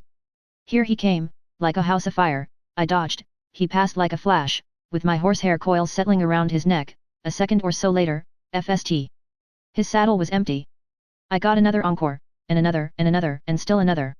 When I had snaked 5 men out, things began to look serious to the ironclads, and they stopped and consulted together. As a result, they decided that it was time to waive etiquette and send their greatest and best against me. To the astonishment of that little world, I lassoed Sir Lamorac de Gallis, and after him Sir Galahad. So you see there was simply nothing to be done now, but play their right bower, bring out the superbest of the superb, the mightiest of the mighty, the great Sir Lancelot himself. A proud moment for me? I should think so. Yonder was Arthur, King of Britain, yonder was Guinevere, yes, and whole tribes of little provincial kings and kinglets, and in the tented camp yonder, renowned knights from many lands, and likewise the selectest body known to chivalry, the knights of the Table Round, the most illustrious in Christendom, and biggest fact of all, the very sun of their shining system was yonder couching his lance, the focal point of 40,000 adoring eyes, and all by myself, here was I laying for him. Across my mind flitted the dear image of a certain hello girl of West Hartford, and I wished she could see me now. In that moment, down came the invincible, with the rush of a whirlwind, the courtly world rose to its feet and bent forward, the fateful coils went circling through the air, and before you could wink I was towing Sir Lancelot across the field on his back, and kissing my hand to the storm of waving kerchiefs and the thunder crash of applause that greeted me. Said I to myself, as I coiled my lariat and hung it on my saddle horn, and sat there drunk with glory, the victory is perfect, no other will venture against me, knight-errantry is dead. Now imagine my astonishment, and everybody else's, too, to hear the peculiar bugle call which announces that another competitor is about to enter the lists. There was a mystery here, I couldn't account for this thing. Next, I noticed Merlin gliding away from me, and then I noticed that my lasso was gone. The old sleight-of-hand expert had stolen it, sure, and slipped it under his robe. The bugle blew again. I looked, and down came Sagramor riding again, with his dust brushed off and his veil nicely rearranged. I trotted up to meet him, and pretended to find him by the sound of his horse's hoofs. He said, "Thou art quick of ear, but it will not save thee from this," and he touched the hilt of his great sword. "And yet are not able to see it, because of the influence of the veil, know that it is no cumbrous lance, but a sword, and I ween ye will not be able to avoid it." His visor was up, there was death in his smile. I should never be able to dodge his sword, that was plain. Somebody was going to die this time. If he got the drop on me, I could name the corpse. We rode forward together, and saluted the royalties. This time the king was disturbed. He said, "Where is thy strange weapon?" "It is stolen, sire." "Hast another at hand?" "No, sire, I brought only the one." Then Merlin mixed in. "He brought but the one because there was but the one to bring. There exists none other but that one. It belongeth to the king of the demons of the sea. This man is a pretender, and ignorant, else he had known that that weapon can be used in but 8 bouts only, and then it vanisheth away to its home under the sea. Then is he weaponless," said the king. "Sir Sagramor, ye will grant him leave to borrow." "And I will lend," said Sir Lancelot, limping up. "He is as brave a knight of his hands as any that be on live, and he shall have mine." He put his hand on his sword to draw it, but Sir Sagramor said, "Stay, it may not be. He shall fight with his own weapons, it was his privilege to choose them and bring them.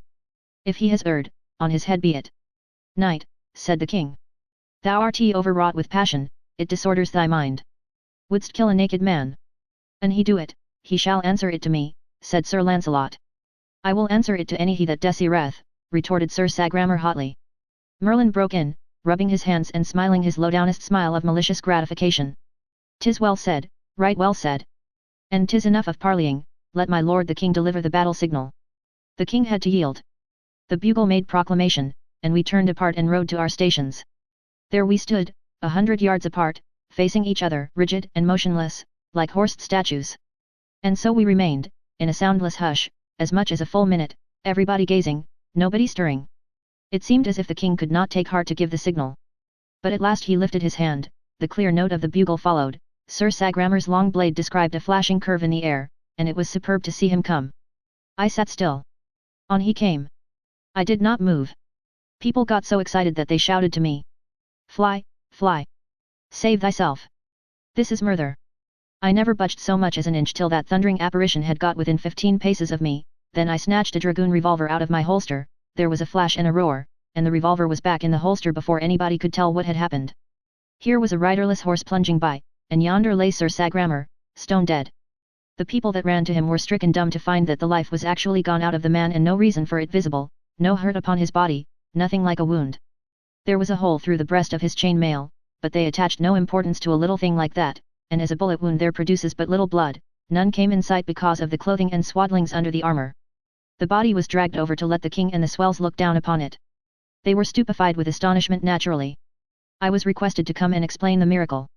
But I remained in my tracks, like a statue, and said, "If it is a command, I will come, but my lord the king knows that I am where the laws of combat require me to remain while any desire to come against me." I waited. Nobody challenged. Then I said, "If there are any who doubt that this field is well and fairly won, I do not wait for them to challenge me, I challenge them."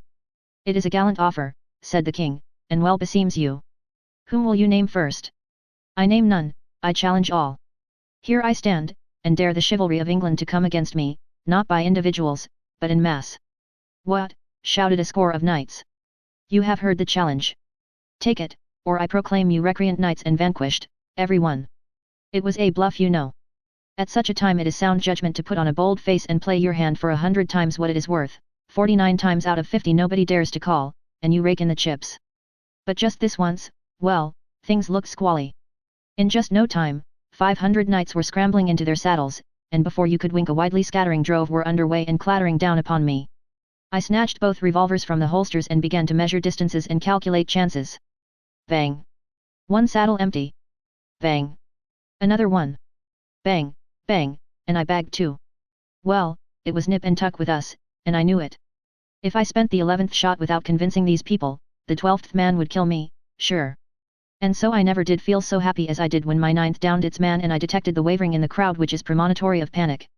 An instant lost now could knock out my last chance. But I didn't lose it. I raised both revolvers and pointed them. The halted host stood their ground just about one good square moment, then broke and fled. The day was mine. Knight errantry was a doomed institution. The march of civilization was begun. How did I feel? Ah, you never could imagine it. And Brer Merlin? His stock was flat again. Somehow, every time the magic of Falderol tried conclusions with the magic of science, the magic of Falderol got left. Chapter 40. 3 years later. When I broke the back of knight errantry that time, I no longer felt obliged to work in secret. So, the very next day I exposed my hidden schools, my mines, and my vast system of clandestine factories and workshops to an astonished world. That is to say, I exposed the 19th century to the inspection of the 6th. Well, it is always a good plan to follow up an advantage promptly. The knights were temporarily down, but if I would keep them so I must just simply paralyze them, nothing short of that would answer. You see, I was bluffing that last time in the field, it would be natural for them to work around to that conclusion, if I gave them a chance. So I must not give them time, and I didn't. I renewed my challenge, engraved it on brass, posted it up where any priest could read it to them, and also kept it standing in the advertising columns of the paper. I not only renewed it, but added to its proportions. I said, name the day, and I would take 50 assistants and stand up against the massed chivalry of the whole earth and destroy it. I was not bluffing this time. I meant what I said, I could do what I promised. There wasn't any way to misunderstand the language of that challenge. Even the dullest of the chivalry perceived that this was a plain case of put up, or shut up. They were wise and did the latter. In all the next 3 years they gave me no trouble worth mentioning. Consider the 3 years sped. Now look around on England. A happy and prosperous country, and strangely altered. Schools everywhere, and several colleges, a number of pretty good newspapers. Even authorship was taking a start. Sir Dinadan the humorist was first in the field, with a volume of grey-headed jokes which I had been familiar with during 13 centuries. If he had left out that old rancid one about the lecturer I wouldn't have said anything, but I couldn't stand that one. I suppressed the book and hanged the author. Slavery was dead and gone, all men were equal before the law, taxation had been equalized. The telegraph, the telephone, the phonograph, the typewriter, the sewing machine, and all the 1,000 willing and handy servants of steam and electricity were working their way into favor. We had a steamboat or two on the Thames, we had steam warships, and the beginnings of a steam commercial marine. I was getting ready to send out an expedition to discover America. We were building several lines of railway, and our line from Camelot to London was already finished and in operation. I was shrewd enough to make all offices connected with the passenger service places of high and distinguished honor. My idea was to attract the chivalry and nobility, and make them useful and keep them out of mischief. The plan worked very well, the competition for the places was hot. The conductor of the 4.33 Express was a duke, there wasn't a passenger conductor on the line below the degree of Earl. They were good men, everyone, but they had 2 defects which I couldn't cure, and so had to wink it. They wouldn't lay aside their armor, and they would knock down fare, I mean rob the company. There was hardly a knight in all the land who wasn't in some useful employment. They were going from end to end of the country in all manner of useful missionary capacities. Their penchant for wandering, and their experience in it, made them altogether the most effective spreaders of civilization we had. They went clothed in steel and equipped with sword and lance and battle axe, and if they couldn't persuade a person to try a sewing machine on the installment plan, or a melodeon, or a barbed wire fence, or a prohibition journal, or any of the other 1,001 things they canvassed for, they removed him and passed on. I was very happy. Things were working steadily toward a secretly longed-for point. You see, I had 2 schemes in my head which were the vastest of all my projects. The one was to overthrow the Catholic Church and set up the Protestant faith on its ruins, not as an established church, but a go-as-you-please one, and the other project was to get a decree issued by and by, commanding that upon Arthur's death unlimited suffrage should be introduced, and given to men and women alike, at any rate to all men, wise or unwise, and to all mothers who at middle age should be found to know nearly as much as their sons at 21. Arthur was good for 30 years yet, he being about my own age, that is to say, 40, and I believed that in that time I could easily have the active part of the population of that day ready and eager for an event which should be the first of its kind in the history of the world, a rounded and complete governmental revolution without bloodshed. The result to be a republic. Well, I may as well confess, though I do feel ashamed when I think of it, I was beginning to have a base hankering to be its first president myself. Yes, there was more or less human nature in me, I found that out. Clarence was with me as concerned the revolution, but in a modified way. His idea was a republic, without privileged orders, but with a hereditary royal family at the head of it instead of an elective chief magistrate. He believed that no nation that had ever known the joy of worshipping a royal family could ever be robbed of it and not fade away and die of melancholy. I urged that kings were dangerous. He said, then have cats. He was sure that a royal family of cats would answer every purpose. They would be as useful as any other royal family, they would know as much, they would have the same virtues and the same treacheries, the same disposition to get up shindies with other royal cats, they would be laughably vain and absurd and never know it, they would be wholly inexpensive, finally, they would have as sound a divine right as any other royal house, and Tom 7, or Tom 11, or Tom 14 by the grace of God King, would sound as well as it would when applied to the ordinary royal tomcat with tights on.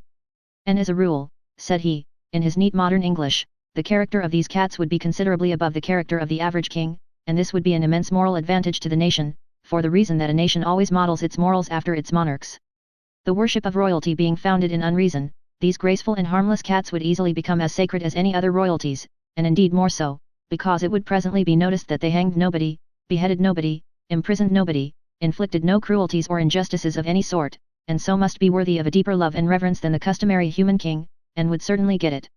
The eyes of the whole harried world would soon be fixed upon this humane and gentle system, and royal butchers would presently begin to disappear, their subjects would fill the vacancies with catlings from our own royal house, we should become a factory, we should supply the thrones of the world, within 40 years all Europe would be governed by cats, and we should furnish the cats.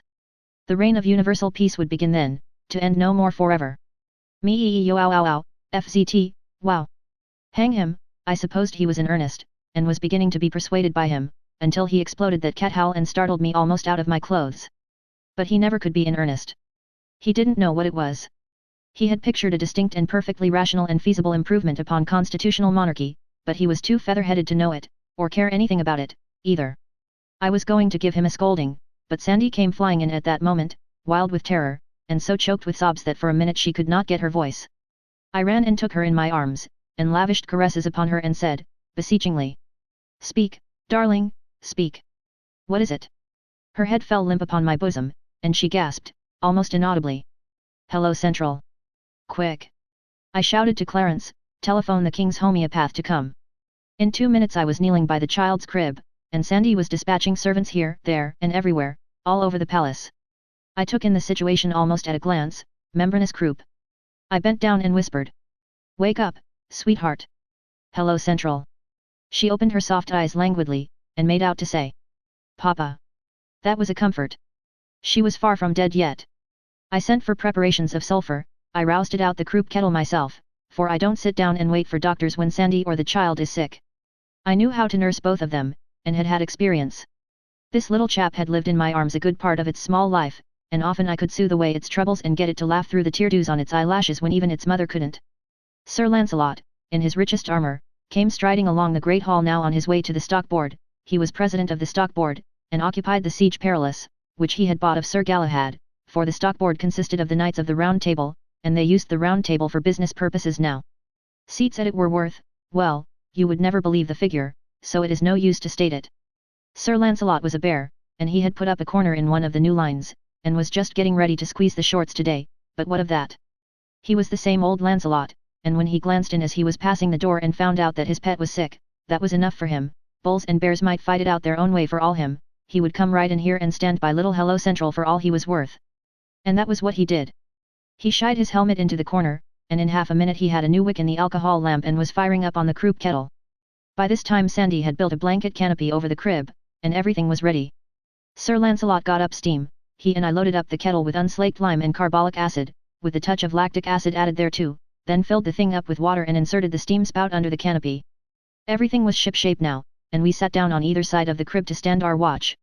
Sandy was so grateful and so comforted that she charged a couple of church wardens with willow bark and sumac tobacco for us, and told us to smoke as much as we pleased. It couldn't get under the canopy, and she was used to smoke, being the first lady in the land who had ever seen a cloud blown. Well, there couldn't be a more contented or comfortable sight than Sir Lancelot in his noble armour sitting in gracious serenity at the end of a yard of snowy church warden. He was a beautiful man, a lovely man, and was just intended to make a wife and children happy. But, of course Guinevere, however, it's no use to cry over what's done and can't be helped. Well, he stood watch and watch with me, right straight through, for 3 days and nights, till the child was out of danger, then he took her up in his great arms and kissed her, with his plumes falling about her golden head, then laid her softly in Sandy's lap again and took his stately way down the vast hall, between the ranks of admiring men-at-arms and menials, and so disappeared. And no instinct warned me that I should never look upon him again in this world. Lord, what a world of heartbreak it is! The doctors said we must take the child away, if we would coax her back to health and strength again. And she must have sea air. So we took a man of war, and a suite of 260 persons, and went cruising about, and after a fortnight of this we stepped ashore on the French coast, and the doctors thought it would be a good idea to make something of a stay there. The little king of that region offered us his hospitalities, and we were glad to accept. If he had had as many conveniences as he lacked, we should have been plenty comfortable enough. Even as it was, we made out very well, in his queer old castle, by the help of comforts and luxuries from the ship. At the end of a month I sent the vessel home for fresh supplies, and for news. We expected her back in 3 or 4 days. She would bring me, along with other news, the result of a certain experiment which I had been starting. It was a project of mine to replace the tournament with something which might furnish an escape for the extra steam of the chivalry, keep those bucks entertained and out of mischief, and at the same time preserve the best thing in them, which was their hearty spirit of emulation. I had had a choice band of them in private training for some time, and the date was now arriving for their first public effort. This experiment was baseball. In order to give the thing vogue from the start, and place it out of the reach of criticism, I chose my nines by rank, not capacity. There wasn't a knight in either team who wasn't a sceptred sovereign. As for material of this sort, there was a glut of it always around Arthur. You couldn't throw a brick in any direction and not cripple a king. Of course, I couldn't get these people to leave off their armor, they wouldn't do that when they bathed. They consented to differentiate the armors so that a body could tell one team from the other, but that was the most they would do. So, one of the teams wore chainmail ulsters, and the other wore plate armor made of my new Bessemer steel. Their practice in the field was the most fantastic thing I ever saw. Being ball-proof, they never skipped out of the way, but stood still and took the result. When a Bessemer was at the bat and a ball hit him, it would bound 150 yards sometimes. And when a man was running, and threw himself on his stomach to slide to his base, it was like an ironclad coming into port. At first I appointed men of no rank to act as umpires, but I had to discontinue that. These people were no easier to please than other nines. The umpire's first decision was usually his last, they broke him in two with a bat, and his friends toted him home on a shutter. When it was noticed that no umpire ever survived a game, umpiring got to be unpopular. So I was obliged to appoint somebody whose rank and lofty position under the government would protect him. Here are the names of the nines. Bessemer's ulsters. King Arthur. Emperor Lucius. King Laud of Lothian. King Logris. King of North Gallus. King Marhalt of Ireland. King Marcel. King Morganaur. King of Little Britain. King Mark of Cornwall. King Labour. King Ninters of Garlot. King Pelham of Listongees. King Meliodas of Lyonesse. King Bagdemagus. King of the Lake. King Ptolemy la Faints. The Soudan of Syria. Umpire, Clarence. The first public game would certainly draw 50,000 people, and for solid fun would be worth going around the world to see. Everything would be favorable, it was balmy and beautiful spring weather now, and nature was all tailored out in her new clothes. Chapter 41. The Interdict. However, my attention was suddenly snatched from such matters, our child began to lose ground again, and we had to go to sitting up with her case became so serious. We couldn't bear to allow anybody to help in this service, so we too stood watch and watch, day in and day out. Ah, Sandy, what a right heart she had, how simple, and genuine, and good she was. She was a flawless wife and mother, and yet I had married her for no other particular reasons, except that by the customs of chivalry she was my property until some knight should win her from me in the field. She had hunted Britain over for me, had found me at the hanging bout outside of London, and had straightway resumed her old place at my side in the placidest way and as of right. I was a New Englander, and in my opinion this sort of partnership would compromise her, sooner or later. She couldn't see how, but I cut argument short and we had a wedding. Now I didn't know I was drawing a prize, yet that was what I did draw. Within the 12-month I became her worshipper, and ours was the dearest and perfectest comradeship that ever was. People talk about beautiful friendships between two persons of the same sex. What is the best of that sort, as compared with the friendship of man and wife, where the best impulses and highest ideals of both are the same? There is no place for comparison between the two friendships, the one is earthly, the other divine. In my dreams, along at first, I still wandered 13 centuries away, and my unsatisfied spirit went calling and harking all up and down the unreplying vacancies of a vanished world. Many a time Sandy heard that imploring cry come from my lips in my sleep. With a grand magnanimity she saddled that cry of mine upon our child, conceiving it to be the name of some lost darling of mine. It touched me to tears, and it also nearly knocked me off my feet, too, when she smiled up in my face for an earned reward, and played her quaint and pretty surprise upon me. The name of one who was dear to thee is here preserved, here made holy, and the music of it will abide alway in our ears. Now thou wilt kiss me, as knowing the name I have given the child. But I didn't know it, all the same. I hadn't an idea in the world, but it would have been cruel to confess it and spoil her pretty game, so I never let on, but said. Yes, I know, sweetheart, how dear and good it is of you, too. But I want to hear these lips of yours, which are also mine, utter it first, then its music will be perfect. Pleased to the marrow, she murmured. Hello Central. I didn't laugh, I am always thankful for that, but the strain ruptured every cartilage in me, and for weeks afterward I could hear my bones clack when I walked. She never found out her mistake. The first time she heard that form of salute used at the telephone she was surprised, and not pleased, but I told her I had given order for it, that henceforth and forever the telephone must always be invoked with that reverent formality, in perpetual honor and remembrance of my lost friend and her small namesake. This was not true. But it answered. Well, during 2 weeks and a half we watched by the crib, and in our deep solicitude we were unconscious of any world outside of that sick room. Then our reward came, the center of the universe turned the corner and began to mend. Grateful? It isn't the term. There isn't any term for it. You know that yourself, if you've watched your child through the valley of the shadow and seen it come back to life and sweep night out of the earth with one all-illuminating smile that you could cover with your hand. Why, we were back in this world in one instant. Then we looked the same startled thought into each other's eyes at the same moment, more than 2 weeks gone, and that ship not back yet. In another minute I appeared in the presence of my train. They had been steeped in troubled bodings all this time, their faces showed it. I called an escort and we galloped 5 miles to a hilltop overlooking the sea. Where was my great commerce that so lately had made these glistening expanses populous and beautiful with its white-winged flocks? Vanished, every one. Not a sail, from verge to verge, not a smoke bank, just a dead and empty solitude, in place of all that brisk and breezy life. I went swiftly back, saying not a word to anybody. I told Sandy this ghastly news. We could imagine no explanation that would begin to explain. Had there been an invasion? An earthquake? A pestilence? Had the nation been swept out of existence? But guessing was profitless. I must go, at once. I borrowed the King's Navy, a ship no bigger than a steam launch, and was soon ready. The parting, yes, that was hard. As I was devouring the child with last kisses, it brisked up and jabbered out its vocabulary, the first time in more than 2 weeks, and it made fools of us for joy. The darling mispronunciations of childhood, dear me, there's no music that can touch it, and how one grieves when it wastes away and dissolves into correctness, knowing it will never visit his bereaved ear again. Well, how good it was to be able to carry that gracious memory away with me. I approached England the next morning, with the wide highway of salt water all to myself. There were ships in the harbour, at Dover, but they were naked as to sails, and there was no sign of life about them.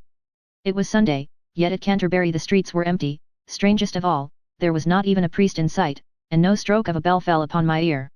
The mournfulness of death was everywhere. I couldn't understand it.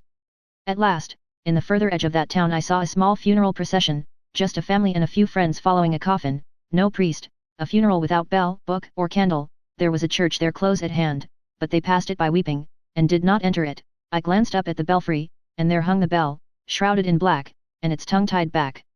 Now I knew. Now I understood the stupendous calamity that had overtaken England. Invasion? Invasion is a triviality to it. It was the interdict. I asked no questions, I didn't need to ask any. The church had struck, the thing for me to do was to get into a disguise, and go warily. One of my servants gave me a suit of clothes, and when we were safe beyond the town I put them on, and from that time I travelled alone. I could not risk the embarrassment of company. A miserable journey. A desolate silence everywhere. Even in London itself. Traffic had ceased, men did not talk or laugh, or go in groups, or even in couples, they moved aimlessly about, each man by himself, with his head down, and woe and terror at his heart. The tower showed recent war scars. Verily, much had been happening. Of course, I meant to take the train for Camelot. Train. Why, the station was as vacant as a cavern. I moved on. The journey to Camelot was a repetition of what I had already seen. The Monday and the Tuesday differed in no way from the Sunday. I arrived far in the night. From being the best electric-lighted town in the kingdom and the most like a recumbent sun of anything you ever saw, it was become simply a blot upon darkness, that is to say, it was darker and solider than the rest of the darkness, and so you could see it a little better. It made me feel as if maybe it was symbolical, a sort of sign that the church was going to keep the upper hand now, and snuff out all my beautiful civilization just like that. I found no life stirring in the somber streets. I groped my way with a heavy heart. The vast castle loomed black upon the hilltop, not a spark visible about it. The drawbridge was down, the great gate stood wide, I entered without challenge, my own heels making the only sound I heard, and it was sepulchral enough, in those huge vacant courts. Chapter 42. War. I found Clarence alone in his quarters, drowned in melancholy, and in place of the electric light, he had reinstituted the ancient rag lamp, and sat there in a grisly twilight with all curtains drawn tight. He sprang up and rushed for me eagerly, saying, "Oh, it's worth $1 billion milrays to look upon a live person again." He knew me as easily as if I hadn't been disguised at all. Which frightened me, one may easily believe that. "Quick, now, tell me the meaning of this fearful disaster," I said. "How did it come about?" "Well, if there hadn't been any Queen Guinevere, it wouldn't have come so early, but it would have come, anyway. It would have come on your own account by and by luck, it happened to come on the Queen's. And Sir Lancelot's." "Just so. Give me the details. I reckon you will grant that during some years there has been only one pair of eyes in these kingdoms that has not been looking steadily askance at the Queen and Sir Lancelot." "Yes, King Arthur's." "And only one heart that was without suspicion." "Yes, the King's, a heart that isn't capable of thinking evil of a friend." "Well, the King might have gone on, still happy and unsuspecting, to the end of his days, but for one of your modern improvements, the stock board. When you left, 3 miles of the London, Canterbury and Dover were ready for the rails, and also ready and ripe for manipulation in the stock market. It was wildcat, and everybody knew it. The stock was for sale at a giveaway. What does Sir Lancelot do, but—" "Yes, I know, he quietly picked up nearly all of it for a song, then he bought about twice as much more, deliverable upon call, and he was about to call when I left." "Very well, he did call. The boys couldn't deliver." "Oh, he had them, and he just settled his grip and squeezed them. They were laughing in their sleeves over their smartness in selling stock to him at 15 and 16 and along there that wasn't worth 10. Well, when they had laughed long enough on that side of their mouths, they rested up that side by shifting the laugh to the other side. That was when they compromised with the Invincible at 283. Good land. He skinned them alive, and they deserved it, anyway, the whole kingdom rejoiced. Well, among the flayed were Sir Agravain and Sir Mordred, nephews to the king." End of the first act. Act second, scene first, an apartment in Carlisle Castle, where the court had gone for a few days hunting. Persons present, the whole tribe of the king's nephews. Mordred and Agravain propose to call the guileless Arthur's attention to Guinevere and Sir Lancelot. Sir Gawain, Sir Gareth and Sir Gaheris will have nothing to do with it. A dispute ensues, with loud talk, in the midst of it enter the king. Mordred and Agravain spring their devastating tale upon him. Tableau. A trap is laid for Lancelot, by the king's command, and Sir Lancelot walks into it. He made it sufficiently uncomfortable for the ambushed witnesses, to wit, Mordred, Agravain, and 12 knights of lesser rank, for he killed every one of them but Mordred, but of course that couldn't straighten matters between Lancelot and the king, and didn't. Oh, dear, only one thing could result, I see that. War, and the knights of the realm divided into a king's party and a Sir Lancelot's party. Yes, that was the way of it. The king sent the queen to the stake, proposing to purify her with fire. Lancelot and his knights rescued her, and in doing it slew certain good old friends of yours and mine, in fact, some of the best we ever had, to wit, Sir Bellias le Orgulus, Sir Segwarides, Sir Gryfold le Fils de Dieu, Sir Brandiles, Sir Aglavale. Oh, you tear out my heartstrings. Wait, I'm not done yet, Sir Tor, Sir Gotter, Sir Gillimer. The very best man in my subordinate 9. What a handy right fielder he was. Sir Reynolds' 3 brothers, Sir Damas, Sir Priamus, Sir Kay the Stranger. My peerless shortstop. I've seen him catch a daisy cutter in his teeth. Come, I can't stand this. Sir Dryant, Sir Lambegus, Sir Herminde, Sir Pertilope, Sir Perimones, and, whom do you think? Rush. Go on. Sir Gaheris, and Sir Gareth, both. Oh, incredible. Their love for Lancelot was indestructible. Well, it was an accident. They were simply onlookers, they were unarmed, and were merely there to witness the Queen's punishment.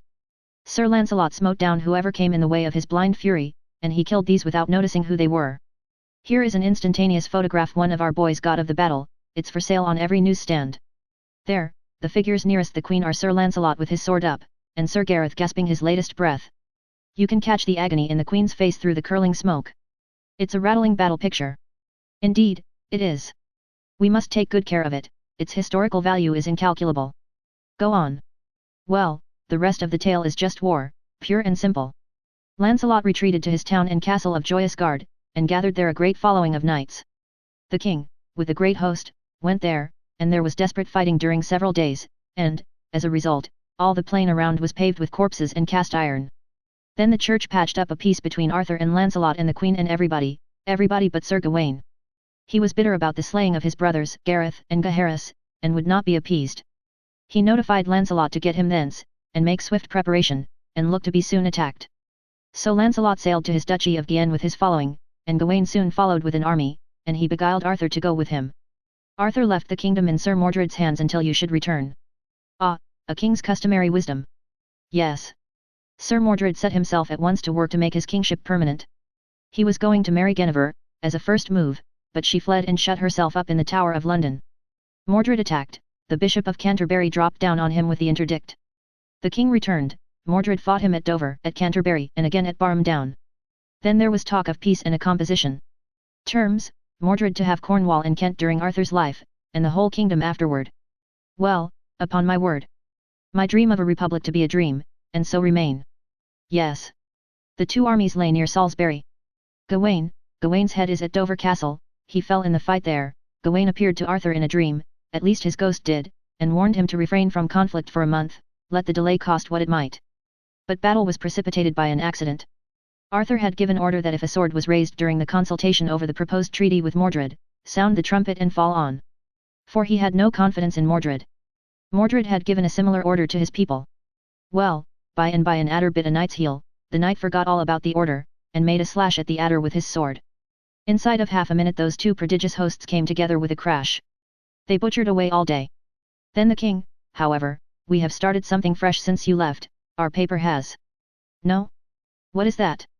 War correspondence. Why, that's good. Yes, the paper was booming right along, for the interdict made no impression, got no grip, while the war lasted. I had war correspondence with both armies. I will finish that battle by reading you what one of the boys says. Then the king looked about him, and then was he ware of all his host and of all his good knights were left no more on live but two knights, that was Sir Lucan de Butlera, and his brother Sir Bedivere, and they were full sore wounded. Jesu mercy, said the king, where are all my noble knights becomen? Alas that ever I should see this doleful day! For now, said Arthur, I am come to mine end. But would to God that I wist where were that traitor Sir Mordred, that hath caused all this mischief. Then was King Arthur where Sir Mordred leaned upon his sword among a great heap of dead men. Now give me my spear, said Arthur unto Sir Lucan, for yonder I have espied the traitor that all this woe hath wrought. Sir, let him be, said Sir Lucan, for he is unhappy, and if ye pass this unhappy day, ye shall be right well revenged upon him. Good Lord, remember ye of your night's dream, and what the spirit of Sir Gawain told you this night, yet God of his great goodness hath preserved you hitherto. Therefore, for God's sake, my lord, leave off by this. For blessed be God ye have won the field, for here we be three on live, and with Sir Mordred is none on live. And if ye leave off now, this wicked day of destiny is past. Tide me death, betide me life, saith the king, now I see him yonder alone, he shall never escape mine hands, for at a better avail shall I never have him. God speed you well, said Sir Bedivere. Then the king gat his spear in both his hands, and ran toward Sir Mordred crying, Traitor, now is thy death day come. And when Sir Mordred heard Sir Arthur, he ran until him with his sword drawn in his hand. And then King Arthur smote Sir Mordred under the shield, with the foin of his spear throughout the body more than a fathom. And when Sir Mordred felt that he had his death's wound, he thrust himself, with the might that he had, up to the butt of King Arthur's spear. And right so he smote his father Arthur with his sword holden in both his hands, on the side of the head, that the sword pierced the helmet and the brain-pan, and therewithal Sir Mordred fell stark dead to the earth. And the noble Arthur fell in a swoon to the earth, and there he swooned oft times.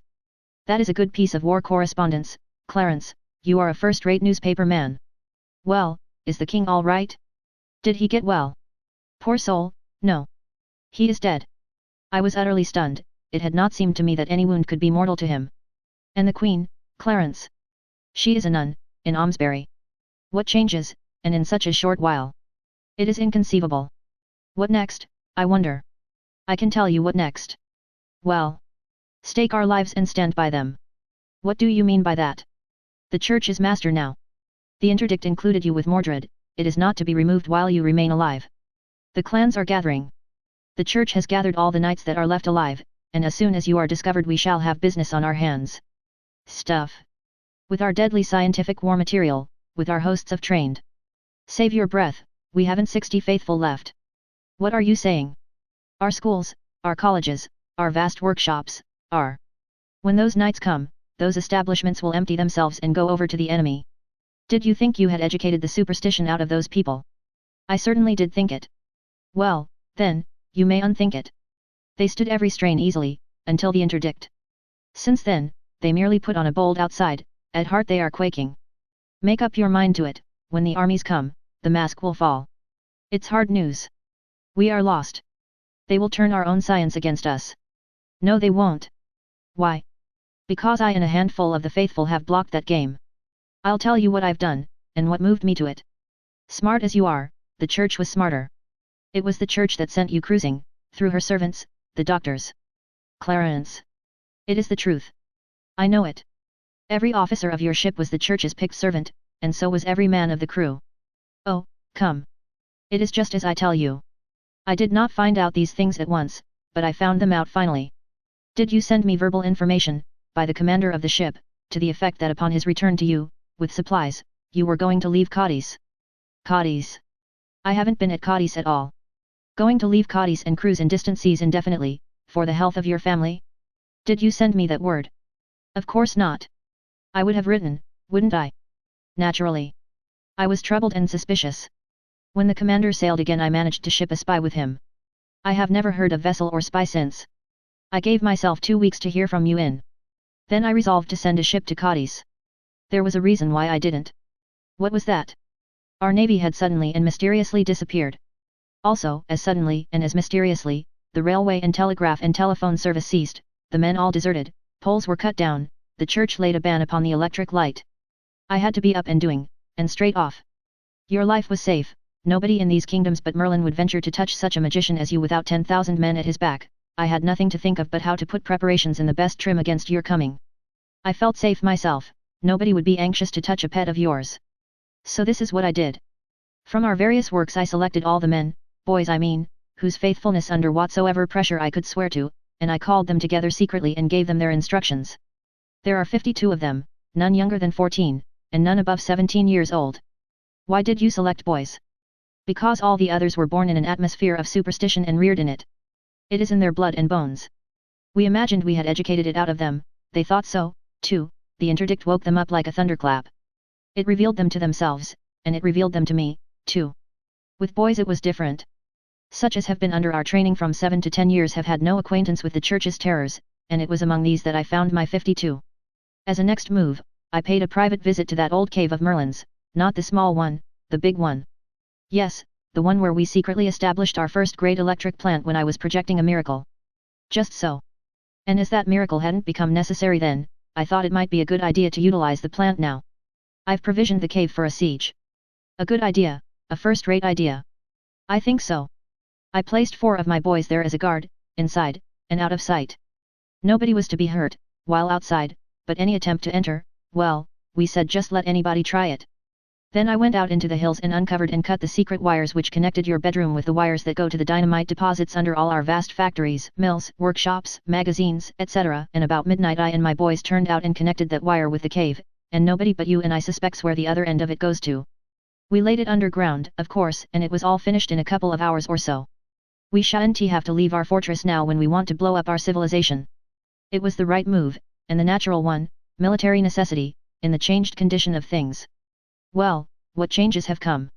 We expected to be besieged in the palace some time or other, but, however, go on. Next, we built a wire fence. Wire fence? Yes. You dropped the hint of it yourself, 2 or 3 years ago. Oh, I remember, the time the church tried her strength against us the first time, and presently thought it wise to wait for a hopeful season. Well, how have you arranged the fence? I start 12 immensely strong wires, naked, not insulated, from a big dynamo in the cave, dynamo with no brushes except a positive and a negative one. Yes, that's right. The wires go out from the cave and fence in a circle of level ground 100 yards in diameter, they make 12 independent fences, 10 feet apart, that is to say, 12 circles within circles, and their ends come into the cave again. Right, go on. The fences are fastened to heavy oaken posts only 3 feet apart, and these posts are sunk 5 feet in the ground. That is good and strong. Yes. The wires have no ground connection outside of the cave. They go out from the positive brush of the dynamo, there is a ground connection through the negative brush, the other ends of the wire return to the cave, and each is grounded independently. No, no, that won't do. Why? It's too expensive, uses up force for nothing. You don't want any ground connection except the one through the negative brush. The other end of every wire must be brought back into the cave and fastened independently, and without any ground connection. Now, then, observe the economy of it. A cavalry charge hurls itself against the fence, you are using no power, you are spending no money, for there is only one ground connection till those horses come against the wire, the moment they touch it they form a connection with the negative brush through the ground, and drop dead.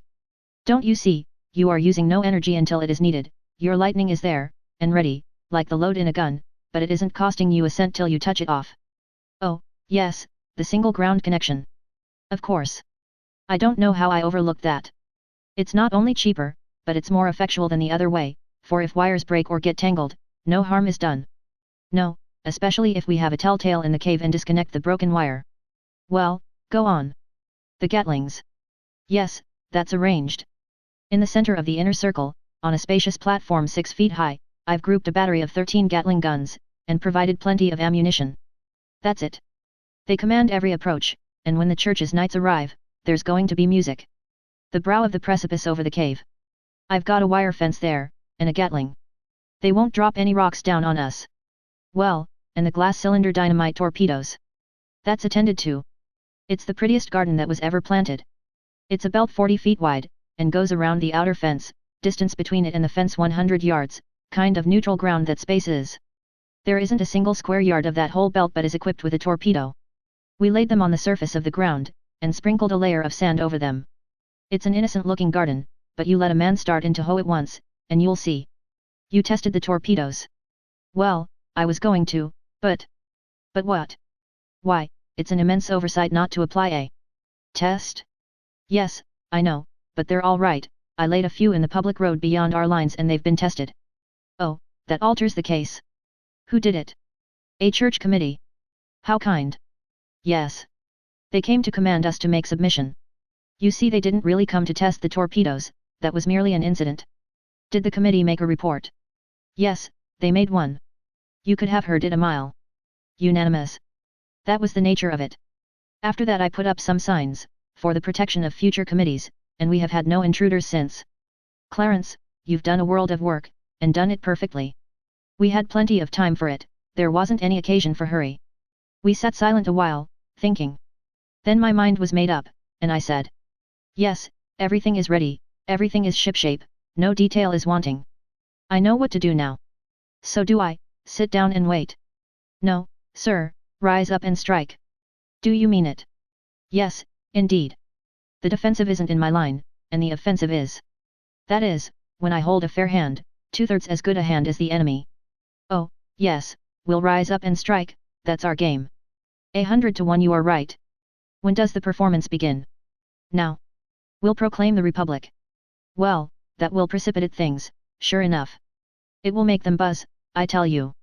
England will be a hornet's nest before noon tomorrow, if the church's hand hasn't lost its cunning, and we know it hasn't. Now you write and I'll dictate thus. Proclamation. Be it known unto all. Whereas the king having died and left no heir, it becomes my duty to continue the executive authority vested in me, until a government shall have been created and set in motion. The monarchy has lapsed, it no longer exists. By consequence, all political power has reverted to its original source, the people of the nation. With the monarchy, its several adjuncts died also, wherefore there is no longer a nobility, no longer a privileged class, no longer an established church, all men are become exactly equal, they are upon one common level, and religion is free. A republic is hereby proclaimed, as being the natural estate of a nation when other authority has ceased. It is the duty of the British people to meet together immediately, and by their votes elect representatives and deliver into their hands the government. I signed it the boss, and dated it from Merlin's cave. Clarence said. Why, that tells where we are, and invites them to call right away. That is the idea. We strike, by the proclamation, then it's their innings. Now have the thing set up and printed and posted, right off, that is, give the order, then, if you've got a couple of bicycles handy at the foot of the hill, ho for Merlin's cave. I shall be ready in 10 minutes. What a cyclone there is going to be tomorrow when this piece of paper gets to work. It's a pleasant old palace, this is, I wonder if we shall ever again, but never mind about that. Chapter 43. The Battle of the Sand Belt. In Merlin's cave, Clarence and I and 52 fresh, bright, well-educated, clean-minded young British boys. At dawn I sent an order to the factories and to all our great works to stop operations and remove all life to a safe distance, as everything was going to be blown up by secret mines, and no telling at what moment, therefore, vacate at once.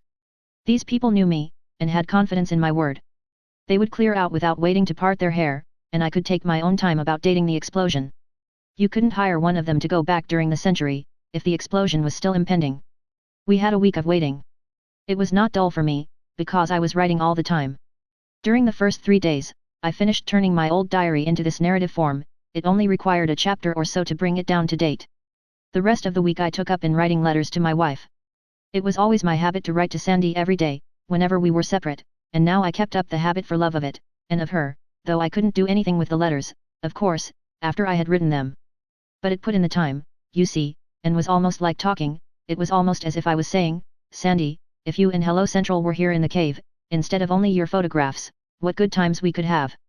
And then, you know, I could imagine the baby goo-gooing something out in reply, with its fists in its mouth and itself stretched across its mother's lap on its back, and she laughing and admiring and worshipping, and now and then tickling under the baby's chin to set it cackling, and then maybe throwing in a word of answer to me herself, and so on and so on. Well, don't you know, I could sit there in the cave with my pen, and keep it up, that way, by the hour with them. Why, it was almost like having us all together again.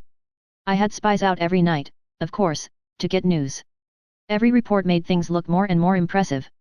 The hosts were gathering, down all the roads and paths of England the knights were riding, and priests rode with them, to hearten these original crusaders, this being the Church's war. All the nobilities, big and little, were on their way, and all the gentry. This was all as was expected. We should thin out this sort of folk to such a degree that the people would have nothing to do but just step to the front with their republic and... Ah, what a donkey I was! Toward the end of the week I began to get this large and disenchanting fact through my head, that the mass of the nation had swung their caps and shouted for the republic for about 1 day, and there an end. The church, the nobles and the gentry then turned one grand, all disapproving frown upon them and shriveled them into sheep. From that moment the sheep had begun to gather to the fold, that is to say, the camps, and offer their valueless lives and their valuable wool to the righteous cause. Why, even the very men who had lately been slaves were in the righteous cause, and glorifying it, praying for it, sentimentally slabbering over it, just like all the other commoners. Imagine such human muck as this, conceive of this folly. Yes, it was now death to the Republic, everywhere, not a dissenting voice. All England was marching against us. Truly, this was more than I had bargained for. I watched my 52 boys narrowly, watched their faces, their walk, their unconscious attitudes, for all these are a language given us purposely that it may betray us in times of emergency, when we have secrets which we want to keep. I knew that that thought would keep saying itself over and over again in their minds and hearts, all England is marching against us. And ever more strenuously imploring attention with each repetition, ever more sharply realizing itself to their imaginations, until even in their sleep they would find no rest from it, but hear the vague and flitting creatures of the dream say, all England, is marching against you. I knew all this would happen, I knew that ultimately the pressure would become so great that it would compel utterance, therefore, I must be ready with an answer at that time, an answer well chosen and tranquilizing. I was right. The time came. They had to speak. Poor lads, it was pitiful to see, they were so pale, so worn, so troubled. At first their spokesman could hardly find voice or words, but he presently got both. This is what he said, and he put it in the neat modern English taught him in my schools. We have tried to forget what we are, English boys. We have tried to put reason before sentiment, duty before love, our minds approve, but our hearts reproach us. While apparently it was only the nobility, only the gentry, only the 25 or 30,000 knights left alive out of the late wars, we were of one mind, and undisturbed by any troubling doubt, each and every one of these 52 lads who stand here before you, said, they have chosen, it is their affair. But think, the matter is altered, all England is marching against us. Oh, sir, consider, reflect, these people are our people, they are bone of our bone, flesh of our flesh, we love them, do not ask us to destroy our nation. Well, it shows the value of looking ahead, and being ready for a thing when it happens. If I hadn't foreseen this thing and been fixed, that boy would have had me, I couldn't have said a word. But I was fixed.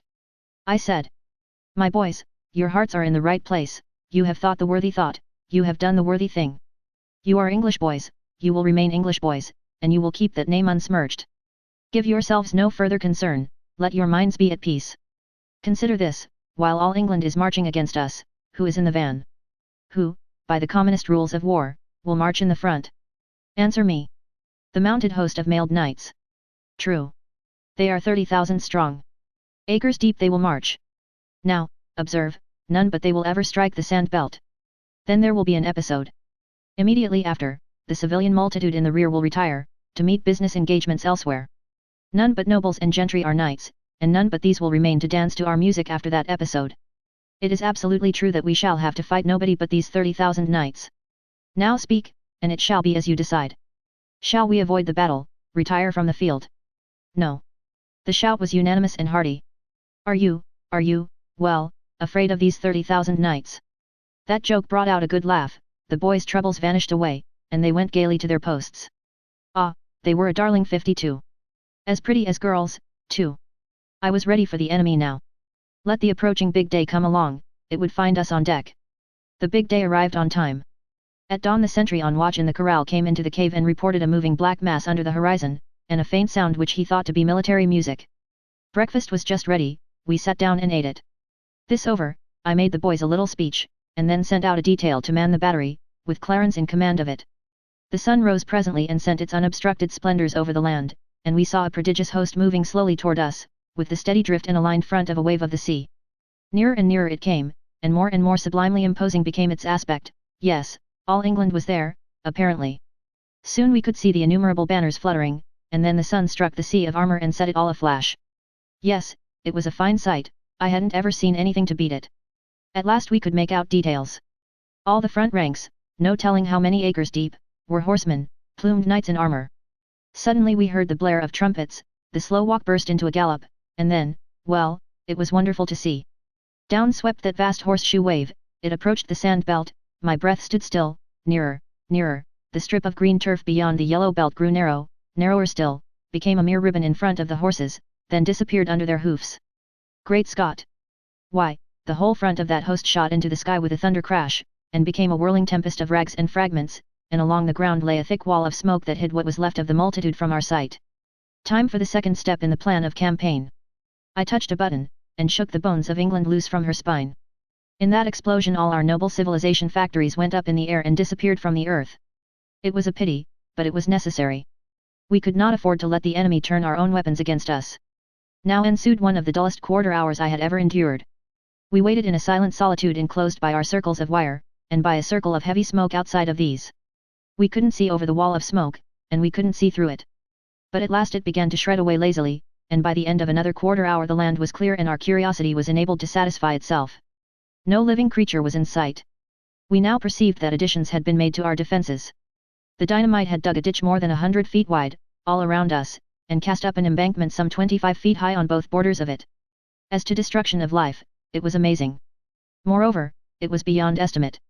Of course, we could not count the dead, because they did not exist as individuals, but merely as homogeneous protoplasm, with alloys of iron and buttons. No life was in sight, but necessarily there must have been some wounded in the rear ranks, who were carried off the field under cover of the wall of smoke. There would be sickness among the others, there always is, after an episode like that.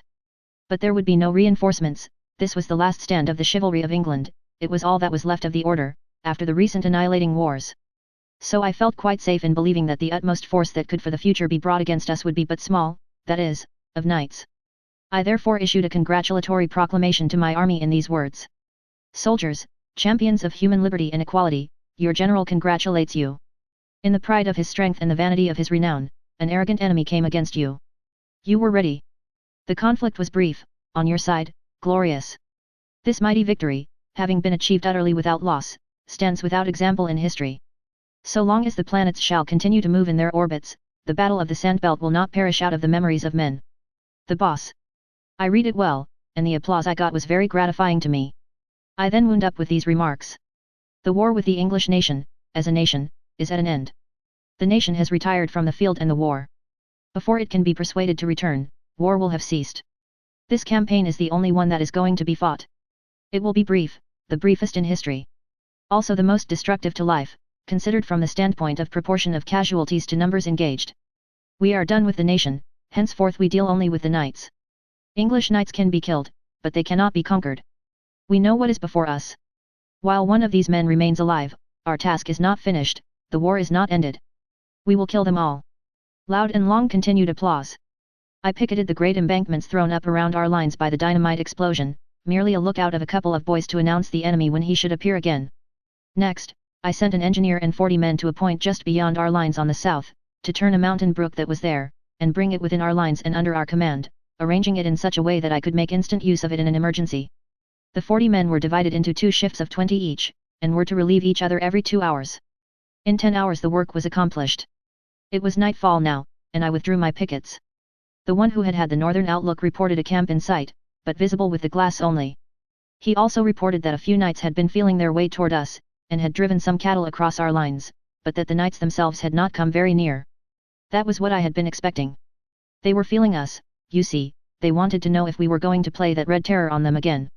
They would grow bolder in the night, perhaps. I believed I knew what project they would attempt, because it was plainly the thing I would attempt myself if I were in their places and as ignorant as they were. I mentioned it to Clarence. "I think you are right," said he, "it is the obvious thing for them to try." "Well, then," I said, "if they do it they are doomed." "Certainly. They won't have the slightest show in the world." "Of course they won't. It's dreadful, Clarence. It seems an awful pity. The thing disturbed me so that I couldn't get any peace of mind for thinking of it and worrying over it. So, at last, to quiet my conscience, I framed this message to the knights. To the Honourable the Commander of the Insurgent Chivalry of England, you fight in vain. We know your strength, if one may call it by that name. We know that at the utmost you cannot bring against us above 25,000 knights. Therefore, you have no chance, none whatever. Reflect, we are well equipped, well fortified, we number 54. 54 what? Men? No, minds, the capablest in the world, a force against which mere animal might may no more hope to prevail than may the idle waves of the sea hope to prevail against the granite barriers of England. Be advised. We offer you your lives, for the sake of your families, do not reject the gift. We offer you this chance, and it is the last, throw down your arms, surrender unconditionally to the Republic, and all will be forgiven. Signed, the Boss. I read it to Clarence, and said I proposed to send it by a flag of truce. He laughed the sarcastic laugh he was born with, and said, "Somehow it seems impossible for you to ever fully realize what these nobilities are. Now let us save a little time and trouble. Consider me the commander of the knights yonder. Now, then, you are the flag of truce, approach and deliver me your message, and I will give you your answer." I humoured the idea. I came forward under an imaginary guard of the enemy's soldiers, produced my paper, and read it through. For answer, Clarence struck the paper out of my hand, pursed up a scornful lip and said with lofty disdain, "Dismember me this animal, and return him in a basket to the base-born knave who sent him, other answer have I none." How empty is theory in presence of fact! And this was just fact, and nothing else. It was the thing that would have happened, there was no getting around that. I tore up the paper and granted my mistimed sentimentalities a permanent rest. Then, to business. I tested the electric signals from the Gatling platform to the cave, and made sure that they were all right. I tested and retested those which commanded the fences. These were signals whereby I could break and renew the electric current in each fence independently of the others at will. I placed the brook connection under the guard and authority of 3 of my best boys, who would alternate in 2-hour watches all night and promptly obey my signal, if I should have occasion to give it, 3 revolver shots in quick succession. Sentry duty was discarded for the night, and the corral left empty of life. I ordered that quiet be maintained in the cave, and the electric lights turned down to a glimmer. As soon as it was good and dark, I shut off the current from all the fences, and then groped my way out to the embankment bordering our side of the great dynamite ditch. I crept to the top of it and lay there on the slant of the muck to watch. But it was too dark to see anything. As for sounds, there were none. The stillness was death-like. True, there were the usual night sounds of the country, the whir of night birds, the buzzing of insects, the barking of distant dogs, the mellow lowing of far-off kine, but these didn't seem to break the stillness, they only intensified it, and added a gruesome melancholy to it into the bargain. I presently gave up looking, the night shut down so black, but I kept my ears strained to catch the least suspicious sound, for I judged I had only to wait, and I shouldn't be disappointed. However, I had to wait a long time. At last I caught what you may call indistinct glimpses of sound, dulled metallic sound. I pricked up my ears, then, and held my breath, for this was the sort of thing I had been waiting for. This sound thickened, and approached, from toward the north. Presently, I heard it at my own level, the ridge top of the opposite embankment, 100 feet or more away. Then I seemed to see a row of black dots appear along that ridge. Human heads? I couldn't tell, it mightn't be anything at all, you can't depend on your eyes when your imagination is out of focus. However, the question was soon settled. I heard that metallic noise descending into the great ditch. It augmented fast, it spread all along, and it unmistakably furnished me this fact: an armed host was taking up its quarters in the ditch. Yes, these people were arranging a little surprise party for us. We could expect entertainment about dawn, possibly earlier. I groped my way back to the corral now. I had seen enough. I went to the platform and signaled to turn the current on to the 2 inner fences. Then I went into the cave, and found everything satisfactory there, nobody awake but the working watch. I woke Clarence and told him the great ditch was filling up with men, and that I believed all the knights were coming for us in a body. It was my notion that as soon as dawn approached we could expect the ditch's ambuscade thousands to swarm up over the embankment and make an assault, and be followed immediately by the rest of their army. Clarence said.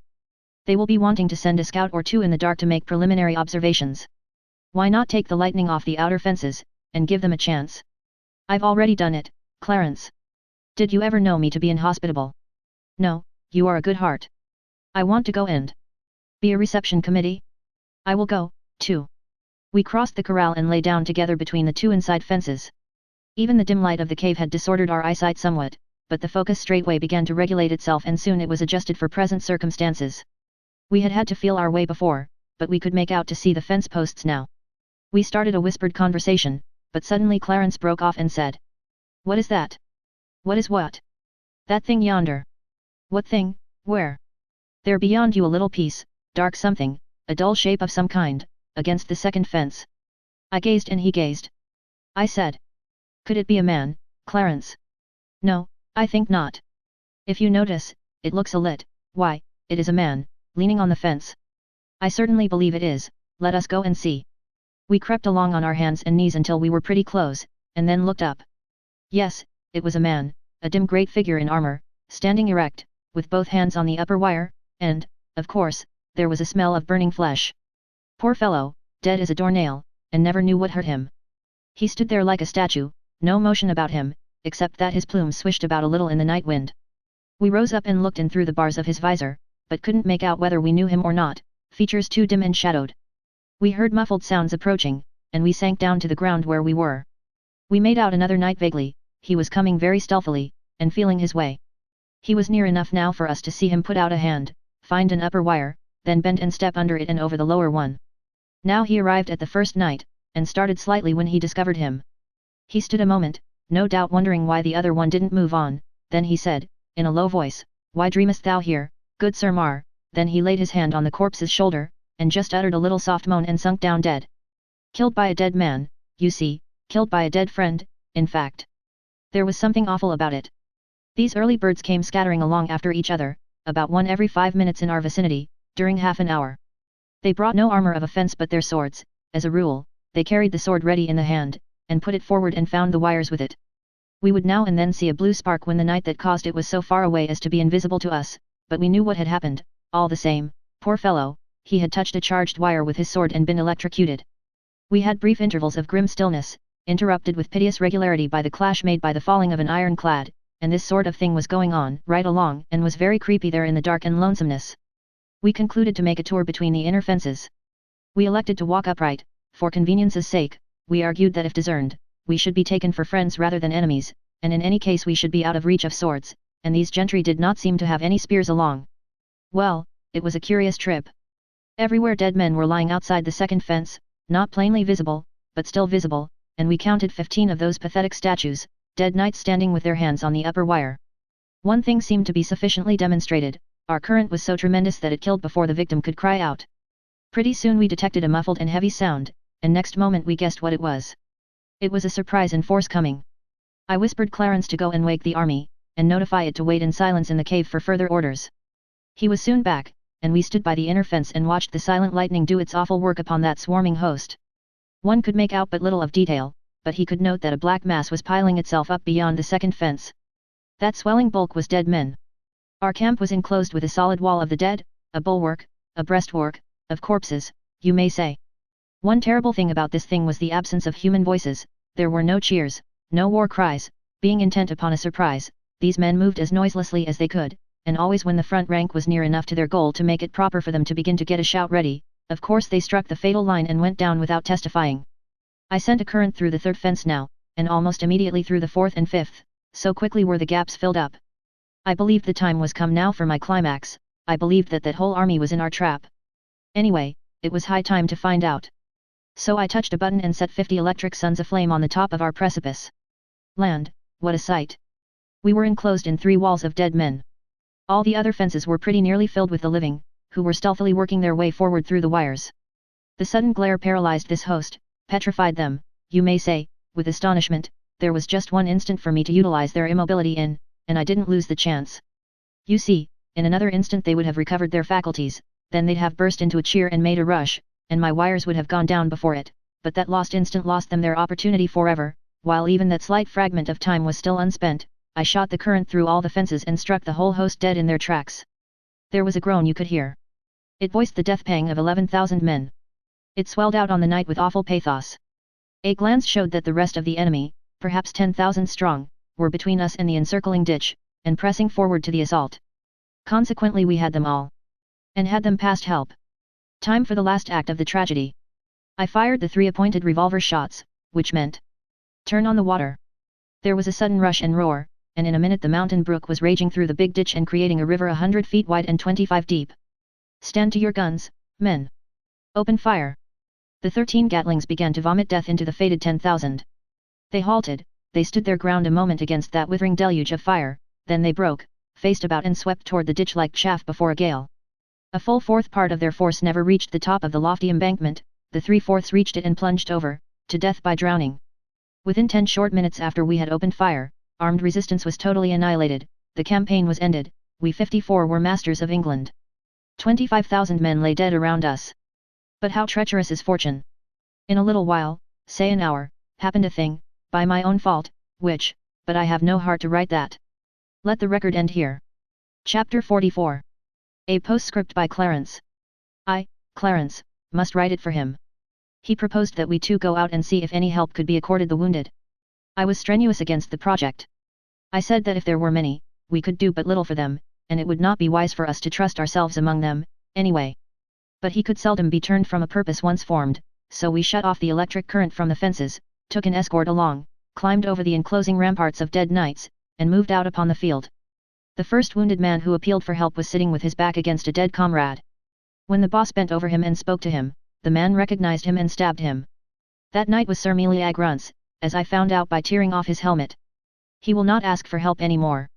We carried the boss to the cave and gave his wound, which was not very serious, the best care we could. In this service we had the help of Merlin, though we did not know it. He was disguised as a woman, and appeared to be a simple old peasant goodwife. In this disguise, with brown-stained face and smooth-shaven, he had appeared a few days after the boss was hurt and offered to cook for us, saying her people had gone off to join certain new camps which the enemy were forming, and that she was starving.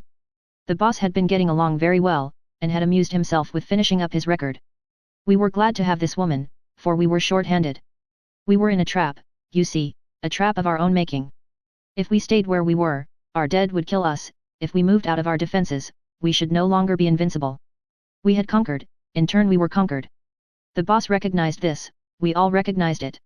If we could go to one of those new camps and patch up some kind of terms with the enemy, yes, but the boss could not go, and neither could I, for I was among the first that were made sick by the poisonous air bred by those dead thousands.